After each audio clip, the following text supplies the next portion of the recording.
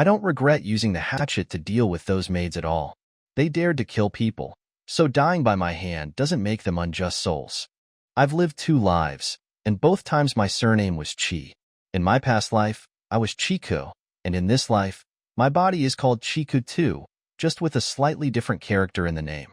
My family situation is also the same, chaotic on my father's side, with only my mother caring for me. I wonder if this strange similarity is the reason I was reborn into this body. But since I'm alive in this new body, I'll keep living. With my spatial farm, I'll survive even if a famine comes. Worst case, I'll just hide in the space and not come out. Right now, though, the best thing to do is take my revenge and get away from this disgusting family as soon as possible. After switching bodies, I glance out the window. The room is a mess. Furniture is overturned, and people are searching outside. The loose floor tile is exposed, but no one noticed that it hides an empty space underneath. I stop watching and close the window, heading upstairs for a bath. This body's previous owner was drowned by being pushed into a water barrel, and now I'm just wearing thin undergarments with bare feet. If this house weren't temperature controlled, I'd probably be sick by now. This villa, like house, came with the space. It was empty at first, but it has this magical constant temperature. No matter the weather outside, it's always comfortable here. I spent a lot of time and money installing water and electricity, adding modern appliances, and turning this unique wooden house into a modern, cozy home. The hot water in the bathroom is ready, but it's not from an electric water heater. I didn't buy anything that needs outside installation, like air conditioners or electric heaters, since no one can come into my space. Instead, I use a boiler fueled by biomass pellets, which are easy to get from the farm or nearby woods. The farm started off this size, but it was primitive. I'm a city girl who didn't know how to farm by hand, so I relied on machines. To make the farm modern, I invested a lot of money and effort. Luckily, the farm products were labeled as high-end, and I gained a steady group of customers. They're all wealthy people who spend freely and chat in our group chat about anything and everything. Thanks to my loyal customers, all the money I earned, aside from my tuition and living expenses, went into building and producing on the farm.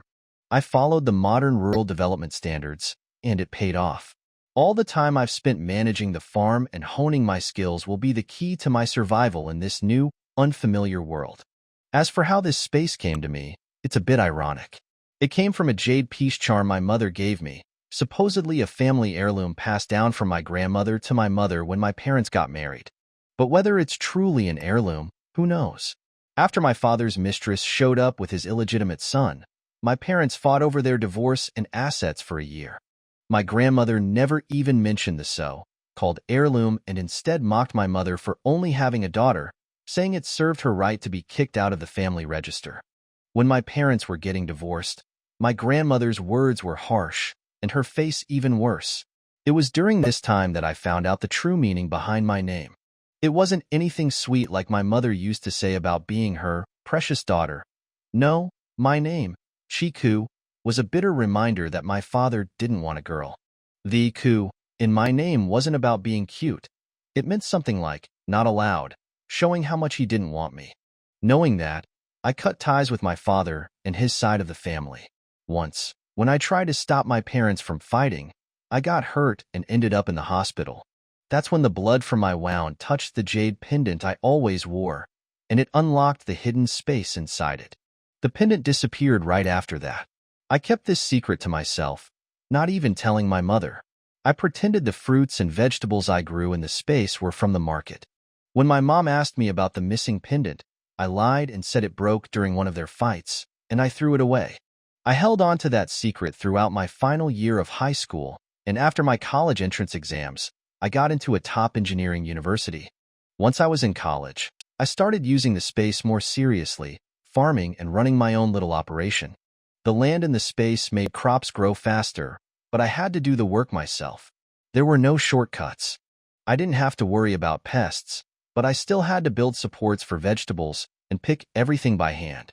It was hard work, but I made money from it, enough to cover all my school expenses and even have dreams of buying a house and a car after graduation. But all of that ended suddenly in an explosion at a gas station. A group of speeding luxury cars crashed into a fuel tanker, causing a massive fire. I got trapped by the crowd and cars blocking the way. In the chaos, I tried to stop the tanker from exploding, but the last thing I remember is being knocked down. When I woke up, I was in this strange new world, about to be hanged by 5 maids pretending I committed suicide. As I stood under the shower, letting the hot water wash over me, I couldn't help but think about my old life. I had a bright future ahead, but it all ended so quickly. Now, I'm in a place that doesn't match any history I know. After drying off, I walked naked to the mirror and saw the body I was in. It looked like a starving refugee with a big, swollen neck from iodine deficiency. After the bread machine started working, I took out the soy milk maker from the storage room. It's the kind that doesn't filter out the soybean pulp.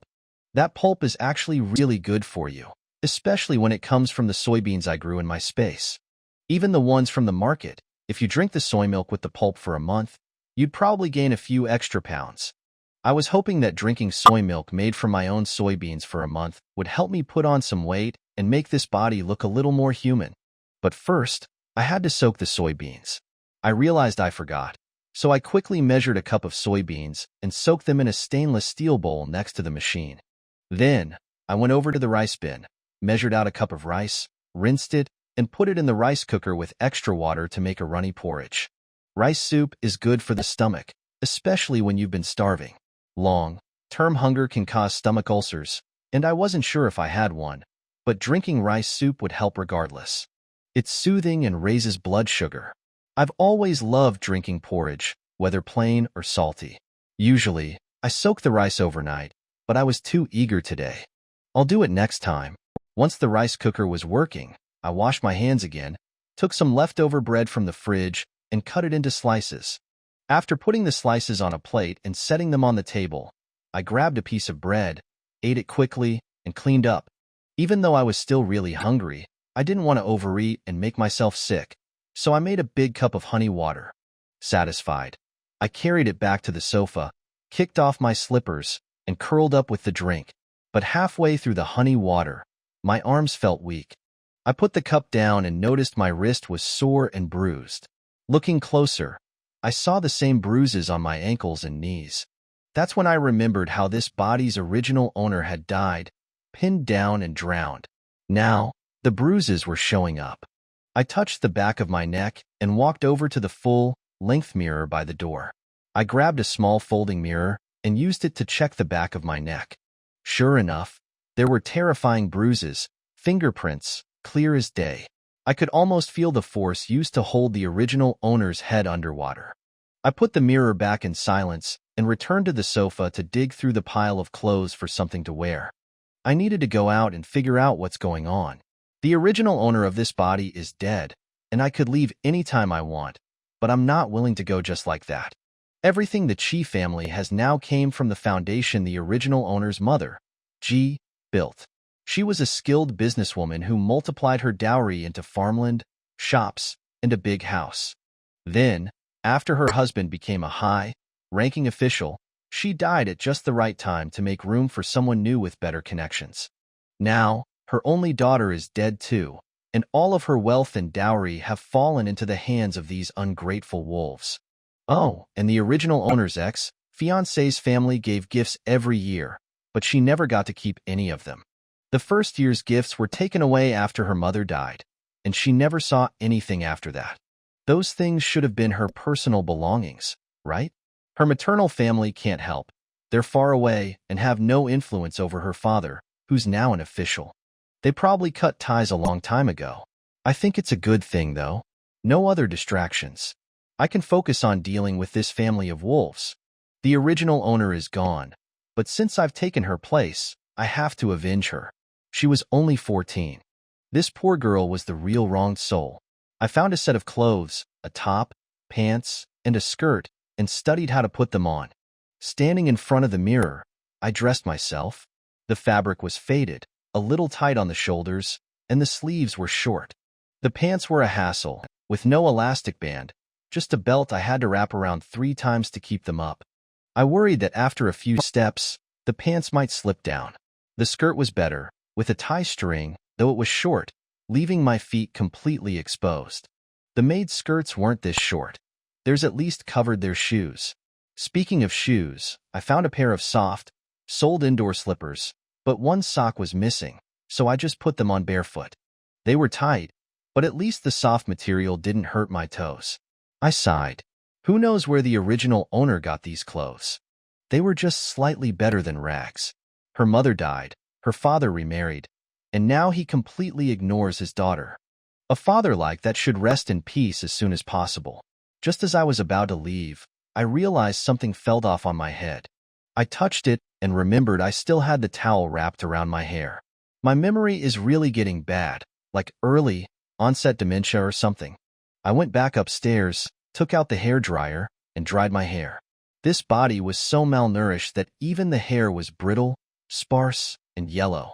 It looked awful, but I consoled myself by thinking at least with less hair, it takes less time to dry. I grabbed a plain wooden hairpin from the jewelry box and pinned up my hair. Looking in the mirror, I finally looked somewhat presentable. I went downstairs to another room to grab a drone. I kept kitchen appliances in the pantry next to the kitchen, while things like drones, electric scooters, and hoverboards were stored in another room. I was very organized. Money wasn't an issue for me. I sold high-end farm products at top prices, so I could afford to splurge on the best of everything. Whenever I made money, I spent it just as quickly, usually within days of receiving a payment. I've got a top-tier drone, and one of its best features is that it can carry weight. I mainly use it to patrol my farm, checking which crops are ready for harvest or if any of the animals, especially the rabbits, have escaped again. The drone's mechanical arm is strong enough to grab a rabbit and fly it back to the pin. All I have to do is control the remote carefully. It doesn't make much noise, but rabbits have sharp hearing, so once they hear something strange, they bolt. Catching them with the drone takes some skill and uses a lot of battery, especially since I often have to catch multiple rabbits in one go. Thankfully, the battery lasts a long time. Other features, like stable signal and high-definition footage, come standard, but with the top model, I get all the accessories bundled in, which saves money in the long run. This time, I equipped the drone with night vision, which has its own battery. I also attached a power bank to keep it running longer. For myself, I grabbed a powerful flashlight. Once I was ready, I left the space and appeared back in the original owner's wrecked room. It was pitch black with no light. I turned on my flashlight, shining it towards the bed, and placed the light there, covering it a bit with the blanket. Then, I set down the drone and the remote before checking the door. Seeing no one outside, I opened it cautiously and placed the drone on the doorstep. With the remote in hand, I silently launched the drone, and the night vision camera showed the surroundings on the screen. Even though I had an idea of how bad the original owner's living conditions were, seeing an aerial view of the rundown house still made me curse the family. The backyard had a makeshift outdoor stove, just a few stones stacked together, with broken pots and bowls scattered around. The place was overgrown with weeds. I remembered from the original owner's memories that she used that stove to heat water, collecting firewood from the trees on the property. Sometimes, she even found wild vegetables to add to her meals. And this girl was supposed to be the eldest daughter of the family, yet she lived worse than the lowest servant. She barely got one meal a day, and when it came, it was cold and small. Despite all that, she fought to survive, until they killed her. Not one person in this family, master or servant, is innocent. I stopped focusing on the surroundings to save the night vision battery and flew the drone higher, looking for the outer wall of the property. It turned out the house was close to the back wall, and there was a small door and a gatehouse nearby. Judging from the setup, this must have been the servant's entrance, which explained why the original owner couldn't escape. The constant traffic of people blocked her from leaving, and with her weak body, climbing over the tall wall was impossible. As the drone flew around the perimeter of the wall, I got a sense of the layout of the property. It's a large residence with 3 main courtyards, plus side courtyards on either side. I have to say, I really admire the original owner's mother. She was just a merchant's daughter from a small town, but in a few short years, she managed to establish a solid business and even bought property in the capital. She was a true businesswoman, though unfortunately, she married the wrong man. I figured the head of the household would be living along the main axis of the residence, So I flew the drone back to the front gate and scanned the area. The lights were on in the back courtyard, specifically in the left room of the main house. I noticed a few maids standing outside, and their outfits looked like the ones from earlier, the same people who had searched the original owner's room. If they worked for the old lady, then this must be where the old master and mistress live. I quickly redirected the drone to the second courtyard. The head of the family, Chidiyi, and his main wife wouldn't be staying in the side courtyards, and the first courtyard was too close to the gate, where male servants and visitors came and went. It wasn't a suitable place for women to stay. The second courtyard seemed empty, so I boldly hovered the drone in front of the main house. I lightly bumped the door, but it wouldn't budge. It wasn't locked from the outside, meaning it was bolted from the inside, which told me people were living there. I checked the side rooms and found the same situation. Thinking about the current wife having several kids over the past few years, it was likely that the side rooms were occupied by children, nannies, and maids. I wasn't interested in the kids. My focus was on figuring out how many people lived in the house. The original owner's father was the eldest son and grandson, a scholar who had risen to official status. Thanks to him, the entire family had moved to the capital. His parents, brother, sister, in-law, and their children all lived here. After the original owner's mother died, the uncle and aunt took over her courtyard and shoved her into that broken, down place. No one helped her, and they all said it was her duty as the eldest sister to give way to the younger siblings.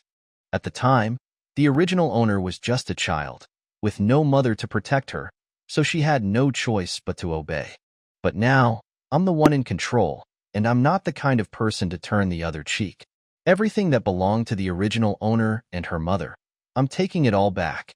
Every bit of compensation for the abuse she suffered will be settled too. This family of beggars will be put back in their place.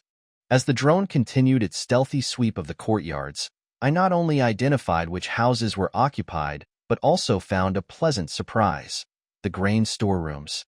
There were several of them, all filled with grains. Seeing that on the screen got me so excited I couldn't sit still. With a thought, half a cup of honey water appeared in my hand, the same one I'd been drinking earlier. I gulped it down to raise my blood sugar, sent the cup back into the space, and carefully covered my flashlight with my sleeve. It was time to move. I hadn't gone far before I realized this body had a third condition: night blindness. The dimmed light from the flashlight, which wouldn't have been a problem before, now made me stumble and trip. My vision was so bad it felt like walking without glasses with severe nearsightedness. Everything was a blur. This body is already lacking iodine and calcium. My skin is pale, and my hair is yellow because of severe iron deficiency. I'm definitely anemic, so it's no surprise my body is severely malnourished, missing all kinds of essential nutrients. I stopped to take a few deep breaths, reassuring myself that I'll get my body back to health eventually. I took the flashlight out from under my shirt, and with the bright light, I could finally see the path ahead. After walking a bit more, I ran into my first obstacle: a small gate that was locked, blocking the way between the back door and the inner residence. Luckily, the lock was on my side. I didn't have the patience to try picking it, so I pulled out a hydraulic bolt cutter from my space. This thing is made for breaking locks. A quick snip and the lock was gone, and I tossed it back into my space so the servants could wonder in the morning if they forgot to lock the gate. I made my way inside the inner residence and cut through another lock before finally reaching the grain storehouses. The flashlight revealed that stealing grain wouldn't be easy for anyone else. The drone had been able to capture images of the grain because its flexible camera slipped through cracks in the walls, but the storage doors themselves were locked. The wooden grain storehouses hadn't been repaired in years, which is why there were gaps big enough for the camera, though the place reeked of strong pest repellents that would keep even humans away. I swapped the drone and remote for some new gear, an industrial endoscope. I threaded the device through a crack in the storage door, and it's built, and light showed me the inside of the warehouse on my screen, full of grain. Satisfied with what I saw, I withdrew the endoscope. My fingers fit through the crack, but my hand couldn't, and that was enough. I could collect the grain into my space without needing to physically reach it. In the past, I used this trick to gather livestock into my space farm through the smallest gaps in truck doors. Now, I was using it to pull grain through the walls of the storehouse. With the flashlight lighting up the area, I saw there were 6 storehouses in total, 3 on each side of a central courtyard. Based on the capacity, each one could hold around 3,000 to 4,000 pounds of grain, which meant the total could easily exceed 10,000 pounds. I walked to each one, emptying them all into my space. It didn't quite feel like 10,000 pounds, though. Maybe the crops hadn't yielded as much, or maybe they had already sold some of the grain, or perhaps the family had eaten it. As I collected the grain, I noticed it was mostly traditional cereals, no corn, potatoes, or sweet potatoes. I wasn't sure if those crops existed in this world, or if the chief family just didn't eat them. There should be some kind of starchy root crops, even if they had different names. I didn't dwell on it much.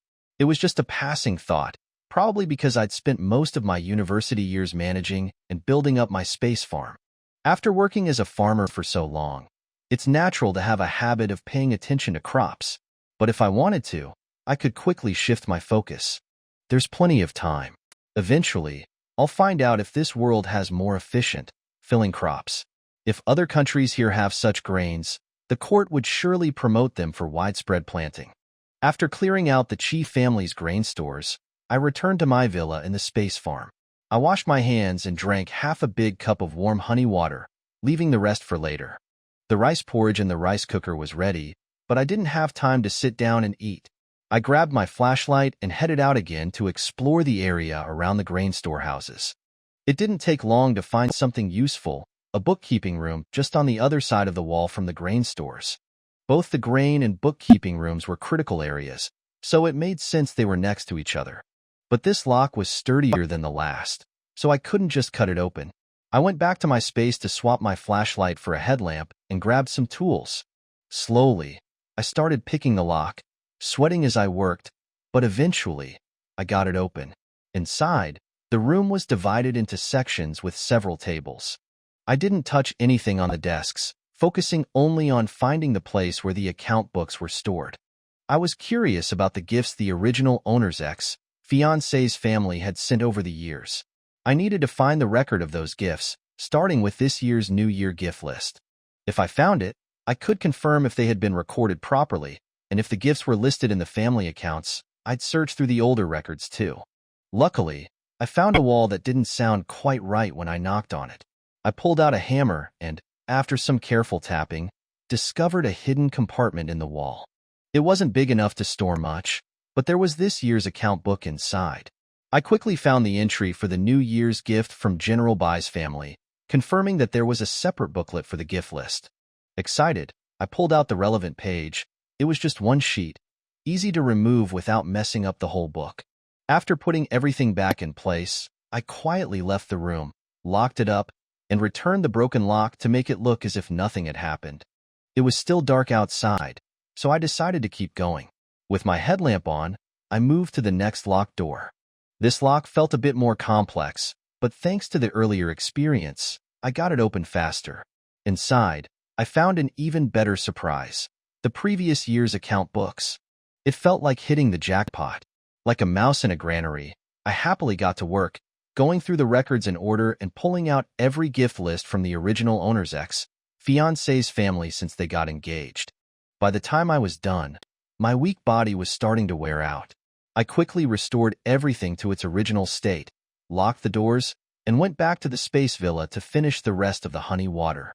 After regaining a bit of strength, I headed straight for the kitchen, where the main family's meals were prepared. The door was locked, so I went back to the space again, washed my hands, grabbed a bowl, and finally settled down to enjoy some rice porridge. I couldn't drink too much porridge, so I only filled half a bowl, and most of it was rice water. I had to scoop to the bottom to get any rice at all, but even this watery meal made my stomach feel a lot better. For solid food, I had some toast. The bread machine finished, so I sliced up the fresh loaf, which should last me a couple of days. After cleaning the bowls and kitchen, I washed a jug, filled it with honey water, and left it on the table so I wouldn't have to mix it every time I wanted a drink. Finally, I sat down on the sofa to rest, but I couldn't relax for long. I spread out all the gift lists I had found on the coffee table, grabbed my laptop and camera, and began photographing each page. After uploading the photos, I used software to convert the images into text. Thankfully, it worked, and I organized everything into a neat document, listing each gift from year to year. This was my backup plan, just in case things went wrong when I confronted the family. I needed to be prepared, especially with how weak my body is. I couldn't handle any big confrontations. As I curled up on the sofa, thinking about my next move and how to stir up even more trouble for this family, something nagged at me. I remembered the maids who had searched the broken, down house. They weren't looking for a person. They were searching for something specific. After all, in a bare room like that, it's obvious if someone is hiding. But if they were looking for an item, there were plenty of small places to check. The more I thought about it, the more suspicious I became.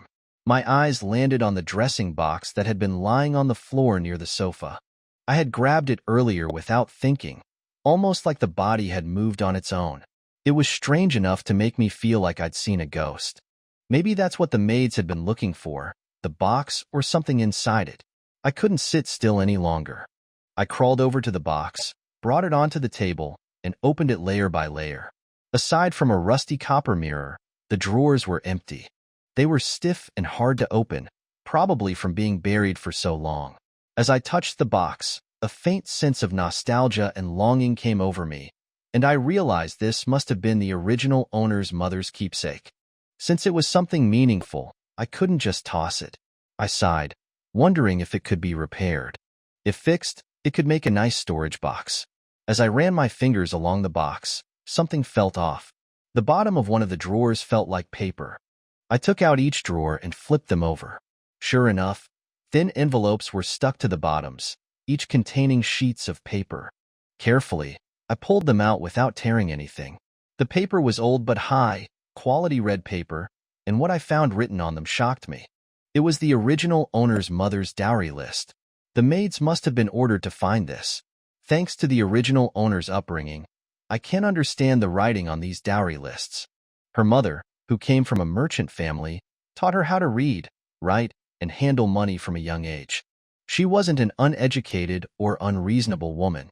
After her mother died, the original owner stopped receiving any education, but at least she had a solid foundation, which helped me recognize all the items listed on the dowry. I photographed the lists and uploaded them to my computer. Even though I don't know the current value of these things, I can tell the dowry was extremely generous. It's no wonder her mother's wealth could support her husband's entire family for years. Chihongi, the original owner's father, married her mother because he was poor and needed a wife with a dowry. Once he passed the imperial exams and needed better connections, the original wife conveniently died, and a new, more influential wife took her place.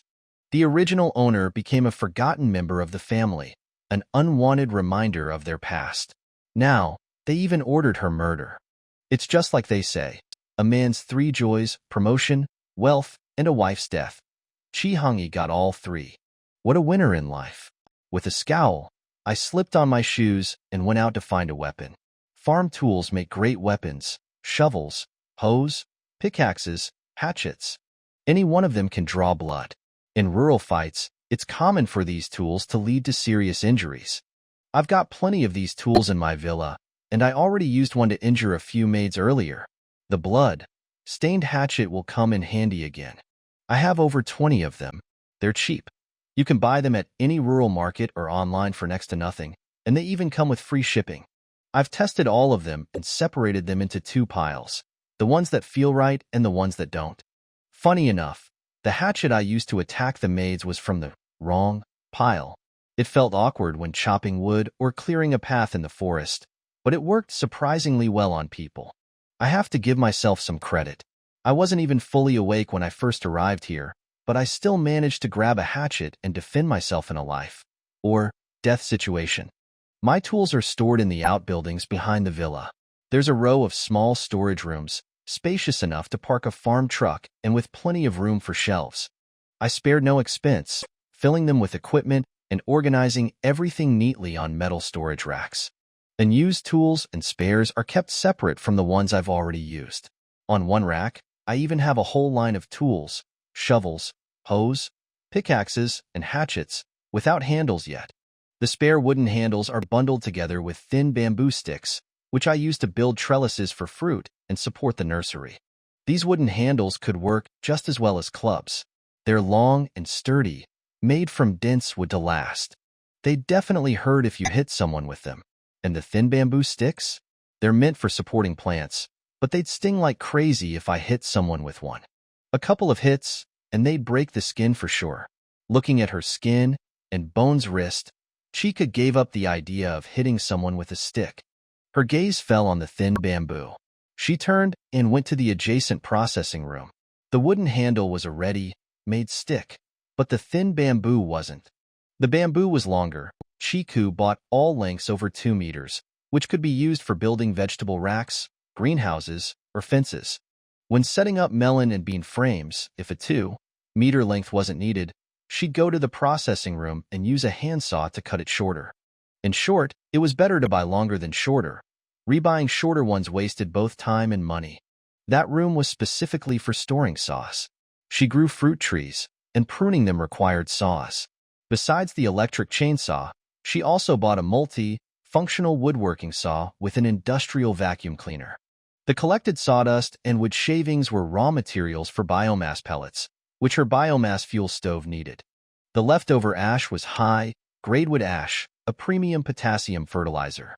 Mixed with dried seeds and stored well, seeds could still sprout years later. Chica entered the room and went straight to the steel rack by the wall, where she kept the bamboo she had cut short. She had planned to save it until she accumulated enough along with the sawdust and wood shavings to process it into biomass pellets. She stood in front of the rack, comparing the short bamboo pieces, then picked 2 of similar thickness and length. She swung them in her hand. Swoosh, snap. The bamboo made a whipping sound through the air, along with the sound of them hitting each other. If these struck someone, She found a piece of thin hemp rope and carefully tied one end of the 2 bamboo sticks together. Chica swung them again a few times, feeling more comfortable with the grip. Satisfied, she left. Back at the small villa, Chica drank half a glass of honey water, then turned on the induction cooker, found a pot, and took out some chili powder and mustard oil to make homemade pepper spray. Mustard oil was good stuff. It wasn't just spicy. It was also pungent, not only making your nose sting but also rushing to your brain. This combo of heat and sting would make tears and snot flow, rendering a person temporarily immobile. She didn't believe that with all these tricks, she couldn't deal with that family of ungrateful murderers. Of course, killing was out of the question. Chica didn't see herself as vicious enough for that. Plus, handling a dead body was troublesome. Moreover, she was currently under the original owner's identity. While she didn't care about social norms, outsiders certainly did. Master Chi was, after all, an official, and if she provoked him, it wouldn't be good for her if he decided to sacrifice her in the name of family righteousness. The game was already in hard mode, no need to push it to heck mode, but chopping with a hatchet, spraying pepper water, and whipping with bamboo sticks, Chiku felt no psychological burden about that. Once the pepper water was ready, she poured it into a colorful glass spray bottle with a metal nozzle. Each bottle held 30 milliliters. She deliberately chose bottles of the same color, originally meant for perfume oils. They looked pretty, and who didn't like cute little glass bottles? After filling one bottle, Chiku tested it outside. It worked well. The mist was fine, and the nozzle didn't clog. She immediately went back inside and bottled all the pepper water. Feeling that everything was ready, Chiku glanced at the sky outside the space. It seemed close to dawn. She quickly tidied her clothes, folded the paper lists, and tucked them into her chest. With the hatchet tucked into her belt, bamboo stick in her right hand and pepper spray in her left, she exited the space and squatted outside the kitchen door, drinking honey water and eating bread, waiting for the cooks to arrive. After 2 slices of bread, Chica heard footsteps and voices in the distance. The cooks and laborers had arrived for breakfast prep. She immediately put away her things, changed to a cold expression, and fiddled with the hatchet in her hand. The cooks and helpers, who were chatting while carrying lanterns on their way here, suddenly saw a vague figure squatting outside the gate in the dim light of dawn, which startled them. "Who are you? Stand up." Chiku obediently stood up. She was just showing her face and didn't want to get into a conflict with the cooks. The kitchen staff were either broad-shouldered and stout or muscular, and they probably ate well too. Anyway, from a glance, none of them looked frail. Her reed-like body would make a conflict with them both irrational and a waste of time. Seeing her stand up and getting a clearer look at her face and frame, the cooks and helpers couldn't help but gasp. There was actually someone this thin in the household? Chica noticed their expressions and knocked the hatchet in her hand a few times against the lock on the gate. "Open the door," Chica said, her voice dripping with impatience. "Who are you? Where did this beggar come from? And you stole our hatchet. Hand it over. Get lost, or we'll beat you up." The kitchen staff used knives every day, so they weren't afraid of the hatchet in her hand. One of the helpers stepped forward to scold her and reached out to snatch the hatchet, clearly seeing that it was made of good steel. Chica's wrist flicked, and the hatchet swung towards the man's hand. Although he wasn't afraid of the knife, he didn't want to be cut either, so he quickly pulled his hand back. At the same time, Chica's other hand lifted, and the small spray bottle hidden in her palm sprayed directly at his face with a pshh, releasing an unforgettable gas all over him. "Ah!" The helper suddenly fell to the ground, his face burning painfully. It was both pungent and spicy, making his eyes and nose stream uncontrollably, and the strange smell in his nose and mouth shot straight into his brain. The cooks and helpers were shocked by the sudden turn of events and quickly took several steps back, watching her warily. Meanwhile, someone at the back took advantage of the distraction and slipped outside to report the situation. This smelly beggar who showed up out of nowhere was causing a commotion in the mansion. They had to report it to the steward immediately. After taking down that man, Chica knocked the hatchet on the gate lock again and repeated, "Open the door." "Who are you? Do you know where you are? Coming here to make trouble? You've got a death wish."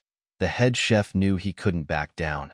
He was the leader of the kitchen, and if he hid behind everyone else, once this situation was over, his subordinates would definitely start plotting rebellion. "Stop the nonsense and open the door. My mother, Ji Xiaowei, bought this house. I can't even take a stroll without being told I've got a death wish. Who gave you such guts?" Ji Xiaowei. "Madam Ji?"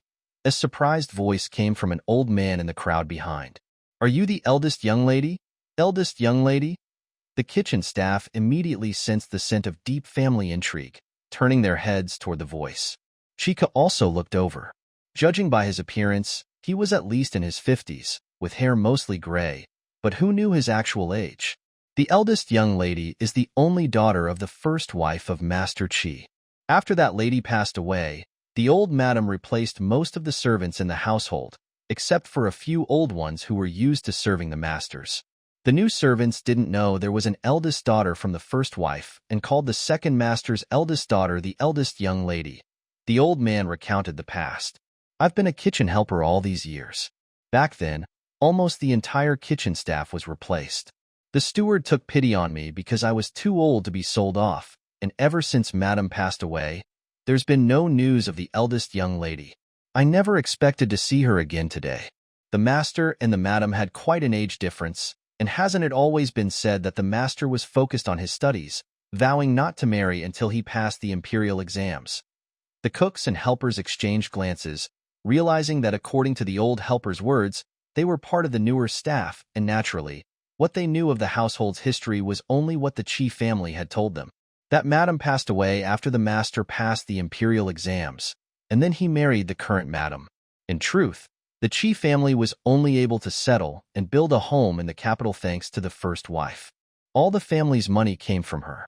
Otherwise, the family would have just been farmers scratching a living from the dirt. Even if the master had passed the exams, the family wouldn't have had the good life they have now. There are plenty of poor officials in the capital who, aside from their official robes, don't have many fine clothes. And don't even mention those with weak financial foundations who can't even afford the bribes to secure an official position. The old helper finally vented his years of pent-up frustration, unable to stop talking. "Take this inside. Open the door," Chiku said for the third time, knocking the hatchet against the lock, her face full of impatience as the group started to gather, gossiping. The cook with the keys no longer dared delay, and immediately came over to unlock the door. Chiku turned and stepped into the courtyard first. Her ill-fitting clothes revealed a large patch of skin on the back of her neck, fully exposing the purple and blue strangulation marks. The cooks and helpers gasped in shock. Chiku ignored the commotion behind her. Her intention was for them to see her neck. Such severe bruising would take a month to fade naturally without medicine. So the more people who saw it, the better. The more eyewitnesses, the harder it would be for the Chi family to cover it up, and the faster word would spread, gaining credibility. The Chi family might not be afraid of killing, but she certainly wasn't afraid of airing their dirty laundry. After all, Master Chi was an official. The death of the first wife wasn't something worth making a fuss over, but the abuse of her only daughter was. In the political battlefield, who's to say someone wouldn't exploit this and use it against him for their own gain? Chiku stood in the courtyard and glanced around. Where do you store the food? Over here. Seeing those frightening bruises, the cooks and helpers instinctively knew that after surviving such abuse, the eldest daughter of the first wife was here to cause trouble. Not wanting to get involved, they cooperatively led Chiku to the food storage room. When Chika saw the neatly stacked bags of grain, sugar, and salt, her eyes darkened. So there's this much food at home. Then why didn't you give me anything to eat? The cooks and helpers exchanged glances in awkward silence. Not even the old helper knew what to say to comfort her. "All right. Where's the guy I sprayed with the pepper water earlier?" Chico asked after a moment of deliberate self-pity, suddenly remembering the unlucky man. "He's washing his face by the well," someone in the crowd answered. Have him rinse several more times, and use some vinegar on his face. It'll help relieve the burning sensation. As long as there are no wounds on his face, he'll be fine." The helper's reaction and actions had been correct, so Chiku wasn't going to hold it against him. "Ah, thank you, eldest miss." Someone immediately ran to get vinegar and headed to the well. The eldest miss must have been waiting outside all night. "You must be hungry. We'll wash some rice and cook porridge right away," the head chef said kindly as he approached. "I'm afraid I won't get to drink that porridge," Chiku said, her gaze turning towards the wall at the end of the alley. "Do you hear those footsteps? Someone's already on their way." Just as Chiku finished speaking, a large group of people indeed entered from outside the courtyard gate. The helper who had brought the group spotted Chiku among the crowd and rushed straight toward her, shouting as he ran. "Steward Shio, look, it's her. It's her. That filthy beggar from who knows where." The other helpers immediately pounced on him, covering his mouth and shoving him aside. "Shut up. That's the eldest young lady." "What eldest young lady? Since when do we have such an eldest young lady?" He struggled to shake off the hands covering his mouth and shouted defiantly. "The eldest young lady left behind by the master's first wife. If you don't know, just shut up." The person pulling him shouted back angrily. "What? The master had a first wife?" The helper yelled out, bewildered. Steward Shio, standing there, glared at Chiku with an ugly expression, his eyes filled with hatred as though he had seen an enemy. The servants he brought along also seemed to realize this matter involved household secrets, each showing a different expression. Chiku didn't recognize Steward Shio, but she remembered that the wife the master remarried was surnamed Shio. If she guessed correctly, this Steward Shio was likely a close family member of Madame Shio, someone who had been elevated in status for being a trusted companion. Moreover, the hostile look in Steward Shio's eyes reminded Chiku of the 5 maids sent to kill the original owner last night, all said to have been sent by the madam. Such tasks had to be carried out by trusted confidants, meaning they were probably also family members from the dowry. Perhaps one of those maids was even Steward Shio's wife, which would explain his malicious gaze. Looking at the servants Steward Shio had brought, it was clear they didn't know the master had a first wife. But if things escalated, these servants would cause her quite a bit of trouble. Chiku decided to strike first. In an instant, she moved with the hatchet in one hand while her other hand subtly hid the spray bottle. She picked up a sharp, edged stone from her space and hurled it forcefully at Steward Shio's head. "Steward Shio, how's your wife doing?" Chika's sudden attack caught Steward Shio off guard. He saw her raise her hand to throw something but got distracted by her question. As a result, the stone hit him hard on the forehead, causing him to see stars. "Seize her! Kill her! Kill her!" Steward Shio shouted, clutching his aching head and jumping in fury, completely disregarding the fact that there were still many cooks and helpers present. The old madam has ordered. Kill her, no questions asked. Seeing the servants rushing toward her, Chica didn't move. She subtly concealed the spray bottle in her hand. Then with a flick of her wrist, a small packet of chili powder appeared in her palm. It looked as though she had been hiding it there all along. In the chaotic scene, no one would notice anything strange. As she threw the chili powder, the leading servants were the first to be hit, choking and coughing uncontrollably. Chica quickly switched back to the spray bottle, adding more fuel to the fire by spraying their faces. In no time, many of them were incapacitated, and the air was filled with the sound of people gasping for breath, coughing as the mustard oil scent spread around, unbearable for anyone nearby. Taking advantage of their confusion, Chica charged toward Steward Xiao, raising her hatchet toward his face. Steward Xiao, though supported by powerful figures, had never killed anyone, not even chickens or ducks. When he saw Chiku, looking fearless and ready to fight to the death, charging at him with the hatchet, he immediately crumbled, covering his head and cowering. As he turned to flee, he exposed his unprotected back to Chika's hatchet. With a squelching sound and a cry of pain from Steward Xiao, blood splattered, and Chika's face and body were also stained with it. Ah! Steward Xiao's scream sent a shiver through the remaining servants. The cooks and helpers had long retreated to the base of the courtyard wall, determined not to get involved in this chaos. What if this legitimate eldest daughter of the first wife succeeded in taking control? Chiku had measured her strength well. The cut wasn't deep, just a flesh wound. After all, this body was too weak and lacked power in the hands. Seeing Steward Xiao writhing in pain and unable to get up, Chiku wasn't about to let him off. As the saying goes, kill the chicken to scare the monkey. Steward Xiao had to be seriously injured. With this in mind, Chiku took advantage of the fear instilled by her fierce strike. She stepped on Steward Xiao's neck, and with a flick of her wrist, the small spray bottle reappeared in her hand. She pressed the nozzle directly onto his wound.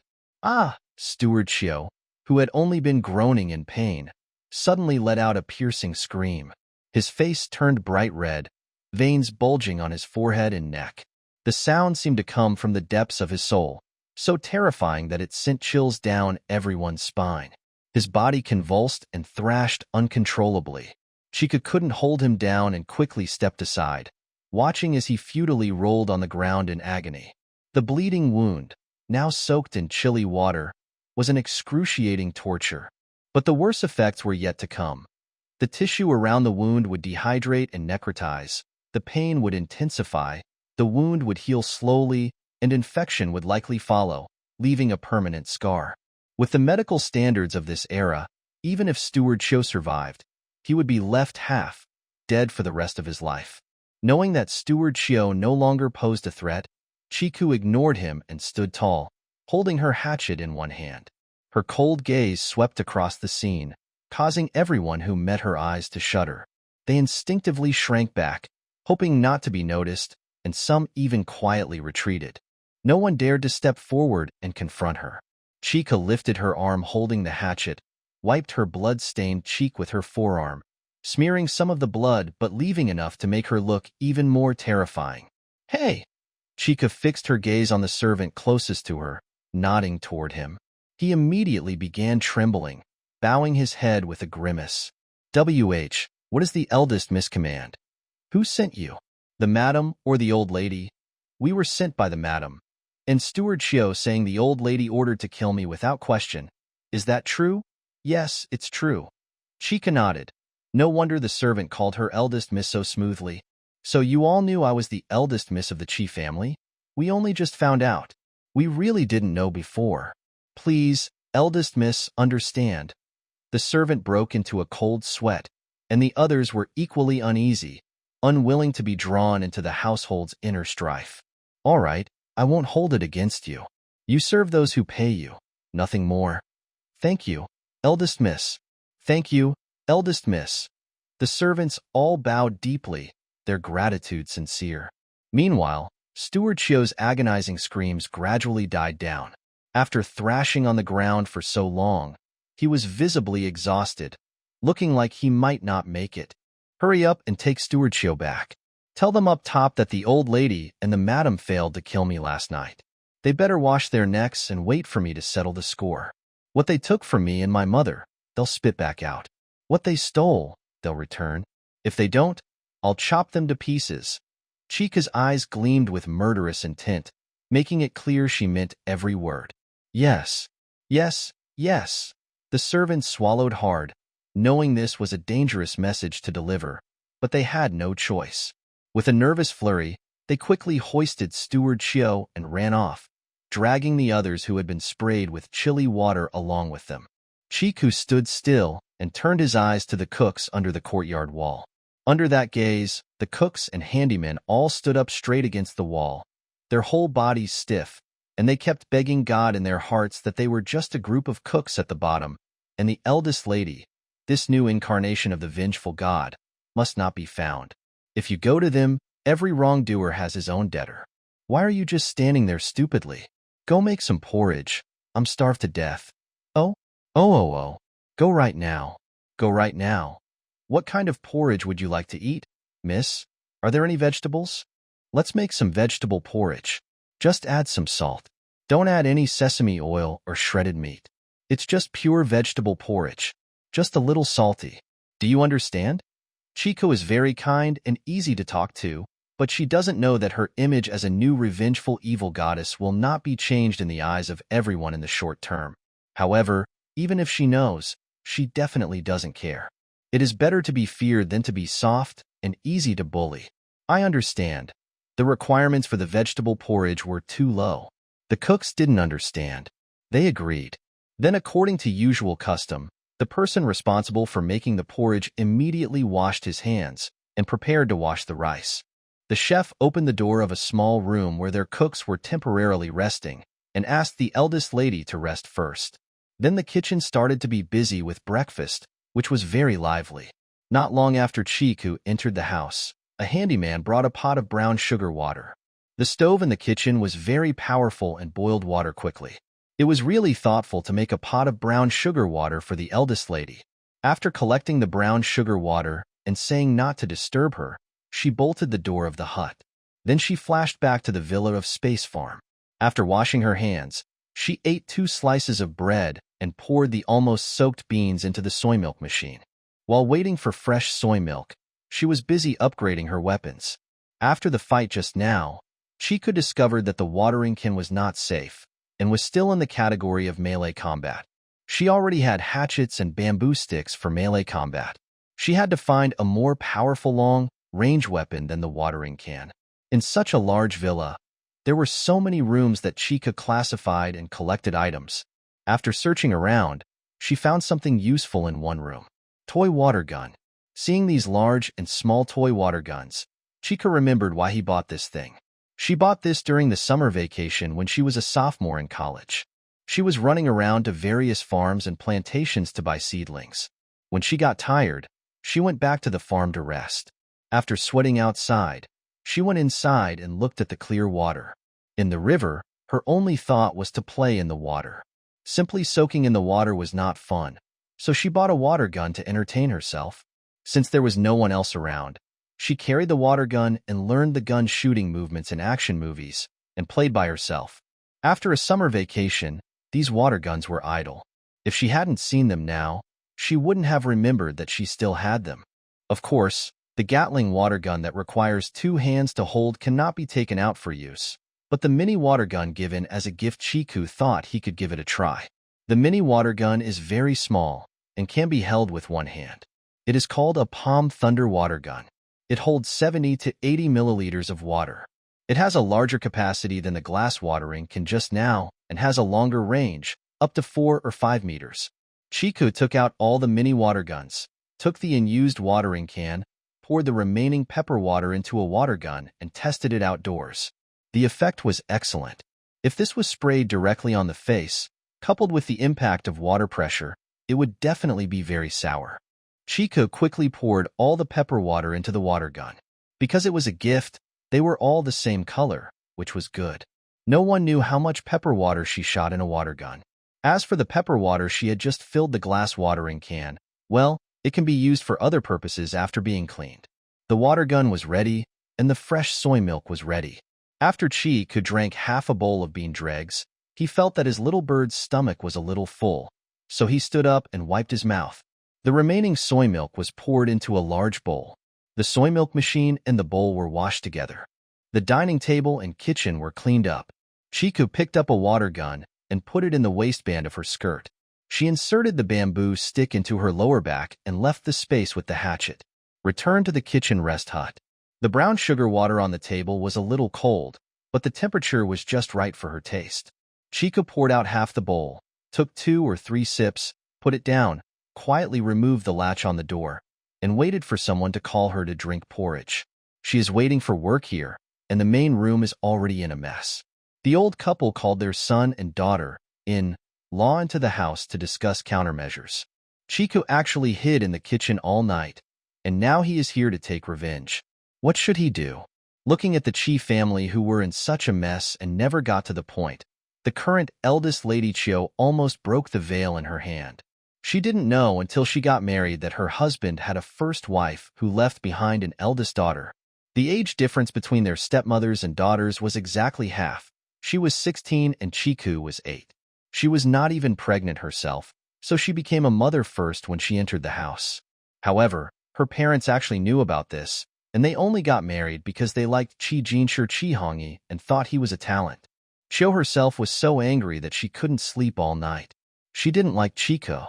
After tentatively finding out the attitude of her husband and her parents-in-law, she immediately put away her motherly expression and cooperated with her parents-in-law and her parents-in-law. The husband erased all traces of the eldest daughter's existence. If it weren't for the fact that Chiku had a marriage contract with General Bai's mansion and was given constant gifts during the 3 festivals a year, she would have been spared. Otherwise, the annoying witch would have been killed long ago. Girl. Who would have thought that when General Bai's mansion lost power in the officialdom, it was possible that the lintel of the family would not be preserved. The other party was kind-hearted and did not want to drag down Chiku. The 2 families peacefully broke off the engagement and even paid a zhuangzi as compensation. In the end, that cheap girl didn't even have this value. She was dead, but she didn't expect her life to be so tough. Even the 5 servants couldn't kill her. Instead, she chopped them all up, and just now, she injured a son of the Cho family. But now we can no longer kill that witch. The word among the servants in the house has probably spread that she is the eldest daughter of the wife who has been wronged. Her appearance in the kitchen must be because of the talkative people in the kitchen. The cook has the convenience of going out. Chio was suddenly startled. She thought of Chiku's intention. She turned around and wanted to chat with her husband who was sitting next to her. However, she happened to hear her parents-in-law and her husband's 3 younger brothers still discussing how to go to the kitchen to surround Chiku. You can kill her on the spot, then report her to the authorities as a beggar who entered the house to steal things. And in a day or 2 you can drag her to a mass grave and bury her. Hearing such a discussion and looking at her husband who was expressionless and didn't say a word but actually agreed with it, Chio was so angry that she almost cursed. That's enough. Don't talk about this kind of nonsense again. Mrs. Chio couldn't bear it and interrupted. Chica can't be killed anymore. Didn't any of you think of the reason why she appeared in the kitchen? Let's go to the kitchen and steal some food. She looks like a stick. When you see all kinds of food in the kitchen, why don't you pounce on her? I heard that if you are hungry for a long time and you can't eat too much, you will easily die. Hey, do you think that darn girl will really bloat her stomach? Ha. The men who Chiku should call uncle laughed maliciously. Everyone else present except the eldest couple also laughed together, and the parents-in-law even laughed from ear to ear, as if Chiku had already died in front of them. As if. Mrs. Chio looked at them coldly. She was fed up with her parents-in-law and her husband's brothers. In the whole family, her husband was the only one with a good education. No one else had a good brain. Although they had gone to school, their brains were rough. They only grew up on their eldest brother. Their uncles and nephews couldn't write their names properly. They had fun fighting dogs and birds. When they got into trouble outside from time to time, they had to rely on their eldest brother to settle things. Her parents, everyone is asking if the family can be separated as soon as possible. Otherwise, Chi Hongyi's career will be hindered by his family members who are holding him back sooner or later, and the marriage will lose its due value. After enduring it again and again, Cho waited until they had laughed enough and spoke again. Have you forgotten that there are many people in the kitchen and they all have the convenience of going out? What if they talk casually outside? If the family scandal becomes public, not only the Chi family and the Cho family will be embarrassed, but also political opponents in the officialdom will follow. Do you know how many people are watching our eldest brother's current official position? When Chi Cho got married, less than 2 months after the marriage, Chi Hongyi used the Yu family's connections to let a Zhongshan official serve as an official. Beijing officials are envied, jealous, and hated by many people. Once the scandal of the family is exposed and is managed by someone with intentions, Chi Hongyi will definitely not be able to become a Beijing official. The Cho family who helped pave the way for him will also be in trouble, because the old man of the Cho family is currently the left minister of the Ministry of Rights. The family style of the Minister of Rights has raised a daughter like Cho who can't tolerate her stepdaughter and actually sends her cronies to kill people. How can outsiders say that? It's a bad thing to say, but it also gives political opponents a handle. It doesn't take too much effort to make the seat under Cho Shurlong's but uneasy, let alone the chancellor. The Cho family has been looking forward to this seat for many years, and it seems that it has already been she had hope, but if it didn't work out in the end, Cho herself didn't dare to think about what kind of anger her mother-in-law's family would vent on her. What are the servants afraid of talking about? Just order them to keep silent. The old lady didn't think this was a big deal at all. Call the housekeeper and tell us how much money you need to pay to keep quiet. Of course, Cho knows how to keep quiet, but now that the situation is developing, it's no longer just a simple order. Money must be given to buy people to shut up. Give me money? Why? The old couple and the people living below immediately started shouting. They felt distressed when it came to giving them money. Our family usually has less food for them and less clothes for them. Tell them to shut up when something happens. You still want to pay? Don't want to do it? Sell them. Mrs. Cho was so angry that her liver ached because of the miser in the family. Looking at her husband, who looked like a wooden figure next to her, she was even more angry and had a headache. Now that all the servants in the family know about the past events in the mansion, how can we still threaten them and drive them out? Once they leave the house, the news about the family will be known to the whole capital. Do you still want our eldest son's official position? Do you understand how urgent the situation is now? If you have money, give it to me. Anyway, the family has no money. When they mentioned that their eldest son might not be able to become an official because of the family scandal, the old couple, their son and his wife all shut up. But the old lady asked the old lady to buy the other person to shut up. She absolutely couldn't bear it. Why should I give this money? I don't have anything left by her mother. Cho was telling the truth. A few months had passed between the death of the former wife and the time she came in. The old couple had already held tightly to the things left by the former daughter-in-law. She only had her own dowry in hand, and even the gifts from General Bai's mansion for 3 festivals a year were given to the public school. Occasionally, some were given to their sons and grandsons, and she and her daughter could only watch. You sent someone to do what happened last night. If you hadn't done something or killed her, nothing would have happened today.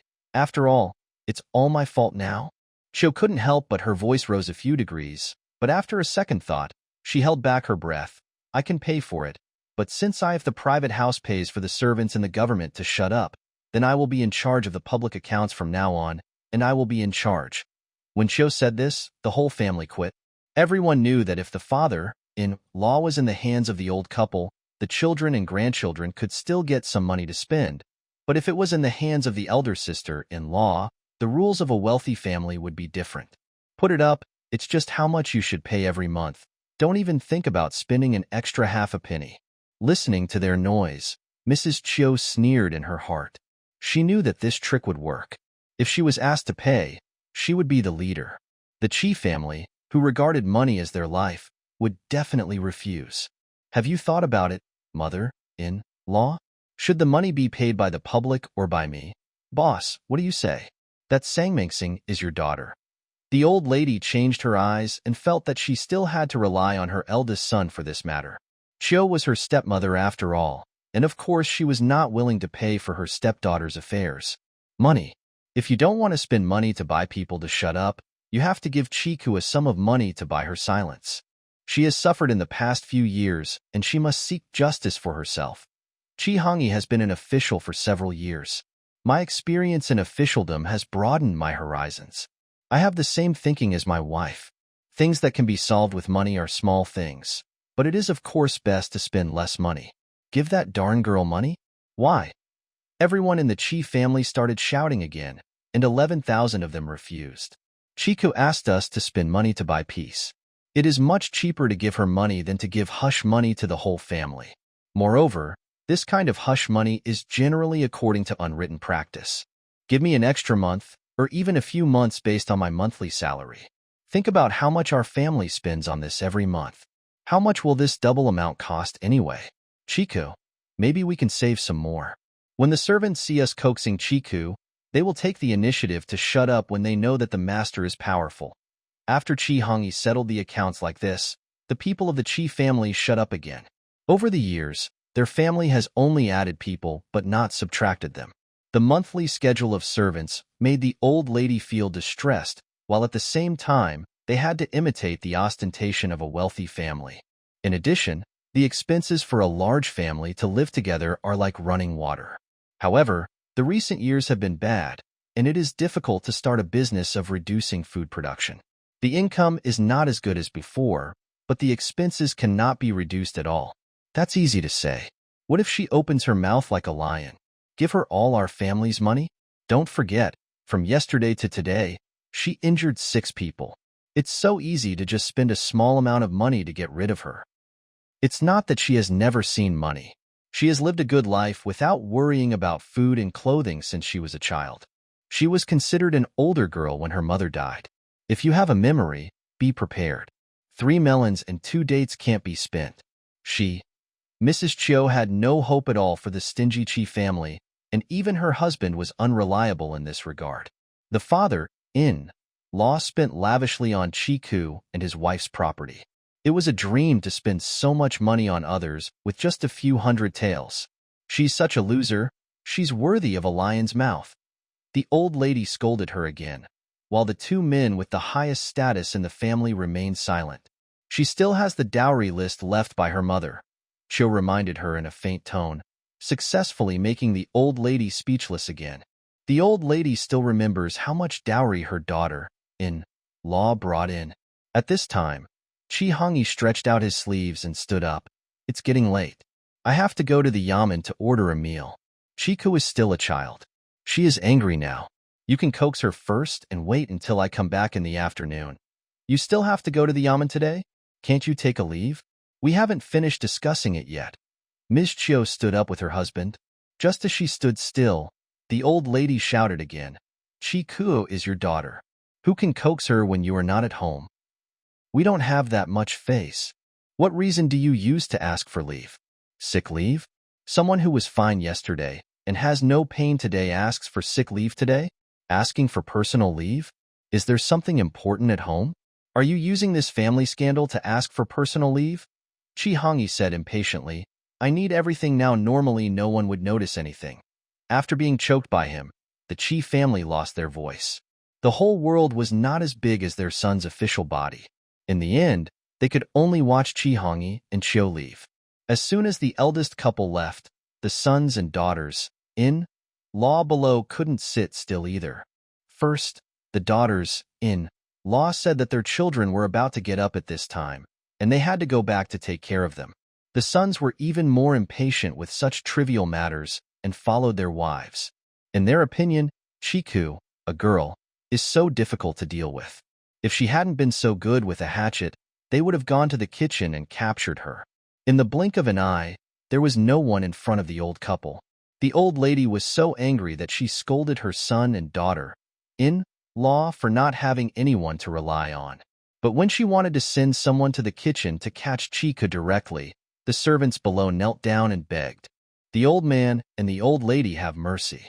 Chiku injured 6 people in a row, and all the servants in the family heard about it. These past events that had been deliberately erased were dug out and left to dry in the sun. The source of the news was the servants who accompanied steward Chiu to the kitchen to fetch people. They were at home. The people who come and go in the house make it easier for news to spread. So everyone is in danger, the masters fight, and the servants are not willing to risk their own lives. Didn't you see that the eldest lady's companion was brought back seriously injured? The servants disobeyed the orders and made the old couple curse in anger, but no matter how they scolded them, the people below just kowtowed and refused to accept the job. Whoever wants to do this fatal job can do it even if they are paid. If you really want to come back injured, you can only eat yourself. How can the masters care about their life and death in the rest of their lives? I heard that manager Chio is now dead. His wife went to kill the eldest lady last night, but failed and was stabbed by the eldest lady. The couple was so injured, the family was in a mess, and they didn't know how to live in the future. The servants had their own plans, but they had to listen to their master and were forced to do nothing. Finally, a maid came up with an idea. While breakfast was being made in the kitchen, Chiku seemed to want to eat something in the kitchen. To take action, it is better to send someone to send some medicine quickly and just pour the medicine on people. When the old couple heard this, their eyes lit up, and they immediately ordered them to go down and look for poison. Poison is quite easy to find. The main ingredient of rat poison is arsenic, which is always available in every household. In a house as big as the Chi family, there are more rat poisons. The old lady's order to give rat poison to Chiku quickly reached the ears of the head of the house and his wife. Cho was waiting for her husband to put on his official uniform. When the couple heard the servant came to report, their faces were expressionless. Chiku, in the eyes of both of them, he was really no different from a rat that everyone yelled at. In that case, I won't eat at home. My parents are old and do things without considering the consequences. After I leave, please remember to remind me to prepare a car and send the person away quietly so that no other troubles occur. New, Mrs. Chio agreed calmly, added a few more pieces of silver to her husband's purse, and sent him out step by step. When she returned to the house, she ordered her maid to take the money to buy breakfast. The parents, in-law, actually want to go out to the kitchen and add poison to the breakfast. They are not afraid of dirtying the pot of rice. Don't poison Chi to death, but poison the whole family. That would be great fun. She also has a son and a daughter now. Will not risk his own family. The head of the house remained calm and looked at the house with cold eyes, looking for rat poison. This thing usually looked like an eyesore wherever it was placed, but now he was about to use it but couldn't find it. With the intention of not administering the poison myself, I finally found a small bag of rat poison and sent it to the kitchen for the cooks to figure out what to do. The kitchen was busy heating up the pots and stoves when a packet of rat poison was suddenly received. All of a sudden, everyone was sweating from profuse sweat to cold sweat. No one wanted to pick up the packet of medicine. The maid who delivered the medicine suddenly, he stretched out his hands in embarrassment. Are you sick? Get out. This is the kitchen. Why did you bring this thing in? Who are you trying to kill? The servant woman was caught off guard and was kicked out by the furious chef. After tripping on the threshold, she didn't realize that the paper in her hand fell apart, and a little powder leaked into her hand. Keep your voice down. Keep your voice down. I was careless. I was careless. The servant girl was kicked. She knew that she was impatient. The kitchen was busy. How could she go in directly with this thing? The powder was spread. What should I do? I'm busy groveling, and be careful. It's just a careless statement and everything will be fine? Who came up with this idea? Don't you know that murder is illegal? What are you afraid of? There is a master outside. The masters will settle the matter. Don't be afraid. When the breakfast is served, I will give the medicine. As long as she takes one bite, it will be over. From now on, it will be peaceful. Then we have done this. How will the government shut us up? Give us money to shut up, or add medicine to our meals one day. Or sell us like they did last time after the death of Mrs. G, the first wife. The chef sneered. No one is a fool. This is obviously a trap. Now everyone is standing on the edge of the trap. Whoever steps on it will be unlucky. The servant woman immediately grimaced at this reminder. It was her idea, so she was pushed out to deliver the medicine, so she could be considered an insider who handled the matter. God knows what the master's family would do with her afterwards. Then what should I do now? I can't take it back again, can I? Then you put it on the steps over there. No one can go over there and won't kick it. The kitchen is busy. Don't waste our time. The masters will blame us for missing breakfast. Just tell us whether you can bear the beating. I won't take the beating. I won't take the beating. The servant girl was frightened when she saw the big and round cooks. She couldn't bear the punches, and she quickly did as the chef said and put the paper bag in her hand in the room. On the steps of a humble hut, Chiku was sitting in the hut waiting for porridge. When the chef yelled, Chika heard it. Out of curiosity, he stood on tiptoes and quietly opened the door a crack to eavesdrop. The maid was deceived into placing a bag of rat poison outside her door. She appreciated the favor of the kitchen. The maid put down the medicine bag and left in a hurry. Chiku opened the door and went out to thank her. The chef waved his hand in an indifferent manner. The Chi family has a shallow foundation in the capital. Except for the eldest wife's companion, all the servants in the house are bought. We don't have to risk our lives to show our loyalty to the master's family, but what we can do is help. That's all, miss. Please take care of yourself. I know I won't bother you. Throw the rat poison into the drain. Rinse the area with water several times. Those who took the medicine package should remember to wash the spaces between their fingers and nails with soap. Don't be careless and harm yourself. The chef sent most of the people back to the kitchen to continue working. He called a handyman who was delivering firewood to the stove and asked him to do as the eldest lady just told him. The man was more cautious and took a pair of fire tongs to take away the medicine bag. I didn't touch my hands at all, but I still washed my hands honestly and even rinsed the fire tongs with water several times. The rat poison and the paper it was wrapped in were quickly washed away without a trace by a large amount of water. Even if the sewage was discharged outside and licked by someone's cat or dog, they would not be poisoned and die. Since they can't wait for me to die, I won't eat breakfast. I won't leave until your breakfast is almost done. You should also pay attention to yourselves. Did the servant woman enter the kitchen with the medicine bag? We don't dare to bet on that. Will the medicinal powder leak out of the paper bag? Remember to clean the kitchen thoroughly. Okay, if anyone asks us, we will tell you that there were many varieties for breakfast. The eldest lady did not drink porridge but only had snacks, and it is impossible for us to knead the medicinal powder into the dough. The chef replied with a stern face. If there is really some medicinal powder spilled out during the meal, none of them could bear the consequences. He was a little worried now, and he was so anxious that he wanted to turn off the fire immediately and clean the kitchen. Otherwise, if the masters were to have breakfast, no one in the kitchen would be able to escape. Okay, just think of the reasons yourself. Chika doesn't interfere in this. She knows that everyone has their own way of survival, so she shouldn't give random orders as a layman. When Chika turned around and wanted to go back to the hut to rest for a while, his eyes fell on a pile of wine jars in the corner. What kind of wine are those? Hard liquor? Those are empty wine jars. The finished wine jars are piled here. When the wine shop comes to deliver the wine, their clerks will take these empty jars back. Do you have a small wine jar?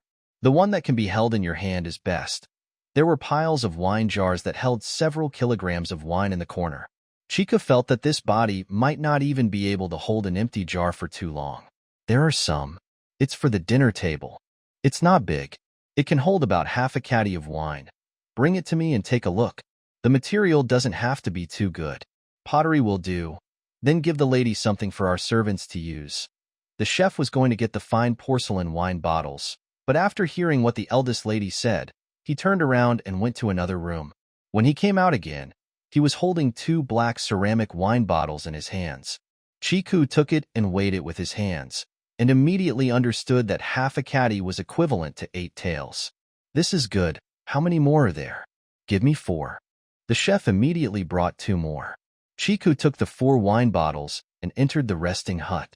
He bolted the door from the inside and entered the space. He found 95% pure alcohol for outdoor alcohol stoves and poured the 4 wine bottles one by one. Half a bottle, half a roll of bandage. Cut 4 pieces and twist them into a rope shape. Soak them in alcohol and insert them into the wine bottle. The lighter is tucked into the narrow sleeve. The alcohol burning bottle is ready. Because he didn't dare to eat the food in the kitchen outside, Chiku didn't rush out.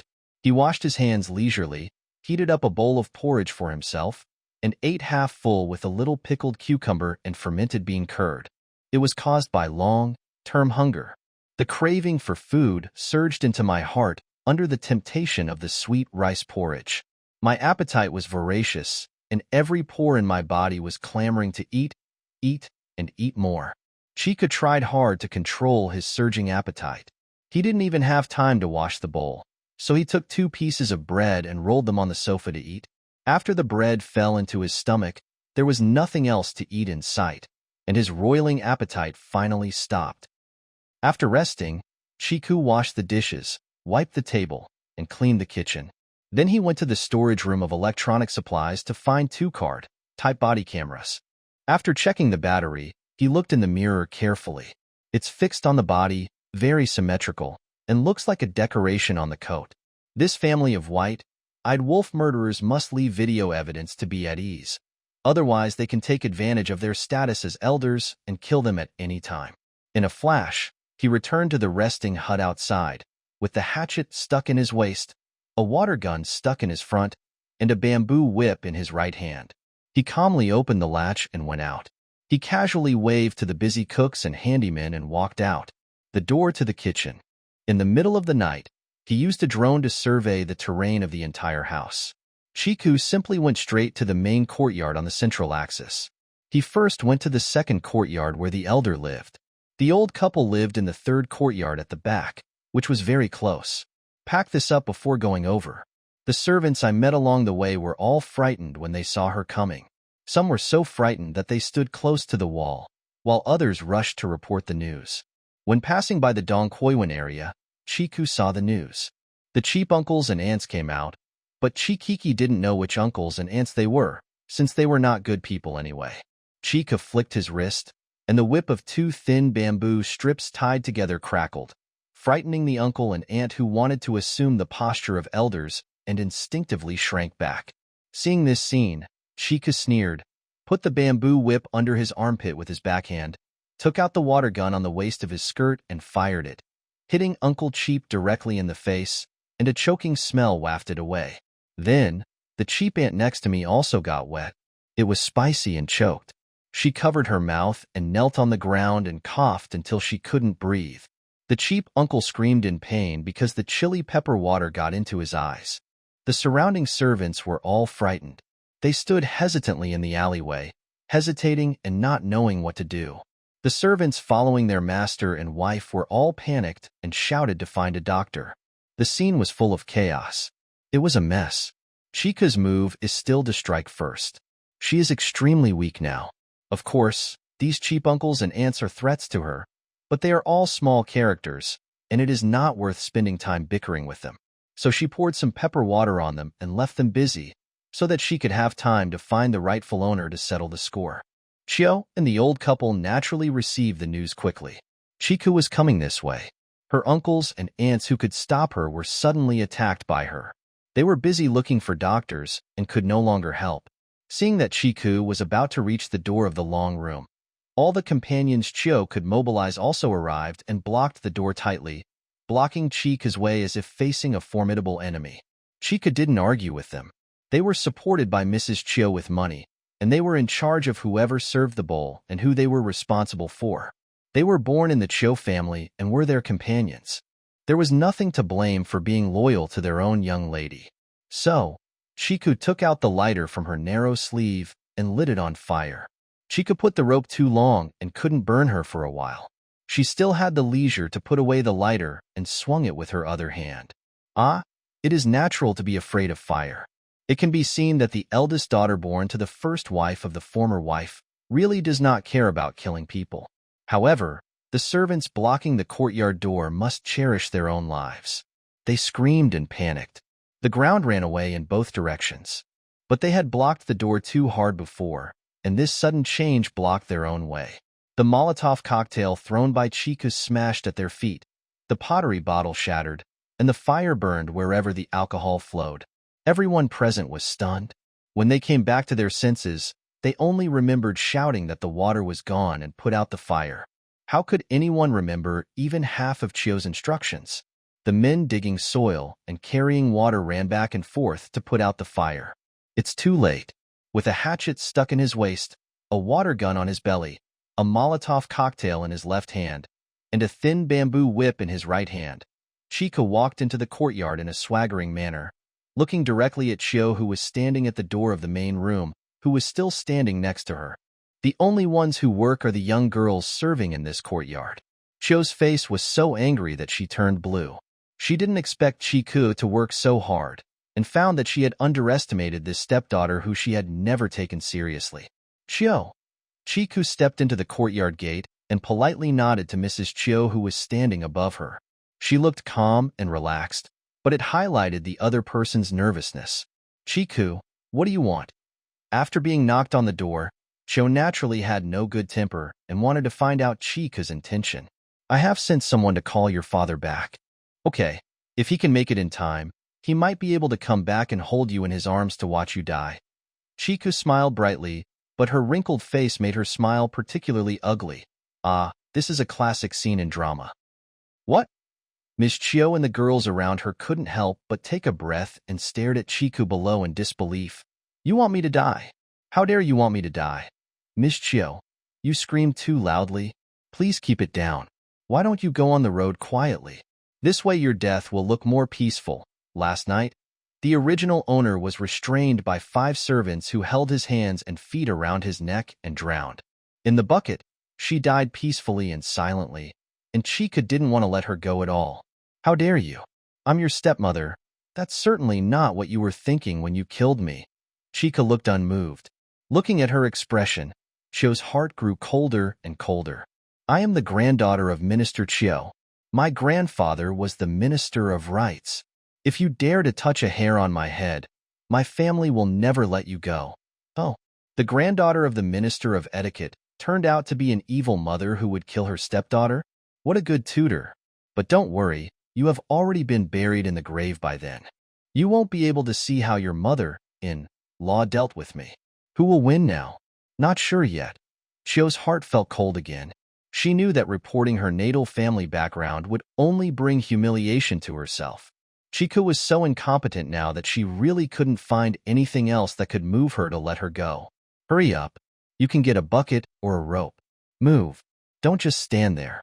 You're stupid. You are committing the grave crime of matricide. Chiu yelled with anger and anger. When you ordered me to be killed, did you think of me as your daughter? Chiu suddenly choked. She knew that when she gave the order, she only regarded Chiku as a piece of garbage that could finally be disposed of. And this was also done at the request of her husband. Chika just sneered. You clearly know that murder is illegal, but you showed no mercy at all last night. Now don't do it to me. Girl, I won't do this. Chika took a few steps forward and went straight to the steps of the main room. She slightly raised her head to look up at Chiu, who was trying to save her face, and at the same time flicked the thin bamboo whip in her hand. With a crackling sound, Chiu and the girls around her trembled. What's wrong? I can't call you, right? Do you have to do it myself? I still have children, and they can't live without their mother. Seeing that a tough confrontation with Chika didn't work, Chiu had no choice but to soften her knees, lower her body, and beg. It's none of my business. I've never slept with you, so don't put your child on me.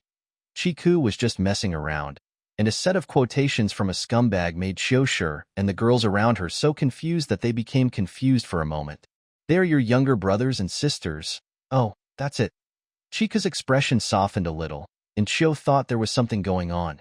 She quickly took a breath and wanted to continue talking, but was frightened by Chika's words again and became flustered. My mother also died at your age. Don't worry, my father will definitely marry a third wife after your death. She will take good care of the younger brothers and sisters who have lost their mother. Maybe they can let them live the same life as I have all these years. Life? No. Chiu's motherly nature took over at this moment, and she knelt down as soon as her knees softened. Chika, I've been sorry for you all these years and haven't been a good stepmother, but your younger brothers and sisters are innocent. They and these matters are irrelevant. Please let them go. I'm innocent too. When I died in front of my mother, you came in. At that time, I still had a marriage contract. How could you, the Chiu family, not know that Chi Hongi had a wife? But the Chiu and Chiu families, the marriage is still here, and I don't believe it if my mother didn't make room for you. What can I do? It's not up to me to decide on the marriage. I didn't know I had a stepdaughter as old as you until I got married. Mrs. Chiu couldn't bear it and shouted. Yes, you were right. The marriage is not up to you. I know the pain in your heart. I understand why women bother women. Therefore, I will settle the accounts with my scumbag father for my mother's matter. Even in these years, I don't care about your family's life of hunger and cold. I know that as long as my grandparents and scumbag father look at me and feel sorry for me, no matter how harsh your stepmother is on me, I won't grow up to be what I am now. Looks like a refugee, right? Cho nodded blankly. Chiku was right, and he would make it worse again and again.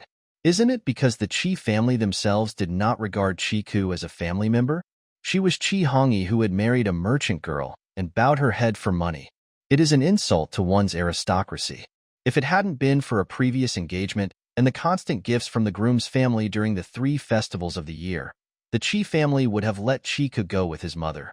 She would never have seen such a big guy when she got married. Stepdaughter. So, I will only settle the debt with you for killing me last night. Chika's calm and even gentle tone brought out the murderous intent. At this moment, a child's cry for mother suddenly came from the main room. The cry was quite loud, accompanied by the child's unique sharp voice, which was very penetrating. It should have been crying from the beginning, but it kept on without waiting for her mother's response. She cried louder and louder. Hearing the sound of her child's voice, the girls standing outside hurriedly ran in with 2 people.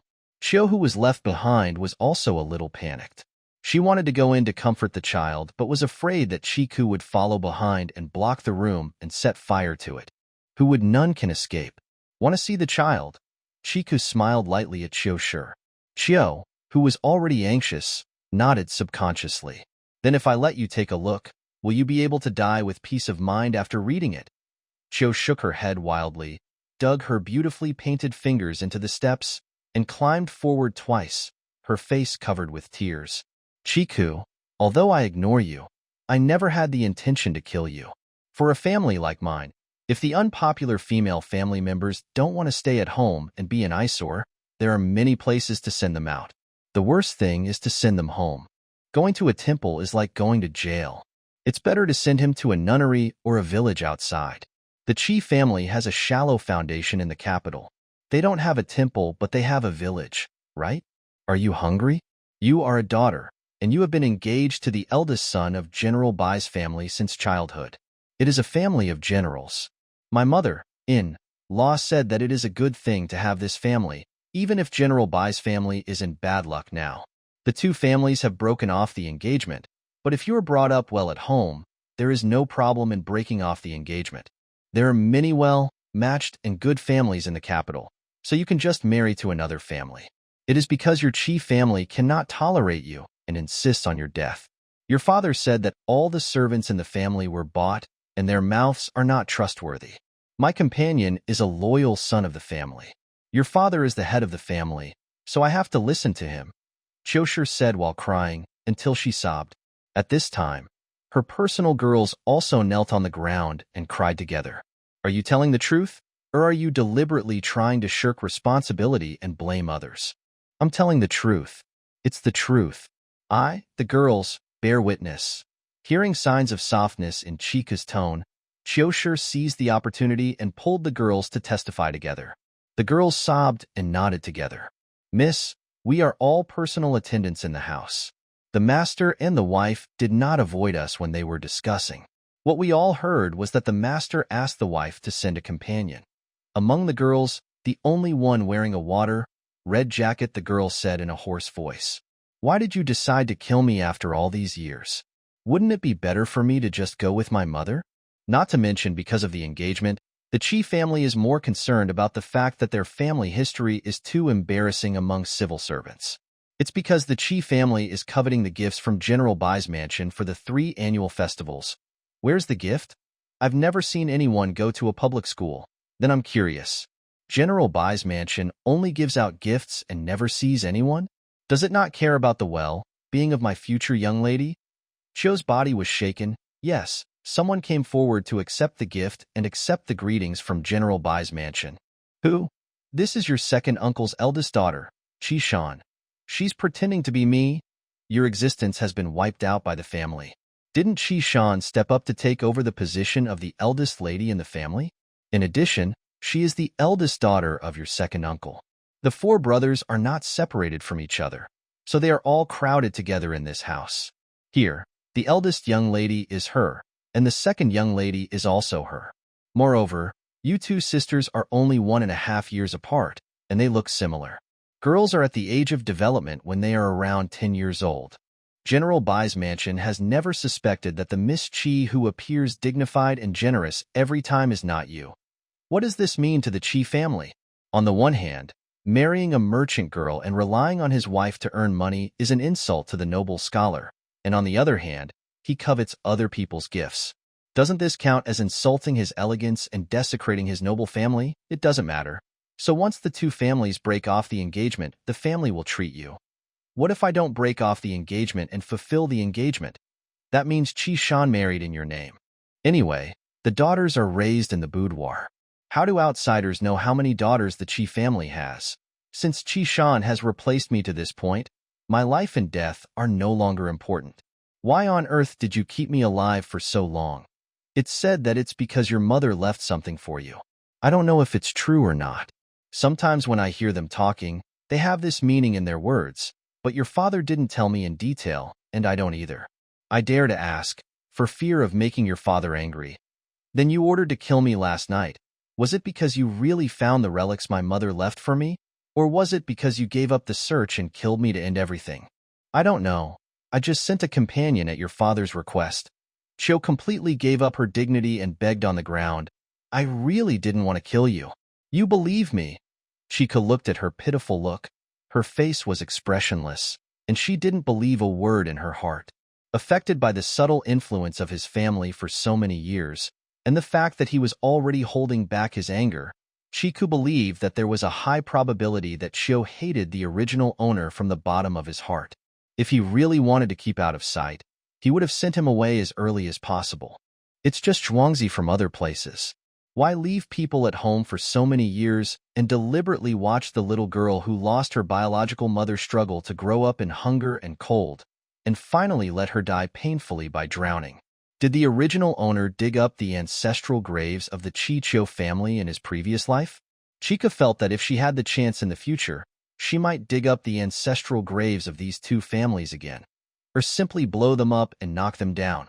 Okay, you are the step-in-law, and the aunts at home are all older than you. It is normal that you don't know the past of the Chi family. Thank you for telling me so much. I will give you a chance to live. How much money are you worth in terms of annual child support, education fees, compensation for your narrow escape last night, future dowry, and the lives of your family? You should prepare the cash first, and I'll come back to get it. Chico. He smiled with a talkative look on his face. What? Want money? Miss Chio suddenly screamed. She didn't expect that she would end up with such a result after putting her dignity on the ground. Shouldn't you?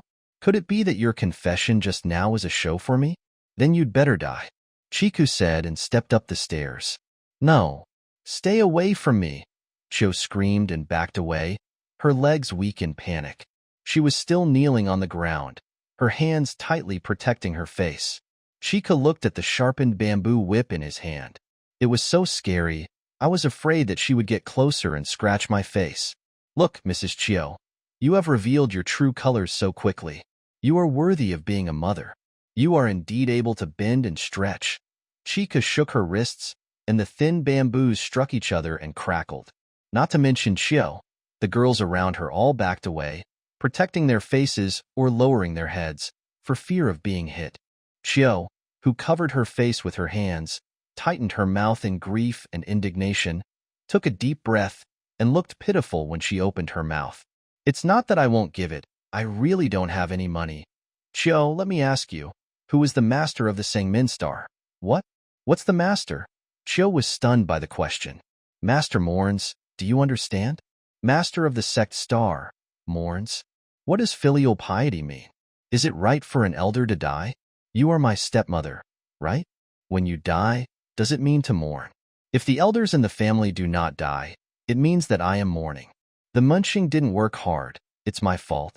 If I can't complete my mission when I go down to earth, I won't be able to return to heaven, and my godhead won't be able to return to its place. It's so miserable. Chika shook his head seriously, as if it was really miserable. Ah? Mrs. Chiu and the girl next to her were dumbfounded. Their minds began to become confused again, and they couldn't turn around. So they said something in a daze. Isn't the Sangmin star a curse word? What do you think? The Sangmin god who is responsible for filial piety is also a famous fierce god after all. Is it someone who can be cursed casually? Anyone who curses may be beaten. Do gods really think there is no price? Chiku said scary words and had a warm smile on his face, which made him look even more terrifying. At the same time, the bamboo boots in his hand shook again and made a crackling sound, which woke up Chiu and others who were too shocked and stunned. No. No, no, no. No, no, no, no, no. Chiu's reason told her that Chika must be talking nonsense, but somehow, she believed it, screamed, and crawled to the door on all fours. Her girls were also like her. They were all scared and crazy. Even the girl who had been serving her since she was a child crawled aside in panic and did not dare to be next to Chiu, for fear that bad luck would befall her. No, don't. I beg you. Don't do this to me. My child is still young. I can't die. Chiu's eyes were filled with tears and runny nose, and she no longer looked like an official lady. So, you want to spend money to buy your life? Chiku was still nice and angry. His voice was not high at all, but what he said made people feel cold and cold. Buy your life. Buy your life. I'll buy your life. I'll definitely calculate the amount of money. Please let me go. Let me go. Chiu nodded in panic. She deeply realized that Chika really wanted her to die. She didn't care about the reputation of matricide. But wouldn't it be unjust for her granddaughter, Chiu Shilang, to die like this? So as long as he can survive, Chiu is really willing to hand over all his property. Remember what you said. I will come back to you. If you want to report it to the official, go ahead and remember to think about the cause of the case. Otherwise, if the family scandal spreads, the official reputation of Mr. Chi will be reduced. Don't report the crime. Don't report the crime. Chiu didn't dare to report the crime. She didn't even want to inform her husband. She was lying when she said she was going to find someone. She just wanted to scare Chiku away, but she obviously wasn't fooled.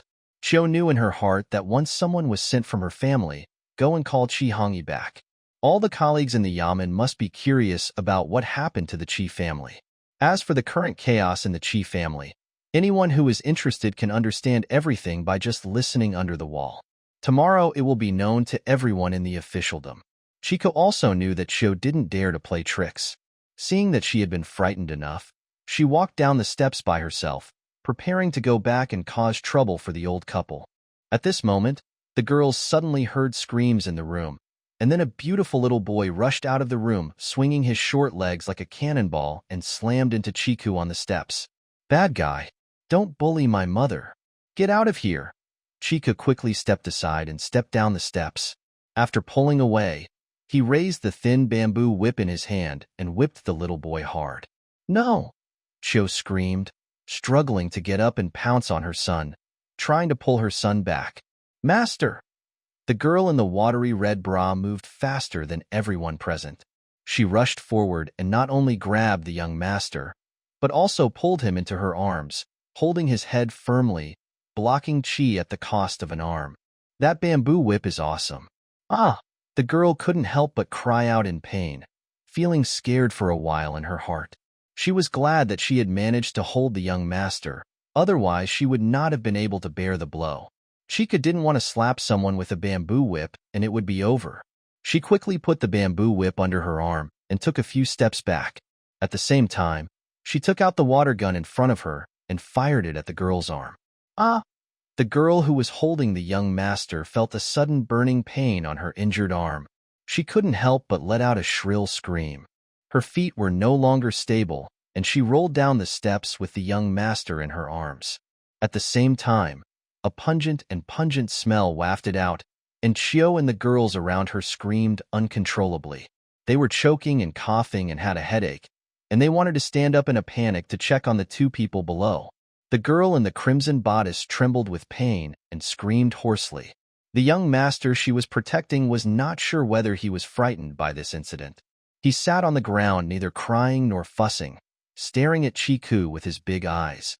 The momentum he had when he rushed out of the house had long gone. Chika didn't care at all whether she was resented by a child. Seeing him staring at her, she put away the water gun again and pointed it at him with a thin bamboo whip. No, no. Mrs. Chiu rushed down the steps and took her son into her arms to protect him. I'm sorry for you. I haven't been a good stepmother, but my son is innocent. Please let him go. I'll pay for whatever you want. I'll pay. You want to compensate? That's fine. I don't want more from you. Just follow what I said just now. How about doubling your son's share for the life of your family in silver? I don't want much. Your money? No, no. It should. Chiu accepted it all without any rebuttal. Even if she had previously thought of paralyzing Chiku first and then settling the score later, now that she saw her maid in this state, she didn't dare to have any thoughts. She just wanted to keep her mother and son safe. In fact, the main culprit for causing Chiku to be like this is the Chi family. Why is a stepmother like her getting involved?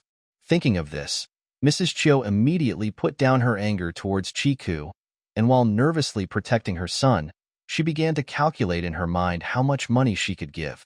Everything else was easy to say. Just refer to the basic annual expenses of the girls at home. How much are the lives of their family of worth? This is a trap. If you have more than you can give, if you have less, your life is worthless. Very well, I want cash. I don't accept checks. Okay. Regardless of whether Chiku wanted cash or banknotes, Chiu could only agree at the moment. She could see that he had been frightened enough and stopped staying any longer. He decisively turned around and saw that the entrance of the courtyard was crowded with people. All the people watching were servants. A large group of men and women blocked the entrance. You guys, let me? Chika walked straight over, smiled good-naturedly, and with a crash, the crowd blocking the way at the door dispersed immediately, and everyone looked at her with indescribably complicated eyes. Has anyone seen these people in the butler's account? I need them to be present when the property is counted.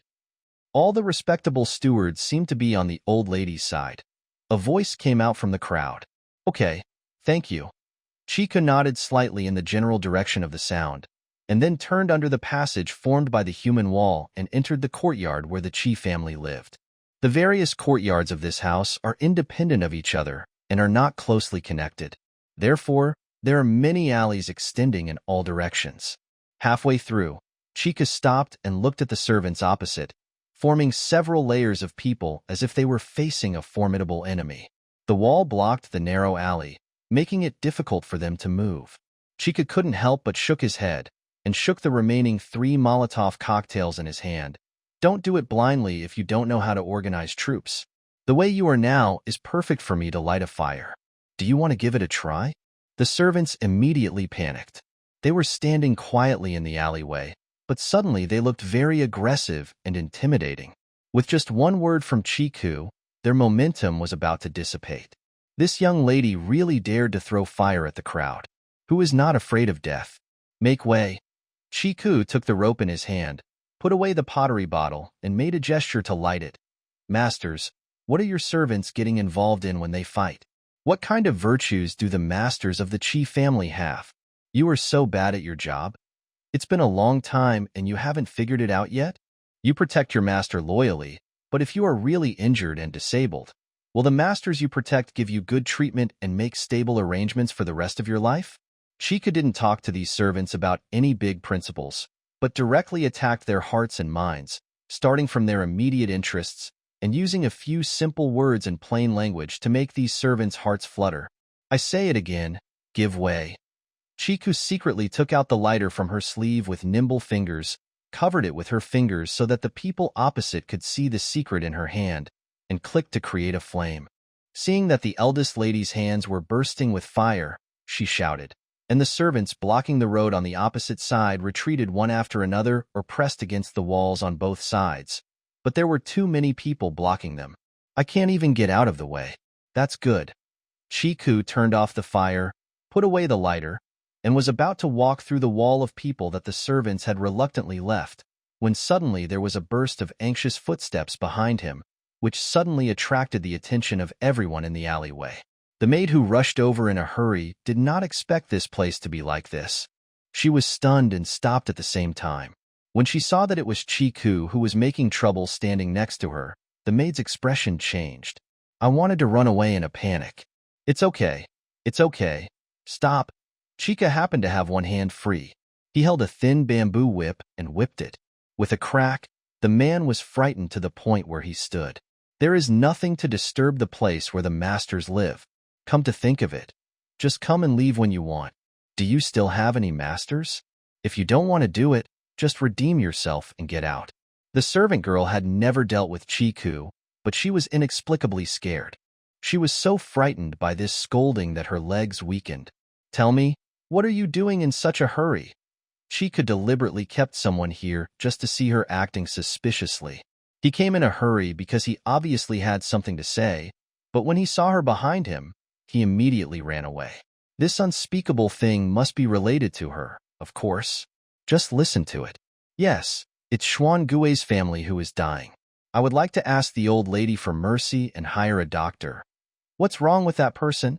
Is he sick or injured? How long has he been sick? Where is the injury? The servant girl knelt down and kowtowed to Chiku, her body shaking like chaff. Miss, these are all orders from the old lady. They have nothing to do with us. I'm asking you what's going on with that person now. Stop talking nonsense to me and say, what's going on with the Xuan Gui family? The old lady asked Xuan Gui's family to send rat poison to the kitchen and told her to put it in the porridge for the eldest lady to eat. Oh. After saying this, Chika knew that the servant girl who went to the kitchen to deliver medicine was this person. Then the reason why she can't do it is because she also took medicine. She came back and said she had finished her work and then went to drink water. After drinking the water, she became ill. Her symptoms seemed like she had taken medicine. I was silenced. Chiku said nonsense irresponsibly and deliberately told all the servants present, scaring them into panic and inciting their distrust of the master's family. In fact, why did the person from Xuan Gui's family get poisoned when he returned from delivering the medicine? Although he didn't see anyone, Chiku could basically guess that the rat poison made of arsenic was just a simple paper bag, and a little was spilled. I didn't know it on my hands. I must have not washed my hands carefully before drinking water, and the remaining medicinal powder on my hands entered the body. Have you given her diluted salt water to induce vomiting? Mix a bowl of water with a spoonful of salt. Repeat until the color of the liquid she vomits is like water. Grind the burnt steamed buns into powder and eat them to absorb the poison. Take 4 doses raw. 5 egg whites protect the stomach, otherwise the stomach will definitely be damaged. But these are first aid methods. You can use them flexibly according to the patient's condition and the conditions at hand. Whether the person can survive depends on his fate, and even if he survives, the poison will hurt him. I have to stay in bed and take medicine to recuperate my body, which is not a small expense. Chiku felt a little sympathy for the poisoned servant girl, but all she could give was first aid advice. In this era, it would be best if there was a special antidote for arsenic poisoning, dimercaprol, but if not, life or death would depend on fate. Forget it. If you send her to a hospital, the doctor's first aid methods will be nothing more than these. The maid banged her head 3 times at Chiku, jumped up and ran out. No one blocked her way, and even a few maids took the initiative to help. The servants who had been standing close to the wall were now more relaxed. No one wanted to stop Chiku anymore. Someone even opened the courtyard door for her. Under the watch of a group of people, Chiku walked in with her head held high. When they walked into the courtyard where the old couple lived, the clearly outlined blue, purple pinch mark handprints on her neck were clearly visible to their eyes, which made people feel complicated. There were quite a lot of people in the courtyard. The young maids and servant girls who were serving the old couple were all there, standing all over the courtyard. Chiku didn't count the heads, and he didn't care how much it would cost the 2 old men to serve so many people every month just for the servants' money. Anyway, since he could afford the people, he would definitely have money to spend. If you have money, just spend it. But if you don't have money, how will she cash in all the lists she has? They are all her private property. Everyone who has nothing to do with it should go out. It's none of your business, so don't interfere. Chiku glanced at the servants in the courtyard with a cold gaze. Miss, don't embarrass us. A servant girl in the courtyard said bravely. The servants serving in this courtyard knew Chiku's existence to some extent, but they usually tried their best to ignore it, and now they didn't dare to face him. To her, "Do you know Xuan Gui's family? She just ate rat poison and her life is hanging by a thread. How could she have eaten that thing? You know better than me, right?" Cheeky pointed out but guided them with vague words. The maids and maids of various ages in the courtyard all shook their bodies. "The more you know, the sooner you will die. Do you still want to block my way?" The maids and maids looked at each other, and then some people slowly moved to the side step by step. As long as someone started, the others slowly spread around to make way for the way to the upper room. "Thanks." The doors and windows of the upper room were closed, and the sound insulation was also very good. Chiku could not hear the sounds in the room while standing outside. She pushed the door and found it was bolted inside. Chikutsai didn't waste any time calling the door. She pulled out the hatchet that had been stuck on her lower back and slashed at the papered window. The window grill was thinner, so she could save more effort than directly splitting the door. The movement is also big. When the knife struck, sawdust flew everywhere, and the servants and girls in the courtyard couldn't help covering their mouths and exclaiming. Chiku acted as an accompaniment to their exclamations, and he struck vigorously every time. At the same time, the sounds of men and women running around, shouting, and dragging furniture could be heard inside the house. "Hold the door. Hold the door. Don't let that witch break in. Have you reported it to the police? Report it to the police. A thief has broken into the house. Report her to arrest her. Cut her head off. Where is the eldest man?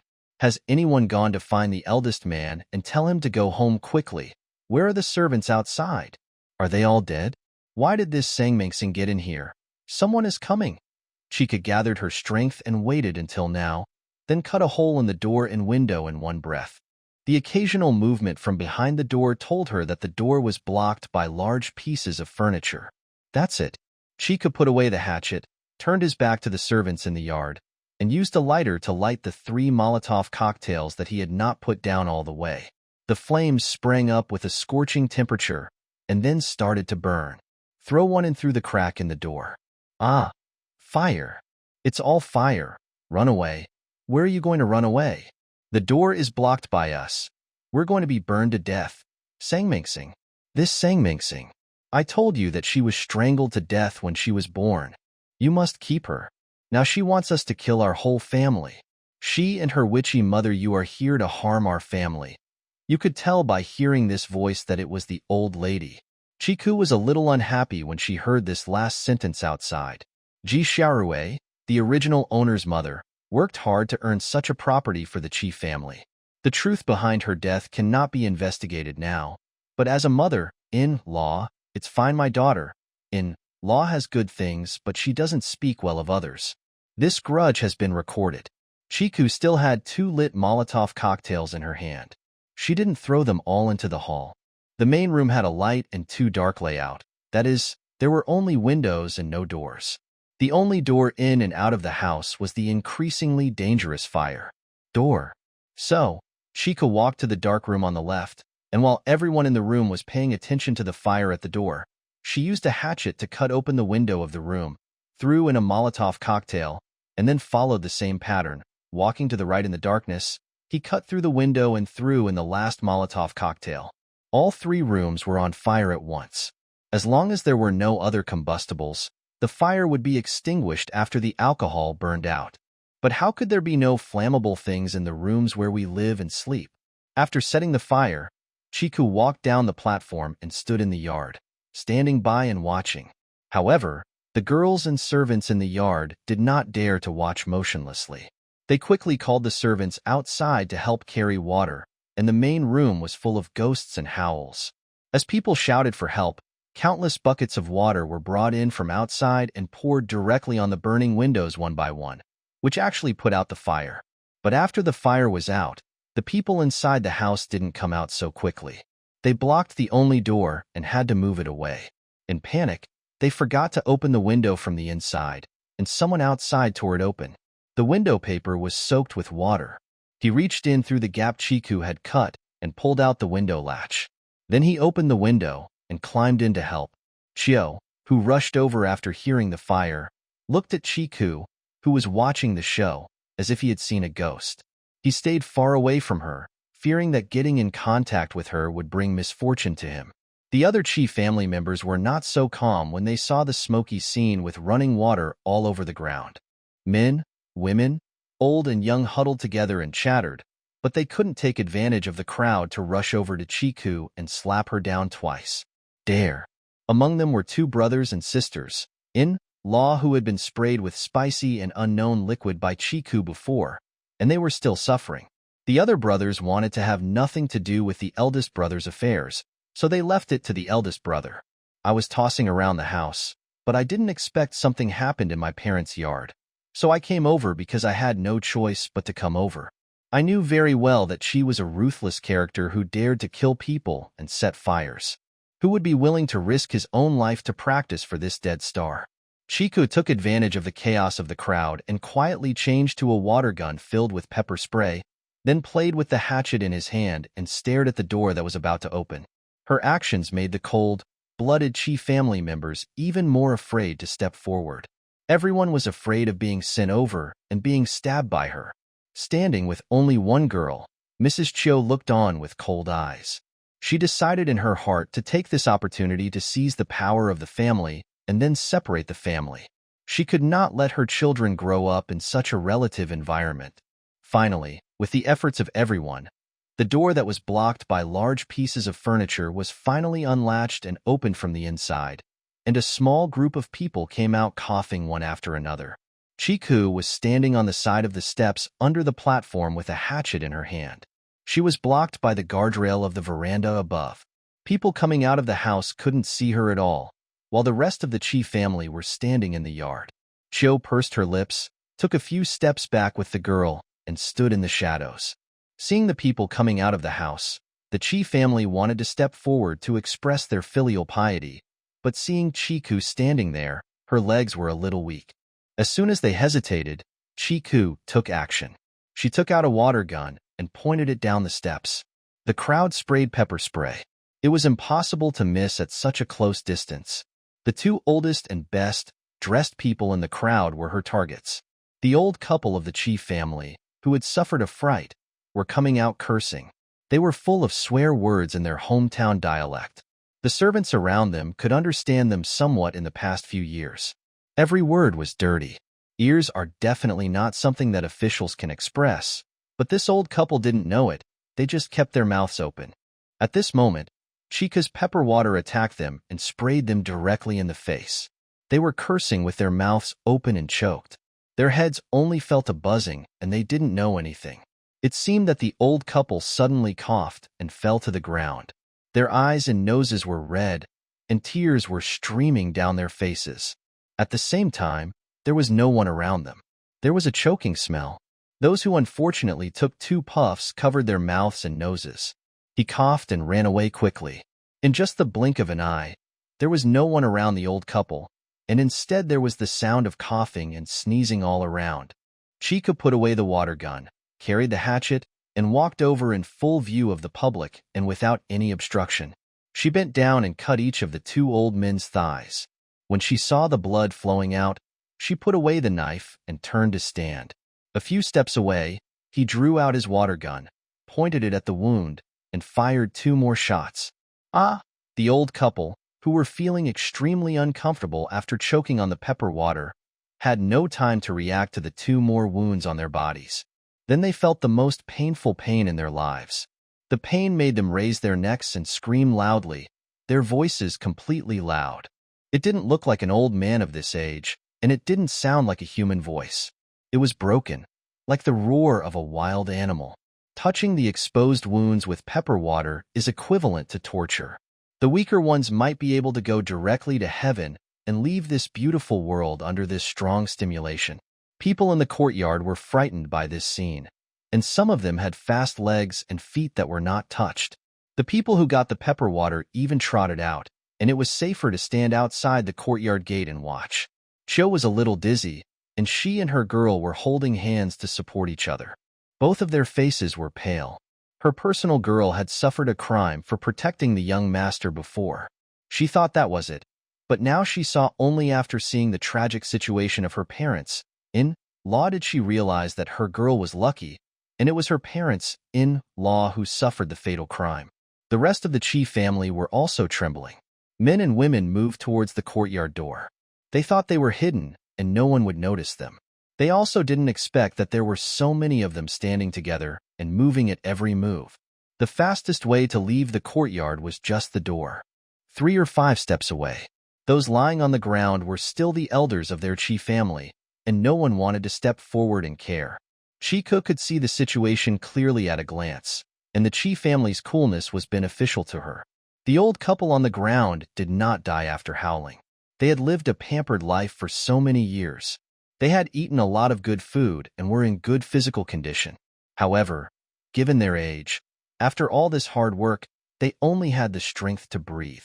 A group of people looked around, but no one came forward to help him. Are the housekeeper and accountant here? Chiku temporarily abandoned the old man who was no longer a threat and scanned the courtyard, looking for the person she was really looking for. Here, we are here, Mississippi. Not far away, 2 middle-aged men with hoarse voices stood up and saluted. Previously, they were locked in the upper room with the old man and the old lady. Fortunately, they stopped the panicked people. The old man is old and does things. Confused, the girl was young and had never experienced any major events. People, old and young, would panic when there was a fire, so they insisted not to move the burning furniture. Otherwise, sparks would fly and the whole house would burn down. No matter how timely the rescue outside was, it would not be the same as now. Come out of this well. Okay, come into the house and I'll settle the score with you. The housekeeper and the cashier nodded, turned around and entered the room without saying anything. Is Chio here? Yes, I'm here. Mrs. Chio walked out from the shadows with the help of the girl. You come in too. You are the wife of the housekeeper. I hope you're here to bear witness, so as not to say later that I took too much stuff from home. No, Mrs. Chio whispered something. Chika's words about the housekeeper's wife put her in a good mood, and she took the girl into the upper room. Settling accounts? What accounts are you settling? Do you want to take the family's money? The Chi family members who were about to exit the courtyard jumped up one by one when they heard the word, settling accounts. Not only did no one want to leave anymore, but they all wanted to rush to the upper room, but someone stopped at the bottom of the steps. With his hands on his hips like a teapot, he pointed at Chiku who was standing at the door and yelled, Who do you think you are? You still want to take the family's money? Do you deserve it? Hurry, call the police. Is there anyone who can call the police? Arrest her and put her in jail. Go and behead her. You loser. Why didn't you die together with your mother? I wanted to divide the family property, but I raised you in vain. The merchant is indeed a lowly person. Having a father who is an official can't change his nature of being greedy for money. He has the same virtues as his dead mother. How come our Chi family is so unlucky to have such a disgraceful daughter? With a witch like you, no wonder General Bai's mansion wants to break off the engagement. No one wants you because you deserve it. You will be an old aunt for the rest of your life. These people were also surprised. They cursed and cursed, but no one dared to step up to the steps to pull Chiku. They only dared to stand in the yard and curse, and didn't care about their father and mother lying on the ground. Chiku stood there and listened to them scolding each other. There were only a few steps between the two sides, and they were still within the range of the water cannon. She waited for them to get excited about the scolding, then suddenly pulled out the gun and fired, pulling the trigger and shooting the gun.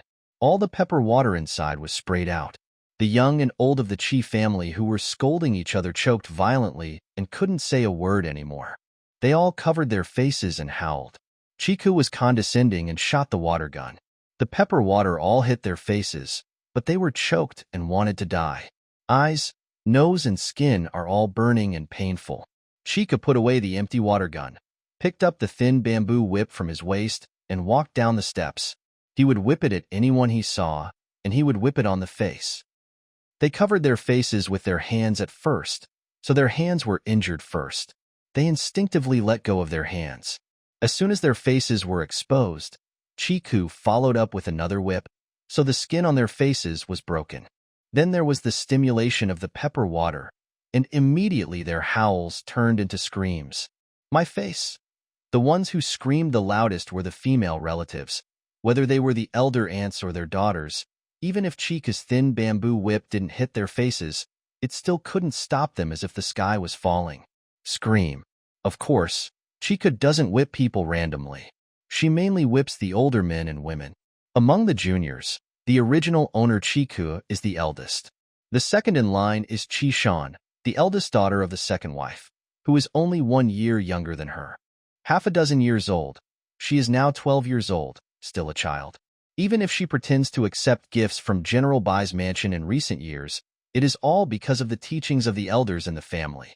Since these elders have done such shameless things, then let them lose their face. In the room, Mrs. Chiu, the housekeeper and others listen to the screams outside, subconsciously holding on to the armrests of their chairs, not wanting to hear, not daring to look, and trembling. After making sure that there were more or less traces of bamboo whips on the faces of these elders, Chiku stopped his hand. The pepper water on their faces would turn their wounds into ugly scars, and those who were originally following them, the child, had already screamed and ran away when the pepper spray came over. I just don't know how the child's delicate skin would react to the strong, irritating pepper water. A rash on his face would probably look pretty good. Doctor. Go and call me doctor. My face. My face is going to be ruined. My eyes. I can't see. My eyes. Which? I'm going to kill you. Kill you? These uncles and aunts with 2, 3, and 4 bedrooms in the Chi family yelled randomly and panicked, as if doing so would make them feel better. Chikiki didn't intend to waste any more energy on them. These people themselves had no ability, and only he relied on his eldest brother Chi Hongi, who was an official. Without Chi Hongi, the whole family would be nothing. They would all have to go back to their hometown and continue farming, so they just let them shout. Chica put away his whip and turned around and went into the house. Okay, now let's just talk about business. I believe you won't do stupid things like so many people outside, right? Chica's current body is 14 years old, but the core inside is that he is a senior graduate who has studied in a key science and engineering undergraduate degree, has excellent grades, outstanding skills, and rich social experience. He is so bold that he dares to rent a mini truck even after taking a driver's license. Traveling north and south to various planting and breeding farms, I have interacted with more people, seen more scenes, and experienced more dangers. I have long experienced a mature temperament that is beyond the reach of my peers, and I have a temperament that is not criticized by others. The 3 views that affect interference are just covered up in school and kept consistent with the classmates. But now, at this moment, facing Mrs. Chiu and the experienced housekeeper, Chica no longer concealed her aura at all. She glanced at the 3 main figures and was satisfied to see that they all stood firm. Straighten your waist and sit upright. Chiu and the others didn't react violently to Chica's sudden change of attitude. After all, she had been wrangling in the kitchen this morning, killing everyone all the way until now. The entire Chi family, from the master to the honorable servants, together, the 3 of them were intact. They were exhausted and numb. How could they still have the courage to continue testing Chica's bottom line? Wondering whether he would do this even if he lived long. Please tell me what you need us to do, miss. The butler spoke first. It's not something that makes it difficult for you. Help me count 2 properties. One is the dowry left by my mother, and the other is the gift sent by General Bai's mansion over the years. None of these things have fallen into my hands. I want to know them. Where have they all gone? Chica slightly lifted her skirt and sat down on the chair opposite the housekeeper and the accountant. Do I need to get the physical object back? This may be difficult. If you can't find the real thing, then help me calculate how much it would be converted into cash. Both of these require a list, but the dowry list of women's families is never entered into the public account. The accountant knew that all the gifts from General Bai's mansion were entered into the public account, so he only talked about the dowry list. My mother's dowry list? Chica glanced at Chiu, who was sitting at the top. Mrs. Chiu waved her hands repeatedly. I don't know about your mother's dowry. I haven't taken it. I only have my own dowry and the household income your father gave me. Your father doesn't look like he is using your mother's dowry and property to play with himself in private. Okay, as long as you don't get it. Chica's eyes fell back on the housekeeper and the cashier again. In that case, my mother's dowry will only be with the old lady. Is that possible? Yes, it's possible, but it's best. The butler and the accountant couldn't help but glance outside the door. From the angle of the room, even if the door was open, it was difficult to see the old man lying on the ground. The couple, I don't know if they are being helped up now. Don't worry about them. Chica took out a large stack of paper from his arms, picked out the faded red list and handed it to the accountant. You two, search this place carefully. If you can't find the real thing, just give me an estimate. I want to know how much my mother's dowry is worth, and then I will also estimate the value of the property I found. I will carefully put away the land deeds, jewelry, etc. If I can't make up the amount, I will sell these first. Okay. It will be easier if you have a list. The accountant took the list and ignored the clothes, jewelry, and daily necessities. When he turned to the back, there was a list of land deeds. The locations of these properties are all in other places. Do you want property or money? Discount it into cash. I no longer expect to get my mother's dowry back as it is, but I'm giving in here.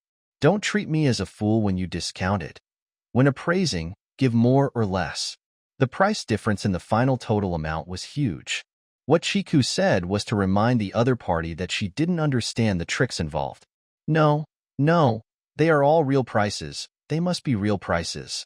The housekeeper and the accountant really didn't dare and didn't want to use their brains. Let alone the eldest lady's force. The Chi family's virtue alone made them not want to try their best to save money.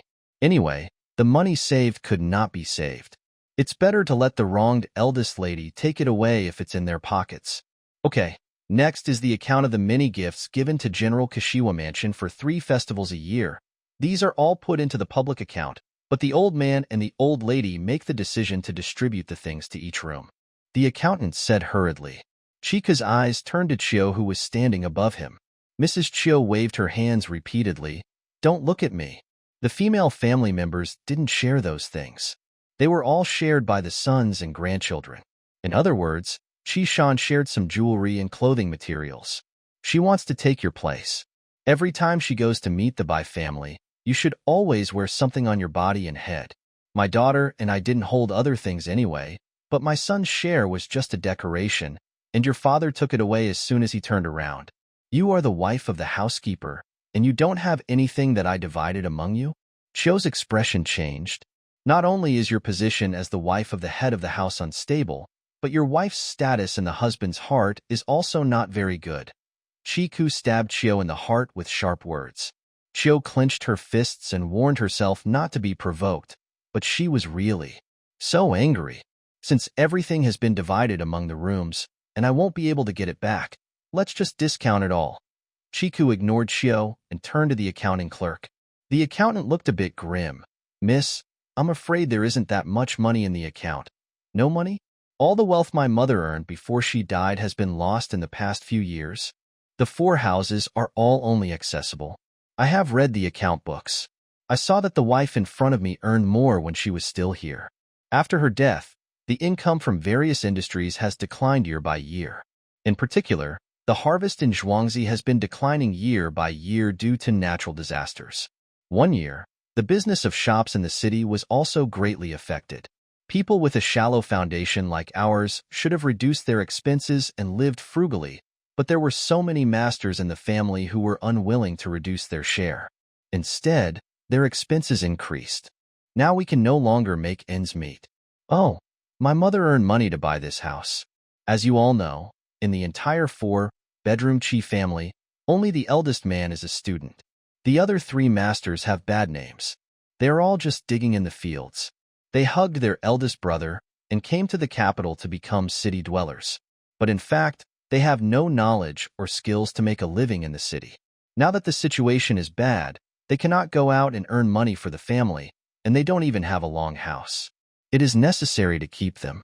Butler, you gather the people, control them all and drive them out while they are in the courtyard now. Except for the things they already have, they are not allowed to pack up and take away every stitch in the house and the 3 rooms. Everything was thrown into the public house. This can't be done. Driving away my brothers will harm the great master's official reputation. The butler and the cashier were startled and waved their hands together. No, your father still wants to be an official, so you can't drive them away so roughly. Chio couldn't help but stood up. Even if you have to do this, You have to go through the formalities of dividing the family. We can't let you dad left something to blame. It's really troublesome. Chica waved his hand lazily, then just ask someone to tie them all up, gag them, and leave them alone. You can think of the reasons for the separation. Anyway, take back the property of the third bedroom first, and I don't feel ashamed to have children without earning a penny, but I still have to raise them in public. The housekeeper said yes repeatedly and went out to give orders. Immediately, the yard was full of yelling and crying. The 3 pairs of uncles and aunts were first tied up with ropes by the servants. The children they brought were also blocked in the yard to prevent them from escaping. Others went to their houses. If you find younger children, you should control them. Amidst the screams and curses, a girl broke through the servants' defense and rushed into the upper room. She raised her hand and threw stones at Chica. "Why don't you die? You sangmangsing. You have killed all your grandfather's family, and I have no dowry. Why don't you die? Go and die." Ah! Chica jumped suddenly, dodged the inaccurate rocks, walked around the chair, and rushed in front of the other person. He raised the thin bamboo whip in his hand and whipped the person. Before he could finish speaking, the person was whipped and screamed. He covered his face and fell to the ground. "My face!" Chica slapped her really hard this time, deliberately hitting people in the face. The only girl who would rush in and throw stones at this chaotic moment was 12-year-old Chishan. She had already let her go, but she still didn't know how to restrain herself. Then she would have no choice but to make it impossible for her to see anyone in the future. "Chishan, my grandpa's family is gone. What does it have to do with you losing your dowry? Do you still expect my grandpa to pay for your dowry?" Chica's heart skipped a beat, thinking he might have found out why the Chi family ignored the original owner for several years until the real reason for killing people last night. Chishan hurt her face and was spoiled since she was a child. When she felt a little wronged, she just wanted to cry her heart out first. Chishan didn't have the patience to wait for her to finish crying.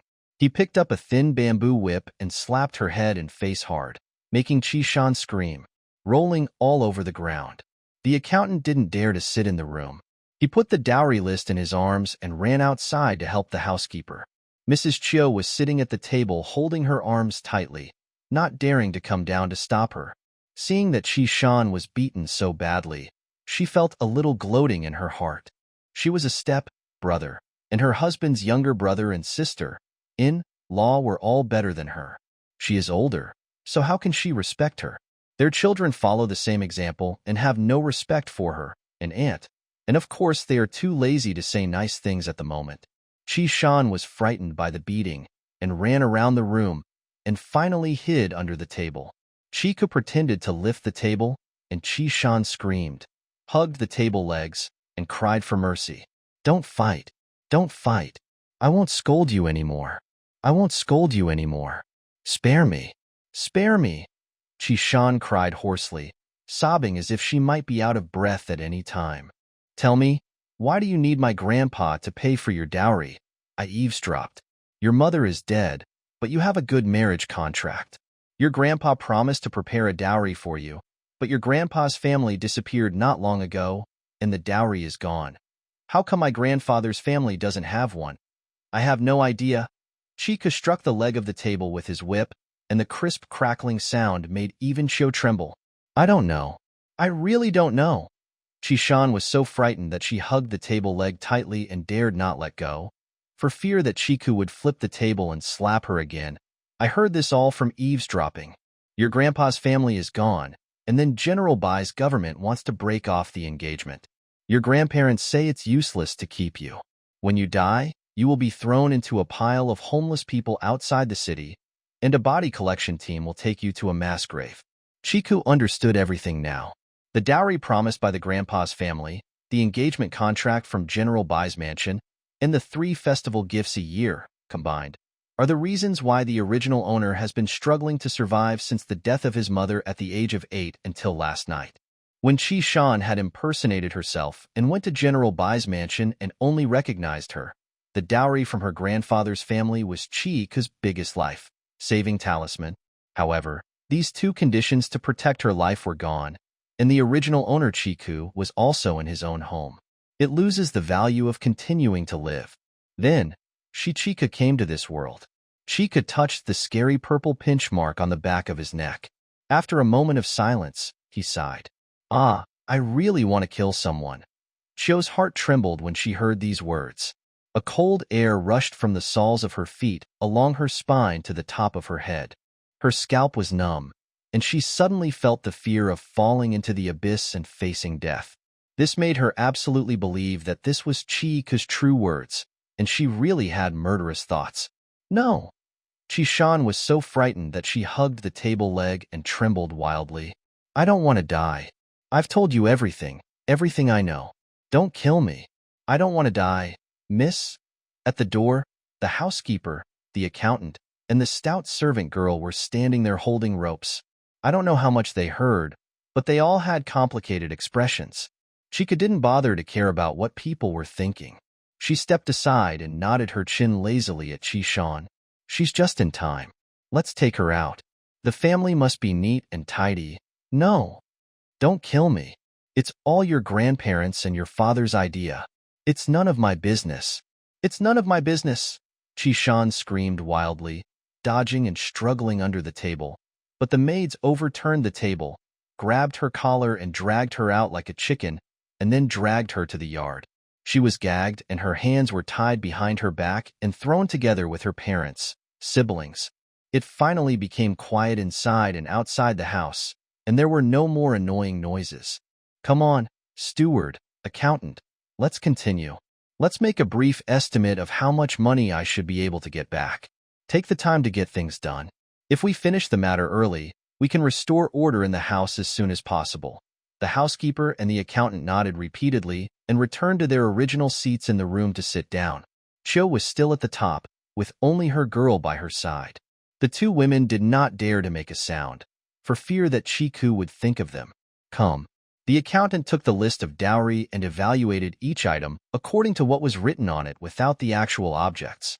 Fortunately, each item was described clearly, and the long name of each item included the material and size, like a pair of the full name of Extorting is silver, gilt flower, shaped earrings inlaid with rubies.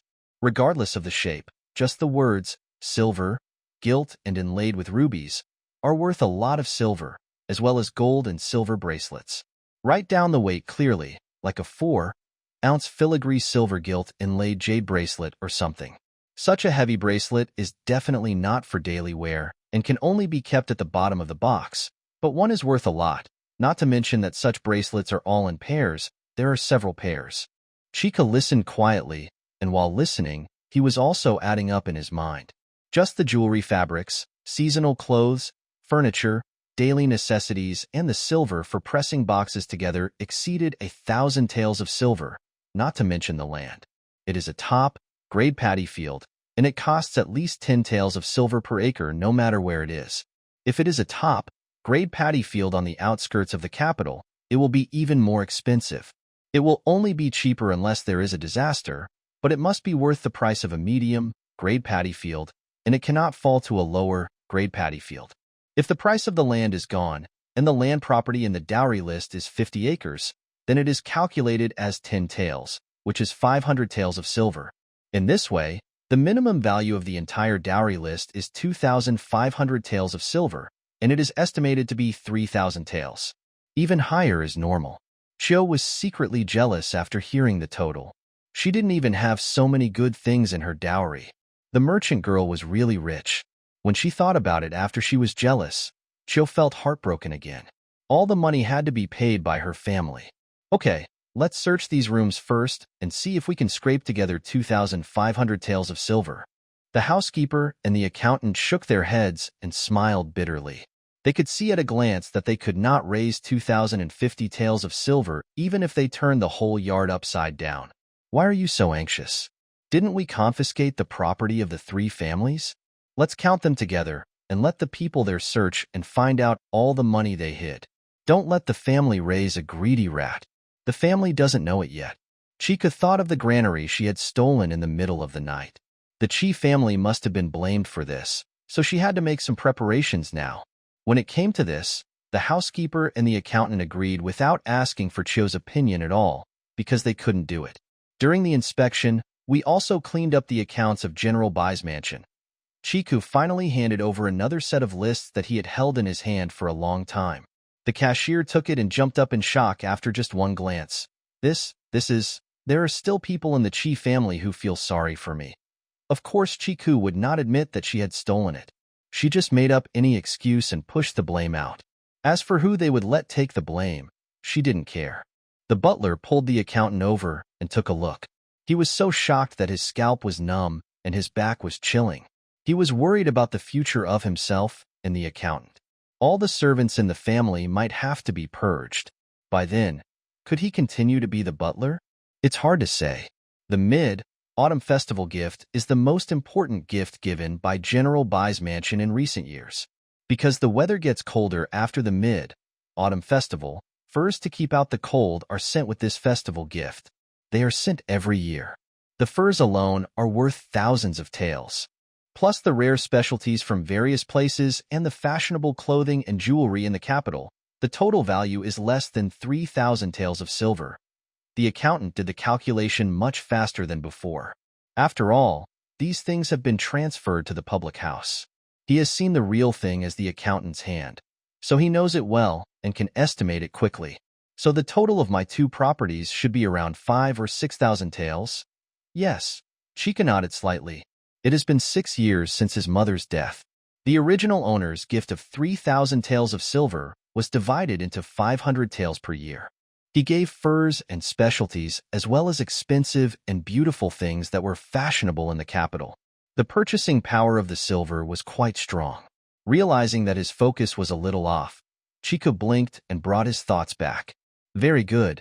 Go through the entire house and collect it for me. Give me so much money. Chika glanced at the door. The people outside took off their clothes, and the materials on their clothes were all good. Just be careful not to tear them. Maybe they'll be worth some money if you sell them to a used clothes shop. It's worth it. Okay, let's go and do it.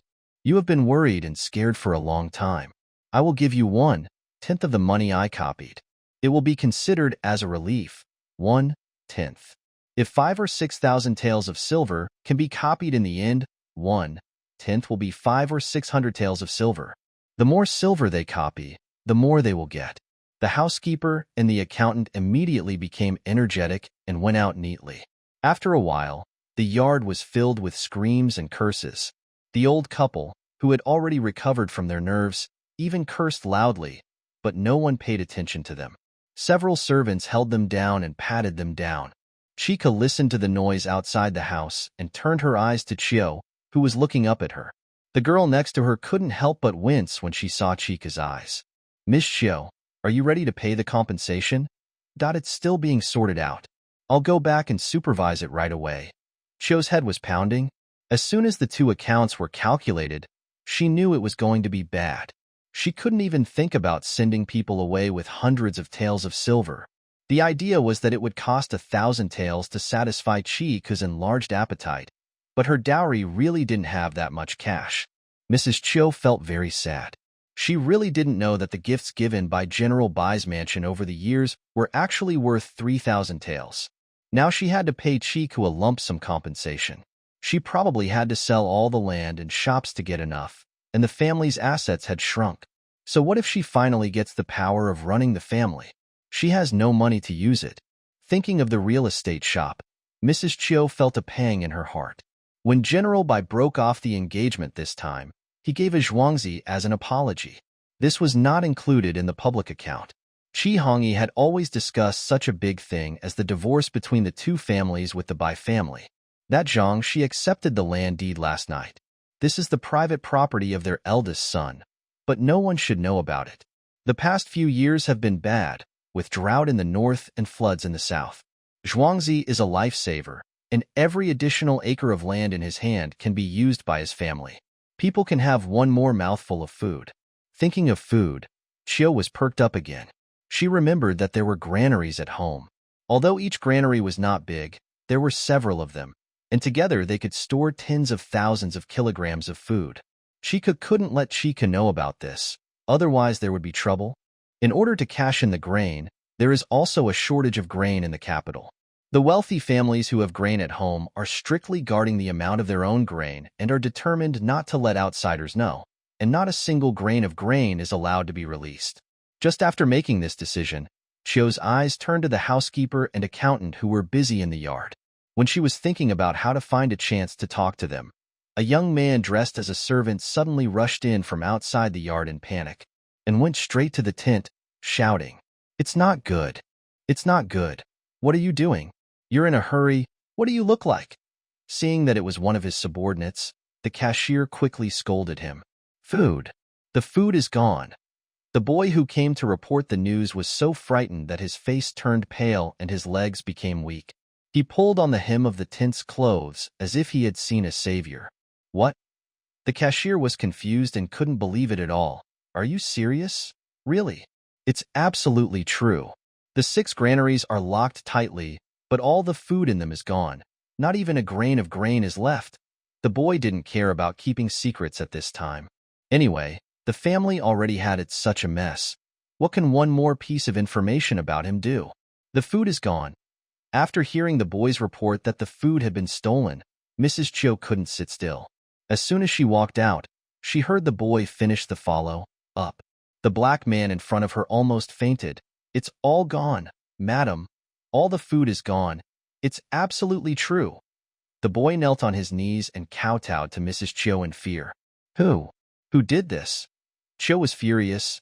His eyes suddenly changed, and he looked at everyone in the yard as if he wanted to eat people. "There is such a big rat in the house?" Chika's mocking voice came from behind Chio. She leaned on the door frame with her arms folded. "I may not be able to eat even a bowl of cold rice a day, and there are 6 of them at home. With the food in a granary, is our family poor or rich?" Chio felt extremely harsh when she heard Chika's words and turned back to glare at her. Chika was unhappy with this glare. "Miss Chio, why are you glaring at me? What did I say wrong? If you have the energy to glare at me, why don't you quickly check who in the family has the right to approach the granary and remove the grain? It's really ridiculous that you, the master, don't know anything about such a thing at home." Chiku is the one who throws the blame and shouts to catch the thief. Chio was choked by Chiku, feeling restless in her heart. The housekeeper had already ordered the servants to take action and called all the servants to gather here. The stewards took the roster and called the names on the spot. They counted the number of people first, including those who were not present. Verify whether you have taken leave and see if anyone escaped from the Chi family during the chaos. Chio was not the only one who was panicking.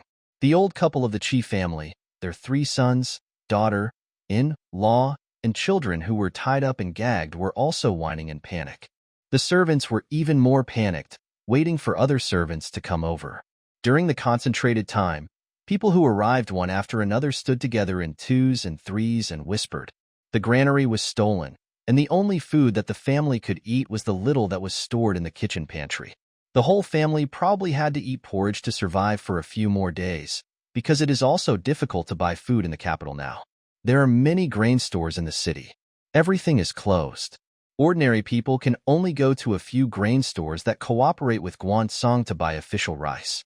It is old and rough. Although the price of grain has not increased much, there is a limit for each purchase. There is a long queue for most of the day. 10 kilograms. If there are many people in the family, it will be enough for just a few meals of porridge. Large families with grain reserves are now relying on their own grain reserves to support themselves. At the same time, they are trying every means to get more grain, but they can't get it in. The servants were worried that they would be hungry in the future, so they talked more and louder. Chigwa listened to everything he needed to hear without moving by the door, and finally gained some understanding of the current situation in the capital. After several years of drought and floods, even the major grain-producing counties in the land of plenty have seen their grain production decrease, and the local people are almost out of food. The court also wants to increase taxes, so a wave of tax resistance broke out in some places. The news heard by servants on the street may be exaggerated and distorted, but one of the advantages of the capital is the concentration of news. No matter how exaggerated the news is, some of its essence will not change. For example, there is restlessness on the border, and foreign enemies invade and plunder the border residents. There was not much food or land occupation, but this was on land, and pirates from the sea often came ashore to plunder. Many villages along the coast were empty of houses, and the Imperial Navy was beaten to pieces. Chika felt a chill in his heart after hearing this. He felt that the dynasty was suffering from internal and external troubles to such an extent. It was estimated that the change of dynasty was not far away. Maybe the current emperor would be recorded in future history books as the last emperor. The capital has always been a battleground for military strategists. Land, she had to leave quickly and go to a safe place to avoid possible wars in the future. The question is, now that chaos has become apparent, where is the safe place? Just when the courtyard was in chaos, the servants who came to gather together stepped into the courtyard door and shouted in confusion, "The eldest master is back." An ominous premonition suddenly surged in Chio's heart. She clenched her hands and looked nervously at the courtyard door. After a while, she saw Chi Hongyi striding in angrily. "What's going on?" Chi Hongyi didn't expect to see such a scene when he came back. He turned his eyes and found his parents, brother and sister, in-law who were tightly tied up in the crowd. He didn't bother to ask why his parents were like this, but walked over first. In front of the second brother, he was kicked all over his head and face, causing Chi Lauer to scream and vaguely shout for help. The old couple of the Chi family were anxious, but they could only whine and scream as their mouths were blocked. Fortunately, there were many servants around them. Several servants rushed up and dragged the eldest master away, saving the second master's life, but he was already kicked. "I have a nosebleed. Miss Sir." Mrs. Chiu hurried over, took one of Chi Hongyi's arms, and looked worriedly at her furious husband. "What happened? Is your boss giving you a hard time?" "I'm suspended. I'm here to stay." Chiu didn't ask, but when asked, Chi Hongyi became furious, broke away from the hands of the people around him, and rushed to Chi Lauer, punching and kicking him. "You jerk! This is how you repay me by eating my food. I'll beat you to death." "Suspension!"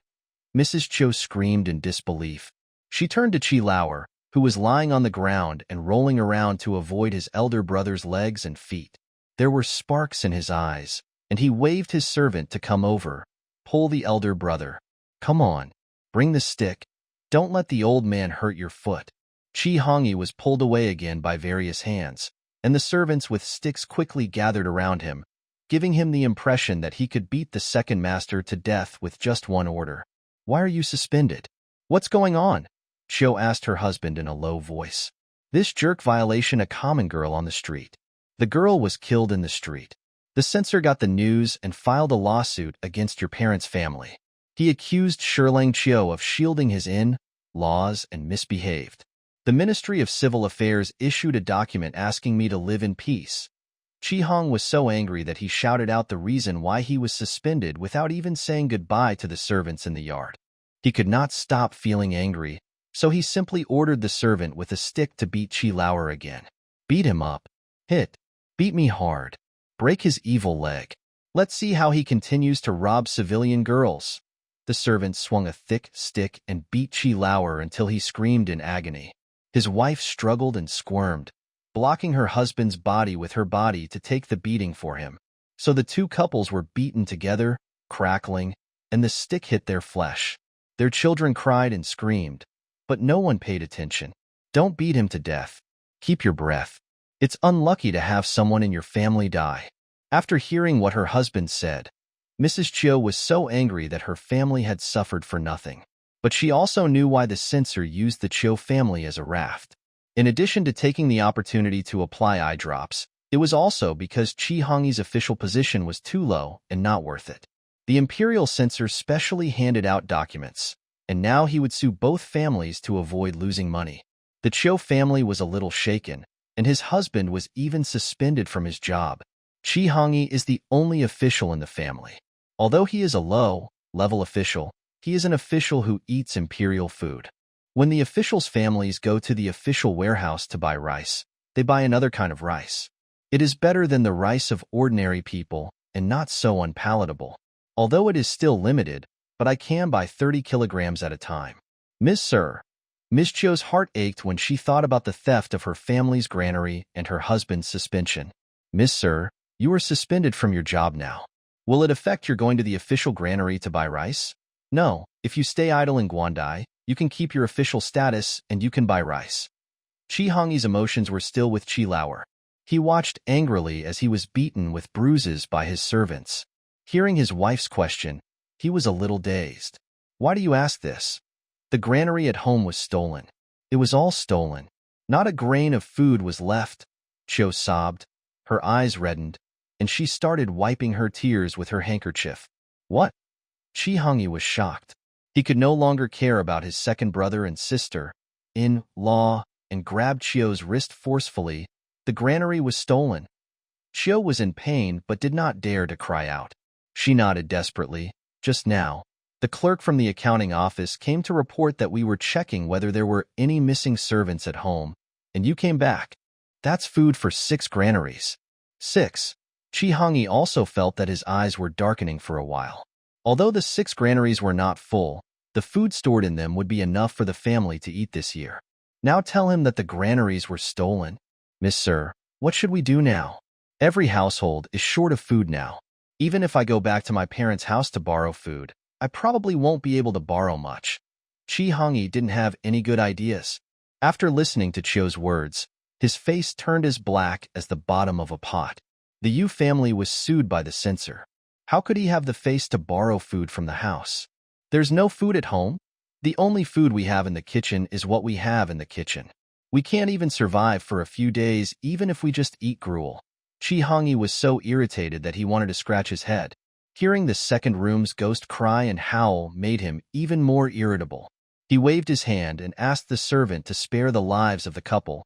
Otherwise, they would really die if they continued to fight. What's going on with them? Why are my parents tied up? Release them quickly. It's Chico. She wants to take inventory of her mother's dowry and the gifts from General Bai's mansion. The eldest brother didn't take those things, and they were all divided among the 3 uncles, so Mrs. Chiu intended to take their eldest brother's house back. She took it out and only put the pot on the 3 rooms below. Since they were far away, Chica couldn't hear her voice as she spoke in a low voice. How outrageous! Chi Hongyi became furious upon hearing this. He glanced past Chiu's figure looking for Chiku. Where is Chiku? Where is she? How brave are you to raid the property of your elders? Chi Hongyi, you are looking for I. Chiku walked down from the main room generously and stood at the foot of the steps. He raised his hand and fired a shot of pepper spray. Even though he was so far away, it still hit Chi Hongyi's face. He looked at him with a smile as he coughed hoarsely. At any time, it may look like you can't even breathe. Chiu held Chi Hongyi in her arms and kept stroking her husband's back. She shouted at Chiku, Chiku, just don't respect us. He is your father. How dare you? Why shouldn't I dare? You treat him as a treasure, and I treat him as shoot. He is a waste of food while alive, and a waste of land when he is dead. The best destination for a phoenix man, like him who feeds on soft food and rises to power, is to die with his bones and ashes. Chiu, you. It's best to be careful. Once your family collapses and your power is no longer there, will he kick you and move on to a higher position? Chica's eyes were stern and full of hatred. When he saw Chi Hongyi's coughing gradually getting quieter, he raised his hand and fired another shot of chili pepper water. He successfully made him cough and out of breath again, with a splitting headache and tears streaming down his face. Unable to stand, he could only kneel down on the ground. Chiu, who was standing next to him, also choked. He personally experienced the excitement that was more pungent than liquor. At that time, tears and runny nose came down. He was no better than his husband beside him. Go. What are the others doing in a daze? Keep doing your work and give me all the money. Chica waved his hand impatiently to dismiss the dazed servants around him. Ahem. You. How dare you. Ahem. Chi Hongyi coughed so much that he couldn't even lift his head, but he still heard Chica's words and struggled to raise his trembling finger to point at Chiku. Chiku was not afraid of this paper tiger that had lost its fighting power at all. She had plenty of ways to cure him, so she looked at Chiu with indifference. Miss Chiu, you are the daughter of an official family. Based on your common sense, what would you say are the basic body image requirements of the imperial court for officials? Basic requirements? Chiku hit Chi Hongyi accurately in the face. Chiu was choked a few times. These few mouthfuls made her have difficulty speaking, and her mind was confused. In addition, her thoughts were on her husband, and when she was suddenly asked by Chiku, she really didn't know what the intention was. You have good facial features and sound limbs, right? Officials can't be disabled or disfigured, right? Yes. Ms. Chiu was confused for a moment, then her heart was severely tugged. She suddenly realized, nodded hurriedly, screamed and begged, yes. His facial features are correct. His limbs are sound. He is your father. Don't hurt him. He's just suspended. He can be reinstated. Don't hurt him. Okay, Mrs. Chiu. It depends on your sincerity. Chiku smiled slightly, the smile only at the corners of his lips. A cold light flashed in his eyes, with a sinister temperament. Don't keep me waiting, otherwise, it's quite interesting to be suspended from work, isn't it? Chiu was so frightened by Chiku's murderous words that she turned to look at her parents-in-law.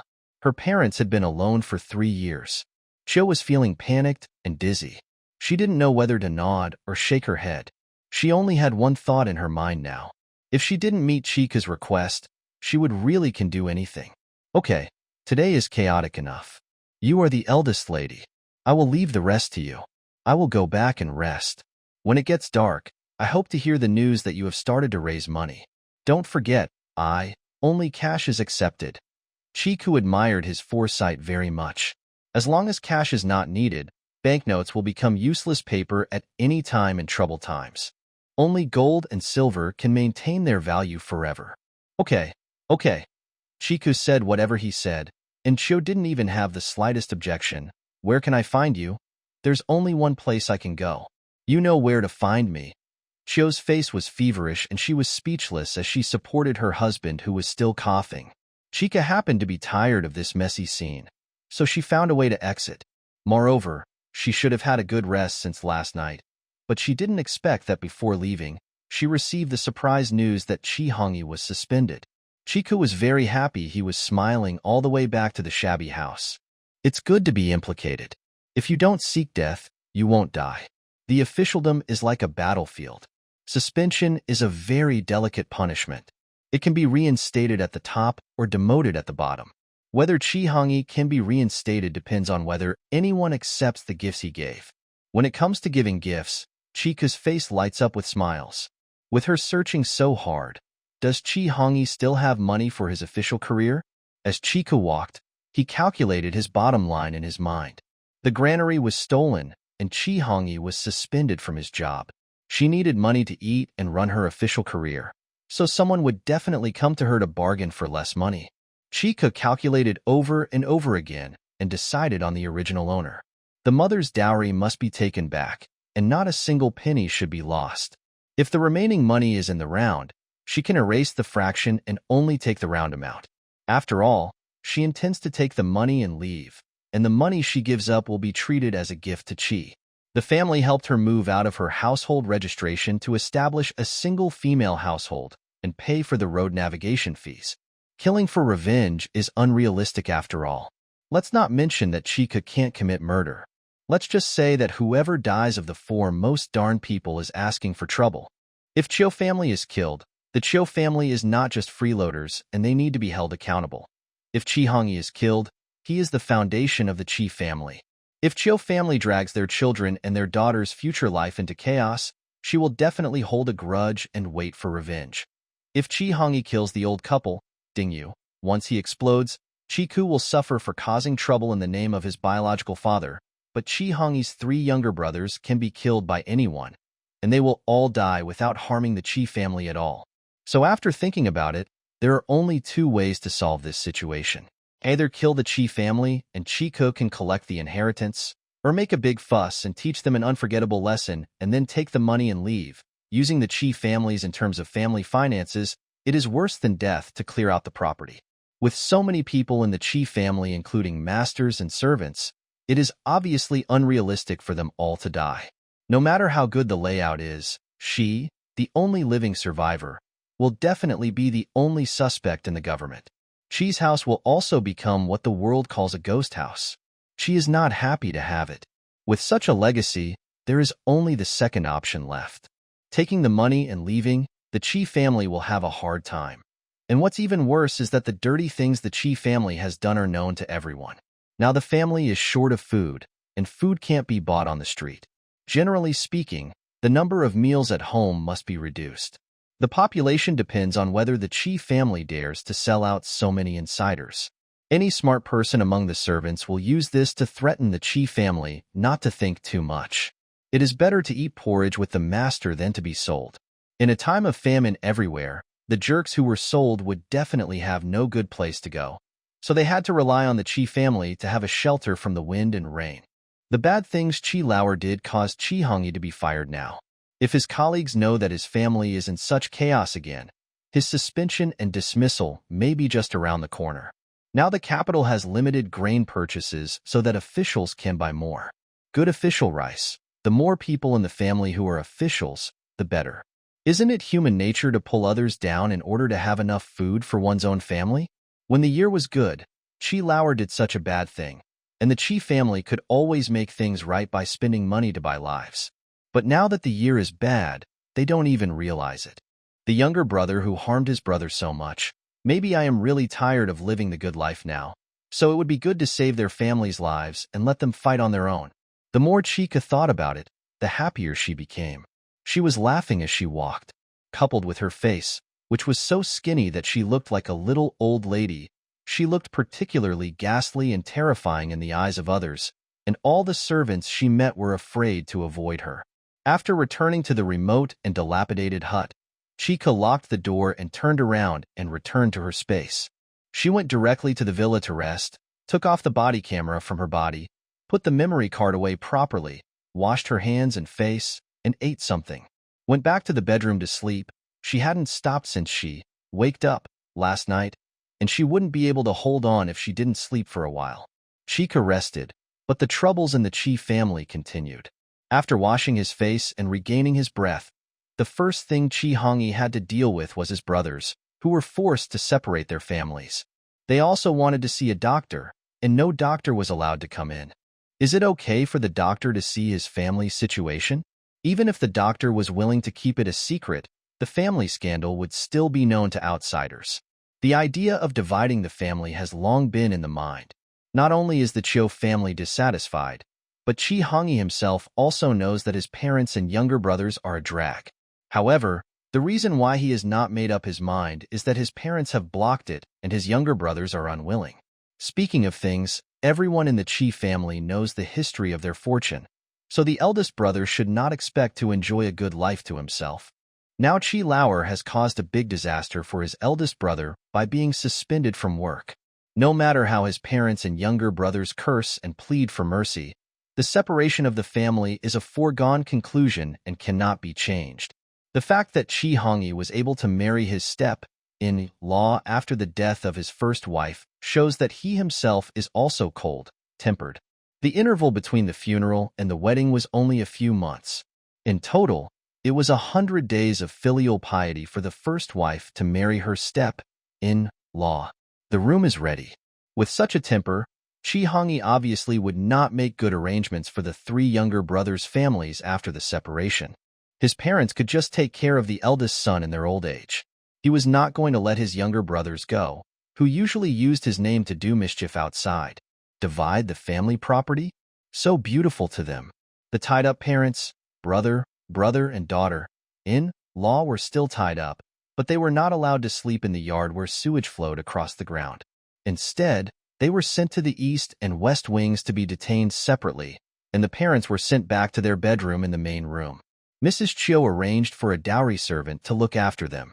Chi Hongyi, who returned to his house, was writing a family separation letter in the study. On paper, the family property seemed to be divided fairly, but in fact Chi Hongyi only planned to get nothing. In his mind, the separation of the family was actually to kick out his three younger brothers. When Chi Hongyi was writing the family separation letter, Mrs. Chiu was beside him and whispered what happened that morning. She explained clearly why Chiku was still alive and caused such a big mess. Miss Chiku wants money. Do we really give it to him? My family can't afford so much money. Then I won't give it. You still have to give something, right? She can give up other things, but she will definitely not give up her mother's dowry. which is already more than 2,000 taels. Do you know how much food can be bought with more than 2,000 taels? Our current food supply at home can only last 3 to 5 days, with 2 meals of gruel a day. Miss Sir, how about we talk to her and give her money in exchange for her leaving home? Let's arrange a route for her and send her away. Chiyo was a little anxious. She really didn't want to be with Chiku again. Under the same roof, since he couldn't kill her, it would be best to send her away from afar. Chi-Hongi paused, put down his pen, and turned to look at Chiyo, feeling that her suggestion was interesting. Everywhere is in chaos now. She has no other conditions. It would be best to just take the money and leave, but what if she refuses? When I look at her movements, she must be 80% thinking of taking the money and leaving. Otherwise, she wouldn't be raising money everywhere. At worst, what if we give her another trick? Nonsense. We don't even have enough food to grow in the zhuangzi we have. Why should we give her a zhuangzi? So generous. Chi-Hongi couldn't bear to trade zhuangzi for his eldest daughter. In his mind, if Chiku was filial, she should take the initiative and leave with empty hands. At most, she would take away her household registration and road guide, and settle down wherever she fell in love. Where to go? Of course I can't give her a zhuangzi who can produce grain. I can give her a bad one. Do we have such a zhuangzi? Chi-Hongi frowned and thought, having no clue. Don't we have a village occupied by refugees? Let her go to the one on the coast. It's far away from the capital and the road is difficult to walk. Maybe she won't be able to walk halfway. Chiyo is now calm. Come down, and your mind will come alive. That's the village where we're going to start selling salt. Without that village, how can we get salt? Obviously, the business can't be done. The pirates came ashore and killed and robbed everyone. Zhuangzi is now out of his hands. Chi-Hongi was somewhat convinced and thought for a moment. You gave her so much money and then gave it to Zhuangzi who was so far away. Let her go on a long trip with a lot of money and then expect others to take advantage of the wealth? No, you shouldn't have given her so much money after you gave it to Zhuangzi. It would be enough for her on the way. Just pay for it. But she doesn't know how much the zhuangzi is worth anyway. If we say that the zhuangzi is worth 3,000 taels, can she still bring someone over to do the bidding on the spot? My husband is right. That zhuangzi has hundreds of acres of farmland and hundreds of houses. We said it is worth 3,000 taels, but it is worth 3,000 taels. Chiku doesn't know the real situation in zhuangzi. When she goes there, she will find out she can't come back to settle accounts with us if she is deceived. Who knows when the village was taken over by outsiders? Anyway, the land deed was given to her. Whether she can take it back or not is her business. Chiyo swallowed the last half of her sentence. It would be best to die outside. Such a good zhuangzi was given to her for free. Chi-Hongi was still a little reluctant. After all, when they bought the village, they wanted to do business with the salt farm. They didn't dare to get a share of the pie. But if there is a village on the coast, it would be an advantage to get a salt lead. With the salt lead, they can go to the salt farm to buy it. The salt was gone. Unexpectedly, the pirates came ashore, and the coastal villages were in great misfortune. Because Zhuangzi was well built, the empty houses left by the pirates after they were looted were occupied by refugees. Only Zhuangto rushed to the capital to report the news. The other people on the village where I really don't know whether he is dead or alive. Mrs. Chiyo sometimes just couldn't stand her husband's stinginess. They had spent hundreds of taels on the zhuangzi, but now they couldn't put it to use, right? Moreover, pirates came ashore to burn, kill, and plunder. Who in business could bear such harassment? When Zhuangto rushed to the capital to report the news, he said that the coastal counties and villages were in depression. Many businessmen stopped trading and fled inland. It was all caused by pirates. Ms. Zhuangto said at that time that Zhuangzi was occupied by refugees, and pirates came ashore from time to time. You said that Zhuangzi is so good. Would the pirates also want to occupy it and use it as their den on the shore? What's the meaning? No matter whether the village was occupied by refugees or pirates, it can't be returned to us anyway. It's useless for us to hold the land deed. It's just waste paper. We can go far if we exchange a piece of waste paper for Chico. Yes, what's the reluctance? If she stays at home, we won't be able to sleep well, right? Chiyo has made up her mind that she doesn't want that zhuangzi. Although it's a pity that she has spent so much money, she can still do it before she gives up completely. It would be nice to put it to some use, so I tried hard to convince my husband to agree. Chi Hongyi wiped his face subconsciously. The burning and choking feeling seemed to still stay on his skin, making him want to cough when he thought about it. He felt even more disgusted with this eldest daughter, and he agreed with Chio's opinion in his heart. Okay, I'll just do what you said and find the land deed. Tomorrow I'll have someone go to the yamen to get Chi's household registration and directions, and send her on her way as soon as possible. Hey, then I'll prepare some clothes and transportation for her. Chio suddenly became happy. Just send someone to the mule and horse market to buy a skinny donkey. Don't make her look too good and make her look like she's on the run, so that she can blend into the ranks of the refugees. Chi Hongyi seemed to be thinking about his eldest daughter, but in fact he was still reluctant to spend money to buy a good horse or a cart. A broken cart and a skinny donkey were enough in his opinion. As for whether his daughter could reach her destination, he didn't care. He doesn't care, as long as his losses are as small as possible. The couple agreed that Chio would prepare clothes. Of all the children in the family, only Chi Shan's clothes could be given out. Thinking that the second house was about to be separated, Chi Shan would not let her take away so many beautiful clothes, so Chio made the decision. He was asked to tidy up, and all the expensive and exquisite coats were put away. The worthless clothes for all seasons and old bedding were put into several boxes and moved outside the door of the shabby house. As the family was about to be separated, Chio asked his cronies to check the property of the 3-bedroom apartment. He kept everything he could exchange for money. He was heartbroken when he saw the boxes of things being brought in. He didn't earn a penny from the family. The uncles spend money lavishly and don't even think about how difficult it is to make money at home. While the elder couple were busy, Chico also woke up from a good sleep. When he opened his eyes, he still couldn't tell where he was. After a while, he fully woke up and looked at his skinny wrist. I realized that I had really said goodbye to my relatives, friends, and the beautiful world in my previous life. Suddenly, my nose felt sore and sadness came over me. I pulled up the quilt and covered my face. The pillow towel and sheets were wet with the raging tears. After a catharsis, the agitated mood calmed down. Chica regained her usual sense and calmness, got out of bed, glanced at the bed that was soaked with tears, silently opened the drawer and took out a clean set of clothes. Threw the changed sheets, duvet cover and pillow cover into the washing machine, pulled up his hair with a rubber band, went into the bathroom to brush his teeth and wash his face, looking at his thin and wrinkled face in the mirror and thinking about whether to make soup. She stocked up a lot of lonely fish fillets and various seafood, cooked tomato lonely fish soup with tomatoes, and then put a pot of noodles under boiling water. After cooking the noodles, put the soup directly into the soup to make tomato lonely fish noodles. Yes, this is her favorite way to eat it, because it is very simple to make and does not take too much time. Moreover, cooking a large pot of soup can last for several meals at a time. Considering the body's constitution, it takes just as much effort to cook soup and noodles. There must be some. Chiku bent her face and used a towel to wash off the facial cleanser on her face under the water. She was drooling thinking about tomato, dragon, and fish soup. After turning off the faucet, she straightened up and wiped her face. She hung up the towel and put it on I forgot about the soup and went downstairs to the kitchen to heat up soy milk and eat bread. She wanted to make soup, but thinking about her extremely weak intestines and stomach, fish was high, quality protein, and she was afraid that it would be troublesome if her intestines and stomach could not absorb it and cause diarrhea. She drank a bowl of milk before, and now she was worried about whether she should have it. Reacted. The more she thought about something, Chiku opened the microwave and returned to the dining table with a bowl of hot soy milk. Before she could sit down, she felt an abdominal pain that made her legs weak, and she immediately ran to the toilet holding her stomach.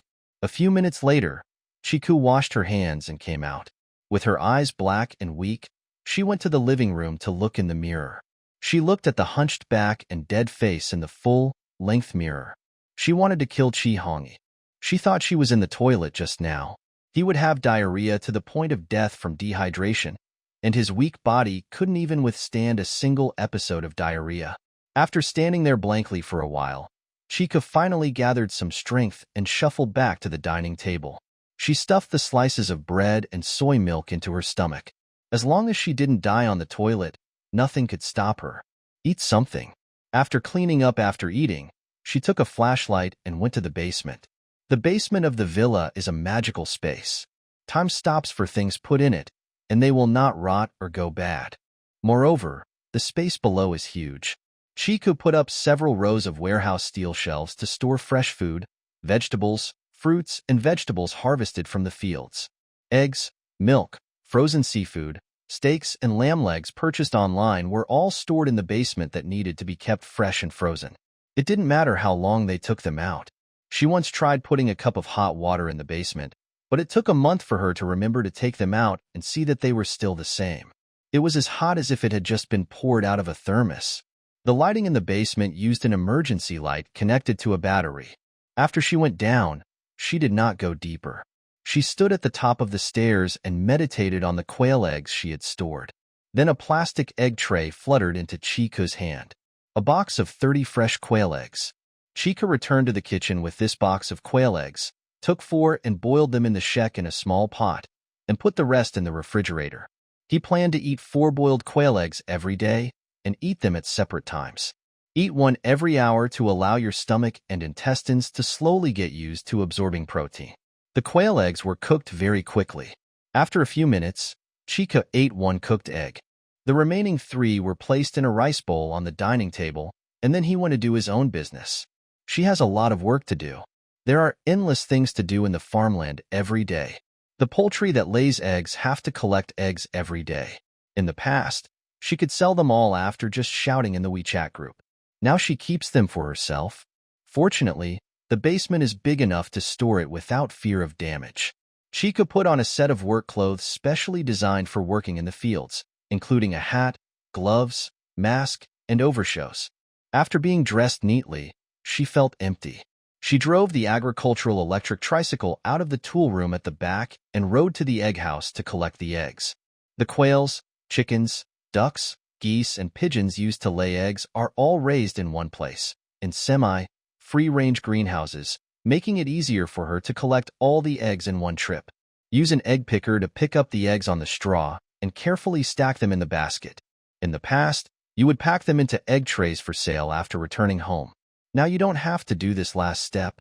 After collecting the eggs, put the basket into the basement and you're done.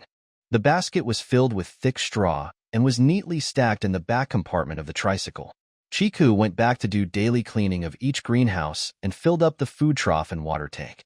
He had not felt tired in the past. She was now so exhausted that she had stars in her eyes, and she always felt like she was going to suffer from hypoglycemia and fall to the ground. It took more time to finally finish the work.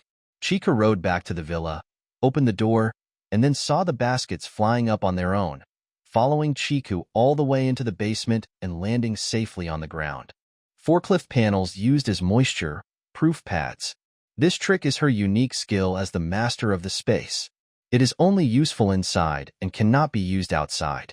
It is precisely because of this magical skill that Chiku dares to buy all kinds of large items, bit by bit, build a primitive space into a self-sufficient new rural area. Otherwise, outsiders cannot be brought in. Wouldn't she be asking for trouble by buying a large item that she can't move? However, although this skill is very convenient, it is not long-lasting. It has something to do with people's spirit. If you are energetic, you can last longer. When you are weak and feel uncomfortable, even if you want to be lazy and grab a glass of water, you may spill it all over yourself. Chiku learned this lesson. I ate it soon after opening the space. Once I did my homework in the space while no one at home was in the space to avoid the noise of the neighbor's house decoration. After finishing writing, I felt tired and wanted to sleep for a while. When I was packing up the books, I saw that the water glass was placed a little far away, so I thought I was flying over at the controls. I was sleepy, so I made a mistake in controlling the control. I dropped the water glass on my body, spilled half the glass of water, and got most of my clothes wet. When Chiku is studying, he is highly concentrated and does not feel tired, but using the same intensity to control things flying around in the space is very tiring. The heavier the object, the shorter the distance, so Chiku picks it up. She had to drive a tricycle when she was in the egg, and she wasn't strong enough to float back with so many egg baskets with her mind. But now that she was so tired, she was even more grateful that she didn't try to be brave, otherwise she wouldn't know how to come back. After returning to the first floor and closing the basement door, Chiku walked out and drove a tricycle to the dairy farm, where cows and ewes in lactation period were raised and milked every day. She pushed the electric double cylinder to collect milk. The machine was equipped with an outdoor battery for power supply. The always gentle cows and ewes did not panic when she approached. They just barked a few times in confusion. After leaning their heads to smell her scent, the sounds changed and they recovered. The soft voice that Chung Tian greeted her when she came to collect milk seemed to confirm that although the smell was different, the soul was the same as hers, and he licked her like a baby, and then allowed her to be connected to the milk collection machine. Smoothly completed daily milk collection. After transferring the fresh milk into the stainless steel milk bucket, Chiku opened the fence leading to the pasture, and the cows and sheep went out to graze on their own. Chiku stayed in place to complete daily cleaning before leaving, and was surrounded by the gentle cows and ewes. The comfort put her in a good mood now, and she drove a tricycle to take the milk bucket back to the villa and put it in the basement. After coming out again, Chiku first parked the tricycle back to the tool room, then went to the charging area in the yard to check the various outdoor batteries and accumulators that were being charged, unplugged the fully charged ones and put them in another tool room for later use. Also using his mind to control these heavy batteries to fly over. After doing this, Chiku beat his sore arm and dragged himself back to the house to rest. When he was taking off his overalls, he couldn't stand on one foot and almost fell. After standing awkwardly while holding on to the wall, he suddenly reacted in the past. Her tiredness was just physical tiredness. Her constitution was too weak to bear the intensity of labor, but she was not mentally exhausted.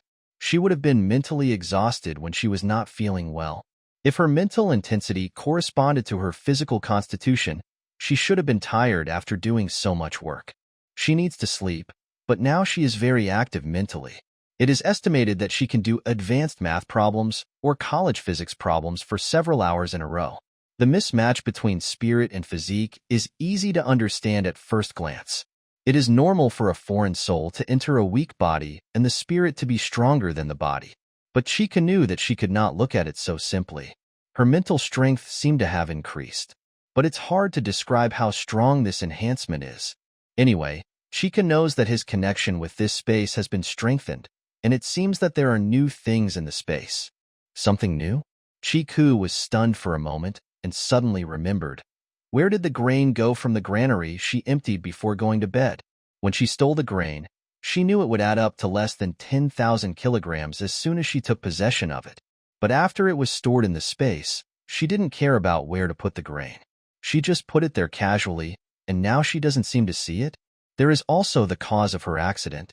I don't know if the diesel tanker was moved in time. If it really leaked oil and caught fire at the scene of the accident, and it was in front of the gas station, I don't know what kind of heavy losses it would cause. Because he was thinking about these two things in his mind, Chica seemed to actually see these two large items that took up a lot of space in front of him in a trance. They were placed in two piles on the left and right in an uncultivated field.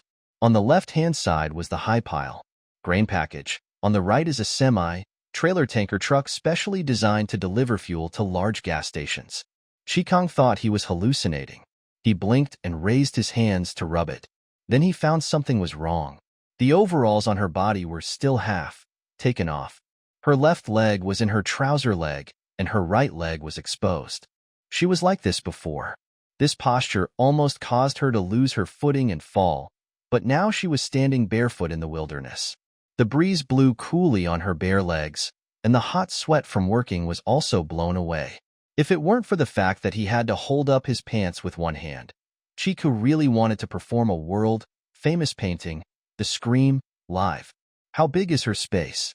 Chiku can draw a diagram even if she is blindfolded. Almost every piece of land has been used, but now she sees a large brand new land. Chiku turned around in surprise. Behind her, she saw her farm, because she planted several varieties of high-quality pasture on the edge for grazing cattle and sheep. She enclosed the land at the junction of the pasture and the foot of the mountain for raising. The pigs are also semi-free range and have a huge amount of daily activity. They gain fat on everything they eat, and their meat is extremely delicious. But now, the pasture that was supposed to be the boundary mark was at least 100 meters away from her. She could see the cattle and sheep still walking and grazing in the pasture. not crossing the pasture to the new land. They even rushed when they saw Chiku. It calls to say Heko. She used to think that the boundary of this space was because of the thick fog. The thick fog looked like water vapor and felt like water vapor, but she couldn't walk in. Whenever Chiku wanted to walk into the fog, she felt like the fog was like water vapor. With the entity, it firmly blocked her footsteps, but did not affect other things. She planted pasture close to the mist world. The pasture grew very well. When cattle and sheep came to graze, you could see their heads occasionally sticking into the mist, also unable to walk in. At this moment, the thick fog boundary expanded in all directions, opening up a new land of unknown size for Chiku. However, the fog boundary was still there in the distance, which showed that the actual area of this space was even larger. I just don't know what conditions are required to expand again. Chikasai stood there and looked far into the distance. In addition to the lush mountains that continued to extend where the forest had been, across the middle of the large farmland and new land, there were faint waves flashing farther away on the opposite side of the mountain, as if water appears. Thinking that there was originally only a small river in the space with an unknown source, Chiku became excited and wondered if the source of the small river had appeared. She hurriedly put on her pants again and looked at the newly appeared mountains in a daze, wondering how to go up and find a place. Get a good look at her new land from the high ground. Just as she was thinking this, Chiku found that the angle of her vision had changed again. She had magically stood on a prominent smooth rock on the mountain. It was the absolute commanding height. One step in the air could kill her, but at this angle it did allow her to clearly see the water in the distance. It was a vast and boundless water area, and the boundary of the water area was hidden behind the thick fog. It's a blessing that this body doesn't have myopia. Chiku complained in her heart and tried to change her mood, but failed. She covered her heart with both hands, and her heartbeat was beating fiercely under her palms. She was now happy, nervous, excited, and all kinds of emotions were intertwined. She just wanted to create this. The boss of the mysterious space is on his knees. He is so awesome. I wonder which god has such great power. I really want to discuss the correct use of this space in person. The moment the thought flashed, the scenery before Chiku's eyes changed again. From the rocks on the top of the mountain, he suddenly came to a cave. Chiku's eyes were attracted by the skylight at first. Looking down with the skylight that was like holy light, he suddenly saw a high platform not far in front of him. On the high platform sat a man wearing a crown and a broad robe with large sleeves. The woman, with a skinny face, made a gesture with her hands, motionless, not knowing whether to live or die. Suddenly seeing such a person, Chiku was so frightened that he almost screamed. At the same time, his legs went weak and he couldn't help but kneel down. He really knelt down on the spot. This kneeling seemed to activate some mechanism. A white light shot out from between the eyebrows of the woman on the high platform, straight towards Chiku's eyebrows. Before she could calm down her frightened mood, the white light shot into her eyebrows. She immediately knelt still. Her head drooped, her breathing was shallow, her consciousness retracted, and she had a soul. 2. Soul communication with this white light on the spiritual level. There is a lot of content in the exchange, which can be said to be one-sided and rough indoctrination, but the exchange time is very short. After all, it is a direct exchange between the soul and the spiritual level, eliminating the process of thinking and absorbing. The complicated content is directly stored in the brain for future use. Reflect slowly when you have time. Chiku woke up after understanding the history of this space. When she opened her eyes, the pain in her knees from the sudden kneeling continued to hurt. At the same time, there was a throbbing pain in her forehead and between her eyebrows. Every time it hurts, my skin can't help but tremble. From a mystical perspective, this is the process of the sea of consciousness being forcibly expanded. From a scientific perspective, the brain is being forcibly expanded by an unknown force. Although it hurts and makes people irritated, the benefits are also very obvious. In the future, the brain will be better, and it is estimated that humanoid supercomputers and the like are not a problem. Chiku, who had received all the information, did not complain anymore. She rubbed her knees, moved her legs, and knelt down properly. With a solemn look on her face, she solemnly kowtowed 3 times to the woman on the platform and accepted it as a master and disciple. With the inheritance she gave him, from now on, he is the new master of this 1,000 lotus realm, and it is a rare inheritance in an orderly manner. This woman who almost scared Chiku to death was the previous generation's owner. She was killed by an adulterer and fled across borders to the earth. However, her injuries were too severe and treatment failed. She knew she didn't have much time, so she ended up in this cave after making funeral preparations. The immortal passed away, and Shinha realm was sealed in a spiritual object by her, disguised as a jade pendant of not very high value. And she wandered through the war-torn era for decades to find her destiny. Chiku estimated that she was the only one who was destined to be with her in the past few decades, because when she first opened the spiritual realm, except for the amazing manor villa with a huge area, the surrounding area was a pristine landform without any construction. The previous owner had cleaned up the environment thoroughly. I just accepted all the inheritance that this great master has learned throughout his life, became her successor, and directly obtained the correct method of using the 1,000 Lotus Realm. If the previous master had not passed away here, the new destined person would have you can only explore by yourself. Just like Chiku in the years before, the land area that can be used is also limited, and you may not be able to see the true face of Shinha realm until you die. Now Chi may have seen part of the true face of Shinha realm. The opportunity came from the oil tanker. She took the oil tanker in, which should have avoided greater casualties. And when she came to this world, that must be because she has died over there. The protector of the spiritual realm took her soul and was reborn across the realm. At the same time, due to her meritorious service and merit, the necessary conditions for opening the 1,000 Lotus Realm were met, so the land area expanded and lotus flowers were grown on the land. Waters appear. The growth of the 1,000 Lotus Realm must be exchanged for merit. The great God who created this spiritual realm must be a person of high moral character, because to make the waters full of lotus, it would take a lot of merit. Chika resisted the desire to complain like a wild horse and wiped the word merit out of his mind. He didn't think about it for the time being. Instead, he stood up and limped to the entrance of the cave to look out. From this angle looking over, you can see the wide water surface with an unobstructed view, and the field of vision is excellent. If it is full of lotus flowers as Master said, this cave is an excellent viewing point. No wonder Master chose to die here, looking at the beautiful things he raised with his own hands. When I close my eyes and think about the scenery, I have no regrets. Looking back at the new master on the high platform, Chiku no longer felt scary. She only felt that this big boss was kind and gentle, and he had an immortal demeanor and was very popular. So she didn't want to bury her at all, so she decided to keep her here. In this cave, let her beloved scenery accompany her. Previously, she was still thinking about kneeling down to the boss and asking him the correct way to use it.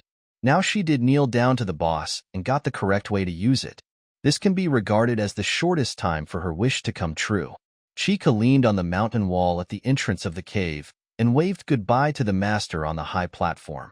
According to the inherited techniques in his mind, he just thought about the porch of the front door of the villa. The scenery in front of him suddenly changed.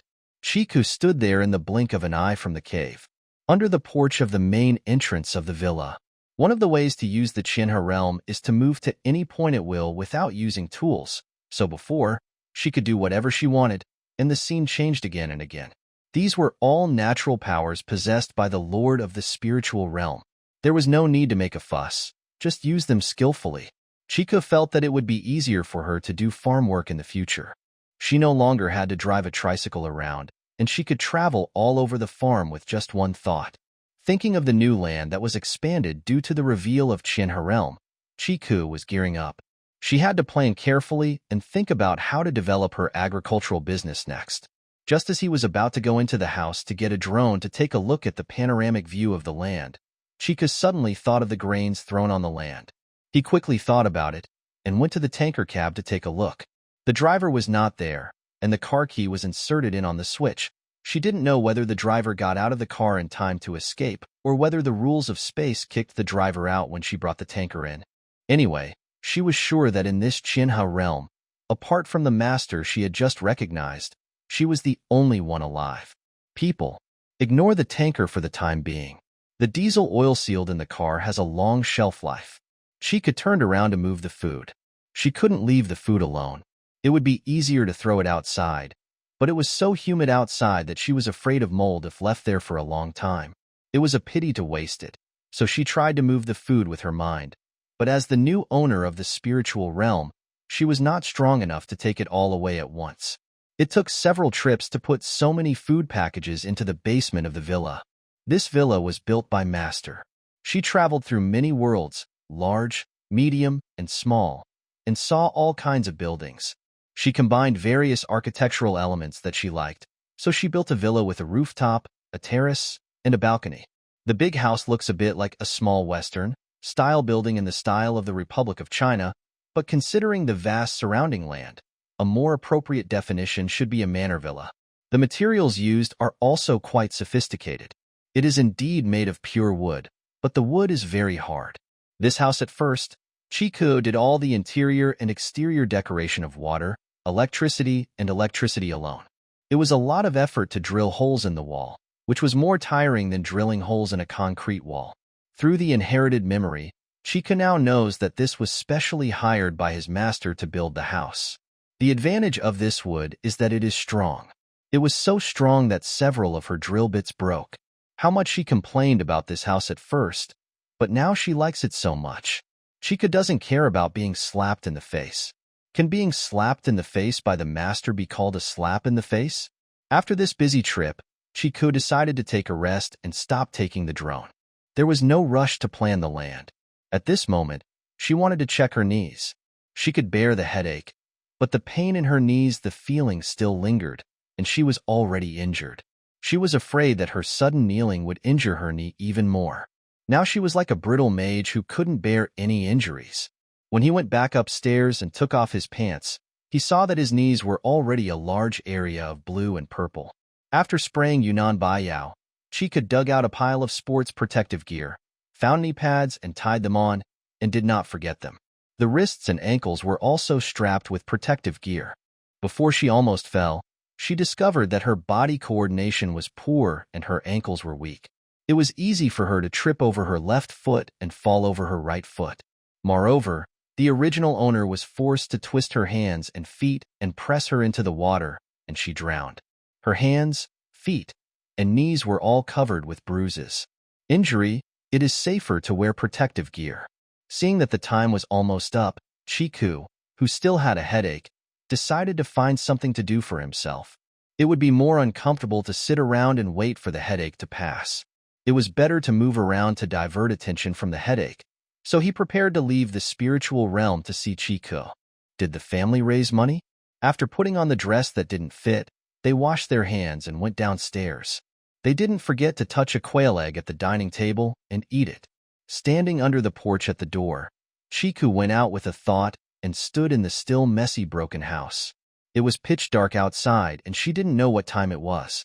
She listened to the door and heard no movement, so she quietly opened the door. The latch. When I took one step forward, I kicked something and almost fell. There is something at the door? Chica quickly took out a flashlight and shone it under the cover of his clothes. He didn't need to see too clearly, just a general outline. He was surprised to find that the door seemed to be blocked by several large wooden boxes, and there was a food item placed on one of the boxes. Chiku took all the boxes into Chinha realm. Anyway, at this dark time, there must be no servants waiting nearby to watch the show. After closing the door and bolting it again, Chiku returned to the spiritual realm immediately. The boxes and food boxes she had brought in were placed under the porch of the villa. She opened them one by one and looked at them. She was not interested in the food in the food box and put it aside. After seeing that the box was full of worthless old clothes and bedding, I felt very angry at Chi Hongi and Cho's obedience. They promised well, but turned around and played this trick. Do you think she is a fool? Chica felt that Chi Hongi really wouldn't cry until he saw the coffin, so she had to have some fun. After covering the wooden boxes one by one, Chiku went straight upstairs to find weapons. This was a real weapon, not a part-time farm tool or toy, but a weapon that could really kill people. Customized replica crossbow. She used to drive long distances everywhere in a micro truck. And there were always people who flirted with her when they saw she was a woman. Some people were just talking, but some people really dared to touch her. The breeding farms were all in the outer suburbs or in the suburbs. In the county town, meeting a gangster is enough to annoy people. After Chica suffered a loss, he went to the WeChat group to find a group of friends to match up and customize a few crossbows. When he was harassed, the crossbow arrows flashed and the other party immediately gave in. The crossbow arrows were used outside to intimidate gangsters to protect themselves. They were not stained with human blood, but the weapon could not look good in the hand. To master the correct use method, you had to see blood. So she shot a lot of rabbits to practice, and her results were also good. Not bad, anyway. She kills rabbits with one arrow. When she points the crossbow arrow at people, she has a measured hand and will not pull the trigger in panic. Chiku picked out a palm-sized mini crossbow from her collection. It had a laser sight and steel arrows. It could shoot people within a few meters. No matter how small it was a toothpick crossbow, which was lethal enough to shoot mice. She also had this, but it was just for real. Toy collection, no intention of hurting anyone. What she prefers is a full-size crossbow for shooting rabbits. The mini crossbow was very small, but the overall structure and material were invisible. So Chiku went out again to look through the old clothes that she had disliked before. Looking at the size, she could guess that they must be Chi-Shan's. Chiku was too thin now. No matter what clothes she wore, she was completely empty. After picking and choosing, she managed to piece together a suit that fit her. The sleeves of her top looked a bit like Peepa sleeves. When she hid the mini crossbow in the sleeves, she couldn't see it at all when she stood in front of the mirror.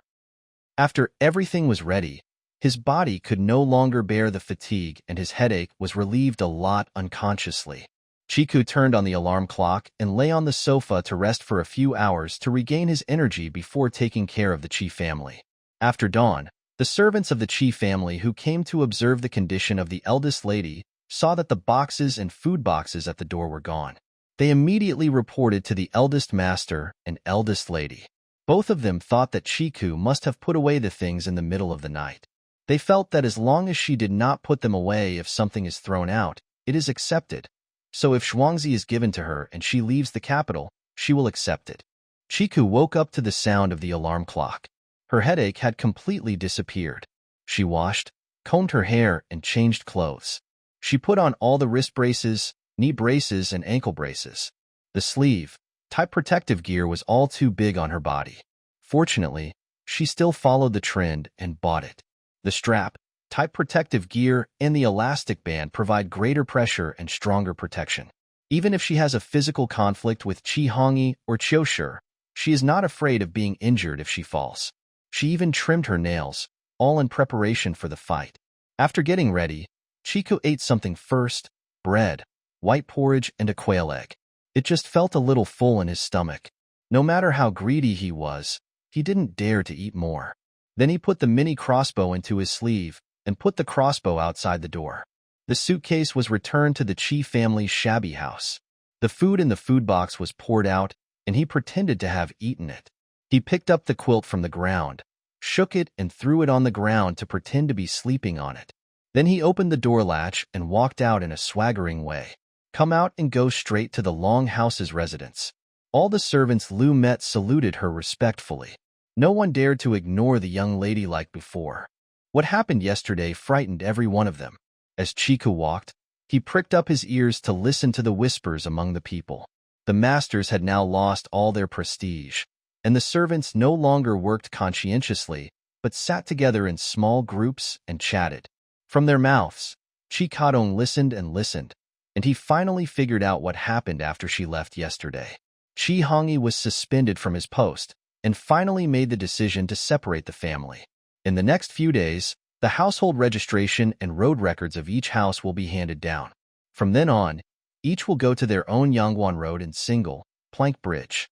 Only the old couple will still follow the eldest son to support themselves in old age. Chiku felt that he should be able to catch up with this opportunity.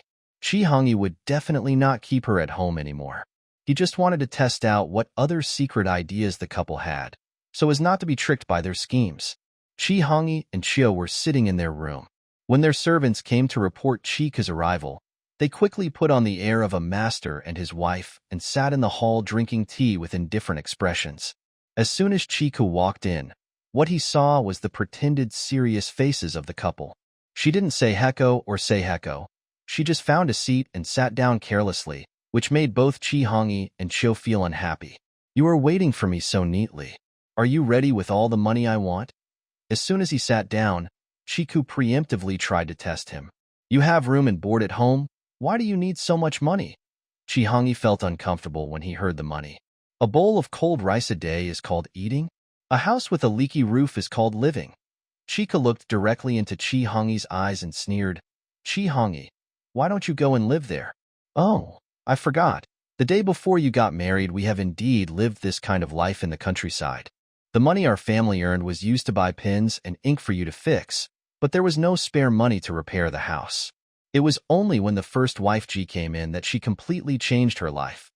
Chika didn't know how he could remember the original owner's childhood life experiences, but it was always a good thing to remember it. Now when he mentioned it, he saw Chi-hongi's face change. Chio on the side was also surprised. She knew that her husband's family used to be poor. But I never thought I would be so poor. It was hard to believe for a while. Don't talk nonsense. If the Chi family is poor, can they provide for me to study? Chi-hongi was reluctant to recall the poor days in the past and immediately retorted. Why are you pretending to be stupid? You took my mother's dowry girl to the county to buy clothes and materials, and then came back to tell your family that the streets were crowded and people were missing. In fact, you sold people to people and used the money to go out to eat and drink by yourself. Who didn't you think? As if he knew it. Since he had memories of his childhood, Chika revealed the weird things Chi-hongi had done before without any hesitation. Chi-hongi's face darkened. He had indeed done this. Looking at her husband's expression, Chio immediately realized that it was true.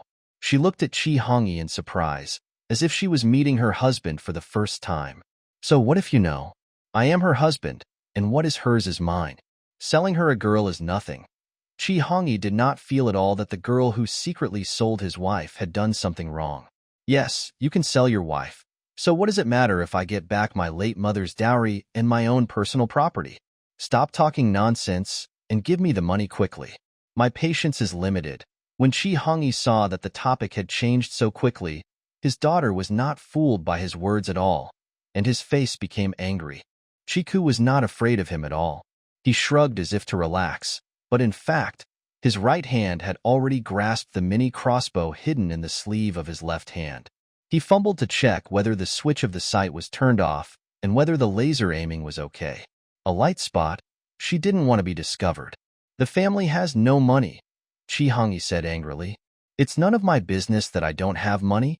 You feel so good when you spend money that you forget about the crematorium when you have to pay back the money. Chika moved his right hand slightly, took out the mini crossbow from his sleeve, and aimed the cold steel arrow at it. Chi-hongi, my mother's dowry is worth 3,000 taels, and the Bai family's gifts in recent years are worth 3,000 taels. Have you figured out how much you have to pay me for the various compensations promised by Chio? I don't ask for much, just the first two amounts. Let's give it half, 3,000 taels, which adds up to 9,000 taels.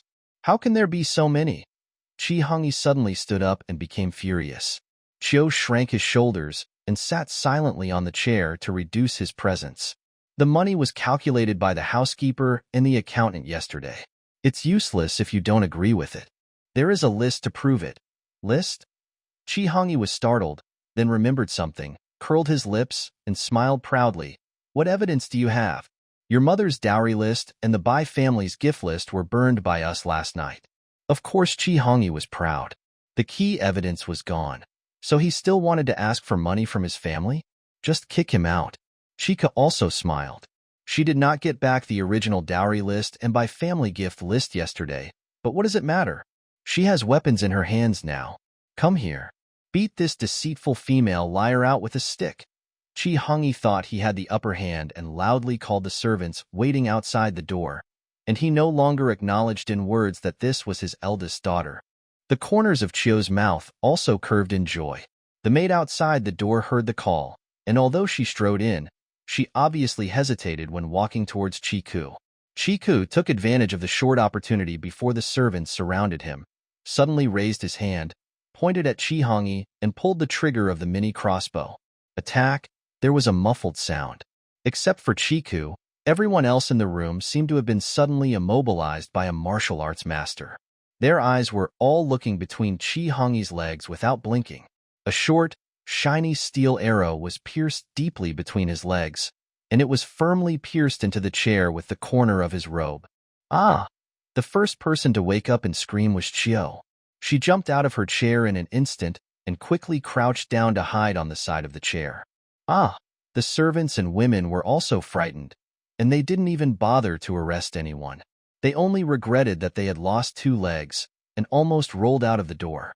Chihongi looked at the steel arrow stuck between his legs in disbelief. The momentum he had gained just now was gone with this arrow. At this moment, his face was white and blue, and cold sweat broke out on his forehead. The arrow was very far away from him. Close. Chiku established his power with 1 arrow and asked everyone to throw rat weapons. Then he quickly loaded another arrow into the mini crossbow, stood up and pointed the arrow at Chio, who was hiding beside the chair and shaking. No. No, no. Chiku, no. This is not my idea. I don't want to. You believe me. Chio waved her hands in a panic, lowering her head and not daring to look at anyone. And her girl was also at this time he doesn't have the courage to protect his master, so he hides wherever he thinks it's safe. This book was first published on Taiwan Novel Network. Providing you with a reading experience with no wrong chapters and no out of order chapters. Who would have thought that this young lady would have such a murderous weapon in her hands? Moreover, she really dared to take action. Miss Chio, 9,000 taels of silver, not even a penny less. Do you remember? My family really can't afford so much money. Mrs. Chio raised her head, her delicate makeup stained with tears and snot. Her whole face was colorful and ugly. My family really doesn't have money. Really, you believe me?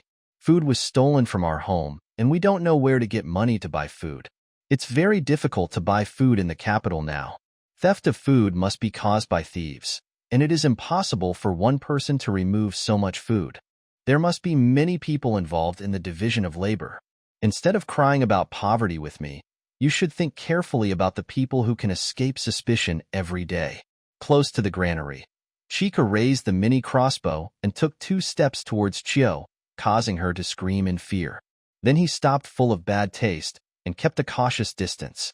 She just wanted to scare Chio. The key point is to be wary of Chihongi, in case he suddenly becomes violent and pulls out the steel arrow that is nailed to his robe.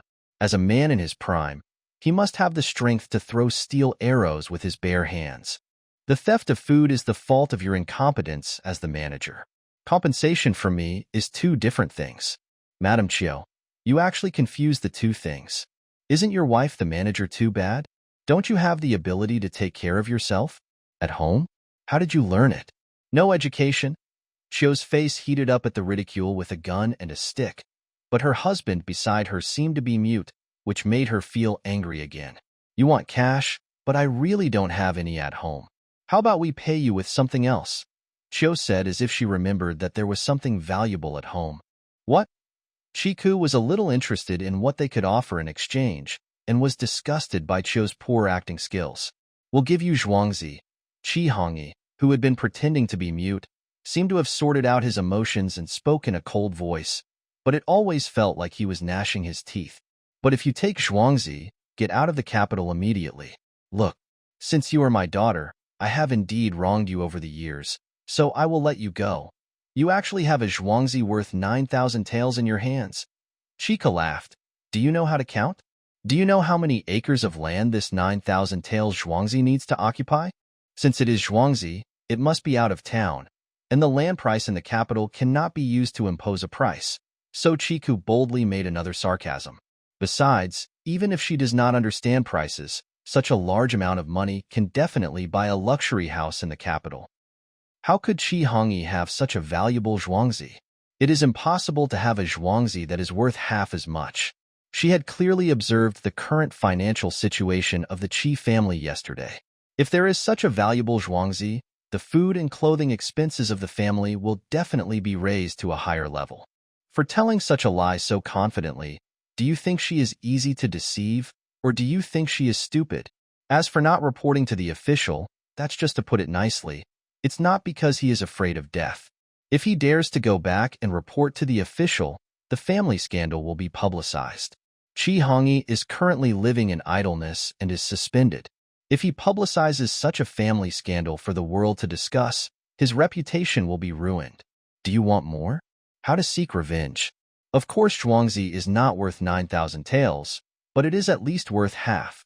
It cost nearly 4,000 taels of silver when I bought it. And after the past few years of business, the houses and land are all good. Just go there with your luggage. You can move in directly, Chi Hongyi said coldly. Is that so? Okay, show me the land deed.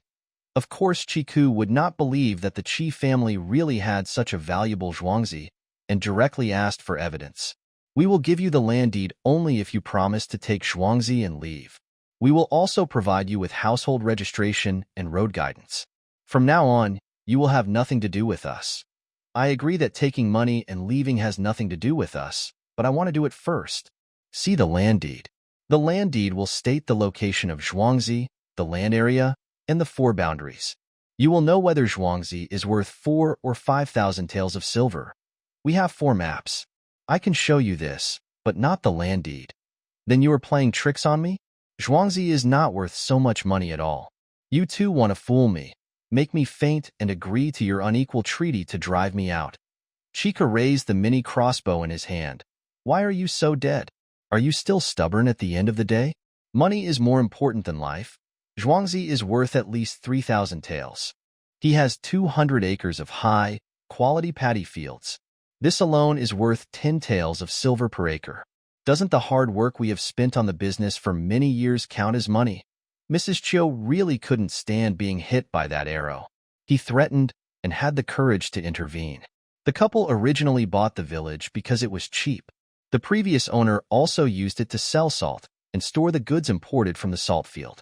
After the pirates came ashore, the village was basically abandoned. The owner of the village suffered heavy losses and decisively gave up selling goods. In the salt business, Zhuangzi sold it at a low price. Taking into account Yarn's commission, Chi Hongyi and his wife bought it for less than 1,000 taels. Therefore, the two couples are well aware of the real situation of Zhuangzi, but of course there is a way to calculate Zhuangzi to 3,000 taels. The amount of cultivated land is actually that much, and most of the houses are intact.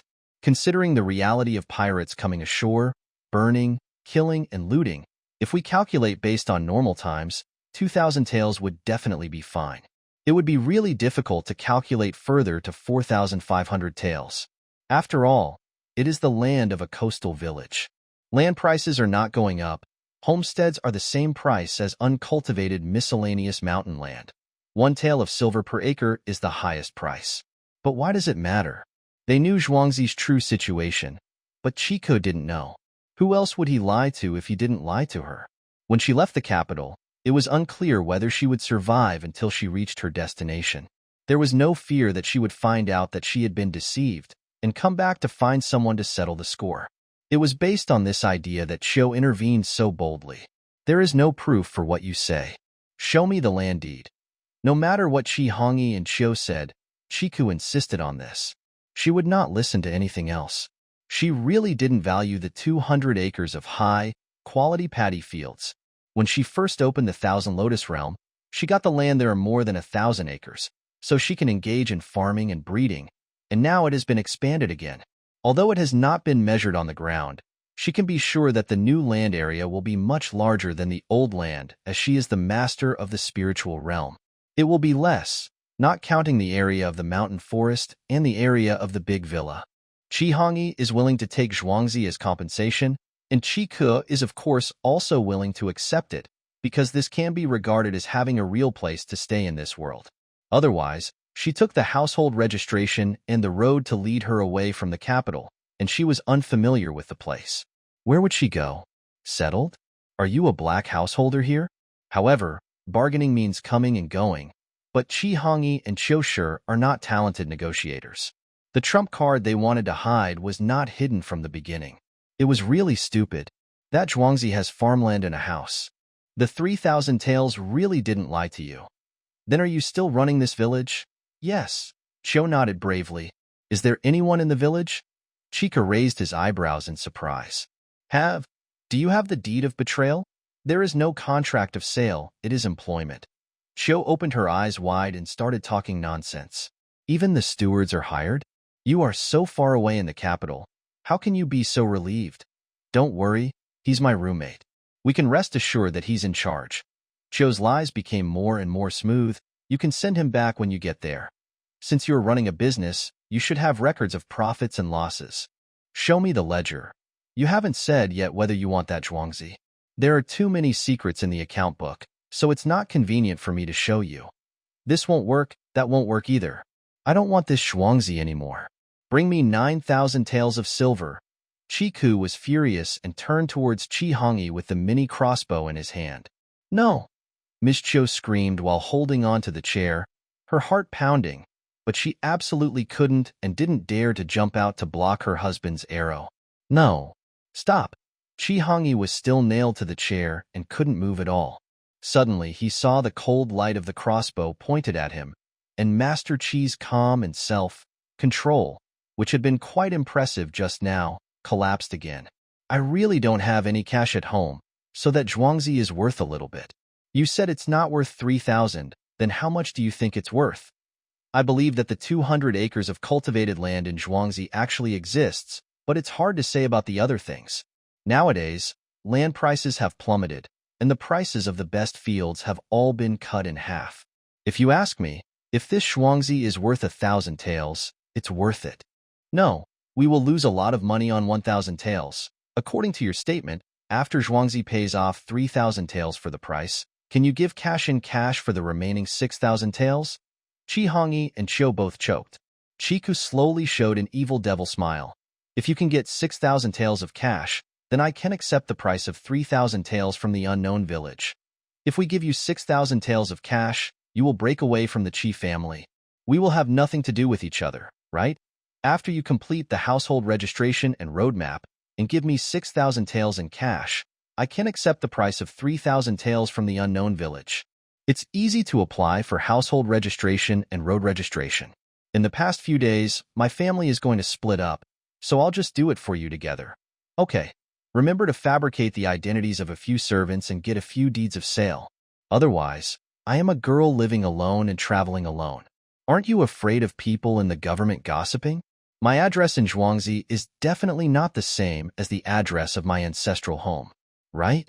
Mr. Qi is just sitting idle now. He may make a comeback in the future, so don't let anyone talk about it. Okay, your household registration and Lu Yin's family will be settled. For the sake of her husband's reputation, Qiu had no other choice. She had to separate this crazy stepdaughter from the family in a reasonable manner. If someone really asks too much, the family said that you couldn't bear the shock of being divorced by your husband's family, so you took your servants to the village to relax. It would be better to invent an elder of the same clan who is not doing well, move his whole family to another place, pass through the capital and take me with him, and then come back to pick up the other sisters after he has settled down. Thought that's okay. Qiu nodded stiffly. Very good. Then when can you give me these 6,000 taels of silver? Of course Qi Hongyi and Qiu hoped that the sooner the better, and wished that Chiku would take the money and leave tomorrow, but the Qi family really couldn't afford such a large sum of money. Their parents, in-law and 3 uncles were all spenders who spent money extravagantly. No, spending money is top-notch. The family property left by the first wife has long been unable to make ends meet. Qiu didn't know that she was not in charge of the family before, but now it is finally her turn to be the head of the family. She has a headache as soon as she learns about the family's financial situation. All she can think of is go back to your parents' house to borrow money. 6,000 taels of cash is not a small amount. It will take some time. In that case, I'll save you some time. You can just get broken silver. I don't want silver ingots. The silver ingots are so fake that I'm too lazy to check the authenticity one by one. That much silver is very heavy. Then prepare another car for me. Chica frowned and smiled. Don't tell me you don't even have a car at home. All the big animals at home are used. I only recognize the driver. How about I go to the horse and mule market to buy you a new one? Okay, just take care of these details.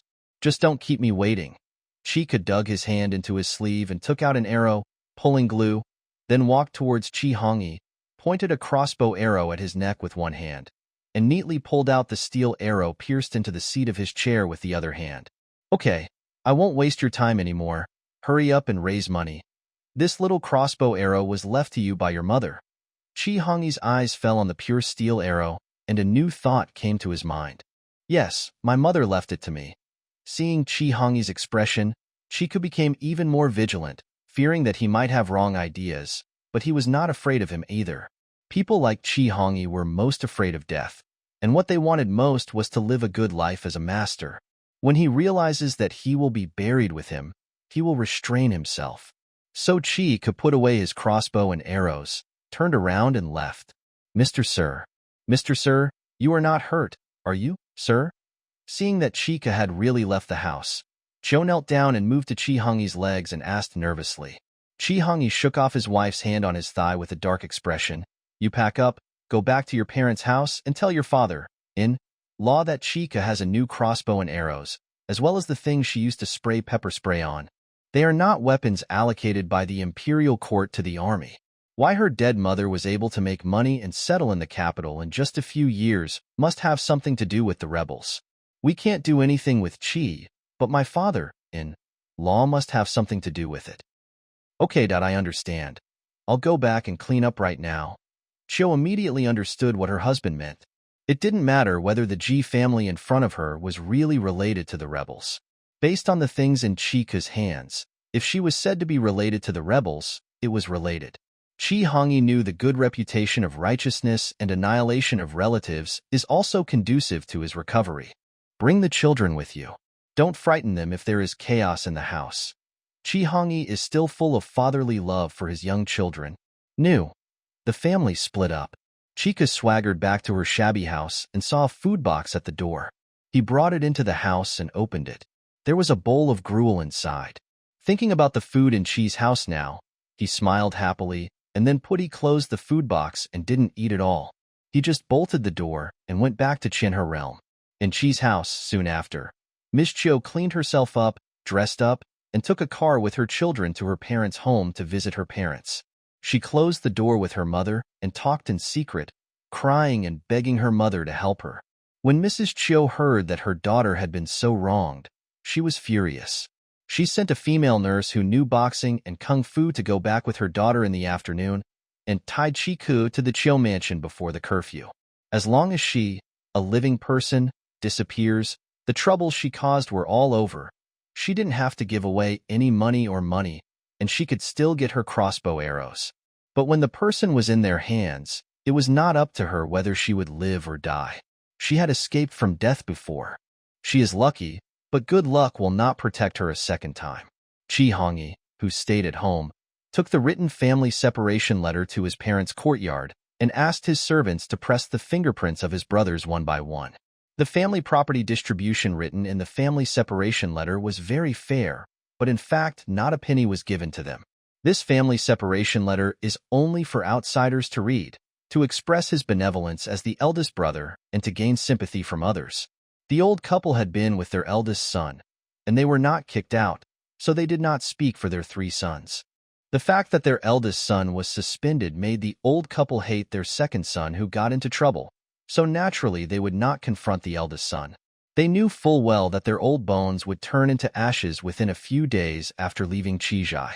The 3 couples were always tied up. They were only given half a bowl of porridge at the end of the day, and they had to share it with each other. They were so hungry that they didn't even have the energy to curse. After being held down by the servants, they were naturally manipulated at will, so the separation of the families ended. After achieving this, I just need to go to the government office to transfer the household registrations of the 3 families and apply for a road guide before sending them out of the capital. Chi Hongyi did not go to do this immediately, but waited patiently for his wife to come back in the afternoon. Mrs. Chiu felt sorry for her daughter.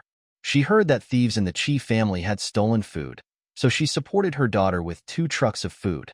This finally alleviated the Chi family's imminent food shortage and allowed them to eat some dry food at night. Chi Hongi told the housekeeper that for his 3 younger brothers, the adults and children still only had gruel, as long as they didn't die at home. The same was true for Chi Shan, whose face was bruised by the whipping. He wanted to drink half a bowl of porridge, but he wanted to drink more. No one cares whether she has a fever or not. If she really burns to death, she will be wrapped up in a torn mat and treated like a dead girl. Her parents, who used to dote on her, once saw that she couldn't eat and gave her porridge. Divide it cleanly. Mrs. Chiu stared at the food she brought back and put it into the granary, and then asked her family members to take the nursing home to find Chiku. She did not unload the car, but only waited for the person to open the door and kidnap the person. At this time, Chiku, who had finished his farm work, was practicing the magic of the master of the spiritual realm to control the spiritual realm on the newly expanded land in Qianhe territory. Moving at will was the most basic. How to quickly harvest the agricultural products grown in the spiritual realm was the first attraction. Her motivation to practice seriously, otherwise her weak body would be exhausted from doing so much overloaded farm work every day. After practicing for most of a day, I came to an understanding. Basically, I can't sum it up in one sentence. In the spiritual realm, the master of the spiritual realm is an omnipotent god who can control the wind and rain. But outside the spiritual realm, he is a weakling, unless she continues to learn on her own what her master passed down to her. She can practice her skills at will, such as dancing with a sword, making medicine, drawing a talisman, and setting up a formation. In the future, she will not be afraid of being bullied when she leaves the capital alone. While practicing vigorously, Chika suddenly felt something in her heart and sensed that someone was about to break into her broken house outside the spiritual realm. This is also one of the spiritual realm control methods. It is used when the master needs to always pay attention to the external situation in the spiritual realm. He slightly covers and overlaps the spiritual realm with the external space wall. In this way, any movement within the area covered by the spiritual realm will be detected. All the masters in the spiritual realm will know. Sensing that the door to the outside world was about to be broken open, Chiku stopped his practice and ended the practice. An idea opened a window. He saw that the servant who broke the door was not dressed as a servant of the Chi family. After listening to the conversation between them, he immediately, when he found out that it was the reinforcements that Chiu had brought back to her parents' house and wanted to kidnap her to Chiu's house, she suddenly became angry and laughed. He won't die unless he seeks death. He had no direct causal connection with Chiu Mansion. He didn't expect them to come to his door. Chiku was so polite to them. He returned to the villa with an idea and took out all the mini water guns filled with pepper spray. The bamboo whip is stuck in the back, the hatchet is stuck in front of the body, and the crossbow is also changed. The mini crossbow with steel arrows is replaced by a toothpick crossbow. The lethality of this thing is not small at all. If you are not careful, it can also injure and maim people. But now, the time has come for the toothpick crossbow to cause bloodshed. Chika couldn't bear to consume steel arrows, so toothpicks didn't matter. They were cheap and large in quantity and could be used at will. After the weapons were ready, Chika returned to the broken house outside and stood facing the door. She wanted to look like a weak and helpless person who had nowhere to escape and could only look desperately at the people outside the house breaking in. However, after several poses, I felt unsatisfied, and finally I posed with a gun aiming at it. When the door latch was finally kicked off and the maids outside rushed in ferociously to arrest people, Chiku decisively pulled the trigger of the water gun, and the choking pepper spray sprayed out, dousing their heads and faces. Ahem. What? Something. Cough, cough, cough, cough, cough, cough, cough, cough. My eyes. Chika used several water guns to knock down the female nursing home of the Chiu family who had rushed in to arrest people and the Chiu family's accompanying family members who were leading the way. When they were choking and coughing and unable to look around, he pulled out a hatchet and chopped at them one by one.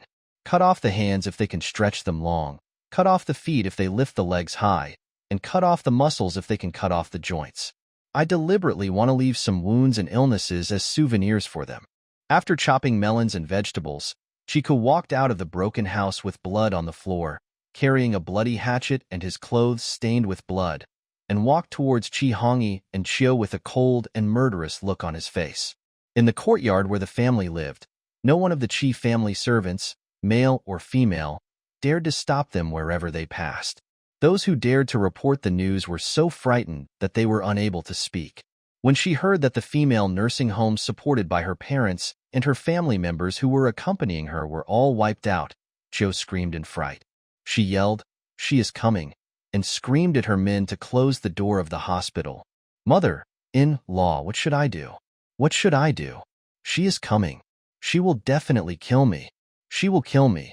Chi Hongyi was also panicked. He didn't expect that this daughter would be so cruel. She would dare to kill the female nursing home in the palace of the minister. She didn't take anyone seriously. And now that she came to them, she was indeed related to the rebels. Yes, there are rebels backing me. Otherwise, how could my daughter's family have the courage to kill someone? This is not my daughter. She is a traitor. Close the courtyard door. Close the courtyard door quickly. She can't rush in. She is so thin and has no strength. She will be tired after delaying it for a long time. We are watching behind the door. It's our turn as soon as she gets tired. Real? Chi Hongyi nodded vigorously, not only to comfort his wife, but also to convince himself. Really, she is so thin and her physical strength must be very poor. She has such momentum now because she can't swallow this breath. But this breath lasts for a short time and soon dissipates. By then she will be tired, and then our chance will be here you go. It's time to wait for work. Waiting for work? Okay, waiting for work. Let's wait for work. After being comforted by her husband, Mrs. Chiu finally calmed down a little. She took the girl next to her and the child and retreated into the bedroom. The door was not bolted because she wanted to hear people outside at any time. Movement.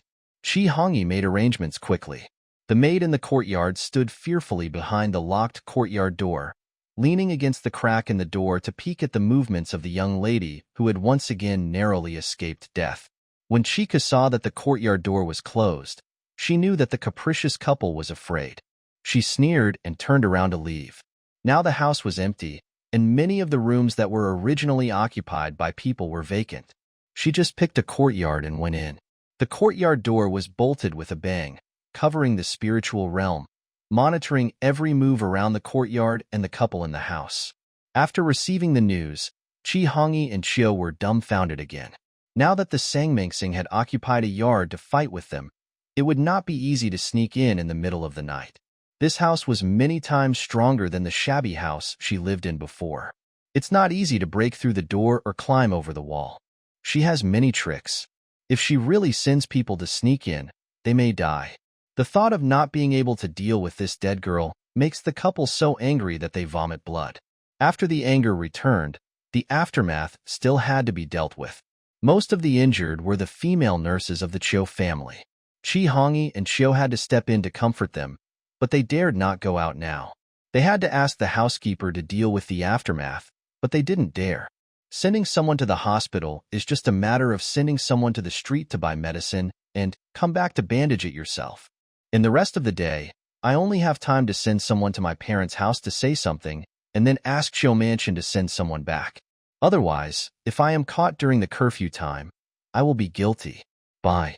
When Mrs. Chiu heard that the plan failed, her eyelids twitched.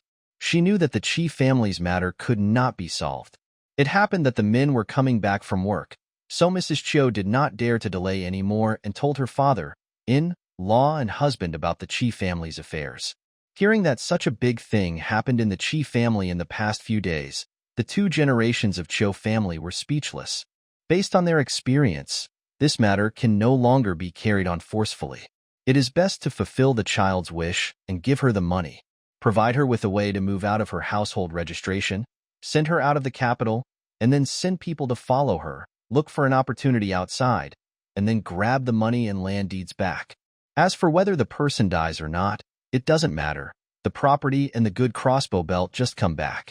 Naturally, the Chi family couldn't pay for this money. It could only be borrowed by the Chiu family temporarily. Anyway, the money would be returned when the matter was completed. So, Mr. Chiu wrote a personal letter to his son-in-law and daughter, and sent his servant to send the Chi family back with a sign from the house. After Chi Hongyi and Chiu read the letter, Their hearts finally settled down after being anxious in the afternoon. Well, with the help of my father-in-law, that dead girl is finally dead. Unexpectedly, the content of the letter was clearly seen by Chi-ku, who was monitoring them. Seeing that Chiu Shilong's house was willing to pay such a large amount of money, Chi-ku decided to let Chiu go for the time being, put away the toothpick crossbow that had not yet been put to use, and let her live a good life for a few more days. The Chi family was desperate and had no money. No matter how hard they tried, it was useless. Since Chiu Shilong's family was rushing to intervene and give them money, it would be a pity for their hard work if they didn't take it.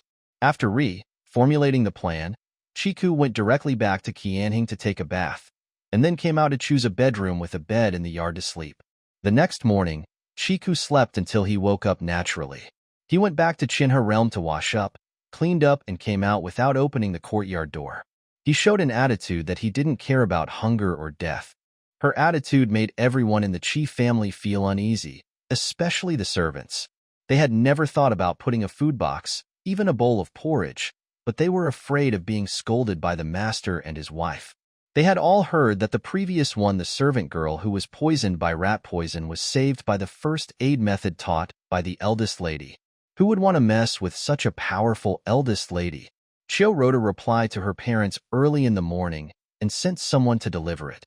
Then in the afternoon, a heavy carriage drove into Chi's house and unloaded boxes of broken silver from the vehicle, 6,000 taels, just a little more. After being counted and verified by the accountant, the broken silver was immediately sent to the courtyard where the eldest lady was currently staying. Chi-ku accepted it calmly. It was 6,000 taels of silver, 16 taels per caddy, or 370 caddies of silver alone, plus the weight of the box. The sum of several money boxes exceeds 400 kilograms. Chi-ku also opened his eyes and gained insights. After collecting the money, Chi-ku ordered the servants who were watching the excitement outside to move the clothes boxes from her broken house. Otherwise, she would not have clean clothes to change. The suitcases Chi-ku was talking about were the ones Chiu gave her before. Those who tricked people with Chi Shan's old clothes were taken into Qinhe realm by her before, but now they were quietly released by her and placed in a dark corner of the broken house. The servants went to look for it and found it. It was just that when the injured servants were moved yesterday, the scene was chaotic and they didn't check carefully, so they moved them all together. Chi-ku also asked others to work in vain, and all the people who came to help carry the boxes where I was given a small piece of silver as a reward. So I just took a larger piece of silver and twisted it with scissors. Each piece of silver only weighed a few dollars. But these few pieces of silver reward were enough to make the servants happily thank the eldest lady again and again. After they went out, the news spread and attracted the envy of countless servants. There were people waiting outside the courtyard gate all the time. The lady's orders. Chiu was angry for a while when she received the news. It was her mother's money, and she had to pay it back after the performance. However, she thought it was just a reward for the servants, and the reward was not much. At most, she spent the money herself. Superior. After thinking about it, Mrs. Chiu stopped worrying and sent the girl next to her to convey the message that the money had been delivered. Now the family would apply for household registration and road guidance for her. After the application was completed, it would be given to her together with the land deed. She was required to get it as soon as she got it. He immediately left the capital and was not allowed to stay overnight in the city. Chi-ku raised her eyebrows, clearly realizing that this request represented a conspiracy between the Chi-Chiu and Chiu families, but she did not say anything and just nodded in agreement, not caring whether the Chi family would wait until the curfew was about to begin. He gave her the things and then hurriedly drove her out of the capital to die.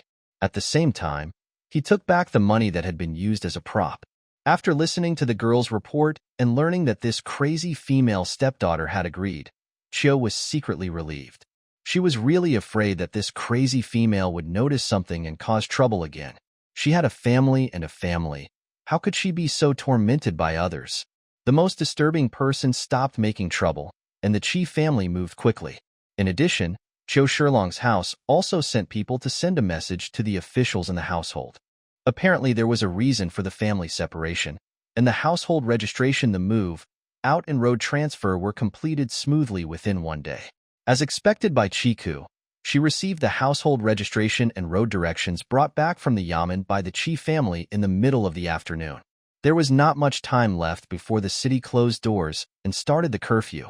There are several household registration pages created by the Chi family, and together they form a structure of elders who move to other places with their family members and nephews.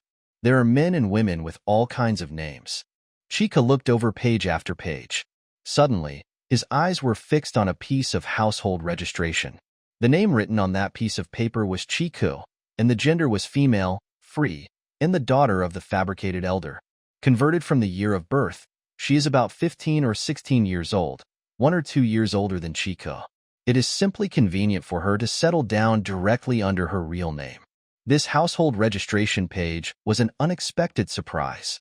Chiku picked out Chiku's page again, along with the 2 road guides corresponding to his name. He put the 4 pieces of paper into his baggage and put the others into his suitcase before leaving the capital.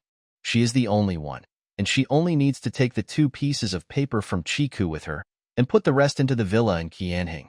As soon as she collected her household registration and road signs, Mrs. Chiu impatiently sent her personal maid to urge her to set off. A group of servant girls came in and immediately carried away her box of money and a few suitcases. The suitcases didn't matter. On the box containing the silver, she filled the small keyhole of the box with the junction of the lid with wax. This was her wax seal. Otherwise, she would not be able to rest assured that someone would take the silver away first. Seeing that the people carrying the box were walking steadily, Chika looked away from them and looked up at the sky. It was indeed getting late. It would be good to leave the city early and deal with the Chicho family early, but there was still one more thing before leaving.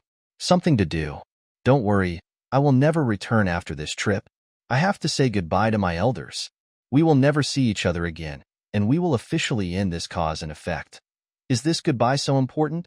Very important. Chiku was serious. Chio's personal maid didn't know how to refuse her, so she could only vaguely ask her to wait while she quickly ran back to ask for instructions. Chi Hongi and Chio really didn't want to agree, but the word karma touched them again. They were somewhat taboo. After much thought and hesitation, they finally gritted their teeth and agreed. They thought about saying goodbye and getting out of here.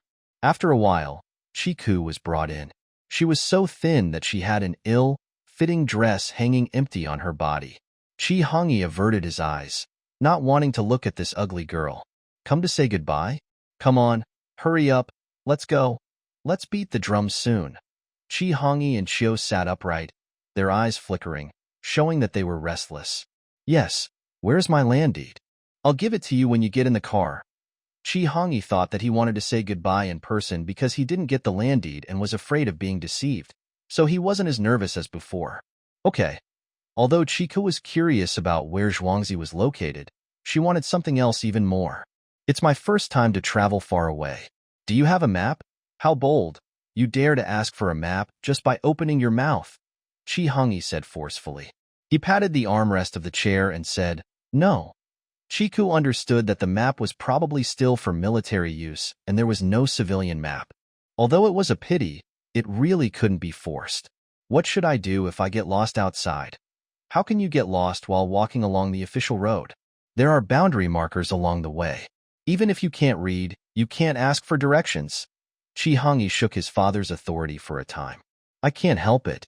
I have a mother but no father to teach me. Chika couldn't make him feel so complacent. One sentence made Chi Hongi's breathing become thicker. Is your true intention of coming here to say goodbye this time to build a grudge? Cho couldn't help but ask. Of course not.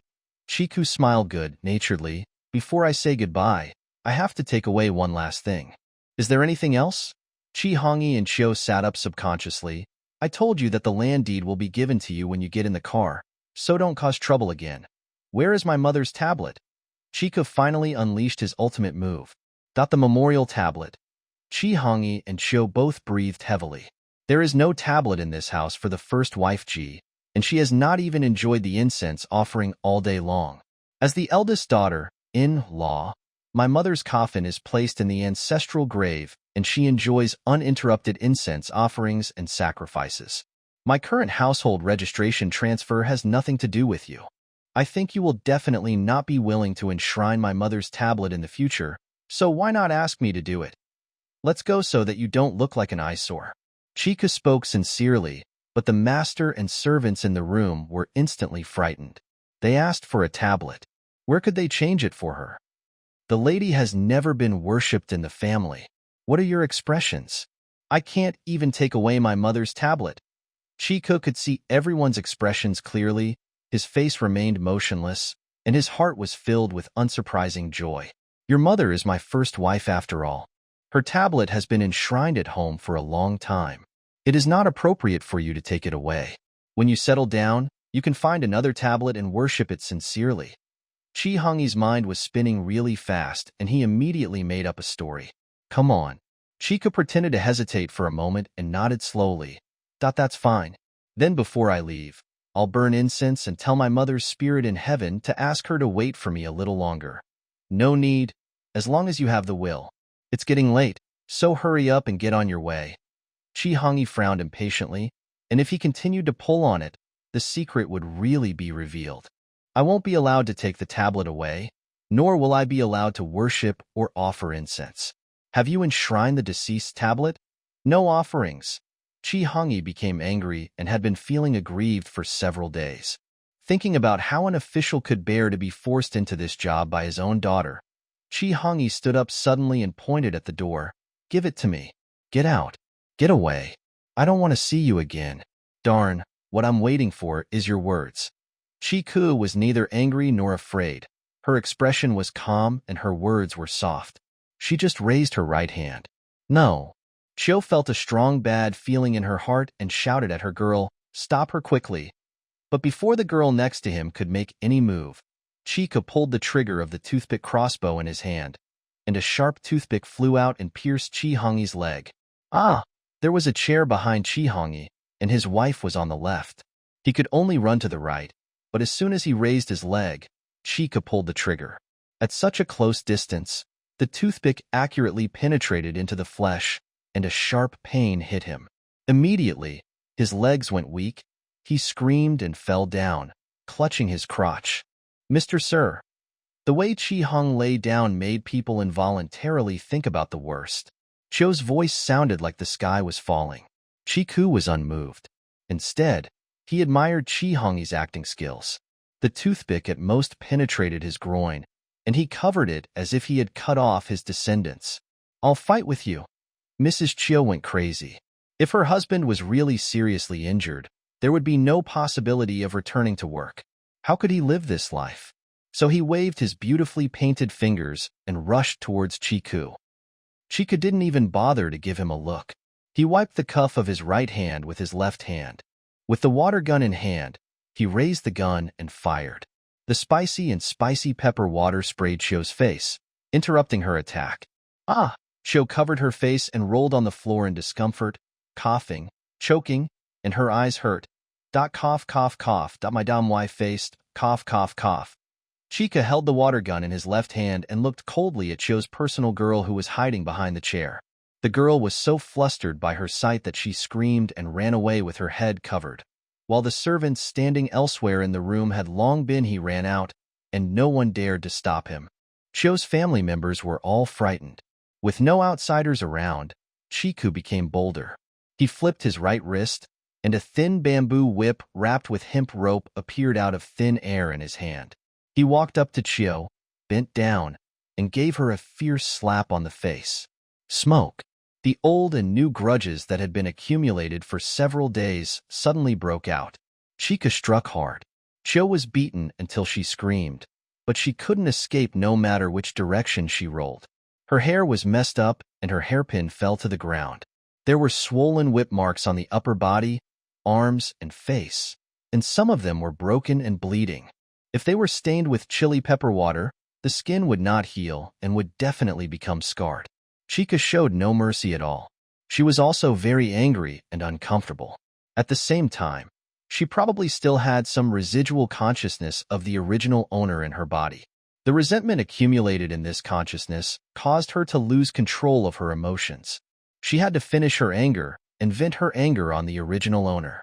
The days to come truly belonged to Chi Hongyi, who fell to the ground and pretended to be dead, listened to his wife's screams, and closed his eyes tightly to cover the painful wound. He pretended that he was unconscious from the pain and could not muster the courage to stop the furious eldest daughter. Chiu had been pampered since she was a child, and her body was delicate and frail. At this moment, her body was covered in scars and in severe pain. She lost a lot of energy and rolled over without the strength. Her screams gradually became weaker, and finally she really fainted. Seeing that Chiu didn't move, Chiku kicked her twice. Seeing that she really didn't react at all, he let her go, turned to Chi Hongi, took out another string toothpick crossbow, and rushed Chi Hongi with shot in the butt. Ah! Chi Hongi, who was pretending to be dead, could no longer pretend. He opened his eyes and covered his bleeding buttocks, shivering. Please forgive me. I'm your father. You want me to spare you? Let me ask you a question first. You ask, why is my grandpa's family missing? Them? Their home was rushed into and robbed by hungry refugees. The whole family and servants were all gone. The government collected the bodies. Just their family? No. It's just that all the better houses were attacked by the refugees. There were many casualties. The houses were almost ransacked. The men were killed and the women were humiliated. The local government couldn't hold it back. They reported it to their superiors, and the reports reached the capital one after another. I received the message. So, my grandfather's family is gone, the dowry they promised me is gone, and my engagement with General Bai's mansion has just been broken off. I no longer have the value of living in your eyes, and then you decided to kill me. Is this the process of mental development? It's Dad who's confused. It's Dad who's confused. It's all because of your stepmother's instigation. Chi Hongi unsurprisingly began to blame the blame. Chika sneered. This was because Chiu had fainted first. If she had been awake, she might not have jumped up and scratched her husband's face. Who owns my land title? It's in the hands of the butler. He's waiting for you at the stables. Okay. Chiku slowly put on a new toothpick, carefully sprayed a little pepper water with the water gun, and then lowered his hand and pointed it at Chi Hongi. No. No. Spare me this time. Spare me this time. Chi Hongi thought he was really going to die this time. The fear of death made him incontinent on the spot, and a pool of stinking fluid flowed out from under his body. Liquid. No, I still need one arrow to completely calm down. Chi Xia was like a devil, and he pulled the trigger coldly. With Chi Hongi's scream, the sharp toothpick pierced the other side of his groin. Only Chi Hongi knew what it felt like when a toothpick dipped in chilly water pierced the flesh. His screams stopped abruptly before he could finish them, and he had already passed out. Chika's treatment of him was not like Chiu Shi's, and his face and limbs were intact. But with such an injury to his groin, would he be able to walk normally after the skin and flesh injuries healed? The resentment accumulated by the original owner for several years, and the anger accumulated by Chiku in the past few days, finally disappeared after venting it like this. Chika felt lightened physically and mentally, and suddenly became enlightened, as if some heavy burden had been unchained and left her. She thought that the original owner's residual resentment was probably very satisfied with his cruel way of venting his anger, and he left so happily. After getting angry, Chiku herself was tired. After all, her constitution was weak and she couldn't withstand physical exertion for too long, but she didn't have time to breathe here. She had to leave the city quickly. Chika wiped his sweat, put away the other things, and walked out with a thin bamboo whip in his hand. When the girls and servants in the courtyard saw her coming out, they were all so frightened that they shrank and hid against the wall, lowering their heads, not daring to look at her. Chiku ignored them and raised his hand to casually nod the girl closest to her. Hey, you. The girl's shoulders shook violently, and she took a few steps forward without crying. What are your orders, miss? Her voice was trembling. How to get to the stables? My jerk will take you there. Please come this way. The girl breathed a sigh of relief and quickly turned around. Chika followed her. When passing by the wing, she heard a few children crying from a certain room along the cracks in the door and windows. The person was obviously nervous. Chika didn't stop and followed the girl who was leading the way without looking back. Chika didn't pay much attention to the two young children yet. Even if he wanted to avenge his parents when he grew up, He still had to see if they had the ability to come to his door. Seeing her step out of the courtyard, this time she really left. The girls and servants in the courtyard finally let out a sigh of relief and couldn't help but fall to the ground with weak legs. It's time to leave. God bless you. Don't come back again. This is what everyone feels like. Chiku followed the girl who led the way straight to the stable yard. There was already a mule cart parked there. The mule was skinny and with withered fur. Looking at the mules and horses under the stable next to the wall, they were no better. Listless and with a flat stomach, it can be seen that it is already more difficult to raise large livestock in the capital. It is difficult for people to eat, and the livestock naturally have no food and grass to eat. The box containing broken silver had been put into the carriage. It was so full that Chiku couldn't sit in the carriage. There were suitcases piled on the luggage rack at the back of the carriage, and they were tied tightly with thick hemp ropes. Can withstand bumpy roads. The housekeeper stood by the car and waited. When he saw the person coming, he looked anxious and quickly stepped forward to greet him and salute him. "Miss, your boxes are all packed. Please check them." Chiku only needs to cover the spiritual realm and briefly include this small area into the spiritual realm space. Based on the innate power of the master of the spiritual realm, she can immediately know if anyone is fooling her. She first checked it directly, then walked around the car like a show, looked from behind the car, and nodded slowly. "Well, okay. I'll take care of things." "Well, miss, it's getting late. Please get in the car." "Wait a minute. Where is my land deed?" The housekeeper quickly took out a piece of paper and handed it to Chiku. "This is it." Chiku first looked at the locations of Zhuangzi, Heong Prefecture, Dong'an Prefecture, Dongling County, Irma Town, and Siliu Village. Seeing this location, Chiku understood why she was only given the land deed now. There are 28 states in this dynasty. Heong Prefecture is located in the east and is one of the states with a coastline. It is a famous seafood-producing area. The Chi family has one. It was a shop specializing in the seafood business there, so the original owner had an impression of this place name. Chiku was also familiar with this place name. According to the rumors she heard from her servants, the coastline from north to south was not untouched by the sea. The bandits came ashore to harass, burn, kill, and loot. If Siliu village was a seaside village, then this village would have become a burdensome asset that could not be sold or operated. Butler. Exist. How far is it from the capital to Siliu village? More than 1,000 miles. Is this Siliu village a village near the sea? Yes. The butler hesitated and told the truth. It is said that pirates often come ashore to burn, kill, and loot. Most of the villages along the coast are empty. No one knows whether this village is intact, but they dare to bargain with me for 3,000 taels and lie to me that this village is still in business? This business? You really did it. Chika raised his eyelids and looked at the girl next to him with a half-smile. "Go back and tell your two masters that I hope they sleep well every day and night." The girl trembled all over, gritted her teeth, and plucked up her courage. "It's getting late. Let's go quickly. You are no longer the eldest daughter of the Chi family. You should be done with this. The coachman will drive you away. Leave the city and walk the rest of the way on your own." "What's the rush? I still have to check." "What else do you need to see? The title deed is real." "What do you mean? There is no 300 taels of silver here? Is this land deed actually fake?" Chika's eyebrows immediately became sharp. No, don't talk nonsense." Before the housekeeper spoke, the girl was a little anxious. The land deed was indeed real and could not be forged. She did not want to bear this crime. Chiku was actually just teasing people. She knew it was true as soon as she got the land deed. But this girl didn't listen to her words, so she deliberately tried to scare her. "Okay, go back and tell your masters. I'm leaving and we won't see you again." Chiku opened the baggage she carried with her, carefully put the land deed into the middle of her clothes, and put it together with her household registration and road information. Then she took out a relatively heavy cloth bag and handed it to the housekeeper, leaving a message to "Take care of yourself and tie it tightly."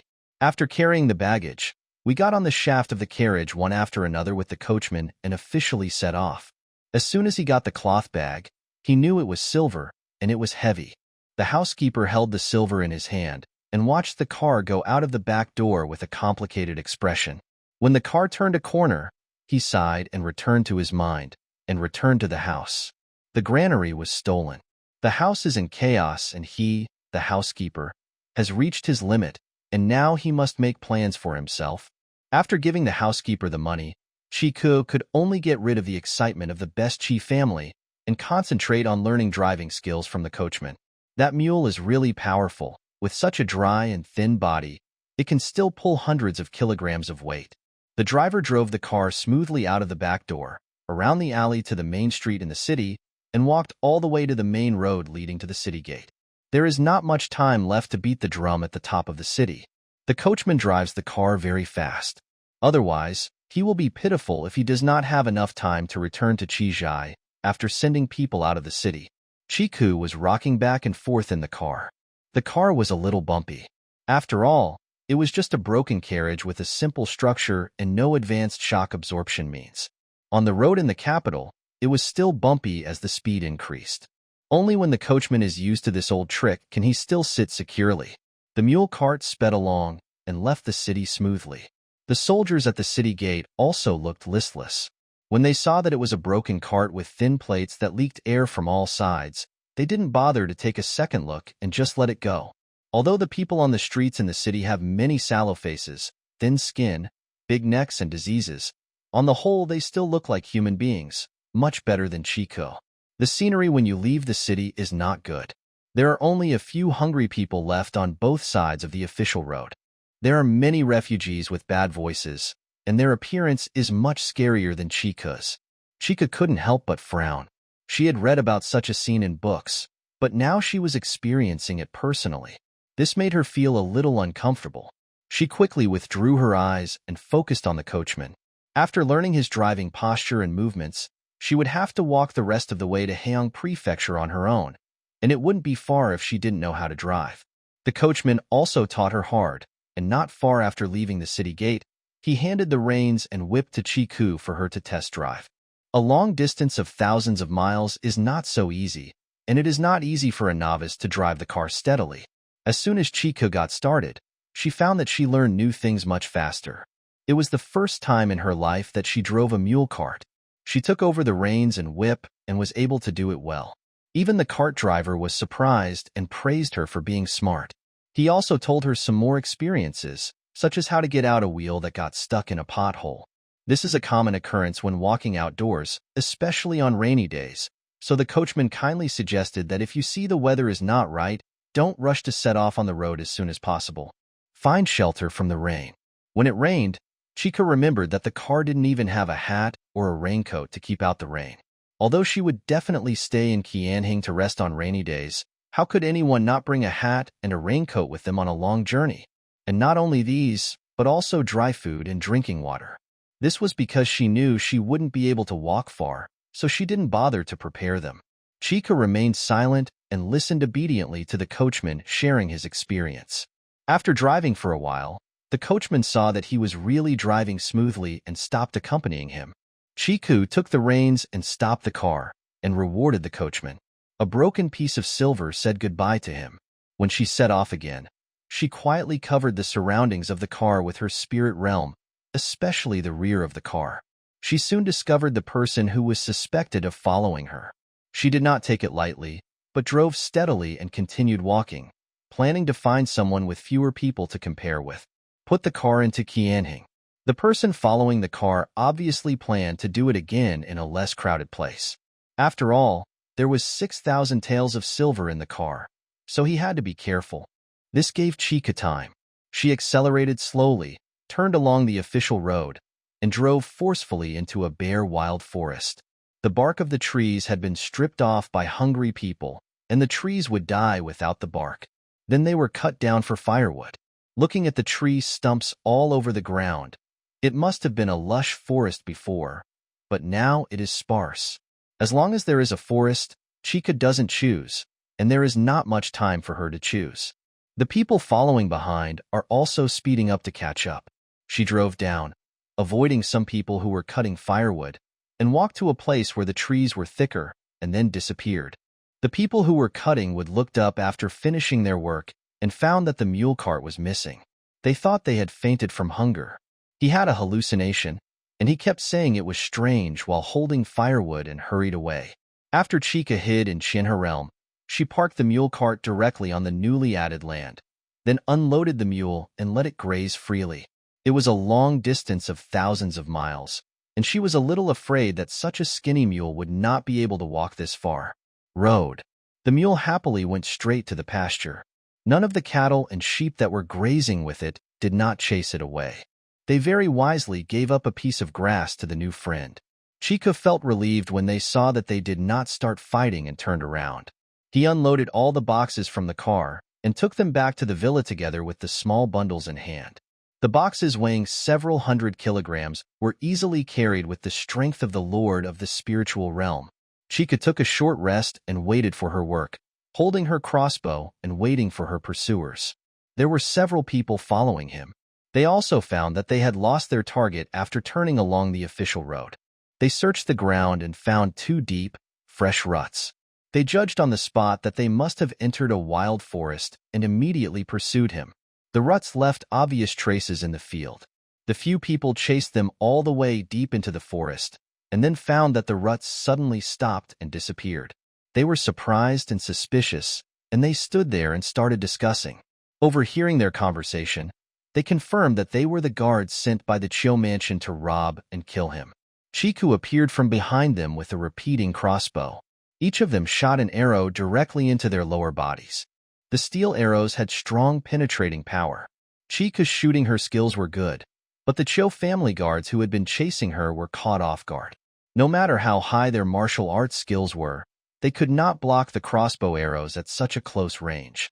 They were shot to the ground one after another, or were hit by arrows in the buttocks or thighs, screaming in pain.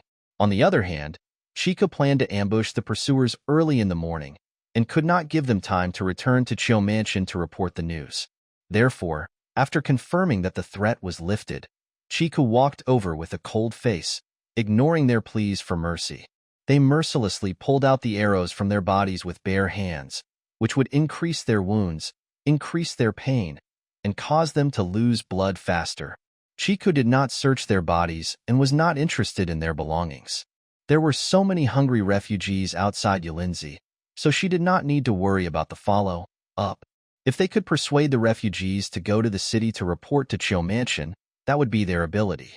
After solving his worries, Chiku quickly returned to the Qianhe realm through the cover of the trees, and mobilized the space coverage ability of the spiritual realm to include the capital.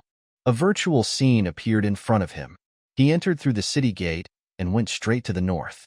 In the middle line, wherever there is a mansion, my eyes will fall on it.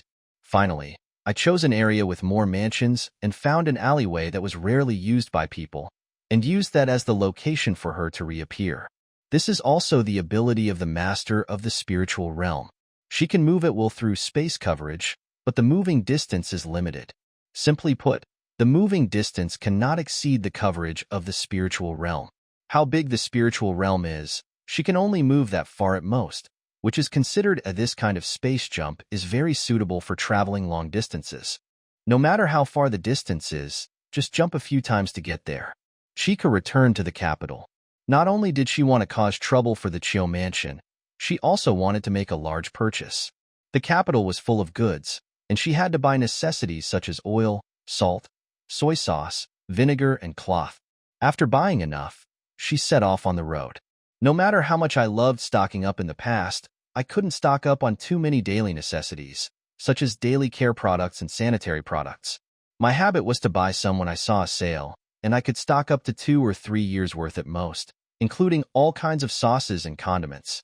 She stocked up even less, buying whatever she needed. Who would have thought that today, she would be worried about what she would do if she ran out of toilet paper, whether she would use a toilet chip to scrape her buttocks, and once the tampons and sanitary napkins were used up, she could only make them with cotton cloth.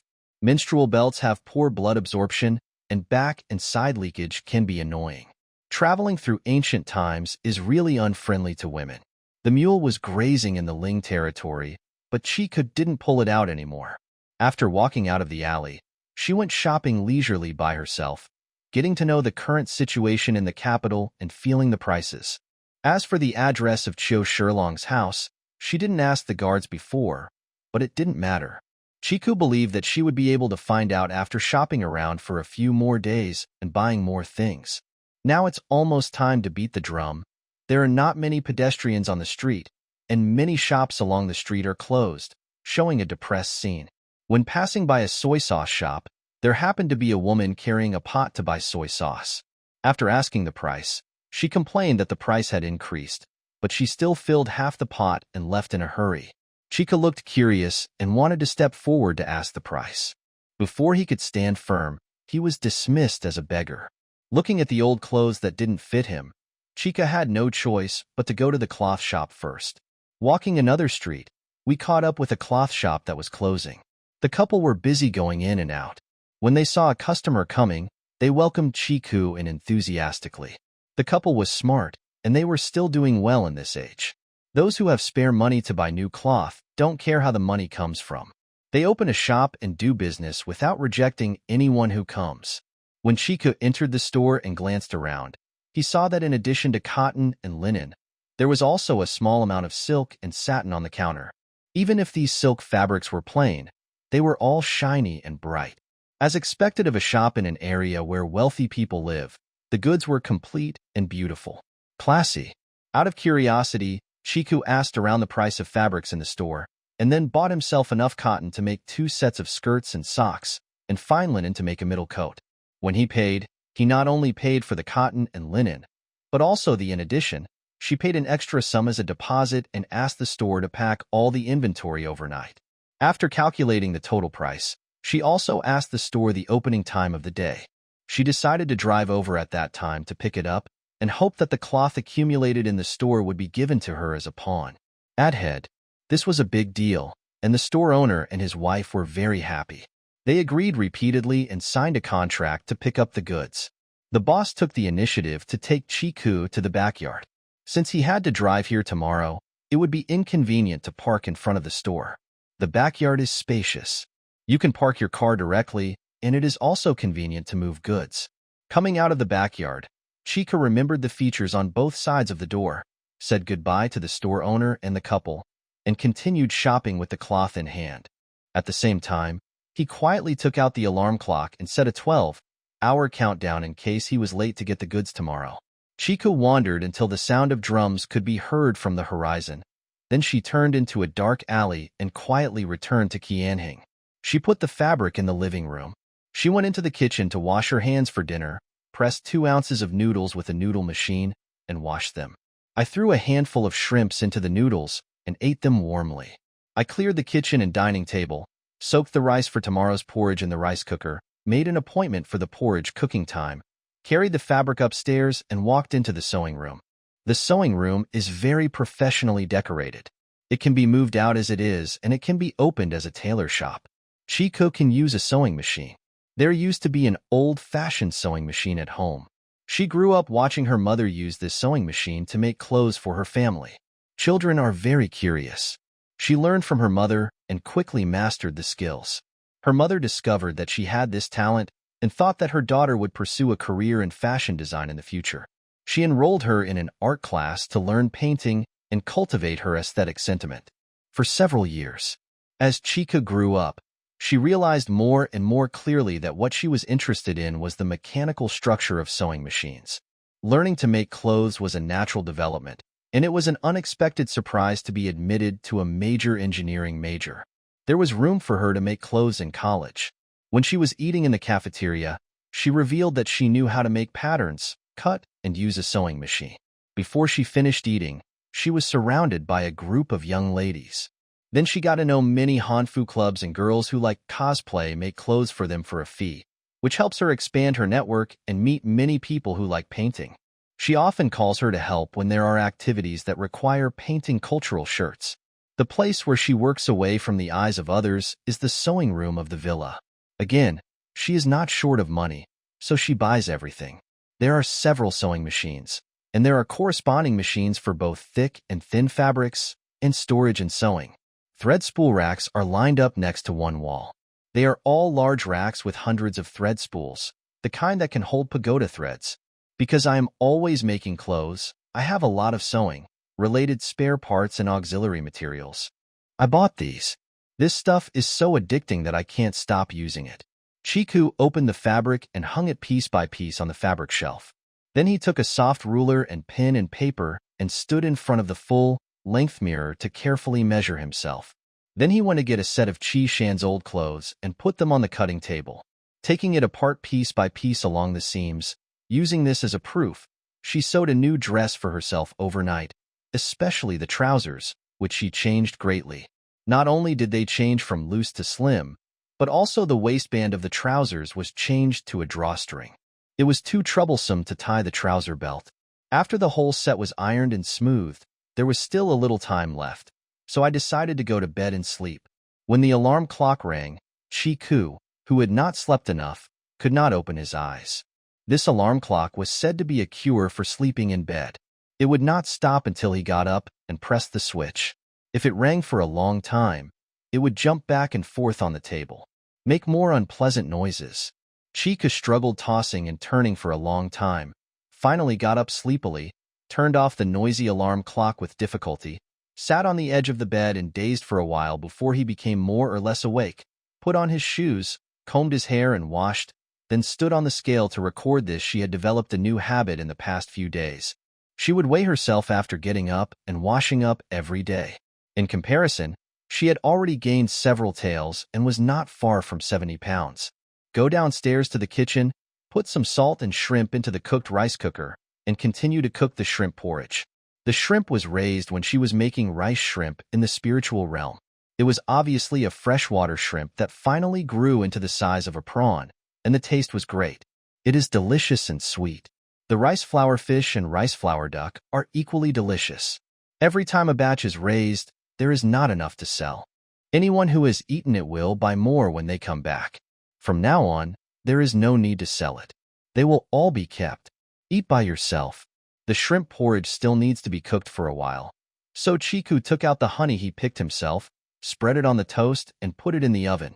After eating the porridge and eating the crispy toast, it also has a unique flavor. After breakfast, Chiku cleared the kitchen table, put ingredients into the bread machine, and started the machine. She went upstairs to change clothes. She still put on her wrist braces, knee braces, and ankle braces, and put on the new dress and stockings she had made overnight. I opened the box with old shoes and put a bag of broken silver in it. I held it in my hand and went out to look for the mule. I found that its belly was bloated, and it was much better than the listless appearance yesterday. Chica led the mule and hitched up the cart, and observed the environment of the capital through space coverage. When he saw the back door of the cloth shop opened yesterday and the proprietress came out and looked around, Chica knew that it was time for her to pick up the goods, so he got on the shaft of the cart and with a rein in one hand and a whip in the other, he appeared directly in the dark alley yesterday, and then drove out slowly. The landlady was waiting at the back door. She was extremely happy to see that yesterday's big merchant had arrived on time. She quickly opened the two door panels completely, guided the mule cart into the yard, and then closed the door and bolted it to guard against the prying eyes of the neighbors. The boss heard the commotion in the backyard and came out to greet them. The couple saw with sharp eyes that the new dress on the guest's body was made of the fabric sold yesterday. It was cut to fit extremely well. They immediately thought in their mind that the person who bought so much fabric must be experienced. The old tailor thought that if he made good friends today, he might have such business opportunities in the future, so he greeted him even more enthusiastically. Chica chatted with the couple for a while and then turned to the topic. The store brought a list and quoted a total price. The cotton and linen materials worn by ordinary people were not expensive, but the more expensive ones were the plain silk fabrics. Although the quantity was small, the price was calculated.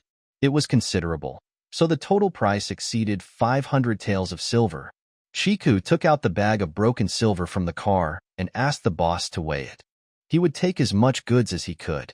The boss wanted to make acquaintance with this generous guest, weighed the money on the spot, and then took out the expensive silk fabrics for Chiku to take home first. The fabrics were all wrapped in large paper by category, and the names of the fabrics were written on the paper with charcoal strips. The proprietress stayed in the carriage and neatly stacked the pieces of fabric as if building a wall. The carriage was full, but the silk goods had not yet been loaded. Chiku and the boss wrote down the amount of cash needed and the amount of supply left on the delivery contract. and agreed that she would come back with the money in an hour, leading the mule cart away. At this time, people were already coming and going on the street. Chiku could not disappear from the dark alley before, so he had to walk along the street for a while, and encountered the next alley that no one passed through, and then used this to flash back thousands of years. Dutch territory. The load of silk fabrics brought back was moved directly into the basement. In this era, there were no chemical fiber fabrics, and they were all of natural texture. They would age if stored for a long time, especially silk fabrics. If they are not stored properly, they cannot be used. After putting away the fabric, Chiku went back upstairs and changed into work clothes, wrapped herself up tightly, and started the daily farm work that she had to do every day. When the time was almost up, she changed back into her clothes, washed her hands and face, took her money and drove there. The cloth store continues to pick up goods. With the amount of inventory in the cloth store, the store was actually happy to find several vehicles to deliver the goods to the door at once. But Chiku was not happy because she did not prepare a warehouse to hide the goods from others, so she wanted to move them back and forth several times to finish the move. If she pulls her down, the store owner will leave her alone. Going back and forth like this, it took most of the day for Chiku to clear out the cloth store. As agreed, the store bundled all the accumulated cloth ends and gave them to her as extras. The extra ends were half-stuffed. The last bit of the carriage couldn't fit in, so it was tied to the luggage rack at the back of the car. Chika led the mule and walked through a small alley. When he caught an empty alley with no one, he immediately slipped into Chinha realm. After unloading the cart, Chiku led the mule cart and continued on the street. She learned from the cloth shop couple that there was a time-honored soy sauce shop nearby. The vegetable oil was imported from outside, but the homemade salty bean paste and sauce where vinegar is a specialty. But the price of food in the capital has been rising recently, and the shop is about to be unable to operate. Chiku became interested and searched all the way there. He found that the shop was indeed in a dying state. The door was half open, and the thin boy guarding the shop was sitting behind the stall and dozing off. He had no energy to promote business. After parking the car, Chiku walked into the shop. When he passed by the young man, he deliberately patted him to wake him up. When the young man saw the customer, he rubbed his eyes and stood up to say heko and introduce his products. Chiku bluntly said that he was introduced by the couple from the cloth shop. He tasted all the bean pastes and soy vinegars made from beans in the store, asked about the prices, bought a jar of the same, and asked the boy to ask the owner, "What's the price for all packages?" The boy was startled and didn't bother to get the jar to put the sauce in. He hurried into the inner house and asked the shopkeeper to come out. Then the negotiation between the two parties was just like buying cloth before. Haggling is inevitable, and the shopkeeper also has his own requirements. If Chiku can exchange grains of equal value for miso, it can be cheaper. Chiku raised his eyebrows when he heard this condition. She said she was not short of food. She would not eat the several thousand kilograms of food collected from Chi's family, so she would leave it alone. It would also be good to use it for bartering. So, the discussion later became faster. I exchanged it with the current price of rice in Gwansong.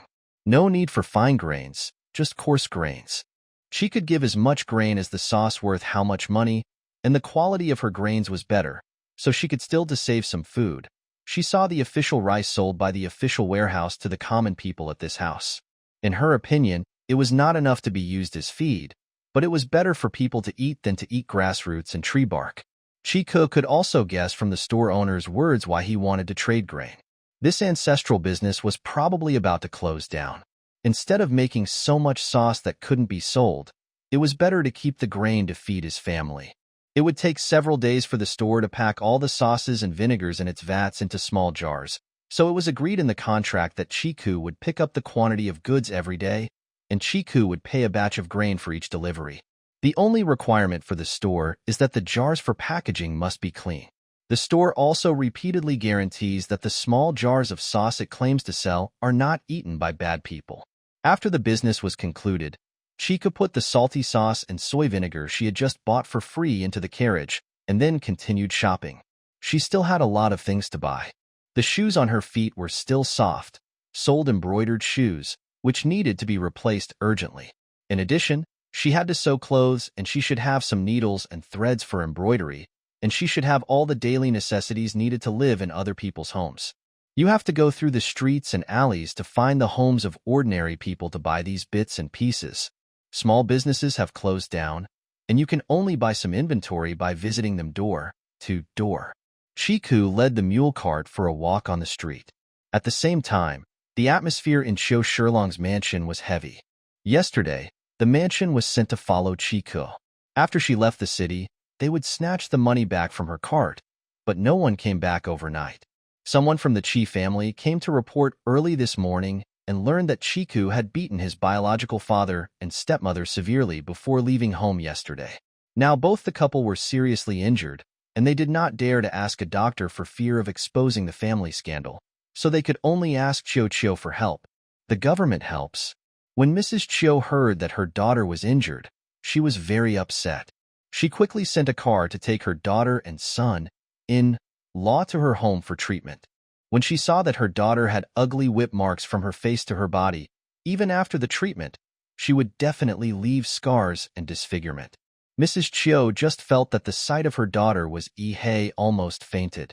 After finally regaining his composure, he gritted his teeth and issued an order, sending more people out of the city to chase Chiku, demanding to be killed on the spot. It would be difficult to relieve his hatred without seeing her body. At the same time, he sent himself at home. The son went to take over the Chi family and sort out all the messy housework there.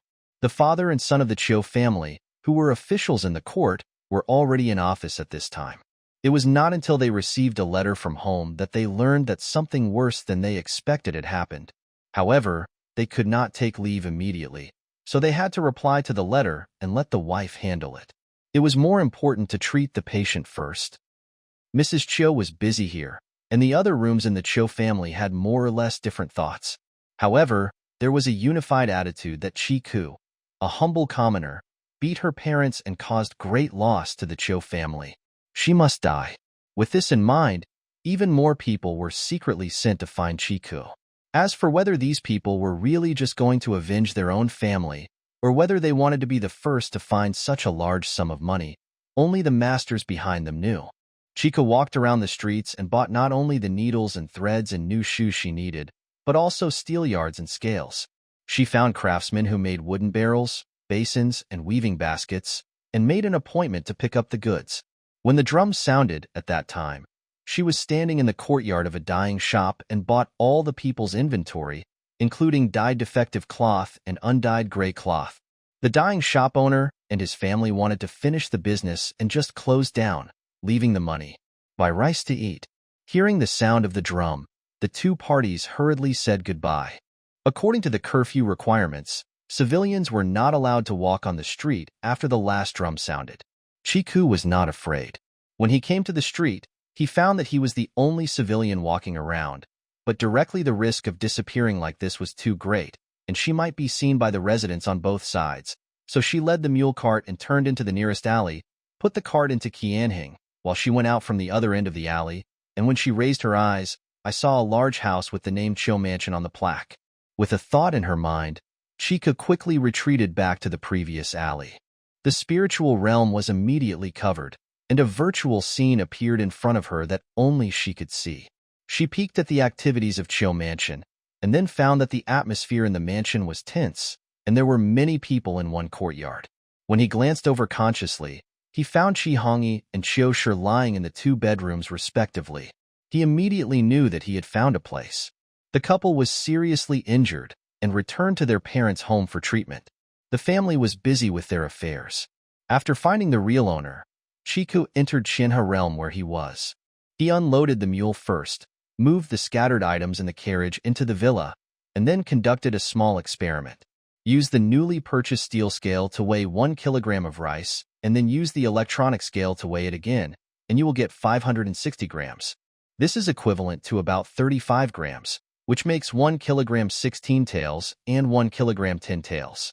A conversion equation, because Chiku is not used to the weights and measures of 1 catty and 16 taels yet, and when she hears weight, she always thinks of 1 catty and 10 taels, so she needs such a conversion equation for the time being. After solving the problem that troubled him, Chica made dinner for himself. He cooked a pot of tomato noodles and sweated on his forehead.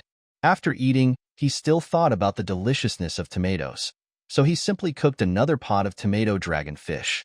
Take out a bowl of soup and drink it now, and plan to save the rest for a supper or to cook noodles tomorrow. After finishing the meal and cleaning up, Chico did some housework for a while, put the clothes to be washed in the washing machine, and then went to the sewing room to cut new clothes.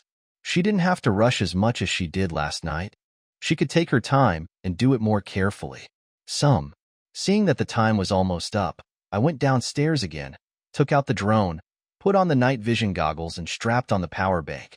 She stayed up all night, just waiting for time to do something. Just as he was about to go out with the drone, Chica suddenly felt something strange in his stomach and quickly put down the machine and rushed into the toilet. More than 10 minutes later, Chiku washed his hands and came out with sweat on his face. He stood in front of the dressing room in the living room and looked at his face. This was the second time he had diarrhea. The situation was much better than the first time. That time it was true. I thought I might die from diarrhea in the toilet. Although I felt weak this time, I didn't have the same feeling of exhaustion and panic that I might die from. She had diarrhea for the second time after a few days. Chica rubbed her belly and recalled what she had eaten. It was impossible to say that she had eaten something bad. All she ate was fresh food. It was the same for both times of diarrhea. I ordered them all with the ingredients I bought before. Last time it was packaged milk, and today it was lonely fish. Only these two were not produced in Lingue. She only used salt and sugar for condiments these days. But I drank soy milk and cooked shrimp porridge without diarrhea. Chica stroked her belly and thought, judging from her diarrhea, her body was getting better, but it was best not to eat the food she bought before, and wait until the body's intestines and stomach were completely adjusted before eating. The condiments were also changed to today. Bought miso and soy sauce vinegar. Thinking that packing the food cabinet was a lot of work, Chico decisively picked up the drone and went to do something first. Now that he knew the exact location of Chiu Mansion, Chico appeared on the spot in the alley, and the spiritual realm quickly covered it. Chica used this to quietly enter Chiu Mansion, and directly appeared in the yard where Chi Hongi and Chiu were recuperating. Corner. It was already midnight at this time, and all the lights in the courtyard were turned off. Chica took advantage of the spiritual realm to scan the situation in the courtyard and found that the girls who were keeping watch were all in the main room, and there was no one in the courtyard. Only then did the space coverage of the spiritual realm was removed, and the drone was turned on to inspect the entire Chiu Mansion. Her target was of course Chiu Mansion's granary and treasury. After scanning the entire house, Chiku successfully found the granary. The granary is relatively easy to find. After all, it has unique architectural features. The money bank is difficult to find. Is it placed in an ordinary house or hidden underground? You can search again slowly. Chiku controlled the drone to return to the location of the granary. She used space coverage to go directly there. This time she did not need to take out the industrial endoscope. She glanced at how much grain was contained in these granaries with more quantity and larger volume. See it all. It must be said that the Chiu Mansion's grain reserves are quite abundant. It will not be a problem to survive a 2-year famine. 6 of the 10 granaries are full and have seals, and 2 of the remaining 4 without seals are half full. 2 are vacant, and there are several small granaries next to them, which store oil, salt, sweet and sour condiments. This is really a preparation for hoarding food in case of famine. Chica remembered the location of the granary and was not in a hurry to start. She still wanted to find the money bank. The only way to find the money bank was to use a clumsy way, using a drone to sweep room after room. She felt that for a large family like Chiu Mansion, if the money bank was on the ground, there would probably be no windows to prevent theft. The gate was the only entrance and exit, so she focused on scanning the buildings without windows in the first pass. An important place for money treasury would definitely not be in a place where people come and go. The money box is so heavy and relies mainly on men to move it around. It must be a place convenient for men to come in and out. Therefore, the inner house is excluded, and the woman can only hold it in her hand. His own dowry money or the small treasury of a small family. Chico despises this kind of small money, so he only flies the drone around the front yard. While wandering around, Chico discovered that there were 2 stables in Chiu Mansion, one in the front yard, not far from the gate, and then she remembered that there was also a stable in the back house. Very convenient to prepare. Seeing the stable, Chiku was inspired. He controlled the drone to follow the path connecting the stables and found a windowless room in an ordinary courtyard. There was someone keeping vigil in the wing of the same courtyard. The yard was not big, and it looked like a place for servants to rest. But the windowless room really made Chiku unable to restrain himself. The spiritual realm quietly covered it. When he looked inside, he could see nothing but darkness. I can feel that there is something inside. Chiku simply moved over and sneaked into the house silently. Since there was no window to avoid light leakage, she boldly turned on the flashlight and was almost blinded by the shining silver ingot. The silver ingots were placed on the desk, stacked 3 layers high, and they looked bright and newly minted. There were also several large locked boxes and several baskets of strung copper coins on the ground. Chiku picked the lock of the box, which contained broken silver. She took a silver ingot back to the spiritual realm and weighed it on a newly purchased scale. 1 ingot weighed 12, and then she went back to the money bank to calculate.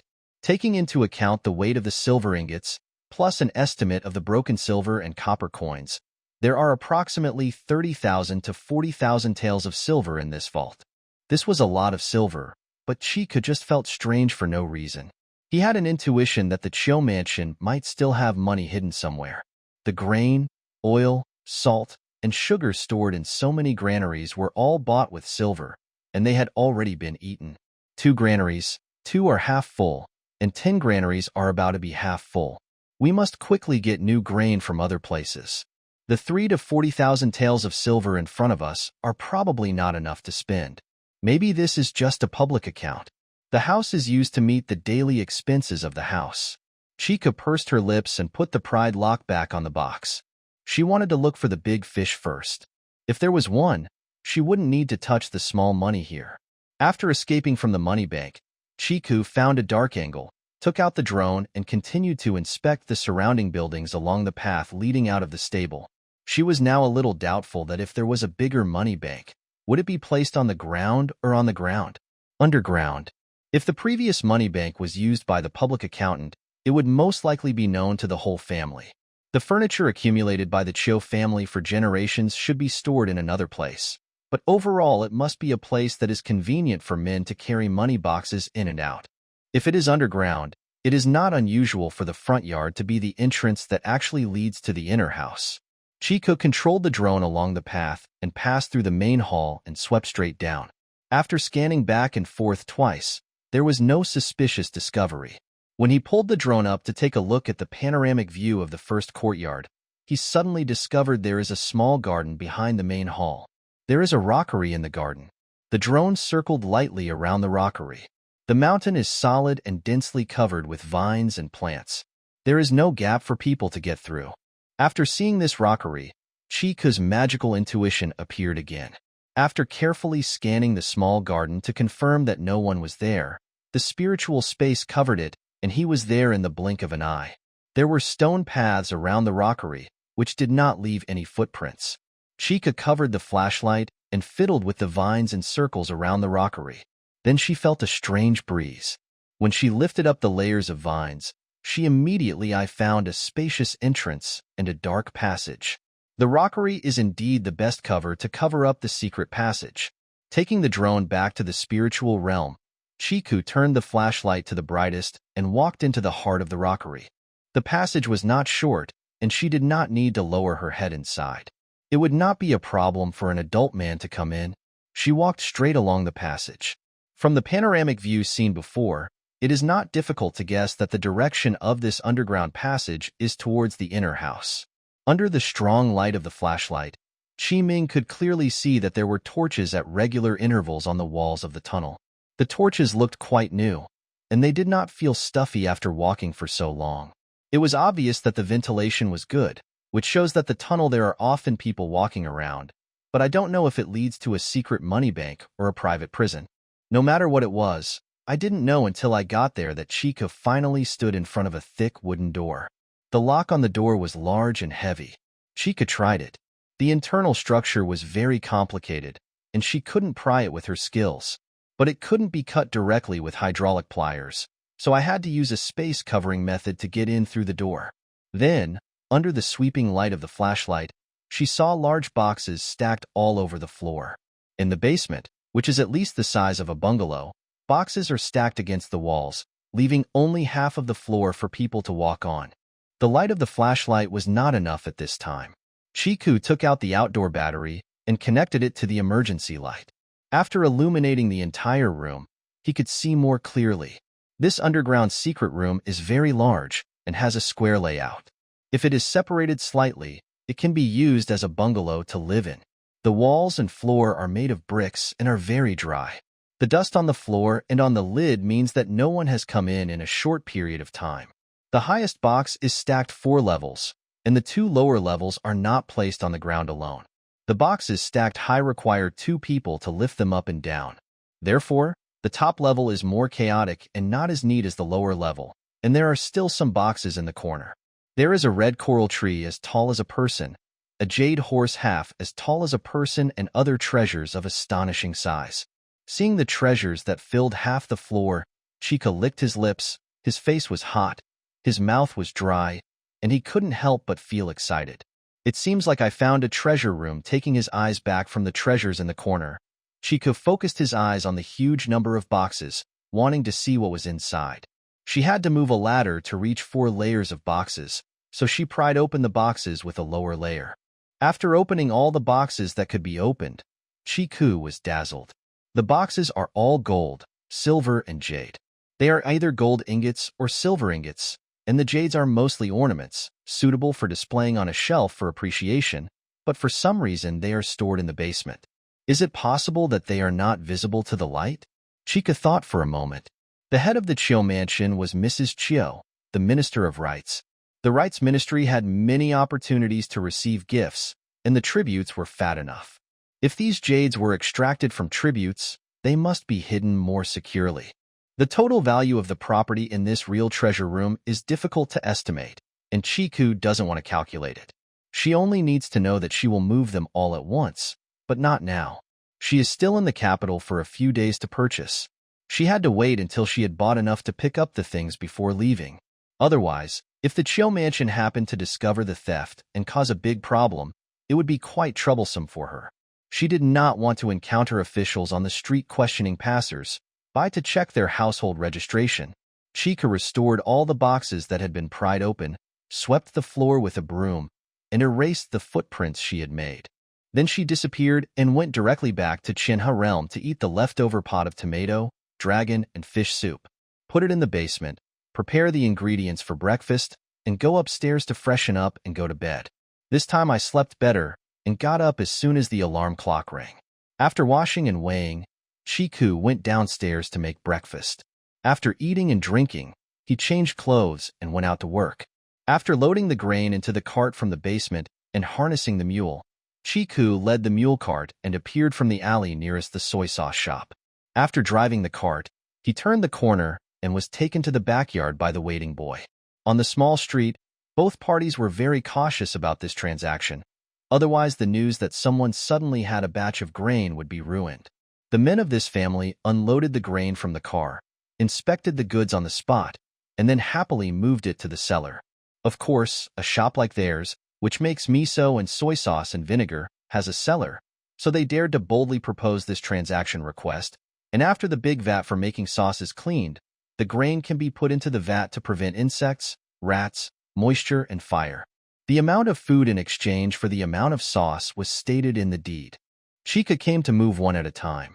In addition to the young children who needed to be taken care of, the rest of the men, women, and children who could work were busy working.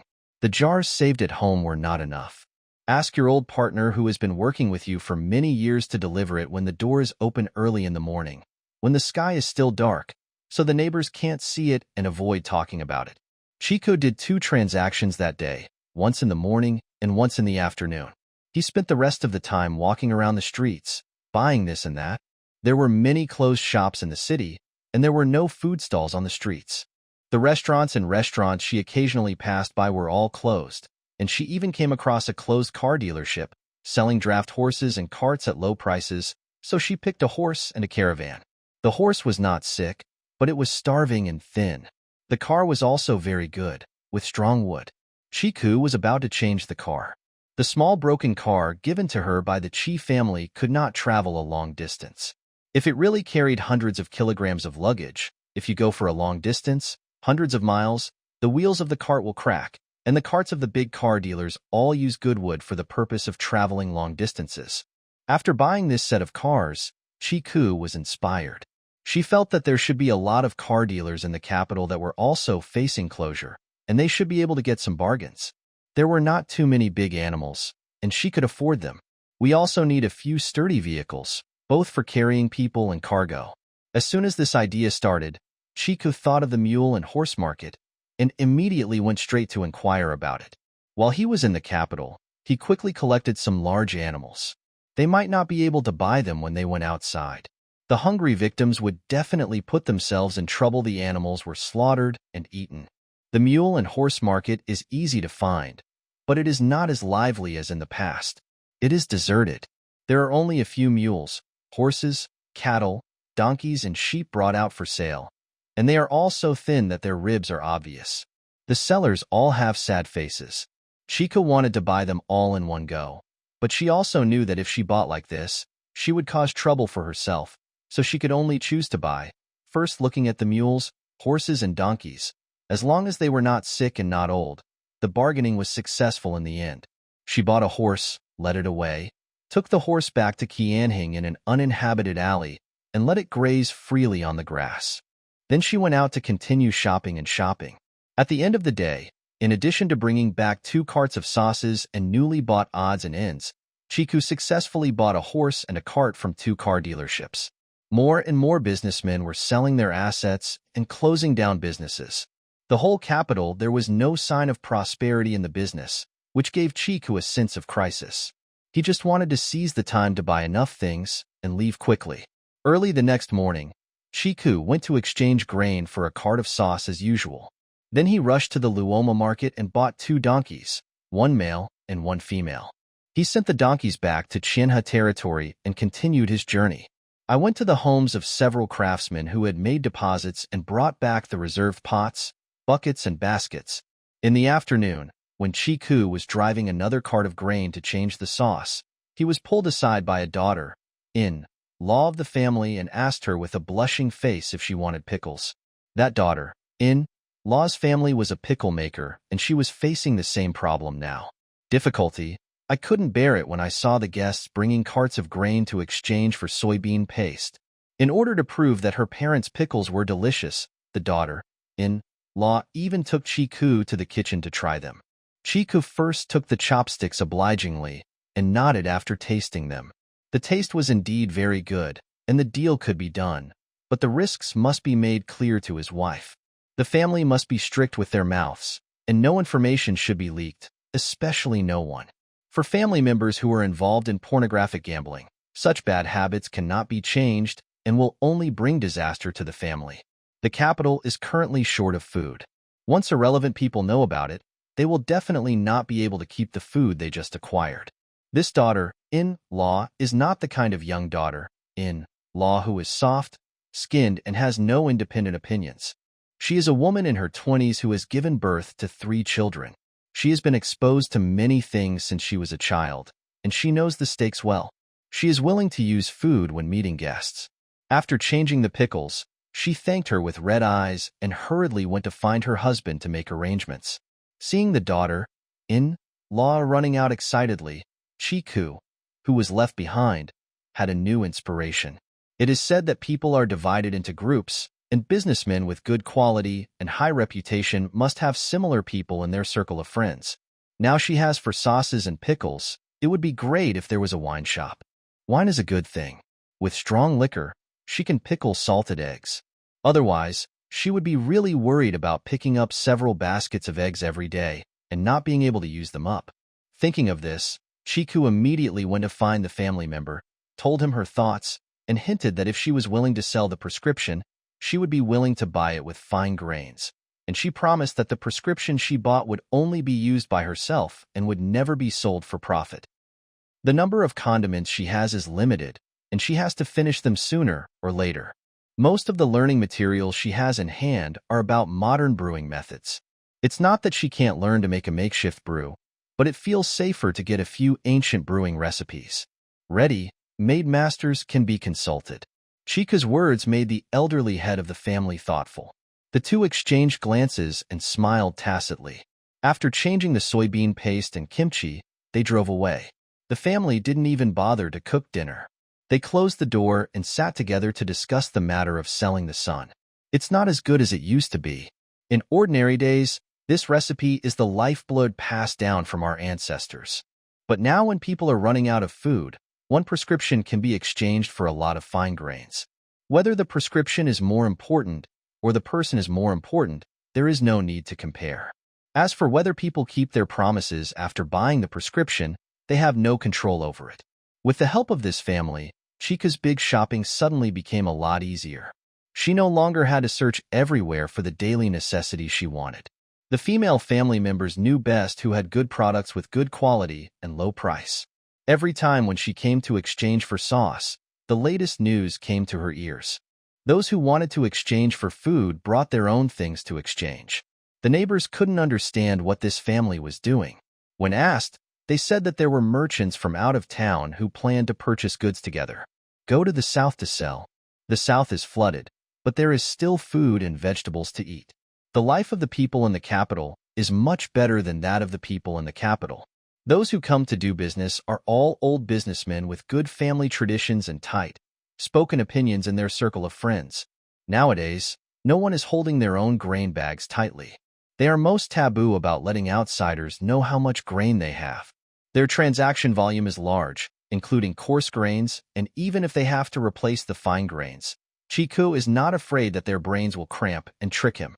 The recipe for using fine grains also had a master who carefully explained every step and shared a lot of experience, allowing Chiku, a layman, to master a solid theory and just wait for his own practice.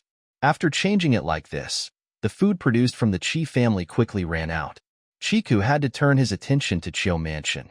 It was time to harvest. So, at night when no one in the Chio Mansion noticed anything unusual, Chiku sneaked in quietly and emptied all the sealed granaries and underground treasure rooms. After going around in a circle, I overheard a lot of new secrets. In addition to Mr. Chio's worry about his son-in-law's disability and Mrs. Chio's worry about her daughter's appearance, she also learned that each house in the Chio family secretly sent people out of the city to hunt her down for such a large sum of money. Chaseback. Chio's parents had given so much money as bait. Now that the plan had failed, they were in a hurry to recover the losses. The other families also secretly got involved because of greed. Chico felt that those pursuers were probably in vain, so he didn't care too much. But Chi Zhai is empty now, with only one young master sitting there, and the old couple of the Chi family can't do anything in front of Master Chio. Thinking that the Chio mansion had made it clear that they wanted to kill her and wanted to cut her into pieces, Chiku was naturally not polite to them. Taking advantage of the empty Chi mansion, she sneaked back. She had been wandering around the city in vain these days. She had already figured out the exact location of Chi House. The space was covered, and in one step, the young master of the Chio family did not live in the main house of his sister and brother-in-law. The whole yard was dark, and there was no sign of anyone staying behind. This made it easier for Chiku to use a flashlight to move things in. There is indeed not much silver and cash, and the sum of the banknotes is only a little over 2,000 or 3,000 taels. No wonder asking Chio to pay for it is like killing her, but the gold, silver, and jade jewelry are huge. In the jewelry box, any gold hairpin is heavy, as if it is solid. There is a room filled with unused clothes, many of which look quite new. Chika even found her special wardrobe for storing new fabrics, including silk, cotton, and linen. It was a whole horse. Chika moved them all without hesitation. She didn't want those clothes anymore. Why wear someone else's old clothes if she knew how to do it? This time Chika took it a little harshly. Not to mention the money and clothing materials, they were all used daily. The jewelry, and jade that were not easily cashable, except for those placed in the house as decorations. As long as they were kept in she moved the boxes and boxes together, and then went to search around the old couple's yard. While listening to them swearing in their dreams, she found the small treasury that they had hidden away from the young master of the Chio family. After returning to the villa in Qianhing, Chiku first dealt with the Chi family's property and kept most of Chio's things. Then he put some gorgeous and valuable jewelry and expensive clothes that were not suitable for her in the old house. In the couple's small treasury, the old man has more gold and silver supplies than Chio's. Many of the items are actually gifts from General Bai's mansion. The furs alone are all over the sofa, but they are well maintained. Good. From this inspection, Chiku found out that the small treasury of the three sons who were kicked out of the house after the family separation was all in the hands of the old couple, and now they all belong to Chiku. Chiku thought for a while and sorted out the old couple's small treasury, leaving only the savings that the ancestors of an ordinary family would probably have. The total amount was only about 300 to 400 taels of silver and other clothes and jewelry. The same level, then leave Chinha realm, return to the old couple's house and put things away as they are, and then sneak into the 3 courtyards that were vacant due to the separation of the family. They are like a cunning rabbit's 3 burrows. Each courtyard hides a little something and puts it away. Treasures of high value are hidden in these places. Now the only owners of the entire Chi family are the old couple and the young master of the Chiu family who was sent to temporarily head the family. It is impossible for them to coexist peacefully. When they find out that there is something wrong with their property, they will definitely get angry. Chiku happily returned to Chinha realm after her trouble was successfully accomplished. Now she has time to appreciate the treasures of the Chiu family. She couldn't wait to open them one by one to appreciate the wealth accumulated by the Chiu family for generations. Not surprisingly, she was almost blinded by the various gold, silver, and jade objects. She had only seen jade ruby in the museum in her previous life. The jade ruby here was used for packed in boxes. A jade ruby was packed in a brocade box and then placed in a big box. Chiku opened them all, and none of them were the same shape. They were inlaid with gold, silver, and treasures. In comparison, ruby carved from pure jade was called simple. After seeing these priceless treasures, Chiku was already very calm when she found a box of banknotes. But when she saw that there were several boxes of brand, new guns and ammunition, she was beaming with joy. She didn't expect that this Chiu mansion really hid something good. Although she didn't understand why the official of the Ministry of Rights had a firecracker in his home, she smiled and accepted it since Chiku took it. She was worried that she didn't have any self-defense weapons. After calculating the cash she had left, Chiku left a box of silver ingots outside for backup, as well as all the weapons and ammunition. She would come back to experience the power of the firecrackers when she had free time, and the rest were sent to the basement for storage, and closed the door with satisfaction. The only way to relieve worries is to get rich suddenly. Chiku felt that she was merciful. After all, she only took the things from the underground secret room. She was not greedy enough to look for other things. She did not take away the tens of thousands of taels of silver in the bank, nor did she go to look for the things that required higher collection conditions. Not antiques, calligraphy, and paintings. The wicked Chiu mansion was left with enough money to maintain a normal life.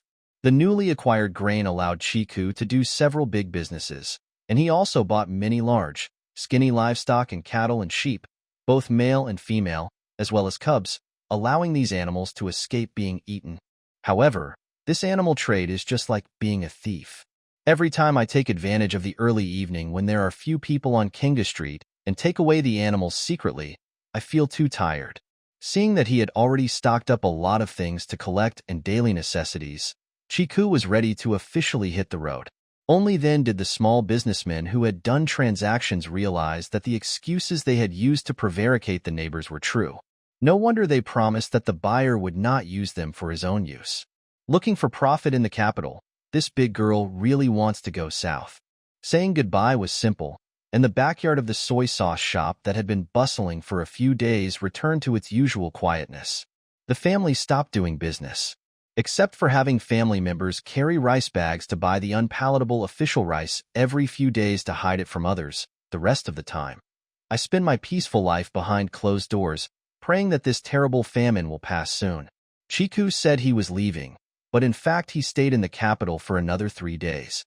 He rode a skinny donkey all over the capital to look for large car dealers that wanted to close down. Just go with the donkey, and if it's a draft horse that can still work, it doesn't matter if you're thin, as long as you're not sick. No boss of a big car dealership would refuse her. In 3 days, she collected enough carts to form a fleet. Before officially leaving the capital, Chiku went to do one last thing. She went to one of the most popular temples in the capital, took a box full of silver notes to add to the scented oil, and asked the temple to set up a family tablet for the deceased to worship the Ji clan, including mother and daughter Ji Xiaowei and Chiku. It was her own little care. After all, she had taken over Chiku's shek. The reason for choosing a temple to enshrine the deceased is that the temple usually has a large flow of people, and the business of providing memorial tablets and storing ashes is done every day. Taking her business is not conspicuous, and the monk's memory will be blurred in a few days. If you go to a Taoist temple with few people, I guess a year later the Taoist priest will still remember this. After seeing that the memorial tablet was set up, Chiku burned a stick of incense, fulfilled his wish, and left lightly. The way she left the capital was also special. Instead of walking out with both feet, she calculated how far she would have to drive according to her normal itinerary after returning to the capital for so many days. She calculated an approximate distance and used the space coverage of the spiritual realm to move there directly, saving the time. To save time and effort, he could then pull a skinny donkey and hitch it to any cart, and when the sky was dark, he left the spiritual realm and hurried on slowly. As for the broken car that was about to fall apart at the beginning, it was thrown beside the official road before dawn. As soon as it was dawn, it was picked up and chopped up by the passing refugees and used as firewood. Even the servants sent by the Chiu mansion were still there. Even if you look for her, it's impossible to find her whereabouts. Let the Chicho family go their own way. I won't play with them anymore. This girl is free. The official roads within the capital are easy to navigate. They are smooth, regularly maintained, and have clear boundary markers. Chiku does not have to worry about going the wrong way. She has a purpose in looking for big car dealerships in the city to buy cars and horses. The small businessmen who had done business before had never traveled far, and at most they knew how to get around the official roads in the capital. If they wanted to go long distances, they had to ask these big car dealers. She didn't have a map. This time she went to Dong'an Prefecture, Haeong Prefecture. On a journey of more than 1,000 miles, she had to ask clearly which boundary markers she would turn at, what the road conditions were like, and what safe cities, counties, and towns were along the way. Only when she bought someone else's carriage and horse would they be willing to tell her what to do. The news I heard was not optimistic at all. Every big car dealer has its own most common and familiar routes. Putting together the accounts of so many companies, you can basically get a glimpse of the situation across the country. There is no peace in the southeast, northwest, and northwest. The drought in the north has been so severe that it has not rained for 3 seasons, and rivers have dried up, and the land has cracked and food crops have been lost. The drought in the south has been so severe that all the cities, counties, and villages along the rivers have been flooded with water. After the disaster, pests and diseases have followed, and the people have been affected by the drought. People who got sick and died were running away. Small villages with a small population were almost wiped out. Large villages had a sharp decline in population. Farmland that could barely produce food had reduced production. In this way, the government still had to raise taxes, so those places a wave of tax resistance broke out. The people did not die in the disaster, but many died under the suppression of the government. This is still the situation inland. Some large truck companies that took the coastal route were unlucky to encounter the pirates who came ashore. Not only did they lose all their goods, a team of dozens of people, including the driver and escort, only managed to escape with injuries, less than half of them. The owner of the cargo following the car was seriously injured. The loss of the goods was the loss of the cargo owner, but the big car dealership also had to appease its own drivers and guards, and the medical expenses and pensions could not be reduced. This made the boss of the big car dealership realize that a war might break out. Simply sell off assets at low prices and close down business. After hearing so many stories, Chiku was extremely vigilant from the moment she set out on the road. After just a few days of walking, she discovered that as long as there were refugees along the way, she could see the malice in their eyes until she met them for the first time. After she spilled a large bowl of lime on a refugee who robbed him on the road and knocked him down, Chiku felt that he could no longer take the risk of going on the road during the day. Chiku quickly adjusted his schedule. During the day, He would work in Shinha realm or practice firecrackers and crossbows and sleep. He would go out and ride a bicycle at night. His body happened to be weak, so riding on the bicycle was a good way to exercise. She owns a power-assisted mountain bike, and she can still run on electricity for a while when she can no longer ride it. Chiku attached a rechargeable bright light to the faucet of the bike, tied a bright headlight to the riding helmet, and adjusted the odometer. Put on your goggles, mask and gloves, and hit the road. This weak body could only hold on for a short distance in the first few days. After riding for a quarter of an hour, I could no longer do it. I was short of breath, dizzy, and had dark eyes. There was a throbbing pain from my forehead to the back of my head. The mask was pulled down to my chin, and I was lying on my knees. On the ground, I was breathing heavily through my mouth. My heart was beating violently. I was feeling nauseated and retching. It was obvious that my heart and lung function were frighteningly weak. My sore muscles could not be considered uncomfortable at this time. Another quarter of an hour passed after his breathing finally calmed down. Only then did Chika have the strength to take out a gourd filled with honey water, pull out the stopper and slowly drink a few sips, and then drag his sore legs back into the car. Change to electric mode and continue walking until the battery is exhausted before returning to Qianhing to rest.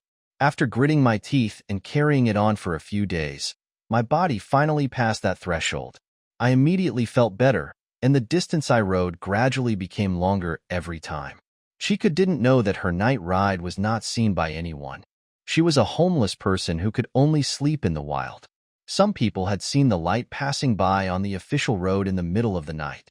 Night blindness is a common eye disease among poor people, just like big neck disease. So common that no one regards it as a disease.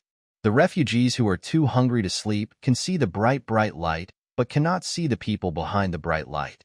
In addition, more than one person can see it, so everything can be said.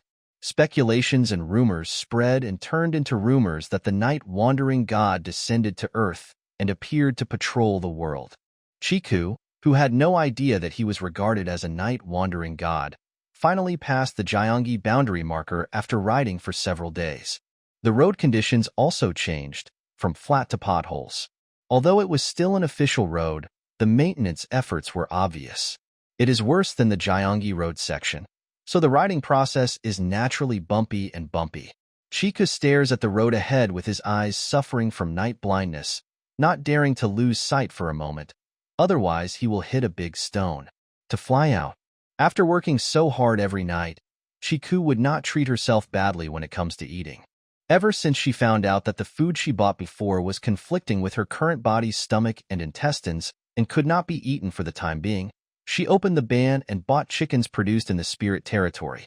You can eat duck, fish, shrimp, and fresh fruits and vegetables in a variety of ways. You can also try out the many sauces you bought to make the dish delicious. Roasted quail is a regular snack. There are so many of these small poultry, they can be grilled in the oven or charcoal. Very fragrant and very satisfying. Freshly harvested milk is put on the table and is eaten together with soy milk for breakfast every day. In addition, a cup of fresh milk is added before and after the night ride, and the rest is used to make butter cheese and milk slices.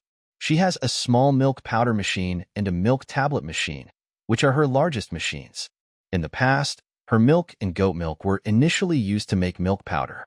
A small amount is recommended to older buyers. Absolutely full, fat milk powder.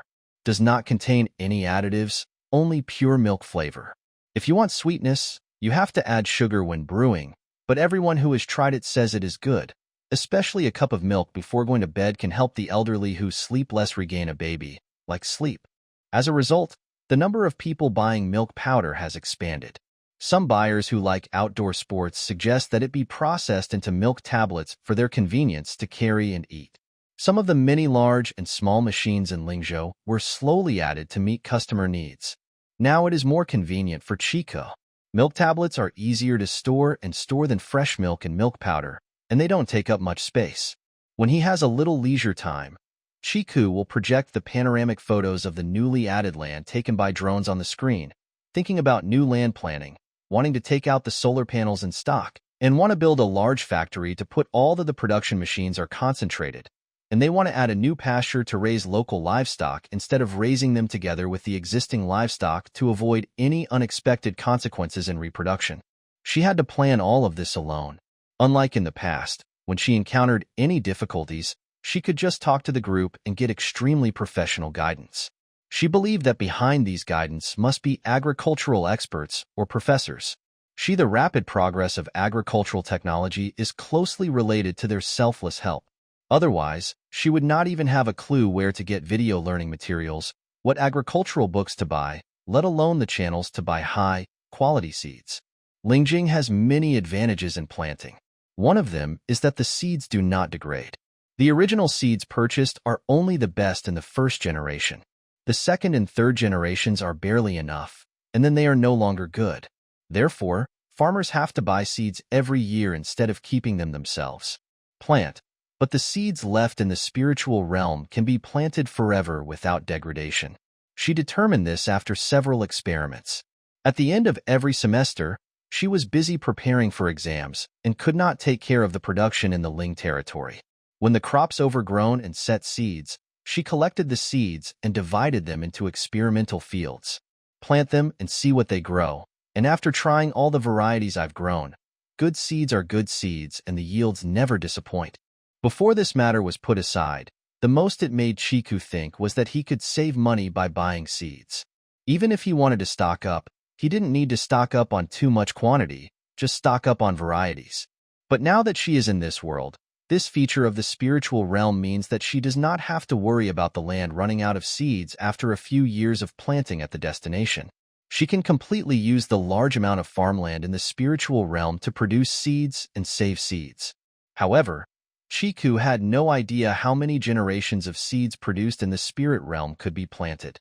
She had only been farming seriously for 4 years, and she still had little experience. She had not even graduated before the accident. At that time, the thing she hesitated about every day was whether she is studying for graduate school or pursuing a PhD. Her grades are enough to qualify for graduate school, and she meets the conditions for a direct PhD. Thinking of the forced end of his studies, Chiku depressingly ate 2 more roasted quails, cooked a pot of spicy griddle rabbit, and ate 2 bowls of rice. The rabbit head was marinated, which was another snack to satisfy his craving. As for how many generations the seeds he saved in the spirit realm can be planted, this currently unknown question was thrown to the back of Chiku's mind as he was immersed in the scent of the braised pot. Chiku stayed up day and night, riding her bicycle for 7 or 8 days at a stretch. She passed through many counties and villages without stopping. Those places were either empty or had no business. She could only give up these small places and go straight to the prefectural capital for governance. According to the advice given by the boss of the big car dealership, it is necessary to pass through 4 states on the way from Beijing to Haiyang Prefecture. It would be good to have 4 places where you can stay for 2 or 3 days. After riding for another 3 or 5 days, we finally arrived at Pingluo Mansion, the first state capital. Qi Shan's old clothes came in handy again. As soon as Chiku put them on, he looked like a starving urban poor. After so many days of eating and drinking, her weight just climbed over 71 kilograms. All the food she ate was used to make up for the losses in her body. It was not reflected in the appearance of her body. She still had that sallow and skinny look. Only she knows which parts of her body are getting better. Chiku walked around the streets of Pingluo Mansion with her back bent. There were many people of the same shape as her on the streets, and many people were lying under the wall, not knowing whether to live or die. No one who passed by looked at them. The government, the disaster relief, is very limited. The porridge market only opens once a day, and only people with registered residence in counties and villages under Pingluo Prefecture can receive it. People in the city can buy official rice, which is so unpalatable that it can be used as feed. Chiku, who was wandering around the city, had her own purpose. According to the inheritance given to her by her master, part of the formation content was to use a jade cloth formation to induce the spiritual energy of heaven and earth to gather around her Zhuangzi, so that the environment of Zhuangzi would be good to people and good to poultry and livestock. Well, it does not affect embedding other formations. But Chiku didn't know whether there was spiritual energy from heaven and earth in this world, and the inheritance memory she received did not include the content of the master's formation in this world. She could only try it by herself, so Chico wanted to buy some jade, which did not need to be carefully carved. As long as it was jade, it didn't matter if it was broken or useless. So she wanted to find out if anyone had any scraps of jade. In order not to attract attention, Chiku changed her hairstyle from a random hairpin to a double bun. She also specially put on makeup, changed the size of her eyebrows and skin color, and looked in the mirror. There is no characteristic that makes people remember at first glance. It is commonly known as a passerby's face. Dressed like this, when she went to the jade shop, Chica looked like she was running errands for her master to get information. She even rehearsed it in her mind several times, imagining how to talk to the shopkeepers and treating herself like an errand girl. Don't let the people set up fail. Chica's legs were sore from walking all over the streets. He found several jade shops, but they were all closed. There were only hungry people in the city basking in the sun under the walls, as if the sun would make them less hungry. Chiku, who had no choice but to ask the people, asked them if they knew if there was a jade carving master in the city, and if there were any jade carving masters who could lead the way, they would be rewarded. But these people didn't even look at the copper coins in Chika's hands, and no one paid any attention to her. The atmosphere was a little awkward. Chika touched his nose and wanted to leave as soon as he moved his steps. "Hey, little girl." At this moment, Chika suddenly heard a hoarse voice, which sounded like calling her. Following the sound, he saw that there was indeed an old man sitting a little further away waving to her. "Old man, do you know where there is a jade carving master?" "I have no idea." "Then what do you call me? You don't need this little money right now. If you sincerely want to get some information, I'll give you food in exchange." "Eat." "Yes, food. You can't even buy a pound of official rice with this little money. You have no sincerity at all. You might as well get a piece of pancake." "Oh, I understand. Thank you, uncle." Chika suddenly understood and thanked him repeatedly. "Then if I go back and bring the pancakes, does the uncle know where there is a jade carving master? If you bring a few more pancakes to feed the old man for a day, I can also take you to find someone who is jade." The old man chuckled twice with a sly look. "Your master is looking for a jade carving master just for them. Are you looking for a bargain on the jade material you have?" "Ha." Chiku immediately had a silly smile on his face. "Okay, go back and tell your master that there are indeed 1 or 2 jade carving masters in this city who haven't starved to death or escaped. It's a good deal to exchange a few cakes for the news." "Okay, I'll go back right away. I'll come back as soon as possible." Chiku immediately ran away. As he turned along the street, 2 relatively younger men among the people sitting on the ground basking in the sun stood up and followed. He went up and glanced at the old man from before with a threatening look before leaving. The old man curled his lips bitterly and touched his shriveled belly, thinking that he probably wouldn't live for a few more days, and he really wanted to drink. The 2 men were not slow, but when they turned the corner, they found that the target had disappeared, and they were the only 2 men standing there like fools on the empty street. "Darn it! That darn girl runs so fast. She can't have gone too far in such a short period of time. She must be in a nearby house. If she goes to find someone to buy jade so boldly, she will definitely have money." The 2 went to find helpers, while Chico got busy in Shinha realm. She first took a little bit of the oil left over from the oil press and soaked it in water.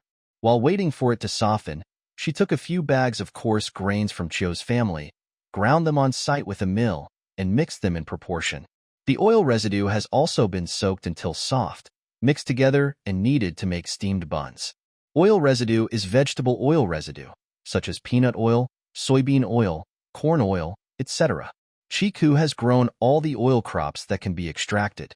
After the oil is extracted, the oil is sold, and the oil residue is kept for fermentation and used as feed and fertilizer. Anyway, there will be no waste when used. Of course, people can eat it, but whether it tastes good or not is another matter. The steamed buns are not big. Chiku deliberately made them small, only about 1 tael each, in the shape of an awl. After they were completely cooled, they were packed in a clean cloth bag. Thinking that he was an old man who might like to drink a few sips, Chiku went to get a brand new gourd and a jar of wine. Of course, the gourd was planted, harvested, and cleaned by her own hands. It was made of beeswax to prevent leakage, so it could be used to hold drinks. But the thickness of the beeswax has to be particular. It doesn't matter whether it is too thin or too thick. It took her a lot of time to figure out the sense of proportion and skills, and now she is more proficient in it. The wine was good wine bought in the capital. After filling the gourd, Chiku washed her hands and face, dressed herself up again, and with her thoughts together, a virtual scene appeared out of thin air. It was the place where she met the old man before. The old man was still there, but there were a lot of men around him with angry eyes, who didn't look like good people. They looked around from time to time as if they were waiting for someone, with impatient expressions on their faces, while the old man curled up and looked like his life was short-lived, and he looked pitiful.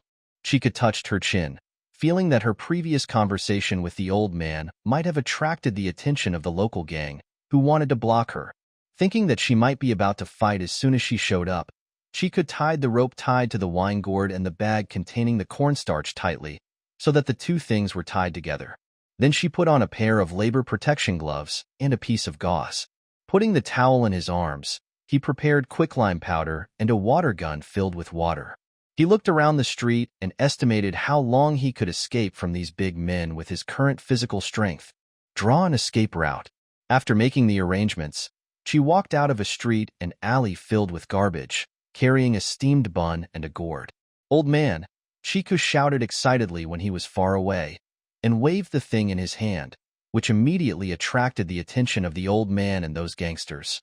Chiku acted like an innocent little girl who thought she could finish the errands for her master.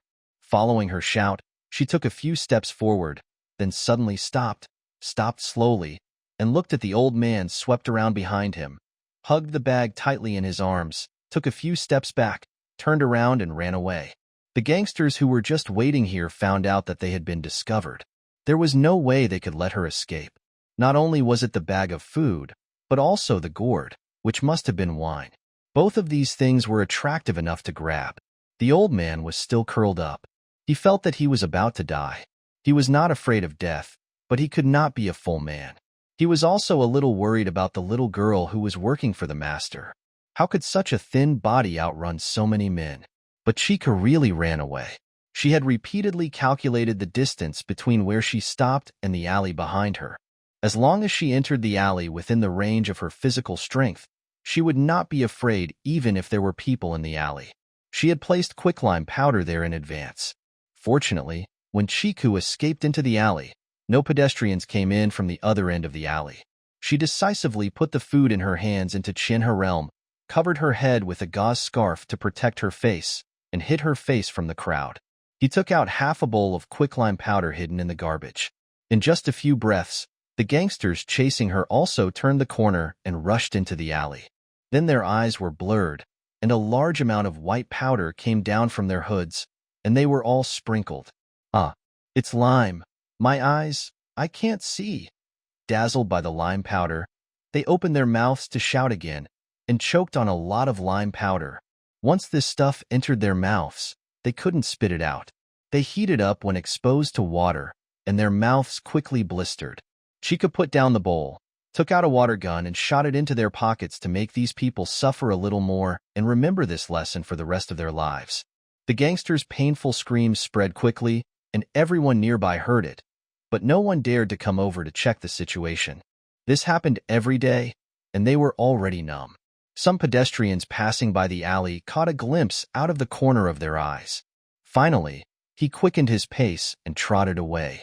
The old man, who was still huddled under the wall, no longer cared about the girl's safety. Just by hearing the voice, he knew that those gangsters were miserable. He touched his withered belly and once again hoped to be a full ghost. After Chiku emptied the water gun, he returned to her realm, quickly cleaned himself up, then picked up the wotu under an inconspicuous wall and trotted to the old man's side. "Old man? Old man? Wake up, I'm here." Chika closed her eyes and stretched out her hand to try to breathe. She still had breath, but couldn't wake him up, so she pulled out the gourd stopper and followed the human skin and bones. "Pour some wine on your cheek, and the liquid flows to your mouth." The old man, who lay motionless, subconsciously pursed his lips. The smell of alcohol awakened his hazy sleepiness, and he opened his eyes again. "Liquor." Chiku stuffed the gourd generously and stuffed the whole gourd into the opponent's hand. The old man held the gourd with one hand, and supported himself on the ground with the other to sit up. Then he held the gourd in his arms, pulled out the stopper, and sniffed it hard. Good wine. Old man, do what we talked about before still count? Forget it. Of course. Come with me. I'll take you there. The old man took a sip of the wine and corked it. After that sip of wine, he seemed to have endless strength in his body. He got up from the ground and led the way swaying. Chico was carrying the Woda bag, and the two of them walked out, went in the other direction. The people around wanted to watch the excitement, but they were too hungry and had no strength to get up. They might as well bask in the sun so that they would not be hungry when they fell asleep. The old man took Chiku further and further away and came to a messy slum area. The houses were low and dilapidated, and there were more people who were so hungry that they could only squat on the roadside to bask in the sun. They saw someone carrying food in their hands. All eyes are green. Chiku followed the old man without looking away and followed his footsteps into a house in an alley. The street door of that house was half open. The old man pushed the door directly in. He walked through the narrow front yard and entered the main hall. He walked into the room on the left with familiarity. Chica followed and saw that it was a jade sculpture. The place where the master works has the best lighting, and the walls are surrounded by tools, but there are no jade carving samples. The old man put the gourd he had carried all the way on a table. He bent down and took out a jar with a chipped mouth from between the legs of the table in the corner. It looked heavy but made no sound. After placing the jar on the table, the old man took out handfuls of straw from the jar. Only then did Chiku hear the crisp sound of jade banging in the jar, and then saw the old man take out handfuls of straw. There are some small scraps. Although they are scraps, the quality of the jade is very good. It is white and moist, and it can be polished to make earrings, necklaces, or pendants. This is the treasure I have saved all my life. I am not willing to sell it during this great disaster. I originally promised to take it with me to be buried with me and polish the jewelry for my old lady, but now I have changed my mind. If you like it, take it. Let's go. The old man stopped looking at the treasures he had accumulated, walked to the side, picked up the gourd, pulled out the cork, and took a couple of sips of wine happily. So, the old man is a jade carving master. It was, and now, I won't mention it. Chiku did not ask why the old man lived alone in this small courtyard. Since he once had a wife and whether he had children, it would be embarrassing if he asked about his sad things. She was only here to buy jade, not to check on him. Household registration. Old man, besides you, are there any other jade carving masters in this city who have jade? And my brother, he should have some left, and he is as reluctant to sell it for food as I am. The old man was obviously trying to bargain. Chica put down the bag in his hand, opened the mouth of the bag, stretched out a hand, and pretended to count the number of nests. In fact, he used the cover of the bag to take out 2 braised rabbit legs from Qianhing. This braised flavor, she put it on the dining table in the villa, took it out with her fingers, and added some steamed buns. Old man, do you think these jade materials can be exchanged for you 2 brothers? Chiku took back his hand and rolled up the bag to show it to the old man. The old man passed the bag to his nose. The old man, who had not smelled meat for a long time, immediately smelled the fragrant fragrance. His eyes bulged when he looked at the tempting fat legs in the bag. The old man stayed for a while, then put the stopper on the gourd, held the gourd in one hand, and took the bag with the other and twisted it several times tightly. Grab your things and I'll take you to get them. Chiku immediately spread a handkerchief on the table, poured out all the jade materials in the jar, wrapped it in the handkerchief and tied it into a small bundle, and followed the old man to his brother's house.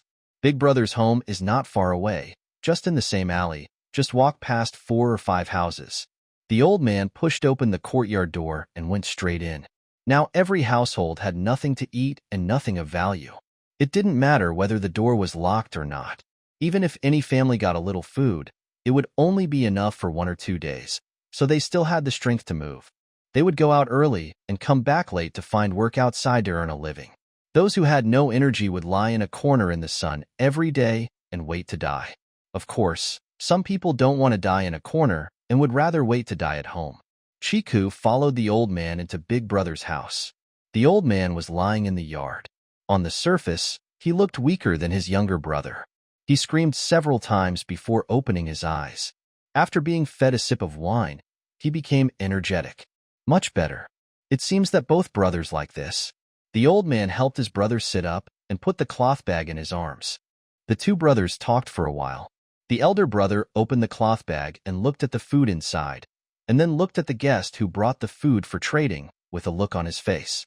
He showed a bit of hesitation and reluctance, but he couldn't bear the aroma of the food in the bag, especially those two fat legs and the fragrant meat, which always made him open the bag and smell it twice from time to time. Chica didn't say anything. She stood quietly aside and let the two brothers discuss it among themselves. She had already obtained some jade material, and it would be good to obtain a little more. It would be a pity if she couldn't, perhaps because he was persuaded by his younger brother, or perhaps because his appetite took over. Chica finally saw his big brother nod. "Girl, go into the house and look for it yourself. It's buried underground in the corner of the house. You can see it after you move the basket on the floor." The big brother felt distressed when he thought about the jade materials he had accumulated all his life. He simply turned his sight and pointed. He pointed to the house and ignored it, holding the gourd and drinking several sips. Chiku thanked him, walked into the dimly lit main room, and then turned into the room he pointed to. Inside was the bedroom. There was indeed a basket in the corner filled with daily clutter. It was so heavy that Chiku spent a lot of time. Only with enough strength did he move away, and lifted up the wooden board on which the basket was padded, revealing a hole. He stretched out his hand and touched it, which was also ajar. He took it out and carefully dug it out, and collected 17 pieces of high-quality jade material of various sizes. If these scraps were ground into small jewelry and sold in good times, they would be able to buy a new house and make their family's life more comfortable. But in this current year, gold may not even be able to buy a few buns, let alone it was jade. Chiku felt that he could understand the old man's reluctance. He could get over it after a famine. It was best not to sell these jade materials that could be used as family heirlooms. Since they sold it, Chiku just promised not to waste every jade material. After restoring the messed-up room, Chiku went out with the jade material to show it to the old man, but saw that the two old men outside had already eaten rabbit meat in the left hand and rabbit meat in the right hand, and took a sip of wine from time to time. The big brother was heartbroken when he saw those jade materials and waved Chiku away before she could get close. His brother put down the rabbit leg in his hand and exchanged a few words, and then the two parties said goodbye. Before leaving, Chiku didn't forget to remind the two brothers to eat the food quickly. God knows if the gangsters who blocked her on the street had a boss behind them. It would be dangerous if they were found. The two old men knew the stakes and agreed repeatedly. After Chica left, they quickly packed up the food in their hands, took the wine, meat, and most of the steamed buns and hid them in the house, leaving only a few steamed buns that were stained with the smell of broth and meat. Eat. After leaving the old man's door, she saw that no one was around and immediately returned to Chin her realm, where she peeped at the surrounding streets. Although she reminded the two old people to pay attention to safety, if a gangster really came to her door, the two would be so hungry. How could a weak and dizzy old man withstand the bullying of a strong man? Chica thought about it and had to eliminate this hidden danger. After scanning the slum area twice and seeing no strong men who looked like gangsters, Chica looked further ahead with confidence and returned to the place where they had fought before to find the whereabouts of those gangsters. Those gangsters were first sprinkled with quicklime powder and then doused with water. If they were severely burned, they would definitely need to see a doctor first. Chica lost the whereabouts of the gang for a while, but there was a way. She quickly changed her appearance and used one of the 4 evil arts of makeup in Asia. She used her unskilled techniques to put on makeup again. Her hair was scattered, and she only made a messy braid at the back of her head. She appeared from a quiet place in a baggy dress, pretending to be so hungry that she couldn't help but walked slowly along the wall with her hands folded, and unknowingly joined the crowd and listened to the idle people sunbathing over and over again.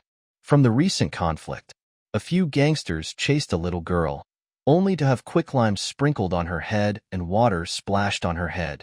I don't know if it was a deliberate trap, or else the quicklime and water would be placed in the same place by chance. Chica thinks everyone's idea is good. As long as no one associates it with the old man, it doesn't matter how others associate it with him.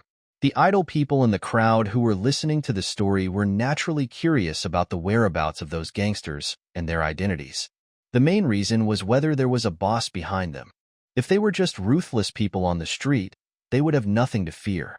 It's useless. The common people are actually quite happy in their hearts, but they are afraid that they have a gang and someone behind them to support them. They must find the girl who hurt their brother before they can give up. The result did not disappoint everyone.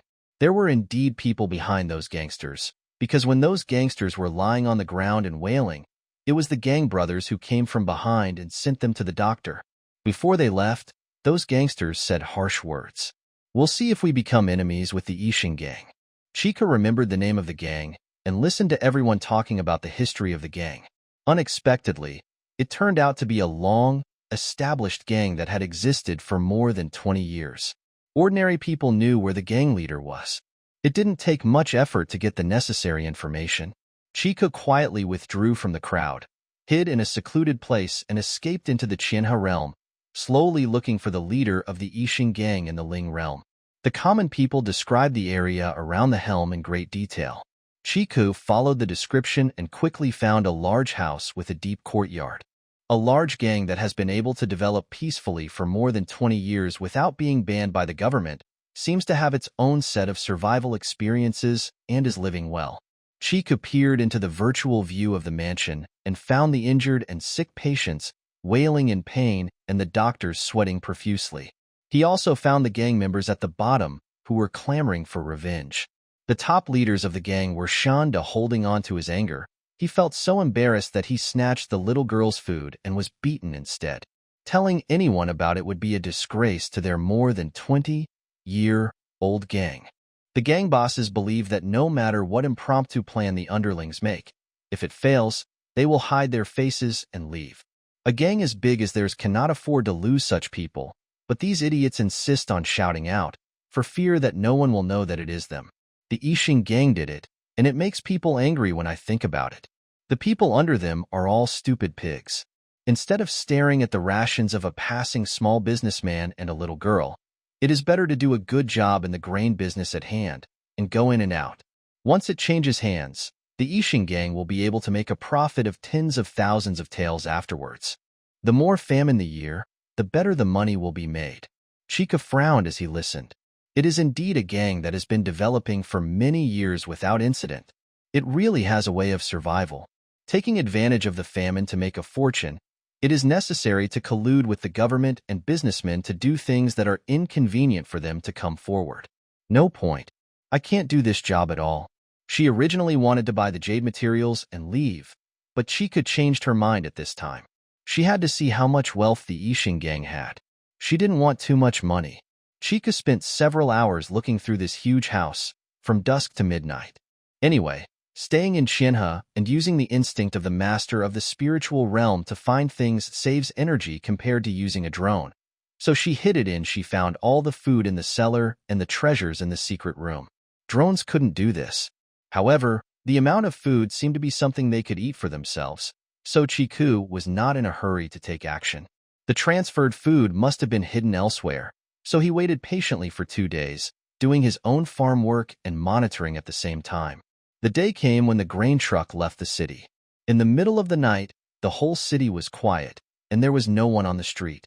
Then the door of a residential house near the city gate opened, and large cars covered with raincloths came out. Each car was followed by a torch. Guards. The convoy came to the city gate quietly and orderly and handed the defenders a bag of silver. Then the city gate opened, and the grain transport convoy left the city so smoothly. No one said a word during the process, and it was all a tacit understanding. That's right. Chiku was sitting at the dining table in the villa. In front of him was a virtual scene monitoring the outside world. He smiled when he saw a convoy coming out of the residence. He was really good at hiding things. While following and monitoring the direction of the grain truck, she gnawed on a duck leg with roasted sauce. It was spicy, fragrant, and delicious. With 2 big duck legs under his belly, Chiku felt his stomach was a little stretched. He leaned back on the chair and burped a few times before he felt more comfortable. Then he looked at the virtual scene in front of him that he had been monitoring all night. The grain truck finally picked up the buyer. Headed. The other party was a team of coachmen and guards, all with bright torches and horses, donkeys and mules, all of which were used to pull the carriages. There were many types of animals. After inspecting the grain on each truck, the person in charge of the other party took out a small box and handed it to the person in charge of the grain transport team. After inspecting the thick stack of banknotes in the box, the person on the other side had all the money and goods. The driver who delivered the grain unloaded the animals, pulling the cart, and stepped aside. The group of people who received the grain hitched the large animals they had brought onto the cart. In a short time, they were ready to set off on the road. Chika didn't care where the people from the Ishin gang were going with the banknotes.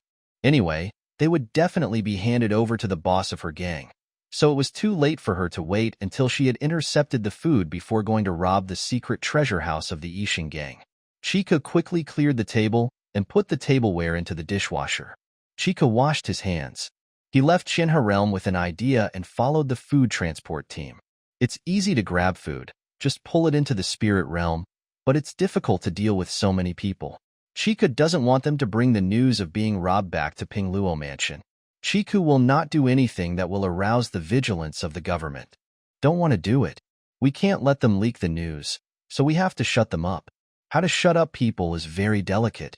Chiku thinks that it is better to have a certain bottom line as a human being. Because there was only one road under his feet, Chiku pointed the flashlight at the ground and shined his light on his feet. Hearing the sound of the wheels of the entire convoy in front of him would not be embarrassing. He could grab food at any time, but how to deal with so many people made Chiku hesitate and just delayed. As she walked, she suddenly heard something not right around her. Ouch! There was a disturbing sound of animal howling in the wind. Not to mention Chika's fright, the convoy in front also stopped immediately. The sound of the wheels disappeared and was replaced by frightened discussions. Chiku was inexperienced, so she couldn't tell how far away the howling in the wind was from her, but the driver and guard in front were obviously experienced experts. If they were nervous, Chiku would want to retreat. Today, if she doesn't have a chance to start, she'll have to wait until tomorrow.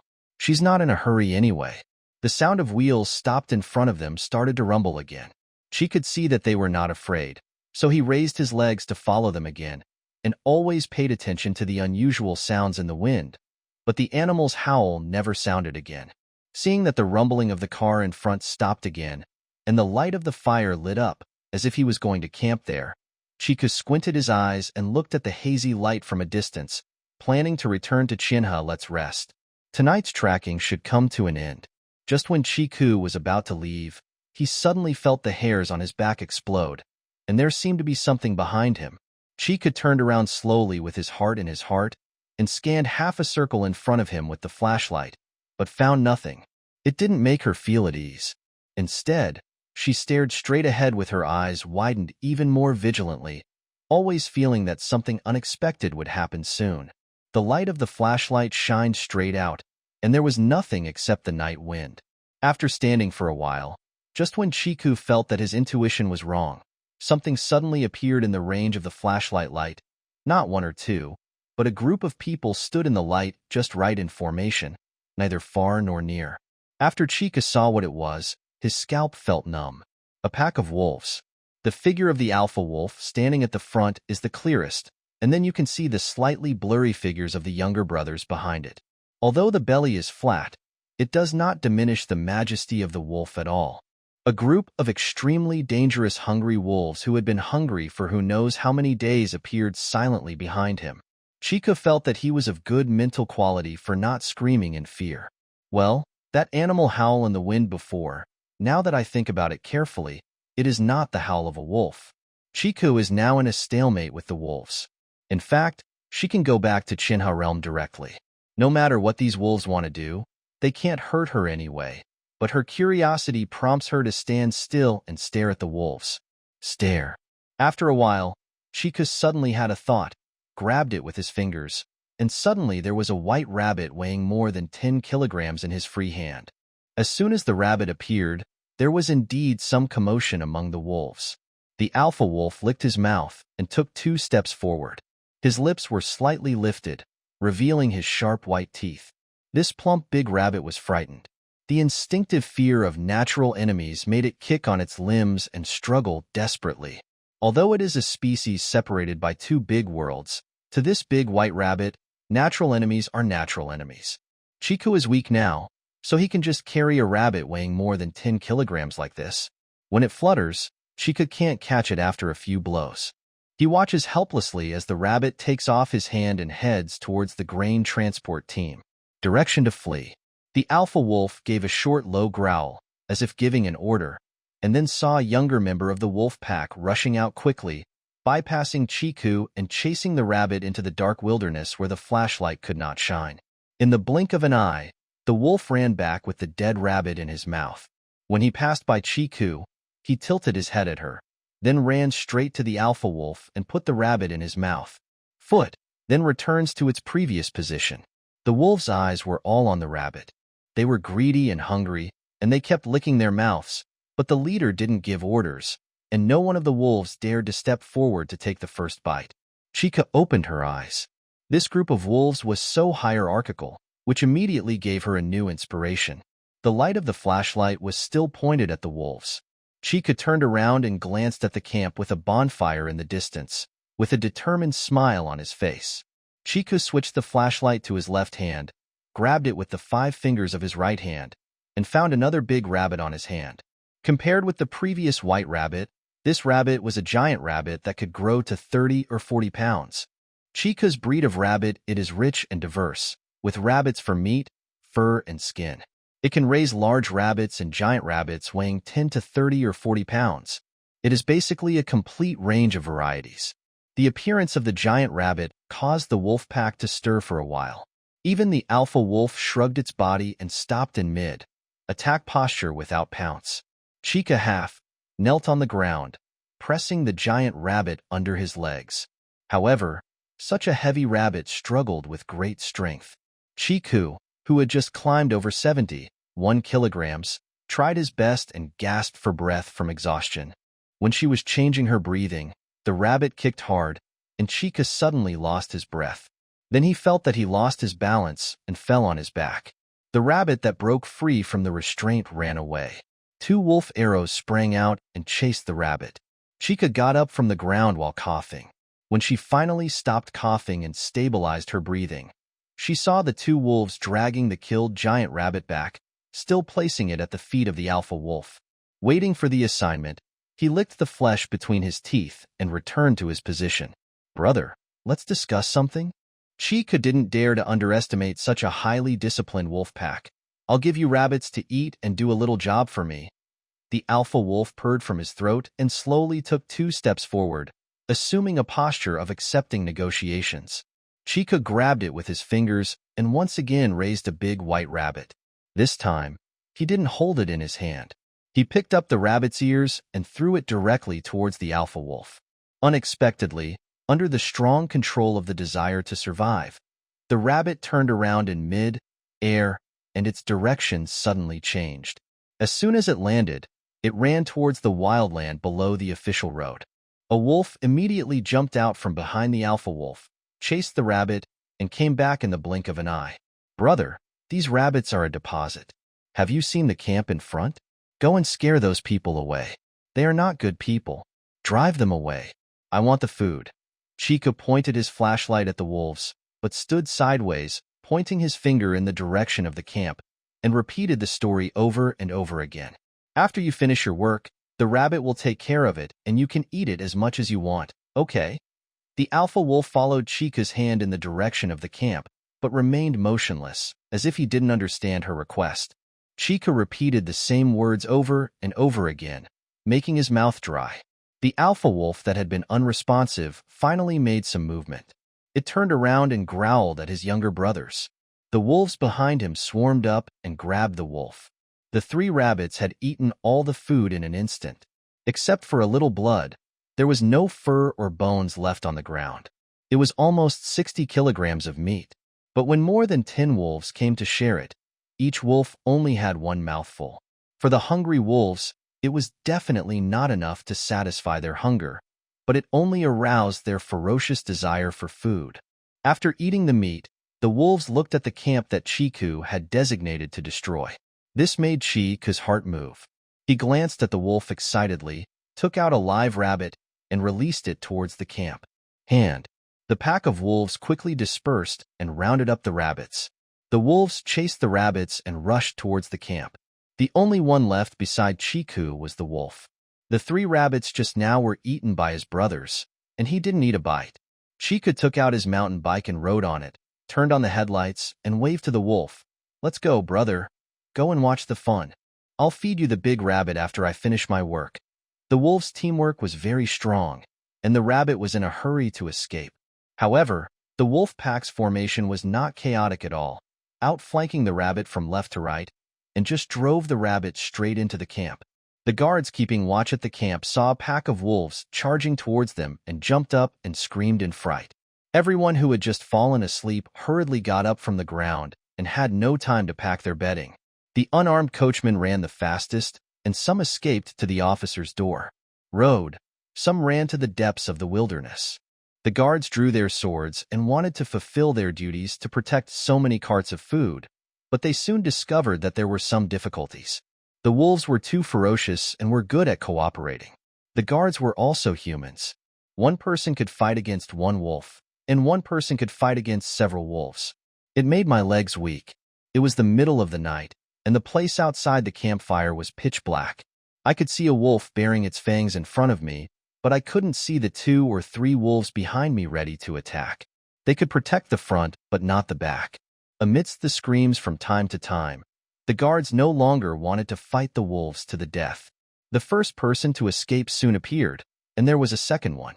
1, 3, and soon the guard team dispersed, running for their lives in all directions.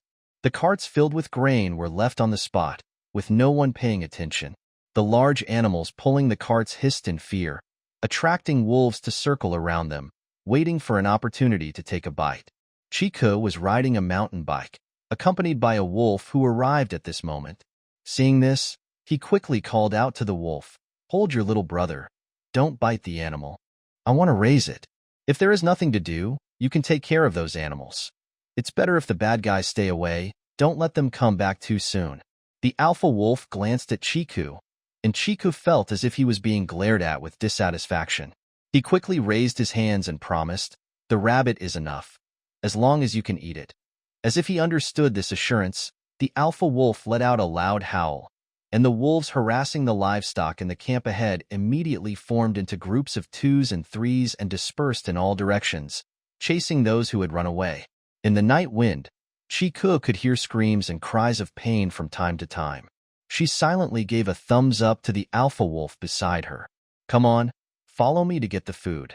Chica put the mountain bike into Chinha realm, bent down and lowered his body, jumped down to the field and trotted furtively towards the deserted camp. The alpha wolf who had been following Chica jumped up without warning and threw Chica to the ground. The moment she fell to the ground, Chica heard the sound of a firecracker. She did not dare to get up and rolled directly on the ground. He rolled and crawled under the wheels of a carriage and huddled in the shadow where the bonfire could not reach him. In the middle of the night, she happened to be standing in the bright campfire range. She deserved to be shot in the dark. She was lucky enough to be knocked down by a wolf in advance, and the wolf had already knocked down Chica and disappeared somewhere. Chica huddled herself into a ball, not daring to look up, and never thought of hiding back to Chinha realm. She was afraid that someone might be ambushing and peeking nearby, so it was safest to do nothing. Just when Chica was thinking wildly and planning what to do if someone attacked her again, she suddenly heard a short scream, followed by a thud, and then there was no more noise in the camp, only the crackle of the bonfire. Chica waited for a while, but no one came back. She bravely approached the wheel and looked out from between the wheels. Suddenly, she looked into the eyes of a furry wolf face. The distance was so close that the breath from the wolf's nose hit her face directly. Superior. The frightened Chica covered his mouth and shrank back, but the wolf ducked under the car, lifted his lips, and bit Chica's hem with his sharp teeth, dragging her out. After being pulled a few times, Chica reacted, crawled out on all fours, picked up the flashlight, and followed the wolf to see where she had been shot. After passing several grain trucks, Chica saw a man lying on the ground with his neck bitten off. There was blood all over the ground. After looking at his clothes, he recognized that it was the guy who carried the money box during the previous transaction. The leader of this grain transport team left a fire gun at his feet, the barrel of which was still hot. Chico generously caught a big white rabbit to reward the wolf with amazing fighting ability. The wolf was not polite. He opened his big mouth and bit the struggling rabbit through its stomach. He threw it to the ground and chewed it. Such a 10-kilogram rabbit really entered the wolf's belly in the blink of an eye, leaving no fur or bones behind. Every bite was swallowed whole, and the deflated belly did not look like it was bulging at all. Recruit your little brother. We are going to evacuate and find a safe place for you to eat. Chico picked up the firecrackers on the ground and put them into Chinha realm. Then he raised his hand and put all the grain trucks in. The big wolf next to him also raised his neck and let out a calling cry. It took time for the wolves to come back, so Chico plucked up the courage and stroked the wolf's head like a dog. The big wolf was probably in a better mood after eating a rabbit, so he didn't bite Chica back. Chikachuin thought that the two parties had reached a friendly agreement and let it stay where it was, while she entered Chinha realm first. The big wolf saw this man disappear out of thin air. He didn't howl, but just licked the remaining rabbit blood around his mouth. He sat quietly and waited, savoring the deliciousness of the rabbit just now. Chico untied several cars in Lingua, took out the loaded grains and threw them scattered on the ground. This was for the nearby refugees. They would definitely come to check the situation when they heard the commotion. In this way, they would come to move the food. Refugees will wipe out all traces of the entire camp, and not a single piece of tent fabric will be left. At the same time, the news of encountering wolves will spread. Even if Pingluo Mansion learns that something went wrong with smuggling food, they will not be able to pursue it. After the place was disguised, the wolves happened to be back. Chica didn't know how many wolves there were in total, so she looked at the first wolf. After the first wolf counted his men, he growled at Chiku, and Chiku took them back to Chinha territory. After changing to a new environment, the wolves were stunned for a moment, raised their heads and smelled the smell in the air, and then rushed to the water together, drinking large gulps of water. Only then did Chiku count a total of 17 wolves, so she went to the rabbit pen and caught 17 giant rabbits to feed them. While the wolves were eating, Chiku untied the rest of the grain carts and took the animals to the newly planted number 2 pasture to graze. She went out again with the grain and returned directly to the slums of Pingluo Mansion. First, we found the alley where the 2 old brothers lived and threw 2 bags of grain into the yards of every house in the alley. We would see it when every house got up at dawn and opened their doors. The remaining grain was thrown to various households in the alley next door. In short, it was thrown all over this small area. Even if some people couldn't control their mouths and the news leaked, it would be difficult to find the source. They could only be classified as righteous men robbing the rich and giving to the poor. Chiku, who had done something for others to rob the rich and give to the poor, quickly went to do another one for herself. She sneaked into the cellar of the Yixing gang and took away all the food. She also took the property in the secret room skillfully. Tonight's deal, the box that Chica had seen was already placed inside. She did not take away all the boxes, but directly took out all the gold and silver treasures in the box. From the surface, it seemed that the boxes, large and small, had not been moved from their original places. After a minute, the boxes were actually empty. By the time the Yixing gang discovered the theft, it would be too late to trace it. Chiku went to the slums again with the grain he took from the cellar of Yixing gang, and distributed all the grain to expand the base of beneficiaries and confuse the government to trace. After doing so much, Chiku finally returned to Chinha realm. The night had almost passed. It was almost dawn, so she had to hurry up and sleep. Where the wolves were originally brought in, the wolves were no longer on the same ground. There were only traces of rabbit blood on the ground, and no scraps of meat were left. The wolves were eating really cleanly. Chica let his thoughts go out and soon discovered that wolves were scattered throughout the spiritual realm, especially on the mountain, with the momentum of patrolling a new territory. Such a large spiritual realm is suitable for wolves to run around freely, so Chiku did not think about trapping them.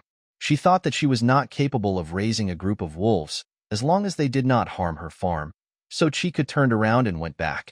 In the villa, after washing up, She lay down on the bed and fell asleep. This night was indeed very tiring for her thin little body. She rested here, and the atmosphere in Pingluo Mansion was not so good. The officials and businessmen involved in reselling grain received news one after another after dawn, and each of them was so angry that they could not speak. No one expected that the grain transport team encountered a pack of wolves. The clear traces of wolf teeth on the neck of the person in charge of the escort truck were shocking. As a result, the food was robbed by the refugees and could not be recovered. The magistrate was so angry that he smashed his beloved inkstone and simply issued a wolf hunting order. However, everyone in the city knew very well whether the hungry and powerless people in the city could hunt wolves in exchange for rewards. The atmosphere in the city is depressing, but it has been like this every day since the famine happened, so no one cares. The thin people just want to know where the family's rations will come from today. In the slums where no one pays attention, many families received unexpected surprises early in the morning. One reaction invariably was to immediately move the food into the house and hide it, and told the adults and children at home to keep their mouths shut and not say a word. I didn't even ask if my neighbors were like my own, so I just pretended it didn't matter. Those who should go out to bask in the sun will continue to bask in the sun, and those who should go to find odd jobs to earn dry food will still walk around the city to earn dry food. In the evening, all the neighbors will meet in their own lanes with bundles and half bundles of dry firewood in their hands, laughed at each other and said they were boiling water at home, and then went back to their respective homes. They waited until midnight to light a fire with the little dry wood, grabbed a handful of whole grains and cooked porridge for the whole family, which lasted one day. After a full sleep, Chiku went out for a walk after finishing the housework. As soon as he opened the door of the villa, he saw a pack of wolves lying under the porch. The leader was particularly big, even though they were all skinny now. It looks pitiful, but the wolf has a mighty and majestic aura. This group of wolves seemed to be guarding Chiku at the door. When they saw her coming out, they stood up quickly. Under the leadership of the alpha wolf, they lined up and put their wet noses into her palms, smelled carefully, and then sat aside. Chiku smiled happily and spread her hands for them to sniff. Although the communication between her and the wolves was not working well, at this moment she was sure that the wolves wanted to stay. This was a sign of goodwill from them. Remember, once you know the smell, you won't recognize the wrong person. After sniffing all 17 wolves, Chiku boldly touched the head of the first wolf again and scratched its rough, haired forehead. She saw that the wolf's ears shook a few times but made no other movements, so she got more excited. He became more and more bold, and ran his hand along the wolf's back to touch its belly. The alpha wolf lowered his head, grabbed Chiku's wrist, and took her hand away. "Don't touch your stomach." Chiku suddenly became happy and stopped his hand obediently, but after a while he couldn't help but rub the wolf's ears. The wolf's ears twitched twice, but he didn't bite her and let her rub it. After experiencing the feel of real wolf ears, Chiku was satisfied. With a wave of his hand, he took the 17 wolves outside the rabbit pen in the blink of an eye, caught 17 giant rabbits in the fattening period and fed them to them. "We will eat the rabbits from this rabbit pen together, but we cannot touch the rabbits from other pens." Knowing that the wolves could not understand human speech, Chiku couldn't help but warn the wolves when he threw the rabbit to them. The wolves ignored her. One wolf bit a rabbit and dragged it to the waterside for a meal under the leadership of the alpha wolf. Chiku felt that they would also find places to eat, which should be a sign of intelligence. The wolves no longer have to worry about themselves. Chiku returned to the villa to change into work clothes and prepare to work. After traveling for the past few days, she wanted to rest for 2 days. She didn't need to be in a hurry, so she just took her time and rested when she was tired. This would prevent the Chiu Mansion pursuers behind her from catching her whereabouts. Unless they went to Siliu village to block her and use the power of the local government to prevent her from settling down, he would take back the property given to her. But in that case, Chiku believed that his revenge methods would definitely not be too peaceful. Anyway, Chiku was prepared for the worst. She was alone and fearless. Those who were officials were different. Those who were barefoot were not afraid of those who wore shoes. Chiku was not idle during the 2 days of rest. She could not let go of any work on the farm for a day. She had collected so many new animals, so she had to use her brain to settle them all and at least build a few new pens. and she is now in the only thing done on the newly added land was to plant a number 2 pasture, call the original one number 1, and expand the planting area. The wolves that Chica thought were highly intelligent gave her another surprise. They fed giant rabbits in the fattening period once a day, and they helped her control the rabbits that liked to escape from prison. Originally, the height of each rabbit pen was based on breeding standards. A wire mesh fence more than 2 meters high was inserted into the ground to prevent rabbits from digging holes and jumping high. However, these rabbits had the ability to escape outside, which made Chiku finally come up with a use. The method of catching rabbits with drones is time-consuming and energy-consuming. Now that there are wolves, probably due to the suppression of natural enemies, no rabbits have escaped in the past 2 days, which saves Chiku a lot of trouble. The happy Chiku fed the goose eggs to the wolves as snacks. While acknowledging their contribution, he also told him not to scare other poultry and livestock. If they stop laying eggs, growing meat, or producing milk, he would pluck their fur. It just so happened that she hadn't had a wolf hair mattress yet. The wolves enjoyed the delicious goose eggs and did not respond to Chica's instructions.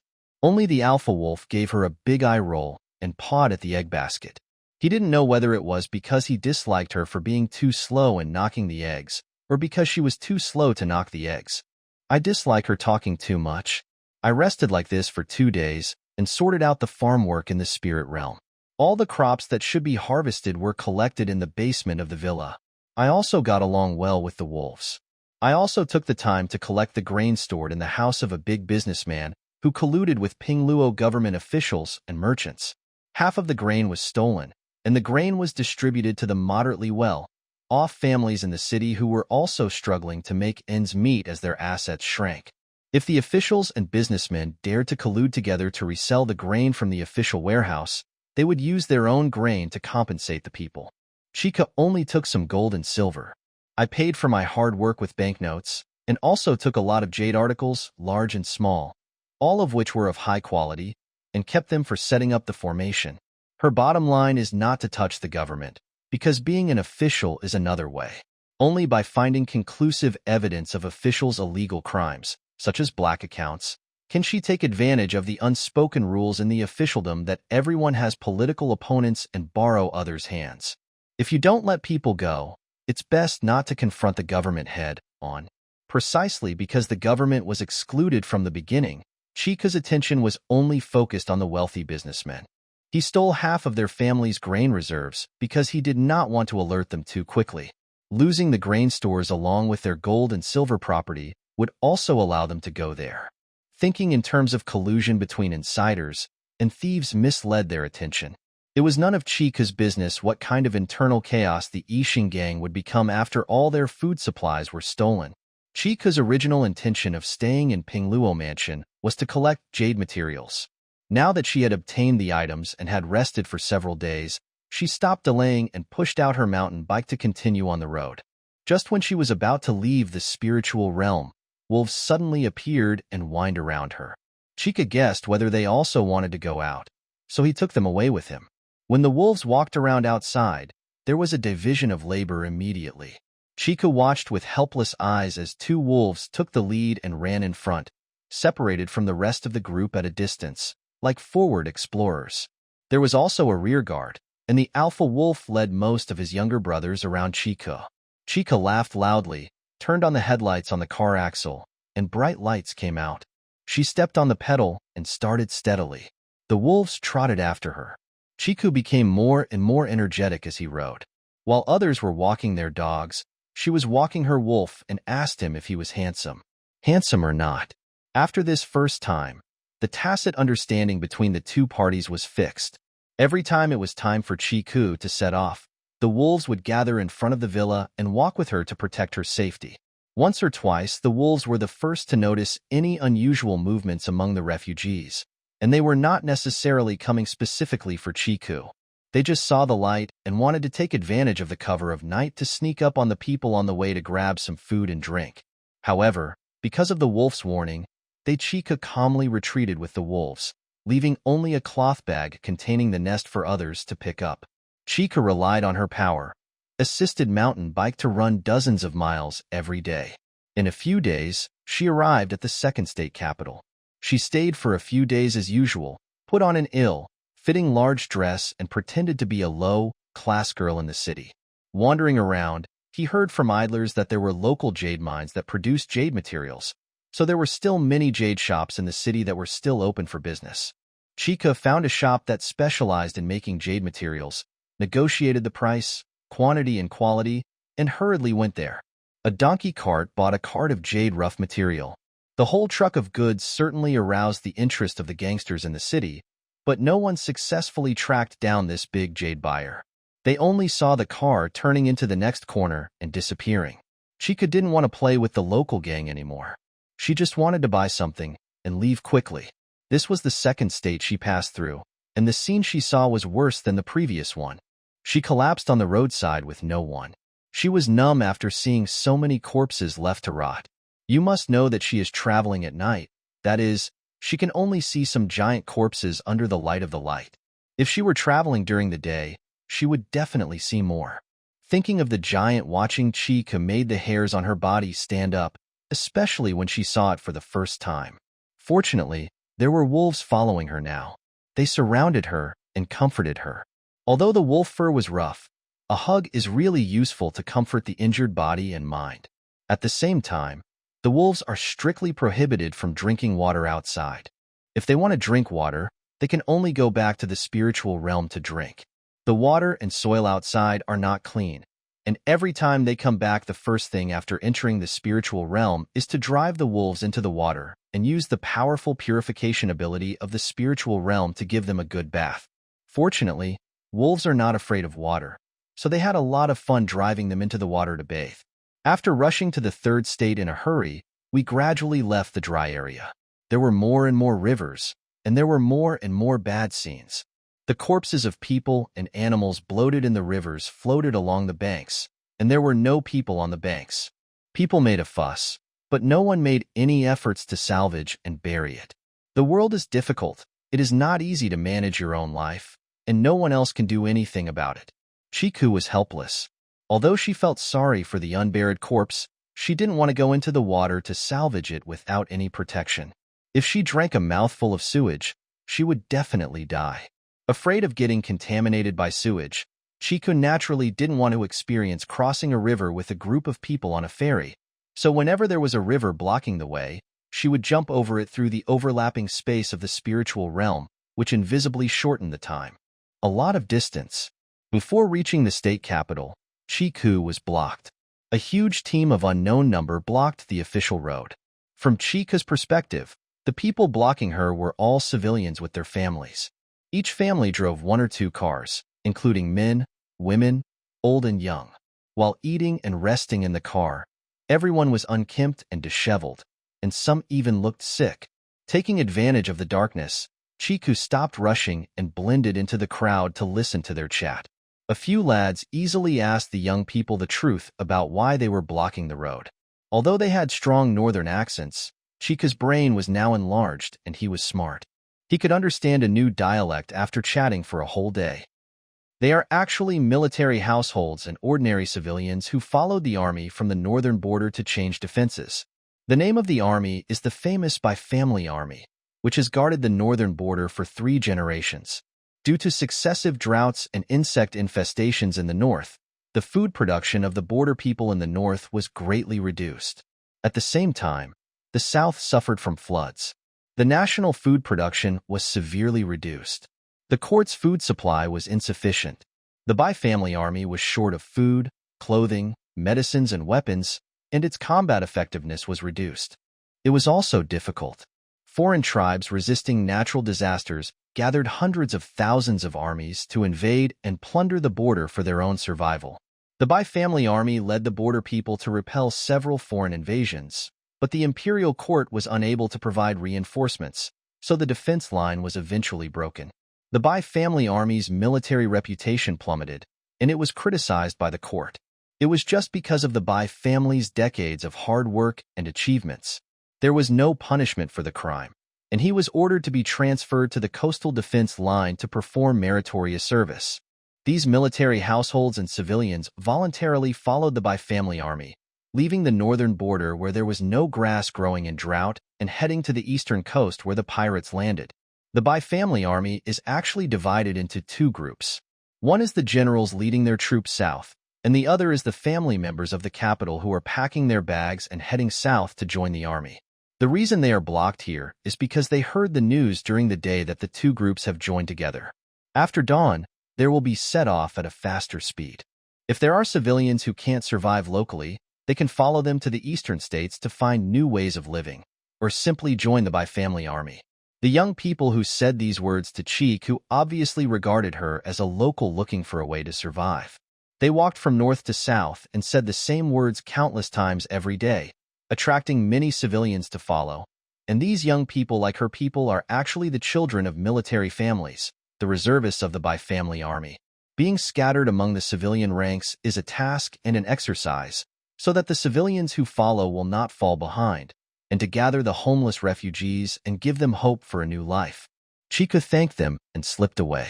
After returning to Chinha realm, Chiku was stroking the wolf while recalling the news he had just heard. He thought that this Bai family army was probably the General Bai's mansion who was engaged to the original owner Chiku. The court was blaming the blame, and the logistics could not keep up. The front lines suffered a defeat, and the responsibility for the defeat on the battlefield was placed on the Bai family's army. As a result, the Bai family's reputation was not as good as before. The family members seemed to have received the grace of joining the army, but the family's departure from the capital was equivalent to leaving the capital's elite circle. It's hard to say whether he can come back in the future. The task of defending against pirates is no lighter than the task of defending against foreigners in the north. If he fails again and the court holds him accountable, his family may also end up with a bad end. This is probably the reason. Since the Chi and Bai families have not fulfilled their engagement, they might as well get together and break up so that the Chi family will not be implicated if something happens. Then a series of things happened. Even if the Chi family has long decided to let Chi Shan marry Chi Ku to the Bai family as the eldest mistress, the political status of the Bai family is unstable, and it is indeed risky for the Chi family to maintain the engagement. The always selfish Chi family will definitely be happy to do so. To break off the engagement, I don't know what benefits the Chi family sought in the process of breaking off the engagement.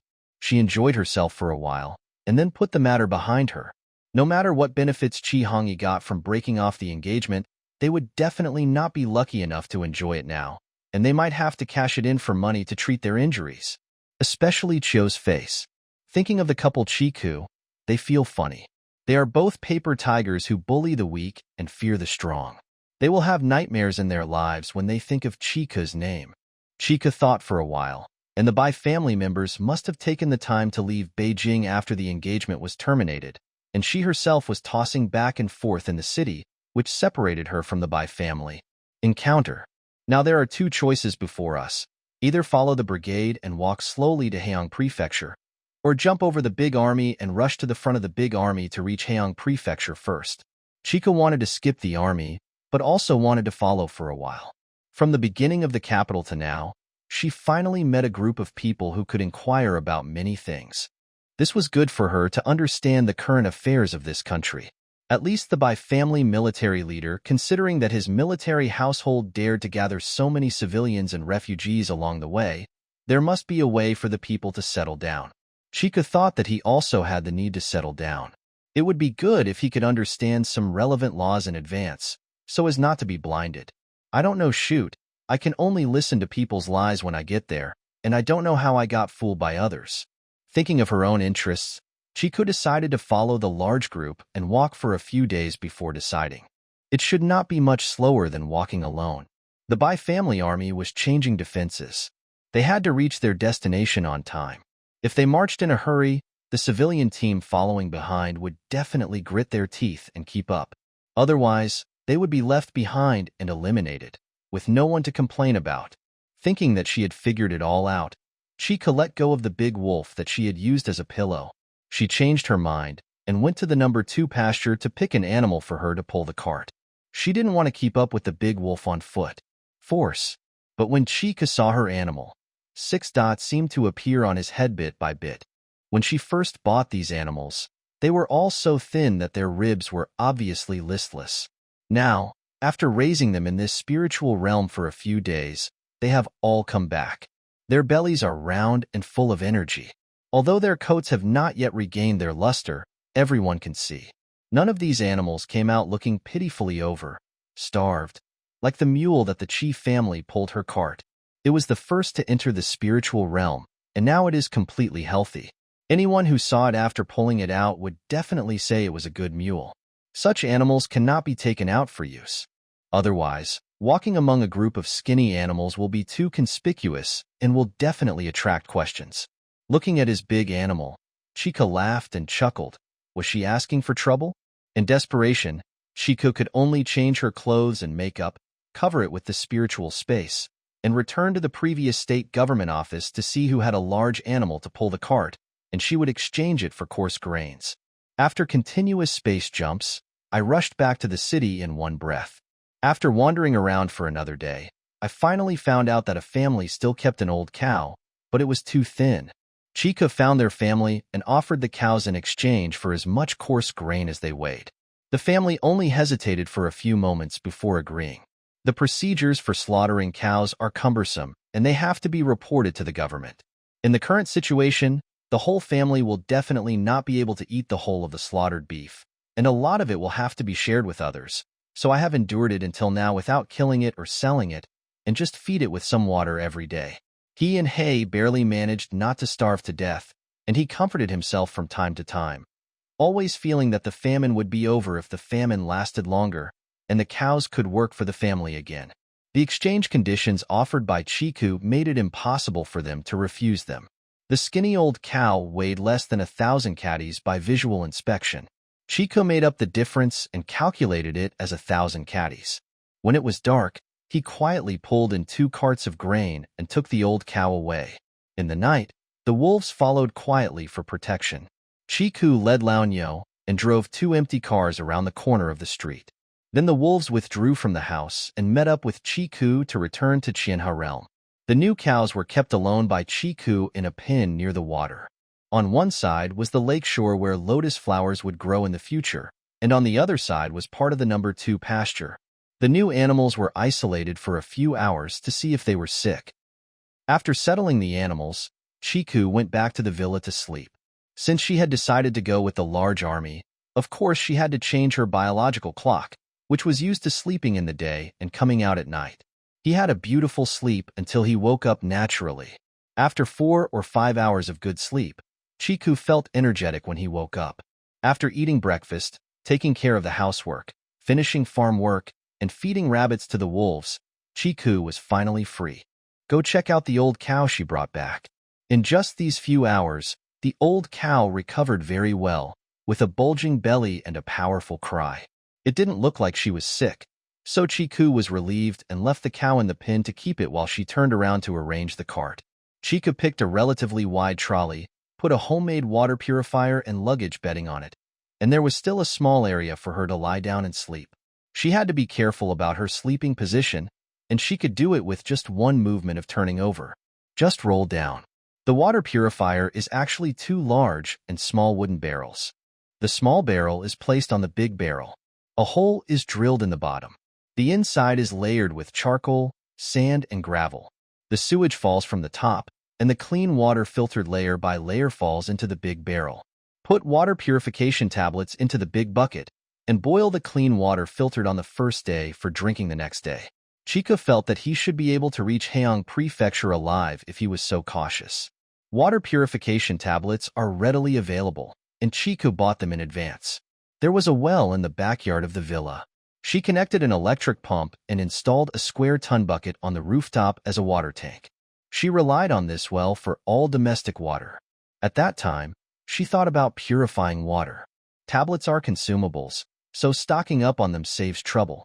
In addition to domestic water, her livestock farms also need to be disinfected regularly, so the amount of disinfectant effervescent tablets for different usage scenarios must be large, so she purchases them directly from the manufacturer. Bought a lot. After using it several times, I found that the water in Lingjiang is pure and sterile. Even if the ducks, geese, and geese in the river have just swam through the water, it is okay to just grab a handful and drink it. The entrance is sweet and refreshing. Medicines and vaccines purchased to prevent poultry and livestock diseases. It didn't take a few times. Daily cleaning of the pen was enough. So all the disinfection and epidemic prevention things were immediately useless and were all left unused in the basement. Chica didn't think it was a waste of money. It was good news that she didn't need it. It meant that the livestock in Ling didn't get sick and there were no worries about pests and diseases. She lived here alone and didn't have to worry about getting sick. Now, these disinfectant tablets are about to see the light of day again. Disinfection of drinking water. According to the instructions, one tablet is mixed with 200 liters of water. How can a large household wooden barrel have such a large volume? Chica calculated again and again, crushed the tablets into powder, and weighed them with a scale, one small package and one small package. The ground is packed, one pack is used at a time, and the big gourds that are anti-seepage are taken out for later use. If the purified water cannot be used by oneself, one can sell it to earn favors and become familiar with the water. After everything was ready, Chiku stopped washing his face and bathed after finishing his work again. He found the oldest and most unfitting clothes from Chi Shan's old clothes, and then deliberately patted dirt on his body to make himself dirty, even if it was not enough. Dirty and deliberately rolling on the ground, attracting wolves to watch. Chiku, who was rolling all over the ground, felt that he was despised by the wolves for his intelligence. It's impossible not to get dirty. People fleeing from famine don't have the conditions to wash their faces and take a clean bath every day. If Chiku wants to blend in with the crowd and pretend that he is also a refugee, he has to be consistent with everyone. The alpha wolf waited until Chiku was tired and lay down on the ground to rest. He walked over slowly, raised his feet and peed on Chica's legs, deliberately splashing a few drops on her body. Not only was she dirty, but she was also a little dirty. Smelly. Chica lay motionless, silently looking at the big wolf. "Did I thank you?" The big wolf tilts his head and looks cute. "But why am I a little unhappy? I decided to detain your rabbit." The big wolf raised its front paws and stopped threateningly above Chica's mouth. Chica covered her mouth with her hands in horror and took the initiative to silence. She still remembered that the wolf's paws had just stepped on a place where there was urine. After being threatened by the picked-up wolf, Chiku continued to roll around on the ground in depression. As a result, he got more wolf urine on his body and his skirt changed color. After all, Chiku did not dare to detain the rabbits from the wolf pack. She had 17 fat giant rabbits and goose eggs for snacks. Chiku fed them all at once before setting off, and then left the wolf to look after the house. She led the old ox cart quietly. Out of the spiritual realm, the sky was dim and bright on the official road. Chica missed the departure of the Bai family army because she had made preparations in the spirit realm for several days. However, she had the spirit realm to cheat and used the space to cover the overlap and jumped several times before successfully hanging on the big road. The rear of the troop, several miles away, plays the role of a lone girl who follows cautiously. It was getting dark now, and the Bai family army was about to start a new day's journey. Not long after Chica came out, he saw the people at the end of the team packing their things and getting ready to set off, so he naturally followed them. The bullock cart has been fully prepared, except for the 2 large barrels used to filter water and the small clay stove for burning firewood. The rest of the place is covered with a blanket. There is a big bag bulging in the middle. It can be seen that the luggage is hidden under the quilt. This is something Chiku has learned from experience, and it also means that wealth should not be revealed. People who are fleeing have everything in their cars, so hiding them together under the quilt will lessen the conspicuousness of others. Chica took advantage of this to hide a lot of things. Her own drinking water gourd was tied with a black rope, and the filtered water hyacinth that could be given away was tied with a green rope. In addition, there was a large medicine box with their salt, vinegar, garlic, and brown sugar. There are various pills and gold medicines that were exchanged for grains and pharmacies in the capital to treat some common headaches, brain fever, and bruises. This place is already a flood-infected area. If you are not careful, cholera, bacillary dysentery, athlete's foot, and other diseases will come. Chiku is prepared for these disease risks. She attaches great importance to her life. She doesn't want to die in vain after finally reviving her life. In addition to preventing diseases from entering through the mouth, She also needs to prevent trauma and infection. When necessary, she can use her own drinking water mixed with salt to adjust saline to rinse the wound. Sugar water replenishes energy, and medicines are also available. He has prepared Panax nodo ginseng, Blatilla striata, and C. nudiflorum, which are used to stop bleeding and reduce inflammation. They are all collected from Qianhe territory. Chika specially brought them out just in case. If those patent medicines, if it doesn't work, just rely on these tops. The environment in Ling territory is good for growing anything. So many precious or commonly used medicinal materials are planted on the mountain. The plants can grow faster and can be planted several times a year. They are all collected in the basement and sold once a year. From then on, judging from the buyer's chat history, the professionalism revealed between the lines is probably that the buyer is either a pharmacy major or an experienced Chinese medicine practitioner, but she came to this world only 2 years after the sale. If it weren't for the fact that the bruises all over his body had been cured after being sprayed with white medicine spray, otherwise Chi-Ku would not have used these medicines. If there was a chance to prove that these medicines were still effective, then medicinal materials could continue to be planted. Otherwise, he would only grow fruit trees and other economic forest trees, or planting local medicinal materials, or even if it is not possible, you can plant grass for grazing on the mountains, freeing up the original pasture for other uses. Land is land. You can use it for anything. On the way to escape, Chika's car was full of treasures that could keep people alive, which were more important than dry food. She could exchange medicinal materials for dry food, but dry food could not exchange for medicinal materials. Of course, they had to be covered tightly. This cart can also be used as a weapon to break into the ranks of the Bai family army. This way, she does not have to walk in the ranks of fleeing civilians. It is really insecure to walk with the civilians. It would be great if she could sneak into the ranks of the military households. It would also be convenient for her. Get the latest news. Chika calculated everything he could at the moment, and then did what he planned. First, they followed the group calmly, a mile or two away, letting the civilians at the end of the group know that there was a newcomer following them. Although they were curious, no one stopped to wait for the cars behind them to catch up and strike up a conversation. Because the large army was marching in a hurry, the vehicles kept moving and did not stop at noon. Everyone drank water and ate dry food in the vehicle. Those who wanted to relieve themselves would jump out of the vehicle and run to the field to squat, and then trot away to chase their own vehicles. There is no car parked on the roadside waiting for the family to slowly relieve themselves and pack up. From Chika's point of view, the refugees in front were all those with cars, which was understandable. The refugees who relied entirely on foot had either managed to catch a car, or they had fallen behind early. After following for a long time, I finally saw the team in front stopping and camping on the roadside. Young men from military families ran from the front of the team to the back of the team, asking the civilians to untie the animals pulling the carts and take turns to follow the team to graze at the designated place. Chika drove his ox cart slowly closer, but still kept a safe distance of almost a mile, as if he was fleeing alone for fear of being bullied. Of course, the military men who came to the end of the team also saw the civilians who were some distance away. Today, Chika was not the only one following him, but there were also many civilians with their families, but they were all just like Chika. The rear of the team kept a distance of not too far, but not too close. Naturally, the military households gathered around and chatted enthusiastically. They also had their own purpose. They wanted to find out if there were any talents that could be used by the Bai family army among the refugees who had defected.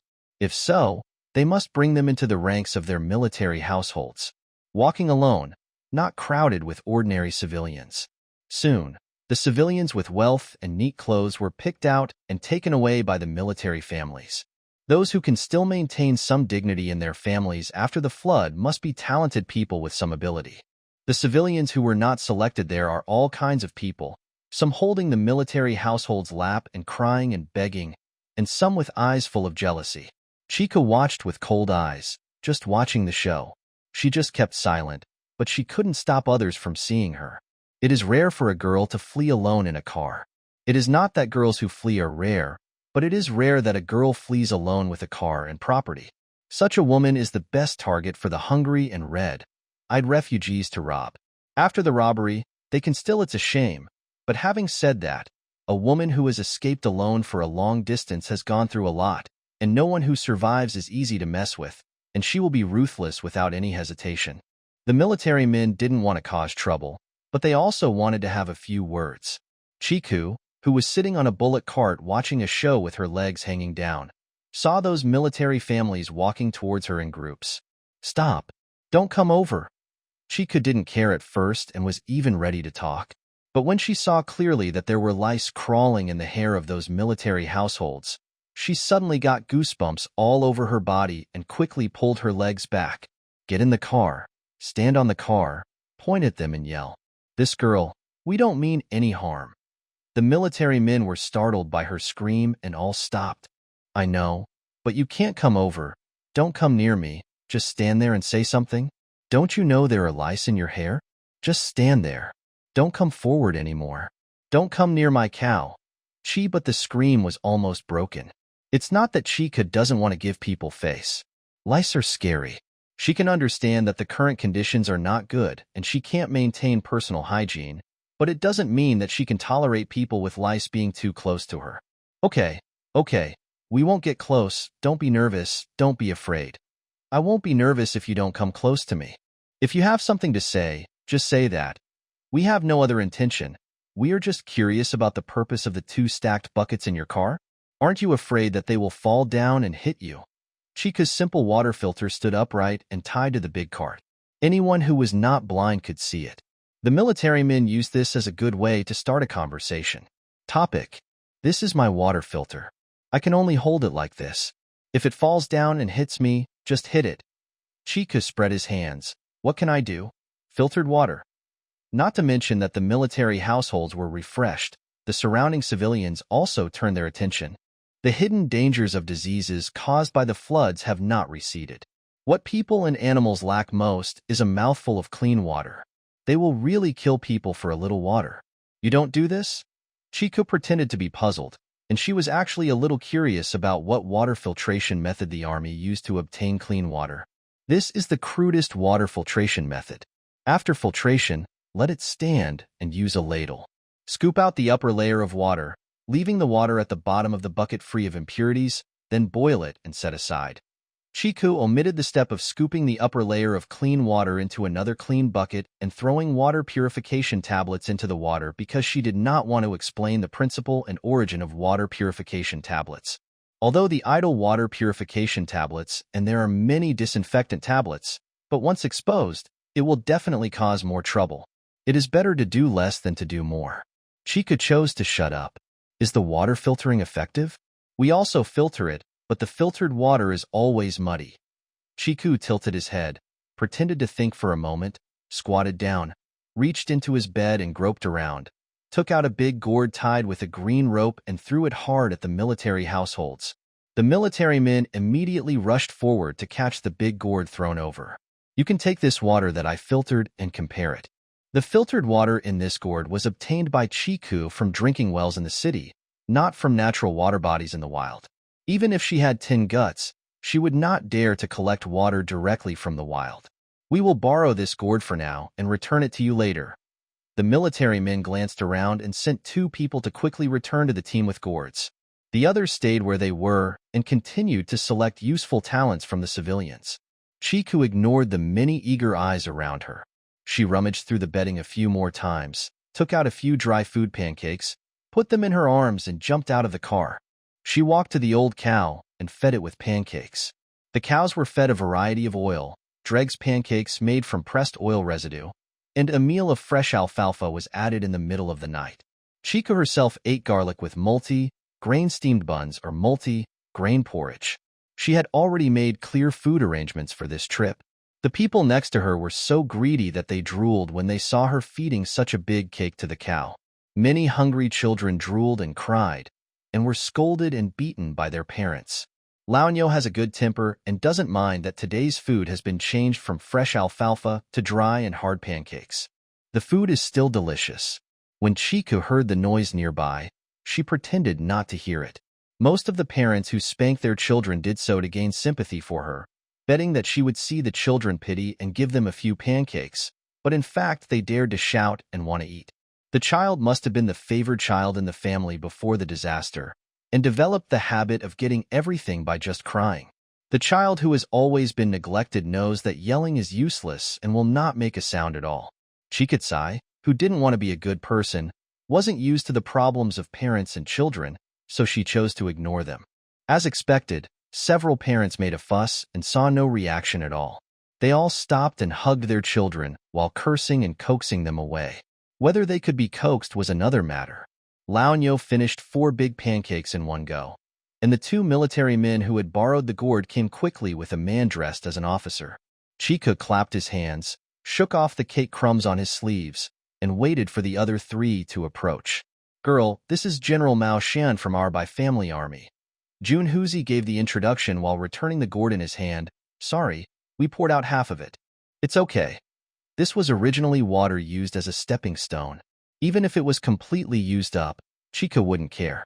She held up the gourd with half of the water left. Her eyes fell on the general, and she nodded slightly. "Heko, General Mao Shun. My surname is Chi, and my name is Chiku. Chihan.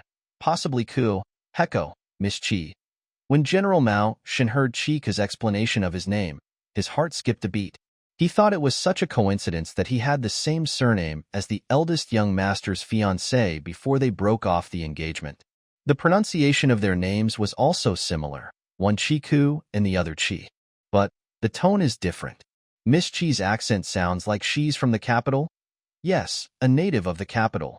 The original owner Chiku had settled in the capital since he was a child. When he grew up, he was considered a native in Chika's eyes. "Oh, the people in the capital are also leaving. My family is dead." With these few words, Chika shut up, and the rest of the by-family army would figure it out on their own. As expected, General Mao Shan and the military servants changed their expressions and looked apologetic. "Excuse me." "It's okay." Chika looked relieved that the matter was over. General Mao Shan and the military servants were relieved. Otherwise, it would be embarrassing to make others sad. "We just compared. Miss Chi's water filtration method is better than the one in the army. If you are willing to exchange, we can arrange a good position for you in the team." General Mao Shun came here after receiving the order. He has several skills. Prepare. Now that Chiku is indeed alone, he immediately thinks of the best place to go. Okay. Chiku originally wanted to join the army, but when General Mao Shun mentioned it, she immediately agreed. General Mao Shan also smiled and motioned to the military servants around him to help lead the cart. "Miss Chi, come here, we will talk in detail after you have settled down." Mao Shan raised his hand, and Chika saw a festering wound in his palm. "General Mao, were you injured? Yesterday or today?" Miss Chi has such sharp eyes. She accidentally injured them before setting off this morning. "General Mao Shun, this is a flood, infected area, so be careful with any exposed wounds." Mao Xinjiang was always polite and courteous, so Chiku was willing to make it easier for him. She took out a box of soap and bath beans from the high bulging bedding, took a small piece of soap and the gourd in her hand. "Hand it out. Wash your hands well, and then apply medicine. The wound has suppurated. If you don't take care of it quickly, it may get worse. The fever is mild." Chika glanced at them. "I think you have come all the way from the northern border. Going south, the road is difficult. One of the problems faced by the by-family army now is the lack of medical treatment. When disease and death come to you, it doesn't matter who you are or what your identity is." Under the surprised gazes of the military men around him, General Mao Shun opened his mouth a few times, smiled bitterly, took the gourd and soap from Chika's hand and washed his hands on the spot. When the by-family army was still fighting against foreign invaders in the north, it was already short of medical treatment, medicine, food, and grass. They could not even provide clean water all the way south. They had seen enough of the soldiers and military households who fell ill and died because of a few wounds. Although what he said didn't sound good, it was the truth, and it hit their weak point. While a military man was carrying a gourd to pour water for General Mao Shun to wash his hands, Chiku continued her work. She took out a large medicine box from under the bedding. After opening it, there were several layers inside, filled with bottles and cans. Chiku took 2 bowls. One bowl was filled with physiological saline. Then he took out a garlic from the bottom of the medicine box, peeled it, and chopped it into pieces. He put it in another bowl and soaked it in water to get the garlic water. When Mao Shun would wash his hands carefully, the wound was completely exposed. It was a scratch. The wound was relatively large. The muscle under the thumb was broken and bleeding. It had not scabbed for a day and had become suppurative. Rinse it with light salt water first, and then pour the bowl of garlic water on it. Garlic is a strong irritant to the wound, so General Mao Shen, who was not frowning when he was injured on the battlefield, can't help but clench his teeth. Garlic has antibacterial and anti-inflammatory effects. Using garlic water to disinfect wounds was a practice that was practiced during World War I and World War II. Fortunately, garlic is available without antibiotics, but whether it works or not requires follow-up observation. After all, theory is theory. This is Chi Ku's first practice. He used local yellow, skinned garlic that he bought in the capital. It is small and can hold several in one hand. It is dry and does not grow well due to lack of water. Or is it just this variety? I won't know until I try it to see if it can be as good as antibiotics. Mao Xinjiang was speechless. He watched helplessly as he washed the wound with garlic water, then used a clean gray cloth cut into small pieces as gauze to absorb the residual moisture on his palm, and then sprinkled it with gold wound medicine. In the end, I tied it tightly with a long strip cut from clean gray cloth and wrapped it well with one hand to form a big hoof.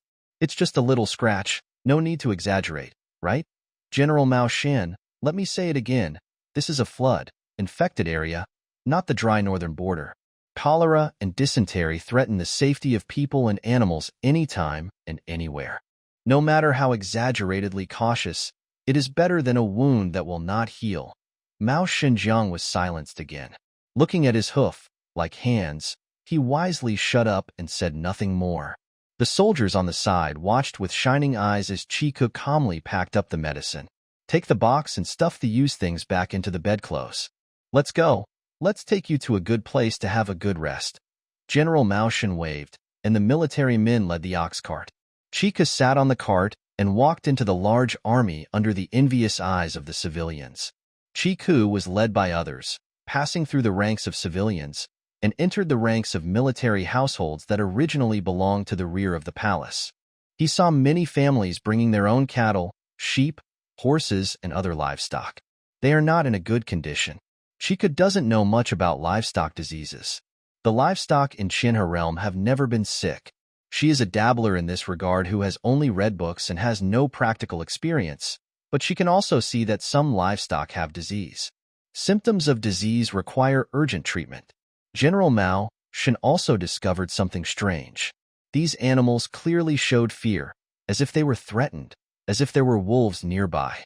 This situation has obviously not happened for so many days, but it happened now. A general is a general. His mind was spinning very fast, and General Mao's eyes turned to Chiku. This is the only variable. Chiku also noticed that the animals she passed along the way were afraid of her, which was obviously caused by the wolf smell on her body.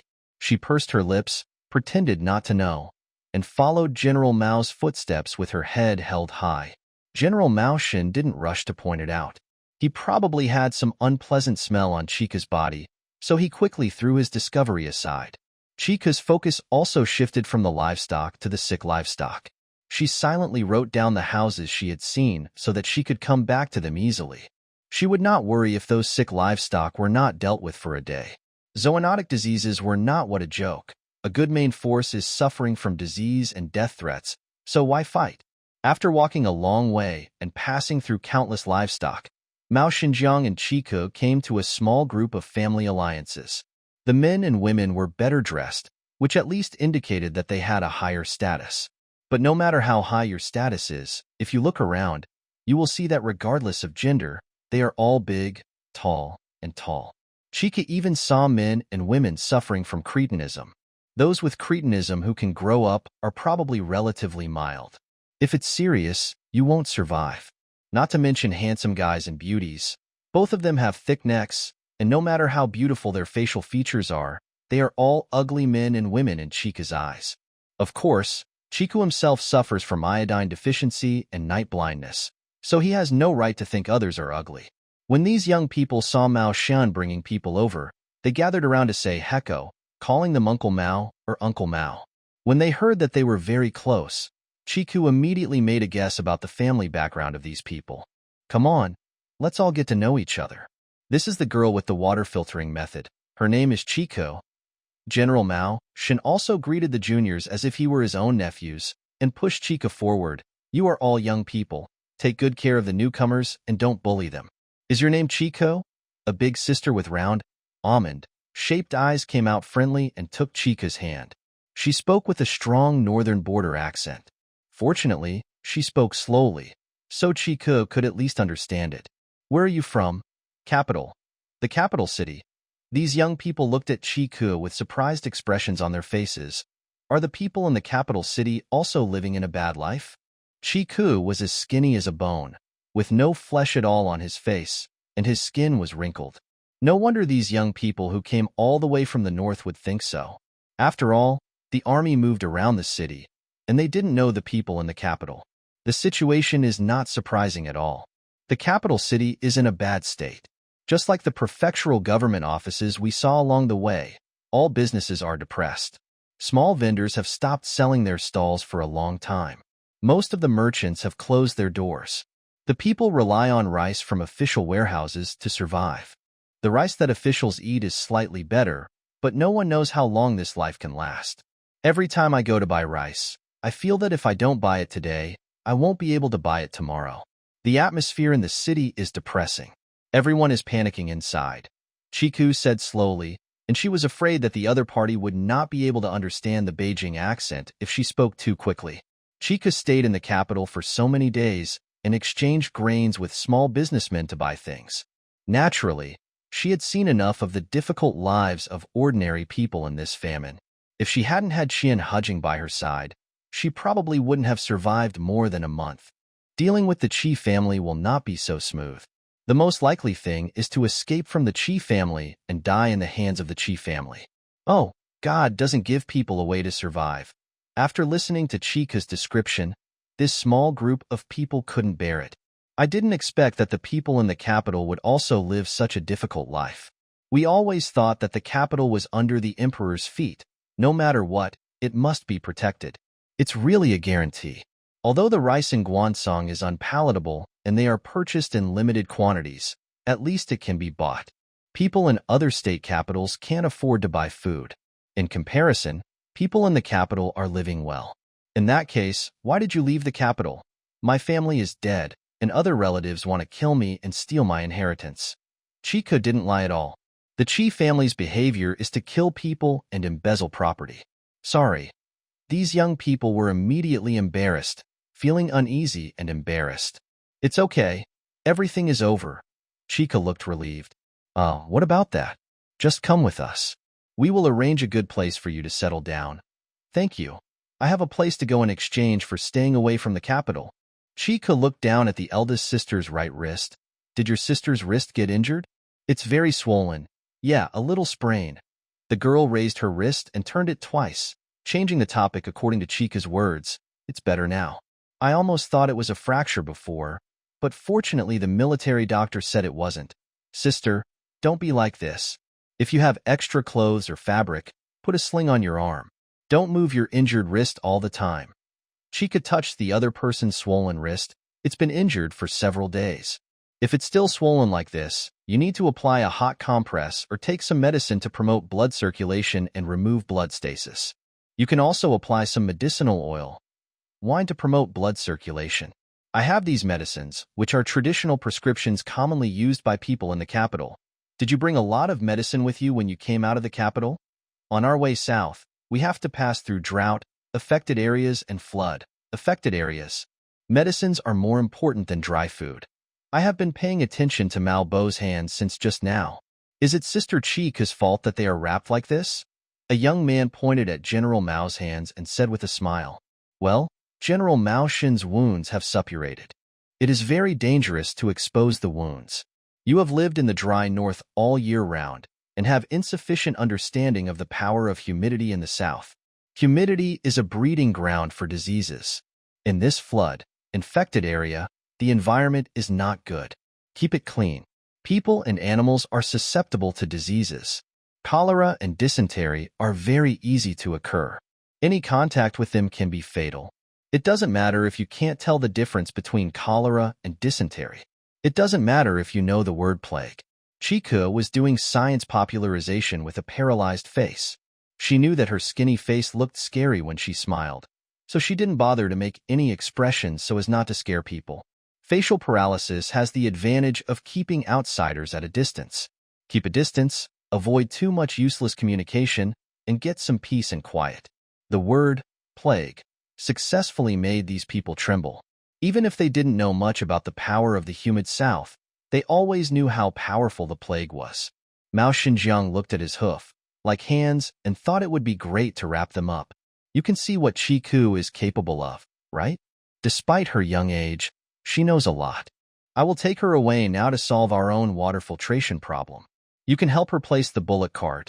Uncle Mao, don't worry. The young people responded cheerfully and discussed how to vacate the position. General Mao Shun sent away the other military servants and took Chiku to get down to business. After this walk, we came to the kitchen camp where large pots of rice were cooked for the army.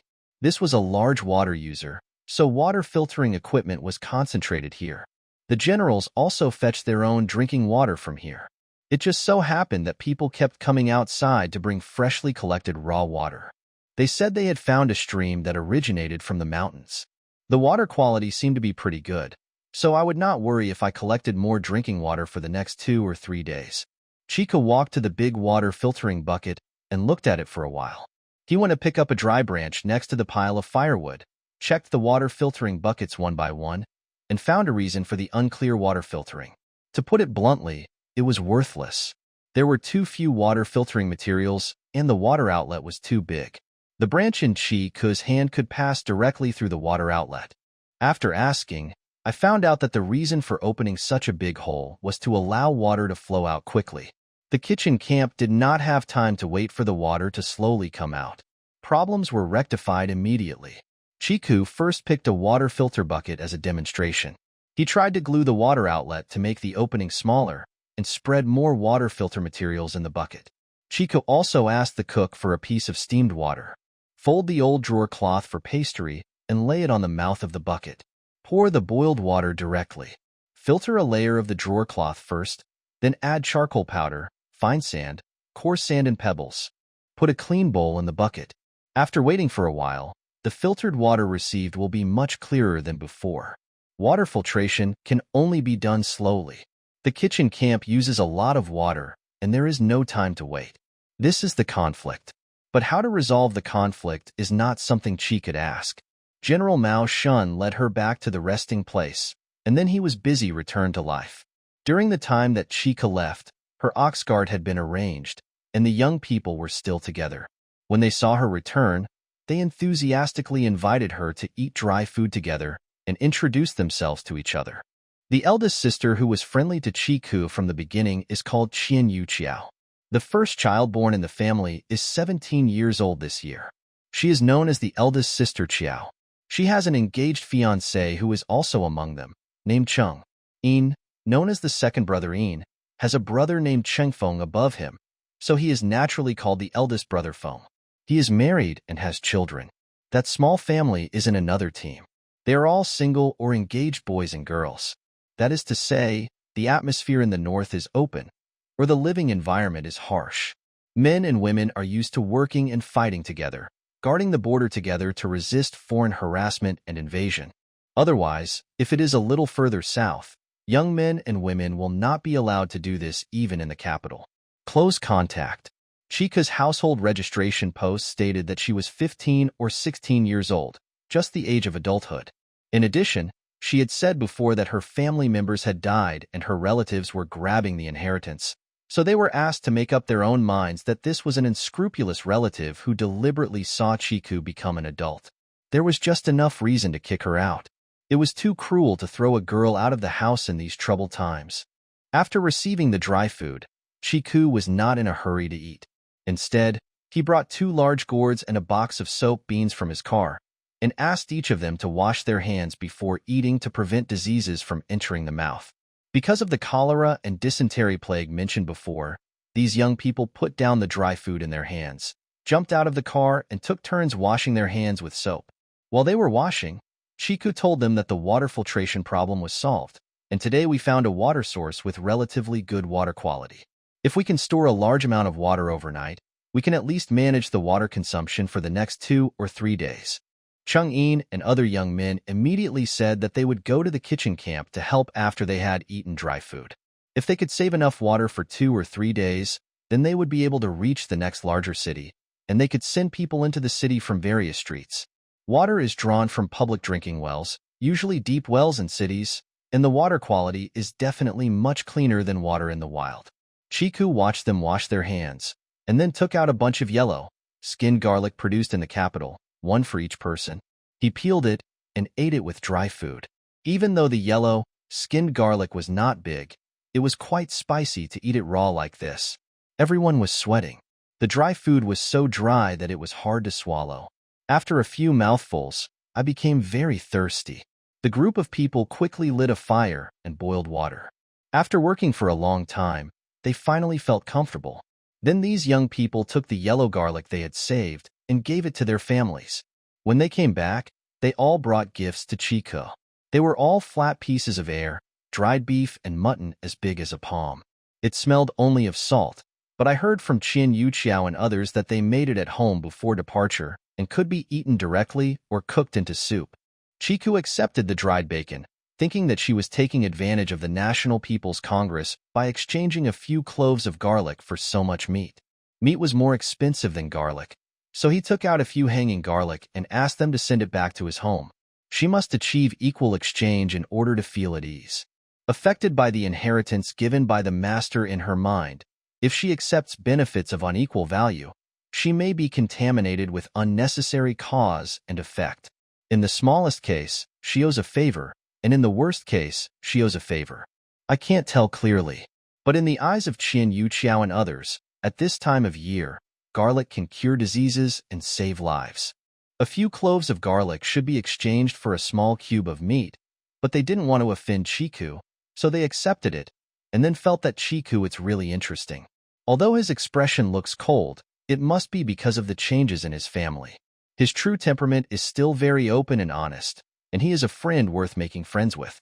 They kept a few pieces of garlic to eat themselves, and sent the rest back to their homes, and then came back with a piece of advice from their family members. After a short rest, Chung-in and the boys rushed to the kitchen camp to help. Before it was dark, Chiku took Qian Yuqiao to her car, opened the medicine box, and got her medicinal oil for massage. Fortunately, I had washed my hands before, otherwise it would be really embarrassing to rub a line of mud. Beijing's traditional medicated oil for bruises was indeed effective. Qian Yuqiao felt the wound was heating up before she finished rubbing it. After she finished, she went back to her car, found an old Chinese coat, knotted it, and hung it around her neck to hang her arm. Got up. Chiku looked at the middle coat. The fabric was a little transparent. He didn't know how many years he had worn it. Qian Yuqiao was a girl from a good background, so she wore such old clothes. The living standards of the border residents in the north were so different. It can be seen. After they finished here, the girls in their small group also finished dismantling the animals that pulled the cart. They also untied Chiku's old cow, and they were just waiting for the order to take the animals to drink water and eat grass. But take it and leave. With them doing the work for him, Chiku didn't have to worry about being busy anymore. The time he saved was just for sleeping. He had been driving for a whole day today. The uneven road and the ox cart without shockproof meant that his bones almost fell apart. Chiku urgently needs a good sleep to restore his strength. But the hope was good, but Chiku couldn't sleep yet. She used a convenient excuse to temporarily leave the crowd and walk into the wilderness, and then quickly return to the Qianhua realm under the cover of vegetation. Before she came out, she only gave it to those in the Ling realm. The wolves left food for a day, and she had to come back to take a look and give them a new batch of food. When the wolves saw her coming back, they circled around her excitedly. The alpha wolf sneezed a few times when he smelled the complex smell on her body and rubbed against her legs. He finally got rid of the strong wolf scent with satisfaction. Tickled his tail. Chiku picked up a few wolf hairs from her skirt and blew them off, but what she was thinking about was waiting for her to go out soon, and she didn't know how many animals would be scared to death. But this was the kindness of the wolves, and Chica didn't dislike it at all. Instead, he held up the big wolf's head like a dog, rubbed his ears and scratched his chin. After eating well and drinking well, his thin body gradually recovered. The increasingly muscular alpha wolf squinted his eyes comfortably, sat on the ground with his head raised, and leaned softly in Chica's arms to enjoy himself. Chica had a great time touch oneself the wolf, and suddenly he had a whim, playing with his wolf ears and muttering, "Since you brought your little brothers to hang out with me, why don't I give you a name? Woo?" The alpha wolf's low whine seemed to be asking.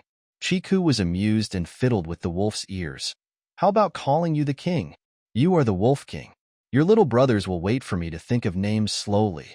From now on, you will all wear collars to show that you are the master. In this way, only then can you be allowed to roam freely outside. If someone bullies you, I will have a reason to come and settle the score with you." A pack of 17 wolves is basically difficult to bully, except for hunters and the army.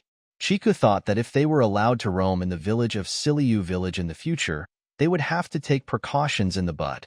Woo, Big Wolf moved his head and pressed his chin on Chiku's hand to signal her to continue. He didn't mean to accept his new name, and he didn't know if he didn't understand it. "Since you don't object, the name is decided. I will cut some pieces of leather to make a collar for you when I have time." Chikachuan took it as acquiescence, rubbed his ears with one hand and grabbed his chin with the other, and continued to touch oneself.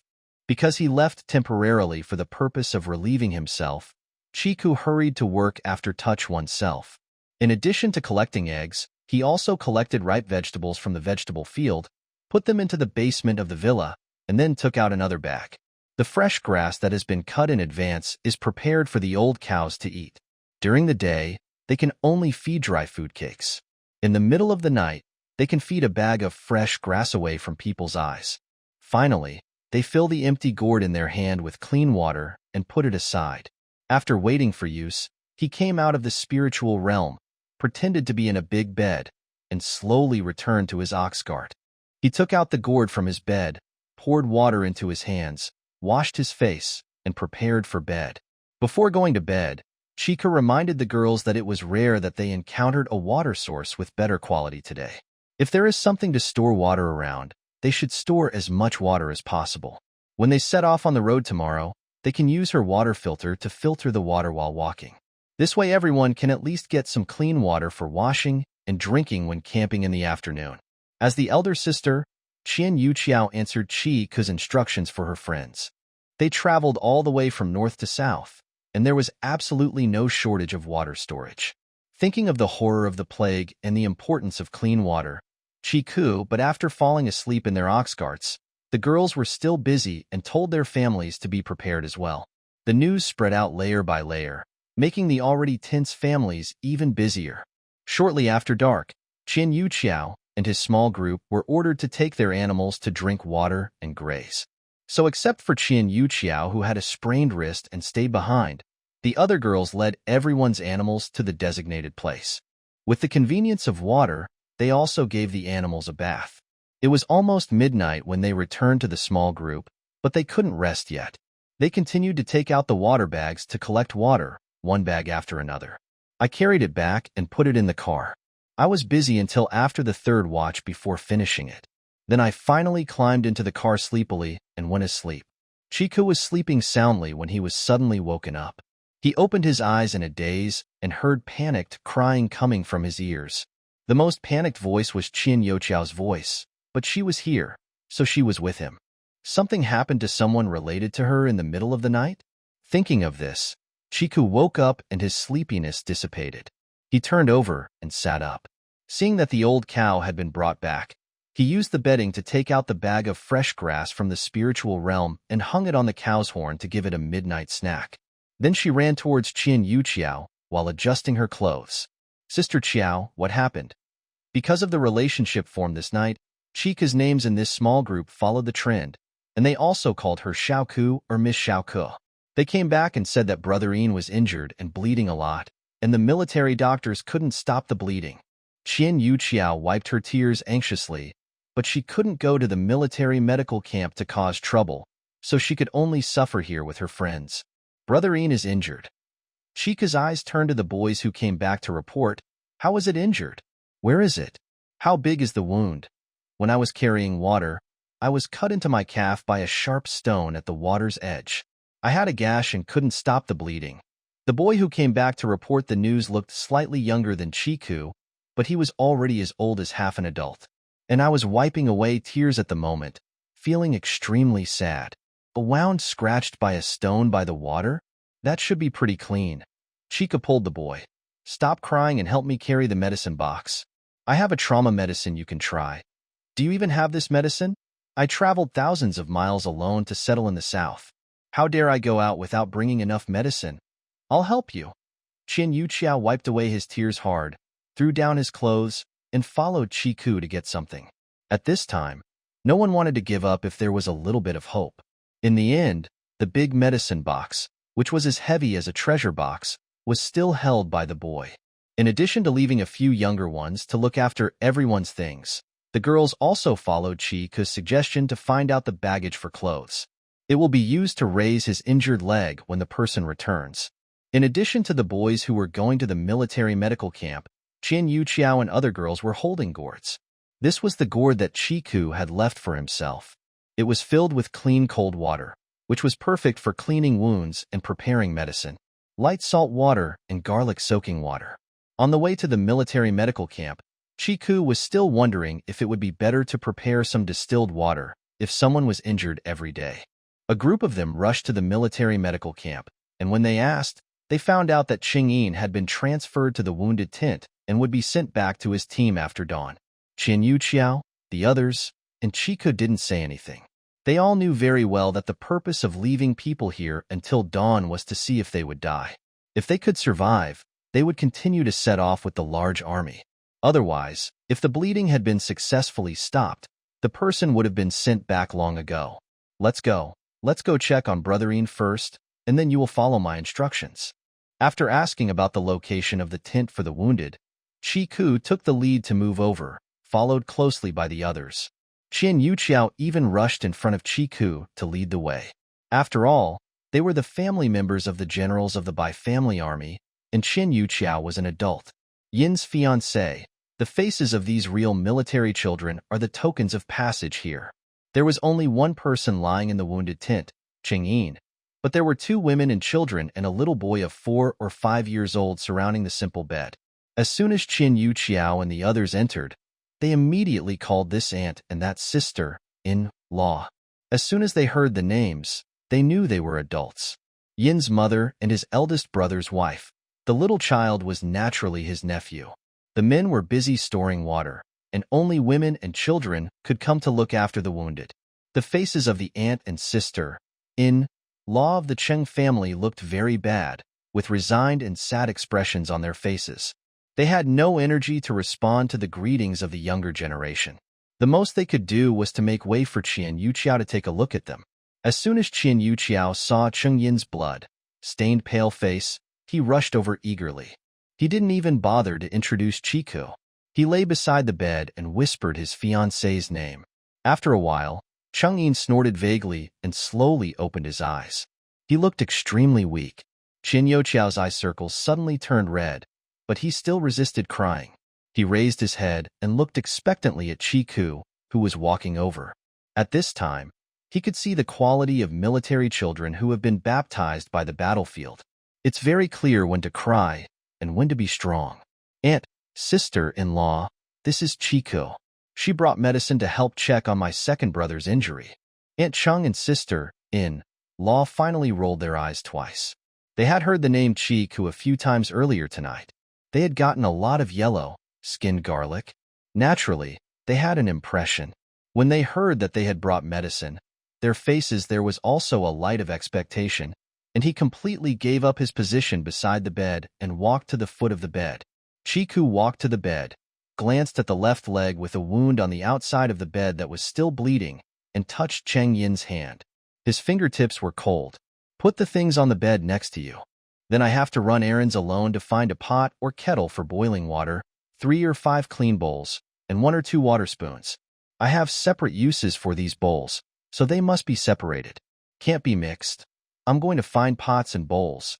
The boy holding the medicine box rushed out of the tent. If you want to boil water, I'll go outside and make a fire.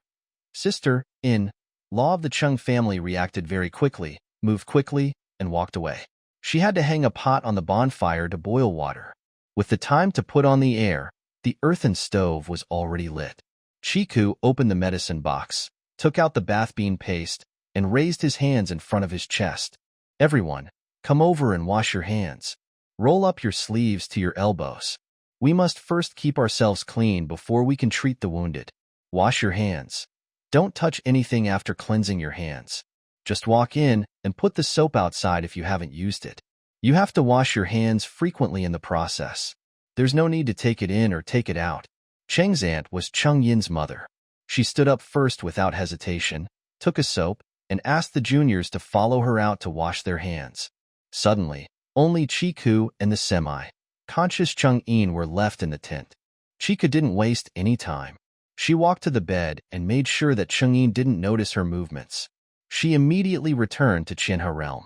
Wash your hands in the villa and get back before anyone goes back to the tent. After a while, everyone who had washed their hands returned to the posture where their sleeves were rolled up to their elbows and their hands were raised in front of their chests. We've brought the pots and pans, and we're boiling water outside, Qian Yuqiao said quickly as soon as he came in. After the water is boiled, scald all the bowls, and then bring half a bowl of boiling water in. I will make some salt and sugar water for Brotherine to drink. The other bowls are lined up beside the bed, and then 2 people will peel garlic, mix garlic water, and wash the wounds. I'll do it. And me?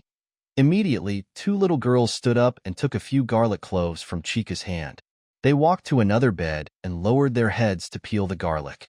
They only waited for a clean bowl to be brought in before cutting it into pieces and soaking it in water. Now I need 2 people to clean Brother Yin's injured leg.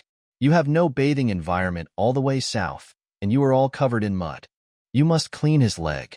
The medicine used by the military doctor before can also be washed away, so it is convenient for me. Then apply the medicine. The 2 of us will come. Aunt Chung and Qian Yuqiao agreed quickly. One of them is the mother and the other is the fiancé, so they are the best helpers. How about we find a basin? You can't use a basin, you can only wash it with water. Chika pointed to the bed behind him. Take a gourd, which is clean cold water, and wipe it while you pour it. Don't care whether it hurts or not, cleanliness is the most important thing. So the number of people cleaning the injured leg became 3, 2 were washing, and 1 was dedicated to holding the gourd and pouring water. The cloth used to wash the wound was still a clean gray cloth provided by Chika, which was cut into square towels and then sterilized at high temperature. Throw away after use. Outside the tent, a clean bowl of boiled water and half a bowl of hot water were quickly brought in. Chung Yin was helped up, with quilts from other beds behind him. His sister-in-law fed him half a bowl of salt 1 spoon at a time. Sugar water. While Chiku takes 2 bowls, 1 with light salt water and 1 with garlic soaking water. Chung Yin's injured leg was finally cleaned with the help of his mother and fiancé. Chiku took 1 look at the wound and suddenly felt pain in his calf. The wound was almost as long as the entire calf. Such a wound would require at least a few stitches, but right now we didn't have the conditions or the skills to do it, so we could only apply medicine directly. Aunt Chung and Qian Yuqiao went out to wash the dirt on their hands and continued to rinse them with light salt water and garlic water when they came back. Before pouring the garlic water, everyone who could free their hands helped to press Chung Yin's shoulders and legs to prevent him from hurting. If you move around, the garlic water will be really irritating to the wound. As soon as the garlic water was poured on the groggy Chung Yin, he trembled a few times and mumbled out 2 words. It hurts. Very good. My speech is clear and my mind is normal. Chika's teasing words made everyone laugh, and the tense and worried atmosphere suddenly dissipated a lot.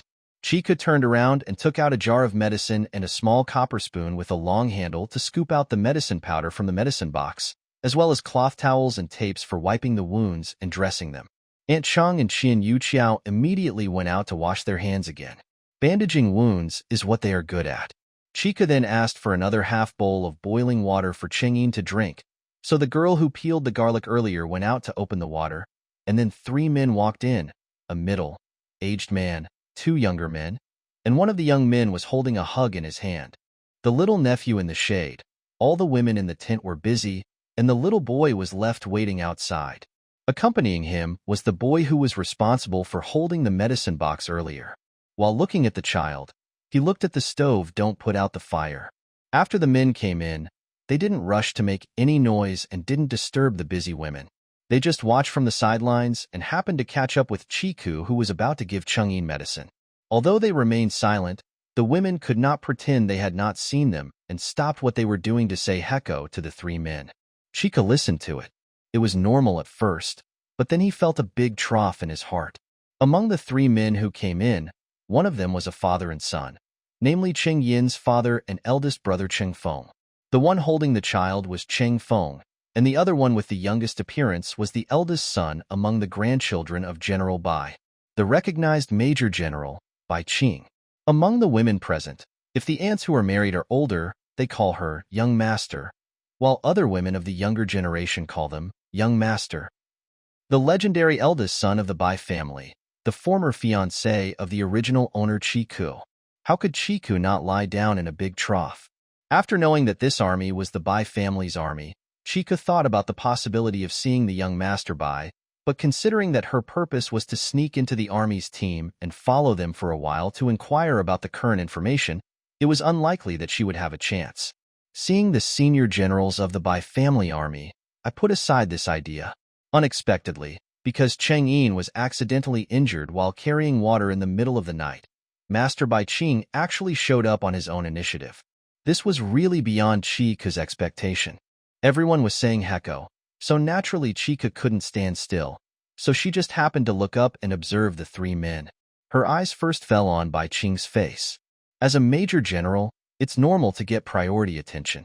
The first impression is that he is tall and handsome, with thick eyebrows and big eyes, with a stern expression.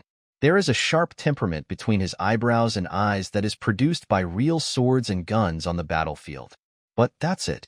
Don't look under your chin. Bai Qing has a big neck. In fact, the father and son next to him also had big necks. In fact, everyone in this tent has a big neck. Chiku silently withdrew his gaze and just followed Aunt Cheng's introduction and called people one by one. Except for Bai Qing, the father and son already knew Cheng Feng, and his father was Cheng Shunjun. Cheng Feng served as a soldier under his father and rose to the rank of chief by virtue of his military merit. As soon as the topic started, it was inevitable to talk about his youngest son Cheng. Only then did Chiku know that this boy was the new corps commander who was brought up before the Bai family army went south. Tonight, he not only led his 4 soldiers to carry water, but also I took the others with me. But it was dark and my feet slipped, and I got such a big wound on my calf. Since water storage was a top priority, Cheng Yin's men continued to fetch water after he was sent to the military medical camp. When Chiku and the others came over, naturally they only saw his mother and sister-in-law guarding the tent with sad faces. Chiku was an outsider. She asked people to call her military title, but she found out that Bai Qing's real military title was General Qian. The young general was everyone's affectionate title in private. As the eldest son of General Bai, everyone thought that in the future, he will definitely serve as a general like his grandfather and father, guarding the border and ensuring peace. This made Chiku couldn't help but take another look at Bai Qing. Cheng Feng was obviously a few years older than young Master Bai. Bai Qing was 20 years old and had reached the rank of President Qian, so he probably worked hard on the battlefield. After greeting each other, Chiku lowered his head and continued to work. There was a wound as big as Cheng Yin's. The military doctor used several kinds of gold wound medicine during treatment, but could not stop the bleeding. At this time, Chiku looked at the wound and her magical intuition came out. She did not take the gold wound medicine bought from the capital. Instead of using the medicine, he directly took out the raw Panax Nodo ginseng powder and sprinkled it on the wound one by one with a small spoon. Only when the wound was completely covered did he ask for bandage. A new half-bowl of boiling water was delivered just in time, and sister-in-law Feng, who had only been responsible for feeding salt and sugar water before, took it. "Are your hands clean?" Chiku covered the medicine powder jar, put the used small copper spoon in a separate compartment, and then replaced it with another jar and a new spoon. "It's clean. I washed my hands with soap before turning on the water." The girl who brought the water and stretched out her hands for Chiku to check. They had washed their hands more than before tonight, and it felt like their hands were peeling off. Chiku held the medicine powder jar and spoon in his left hand. He rummaged through the bottom of the medicine box with his right hand and took out a long oil paper tube and handed it to the girl. Open it, take 2 slices and throw them into the bowl of boiling water, stir them and dissolve them. The oil paper tube is sealed with a little paste, so it can only be torn open. As soon as the paper package is opened, a rich milk aroma wafts out, and then there are snow, white flakes. It smells so good. What is this? Why does it smell like milk? These are milk tablets made of pure milk. Once boiled water is mixed, it becomes liquid milk. Hurry, take 2 tablets and dissolve them. I'm still waiting to add the medicine. How can you do this with pure milk? The girl was curious and put the 2 milk tablets into the bowl of boiling water in the hands of sister, in-law Qingjia. Chiku added another spoonful of cooked Panax Noto ginseng powder. Sister, in-law Feng held the spoon and stirred it while blowing cool air to let the food cool down. A half bowl of milk will cool down faster. When the hot water is mixed, the aroma of milk is even stronger. People present are familiar with the taste of fresh milk from cows and sheep. Although it is mixed with a little medicinal smell, the smell of the milk tells you that it is definitely the best milk. Once the paper tube is opened, it cannot be sealed back. Milk tablets are easy to get wet. Once they get wet, you must not eat them. Everyone has worked hard tonight. Let's try 1 piece each, Chiku said while packing the medicine box. She was taking into account that the milk tablets will get damp. I specially packed a pack of 10 tablets. If you open a pack, you can finish it in 1 day. There are only 10 milk tablets in a small tube. Except for 2 tablets for Cheng Yin to soak in milk, the women present just finished 1 tablet each. Chika didn't eat it. There were many more in the medicine box. They were originally prepared for herself, but Cheng Yin didn't eat them. With the injury like this, the only thing he could do now was milk tablets to supplement the protein and promote wound healing. There was no way to get fresh and clean meat. The 2 female members of the married family did not eat the milk slices they were given. Instead, they rewrapped it in the oil paper and planned to take it back and soak it in hot water for the baby to drink after dawn. Qin Yuqiao took her milk tablets and wanted to put them into Sister Feng's bowl, but Chiku stopped her. Half a bowl of boiling water and 2 milk tablets were just right, because 4 milk tablets per bowl of milk. Sister, in-law Feng kept stirring the bowl in her hand until the milk was finally cool enough to be swallowed, and she quickly fed it to Cheng Yin. Due to the blood loss, Cheng Yin had been half asleep and half awake, feeding him whatever he wanted. When everyone saw that his bandaged calf no longer bleeds, everyone invariably showed happy expressions of relief. Chiku also felt that Cheng Yin was very lucky. Whether he could successfully stop the bleeding from such a long wound without suturing, Chiku actually took a gamble at that time, and then both of them won the bet. Cheng Yin didn't need to torture to death by slow blood loss. Chiku also learned what kind of traumatic wounds the Panax Noto ginseng grown in her spiritual realm was suitable for. It is worthy of being the holy medicine for treating injuries. Its efficacy is incredible, and it would still be outstanding in another world. Miss Chi, thank you very much for tonight. Bai Qing thanked him sincerely. His voice was slightly hoarse. It was not the common clear noise for people of his age. It was deeper, with reassuring power. He was a reliable general on the battlefield, and he spoke with a capital accent. Mr. Qian, you are very polite. As a person from the capital, I grew up listening to the stories of Bai Jiajun. It is an honor for me to be able to help today. Chiku said polite words without blinking. She didn't know any of the records. Thank you. Bai Qing's voice was lowered a little, with a hint of sigh. Cheng Yin is the commander of the army. You are a civilian. The Bai family army has military regulations first. You use it on Cheng Yin for medicines and other items. We will have someone to settle the matter with you. Okay. I wonder what payment methods are available. Chiku immediately put on a business, talking face, changing his face faster than flipping through a book. It's usually cash. Bai Qing didn't care about Chiku's change of attitude. He actually appreciated this kind of temperament that puts his needs on the table and expressed them. Generally speaking, this is a frank side of his temperament and easy to deal with. Can cash be redeemed in kind? What kind of thing do you want in return?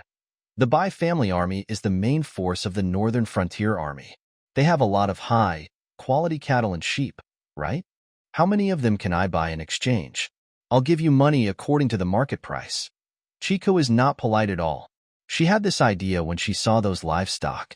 The village in Siliu village is so big, she must raise some livestock to cover her daily consumption of meat, eggs, and milk. From Friday to next Tuesday, there will be classified recommendations on the main homepage, with 3 updates. It's easy. Miss Chi can buy as much as she wants. Okay, then it's settled. You guys will keep me safe during this journey. Then during this period of time, I will try my best to help wherever I can. Okay, it's settled. The 2 parties reached an agreement on this, and there was no further discussion.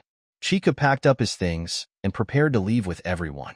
Cheng's parents, brother-in-law, and Qin Yuqiao had a brief discussion. The main issue was where Cheng Yin could recuperate. It was natural to send Cheng Yin back to his parents, but neither Cheng Shunjiang nor Cheng Feng and his son had time to take care of Cheng Yin.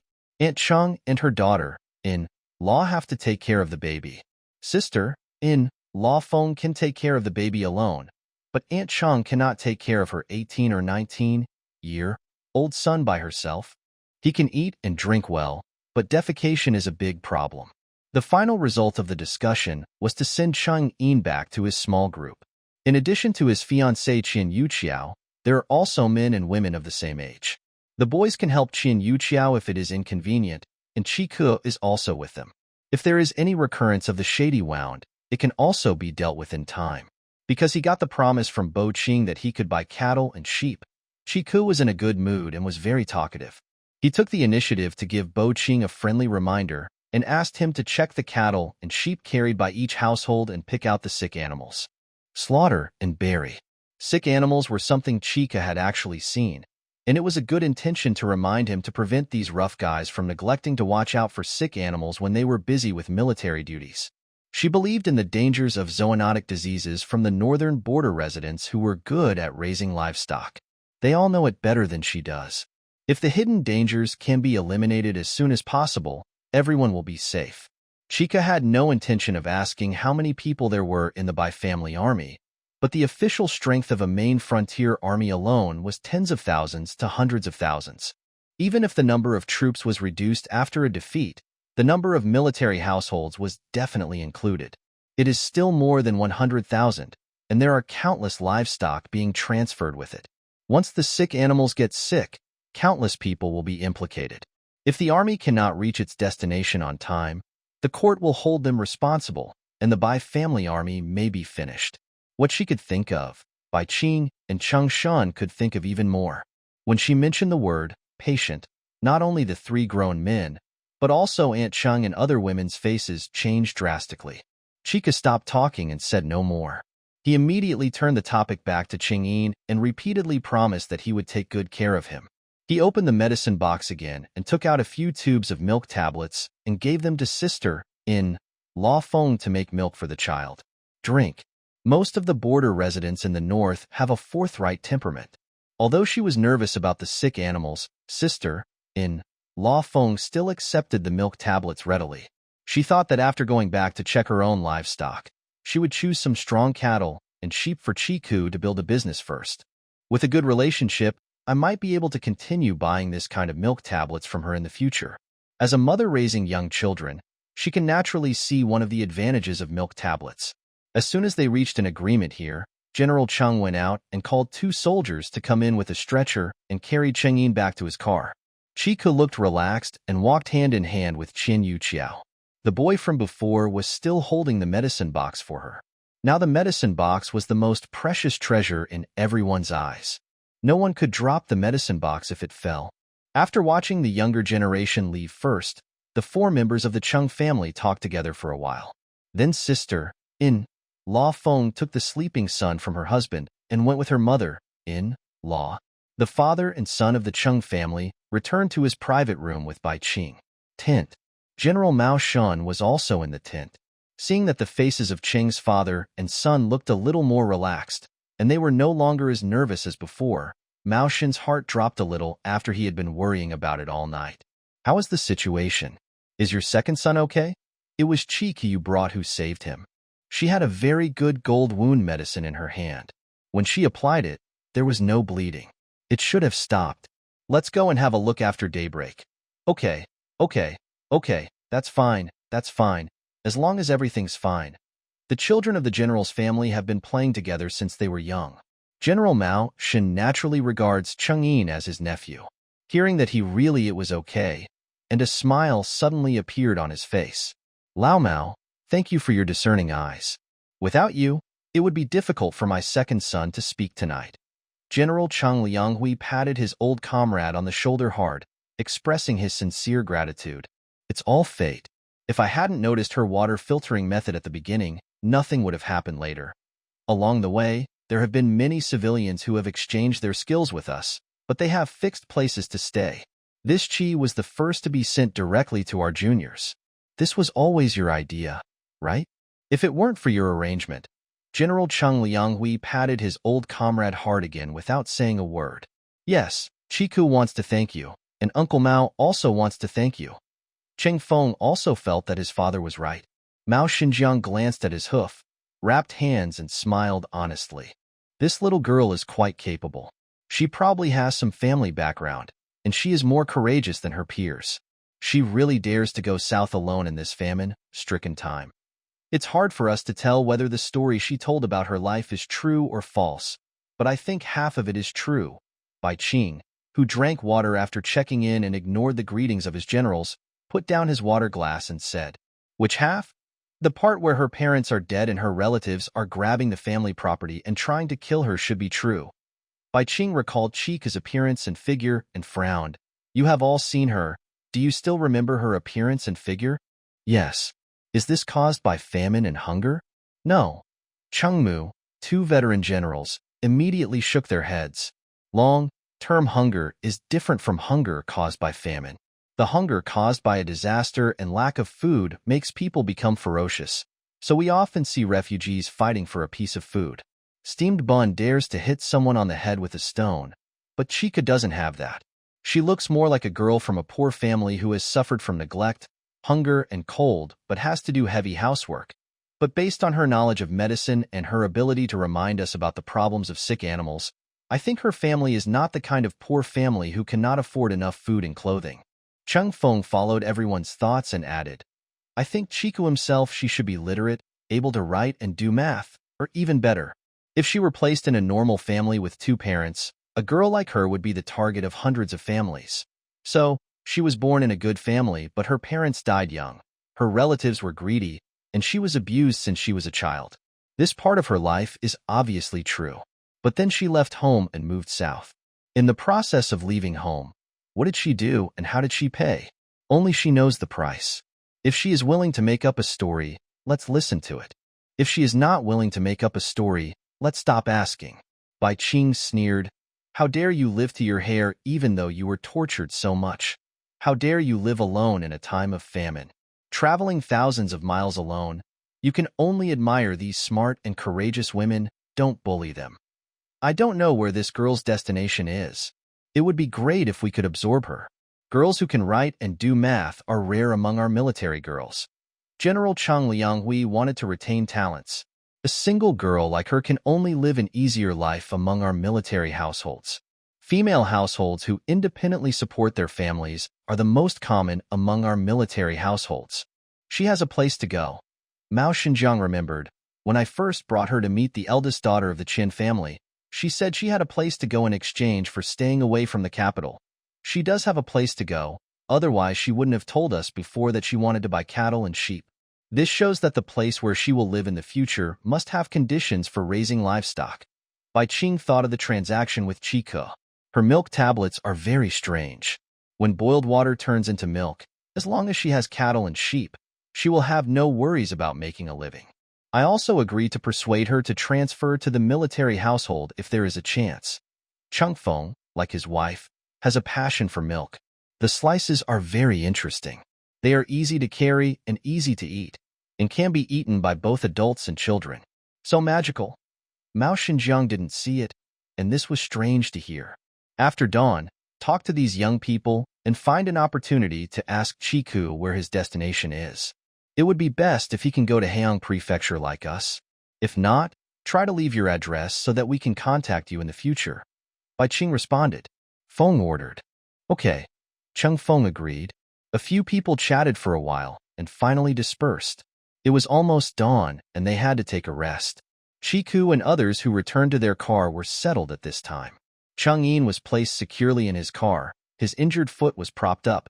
Qin Yuqiao hung his wrist on his chest again, and then I stayed with him in the car and waited until daybreak for someone else to guard him. The main reason was that I was afraid that he would get hot in a while, so I had to guard him for peace of mind. Chika returned to his ox cart, first put away the medicine box, then changed the old oxen into a cloth bag filled with forage, climbed into the cart, and continued to sleep until he was awakened by the noisy sound of people coming and going at dawn. Then he got up rubbing his eyes, said heko to the girl in the next car, collected the cloth bag that Lao Nyo had eaten, and followed the crowd with his own gourd to the nearby fields to relieve himself and wash up. The wilderness was crowded with people, all of whom were early risers. Adults and children were noisy, crying, shouting, and cursing. There were all kinds of sounds, the smell was overwhelming, and lice were crawling arrogantly in everyone's hair. Of course, Chika couldn't be crowded with such a group of people.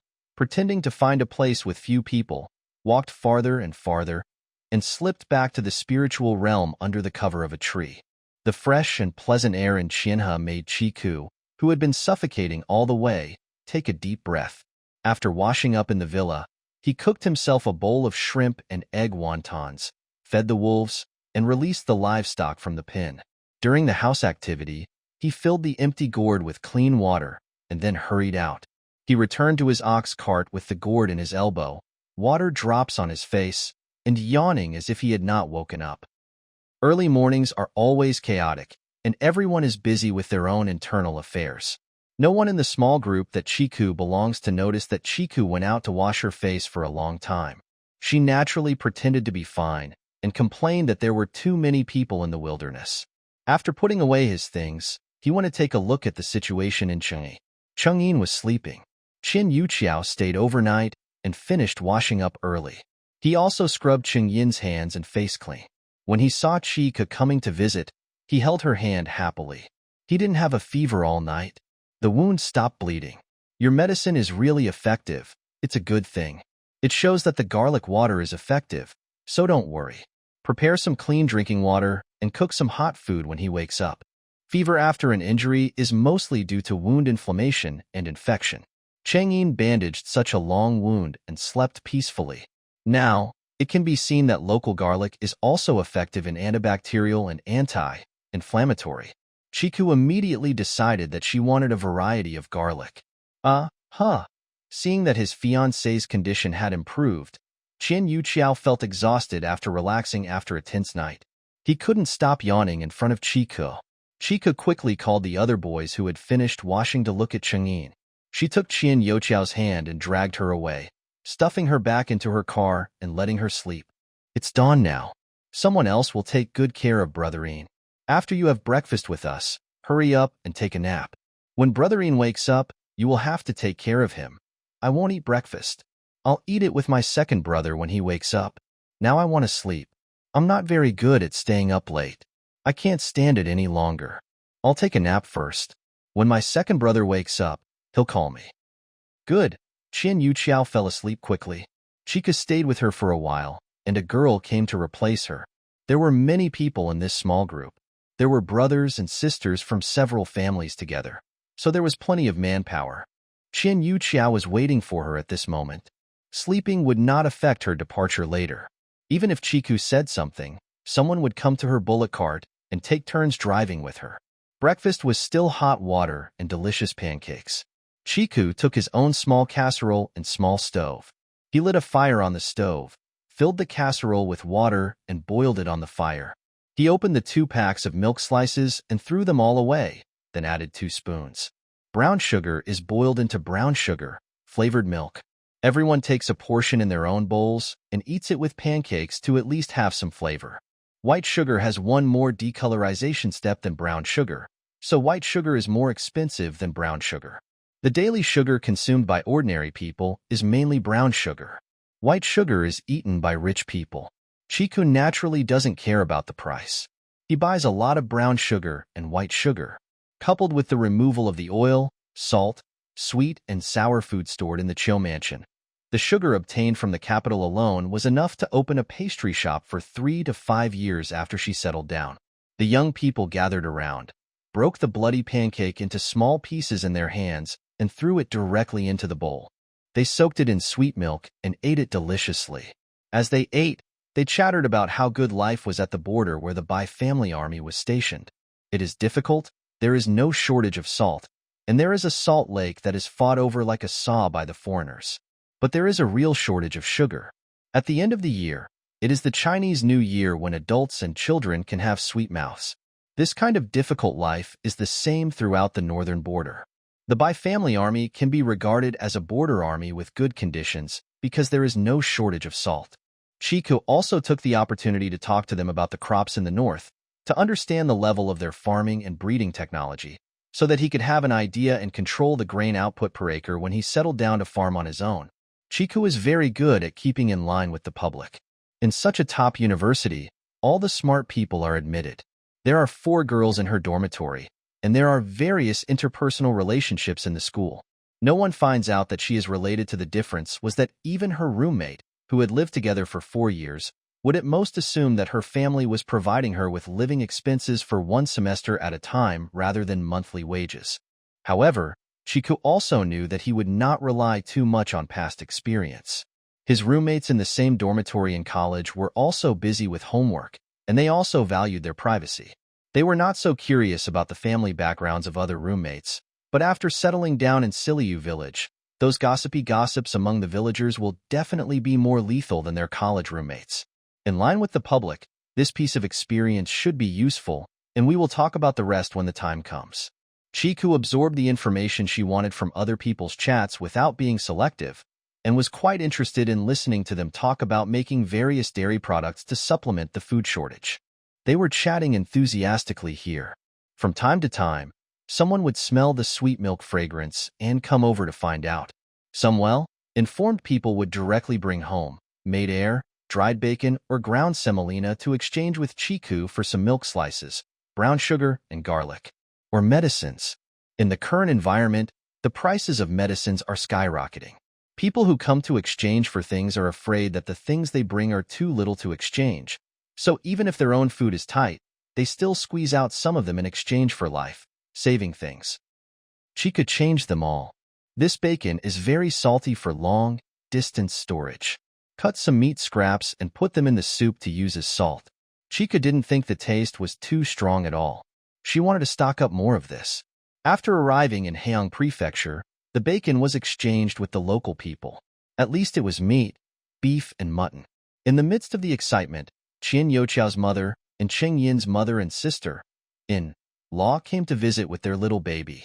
Both elders were carrying flour in their hands, half of which was for Cheng Yin and Qian Youqiao, and the other half was for Cheng Yin and Qian Youqiao.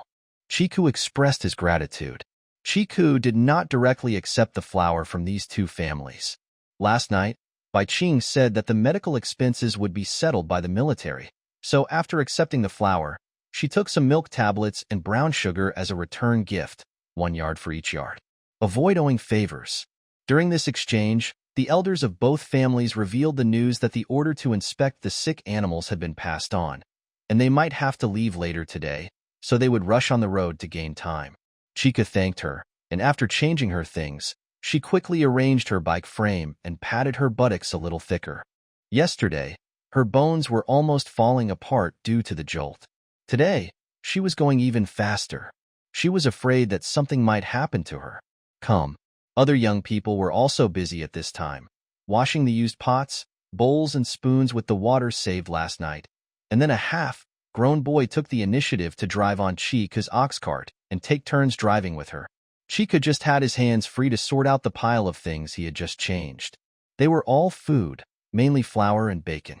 These things that had passed through the road were all stuffed into the bedding, making the bulge look even bigger. Oh, if I weren't walking with you now, my bullock cart would be jealous of others.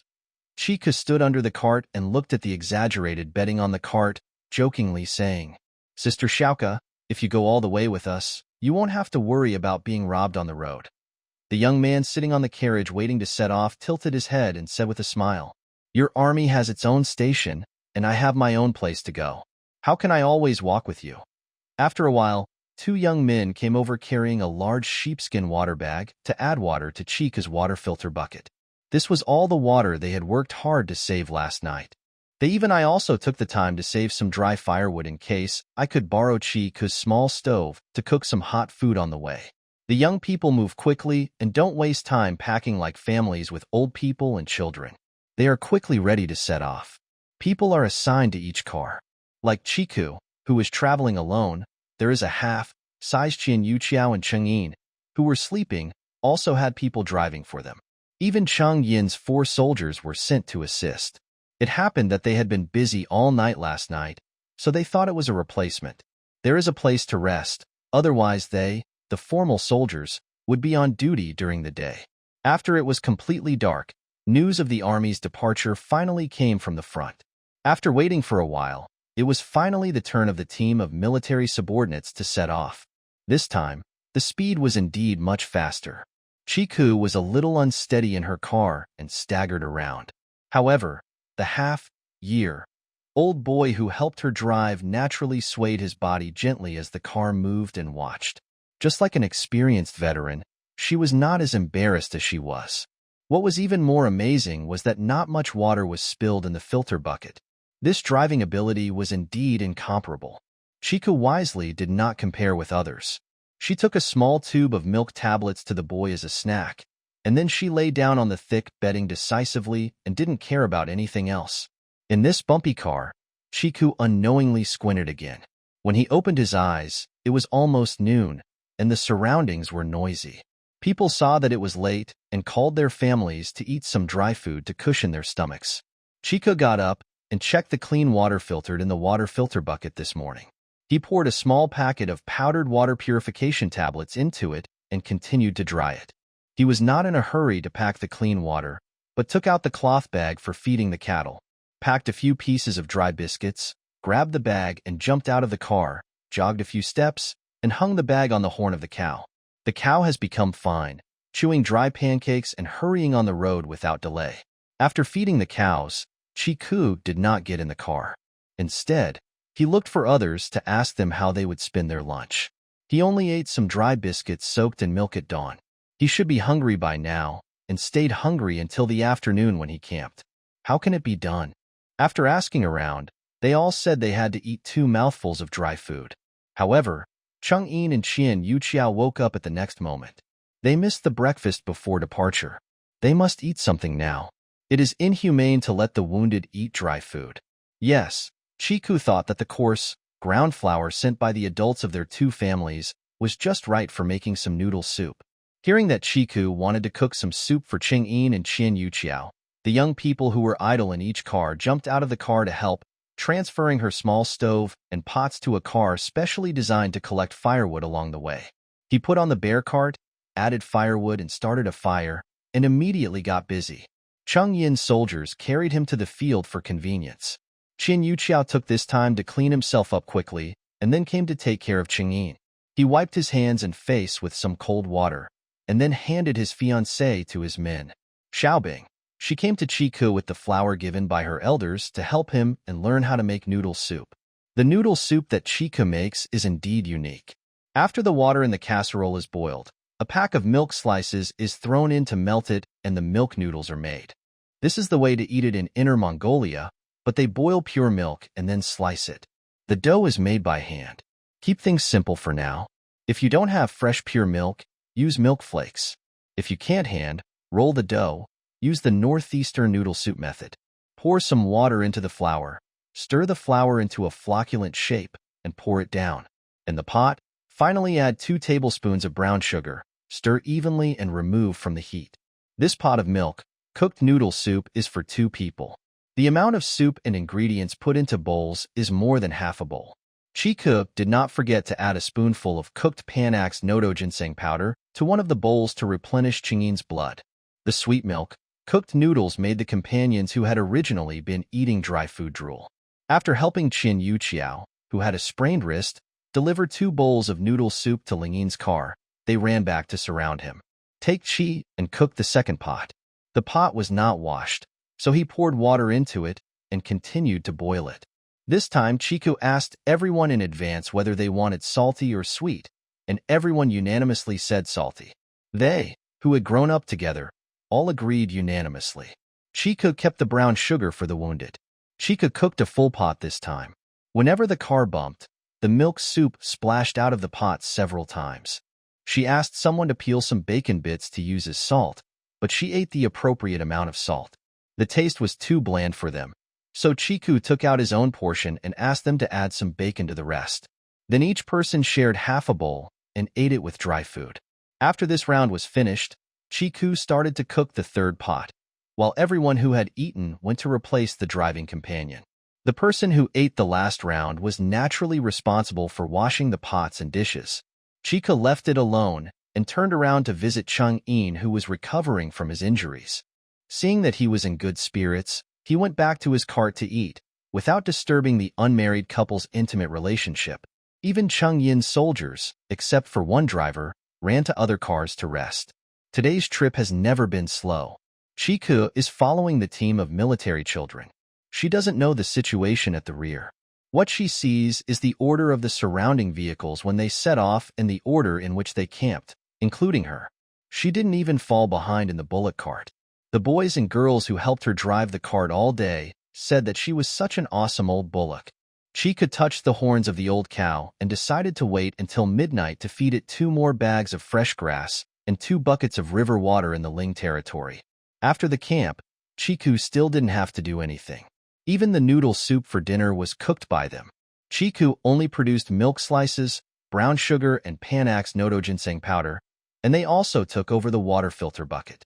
Today's meal, I was walking too fast one day, so I filtered the water once during the day and cooked some noodles to eat. Now I need to use fresh water to filter it. The sky was still bright in the evening, so they had already packed up and waited for dark to go to bed. However, before going to bed, at dawn, 4 soldiers carried Ching-in on a stretcher, and Chiku followed her with her medicine box and gourd. Go to the tent in the military medical camp to change the dressing. The tent can somewhat isolate some of the dirty external environment. The steps were the same as last night. The person who started the process had to wash his hands repeatedly, and the shady wounds were also washed several times.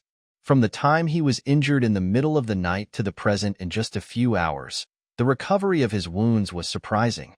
The wound has scabbed over, and according to their military habits, it means that the wound is fine, and even dressing changes can be saved. But in Chika's eyes, it still needs to be bandaged with medicine. The newly formed scab is very thin and will bleed if it is slightly bumped. It needs to be bandaged for at least another day, and will be looked at tomorrow if it turns into an old scab. Because of Chika's persistence, Cheng-yin finally changed the medicine and was carried back to the car by his soldiers while lying on a stretcher. He happened to meet his mother and sister-in-law who came to visit him. After they returned, the news came that his wound was almost healed. Naturally, another piece of news that spread among acquaintances was that the medicine on Chiku's hand had miraculous effects. Now, not only were there more people interested, but military doctors also came to Chiku after hearing the news and asked about the origin of the medicine in her hand. Chiku took 2 dried taproots of Panax nodo ginseng and sent them to the military doctors for study. They ground them into coarse powder and then sieved them. The fine powder left behind was the holy medicine for wound medicine, raw Panax nodo ginseng. After heating and processing, it became the cooked Panax nodo ginseng, a good blood enhancing medicine. As for the origin of the medicine, Chiku deduced that he bought it from someone in the capital. The other person said that he was the young owner of some kind of medicine shop, and he sold goods from home in exchange for money to buy grain. In addition to the finished products that had been processed and concocted, there were also a few packages that he didn't know if they could be grown. Live medicinal seeds. The people in the capital have a rich cultural background. It is difficult for a seemingly ordinary family to tell whether they have a few treasures handed down from their ancestors. The military doctors were not surprised that Chiku bought a rare wound medicine. It didn't matter if they couldn't tell more about the origin. Instead, but she was very interested in the medicinal seeds in her hand. The Bai family army was a prestigious frontier force. Chiku had great respect for the soldiers who protected his family and country. Seeing that the military doctors were interested in medicinal seeds, he took the initiative to ask them if they wanted to share some seeds and try planting them.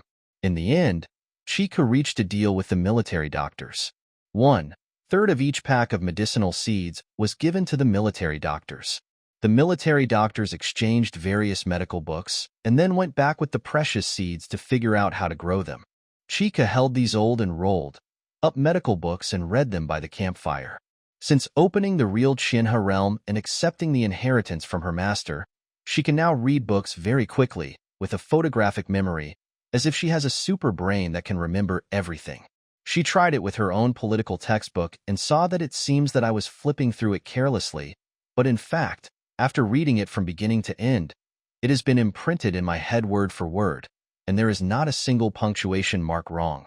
My memory is many times better than before. These medical books are very practical. The text is concise and direct, and it is not difficult to read and understand.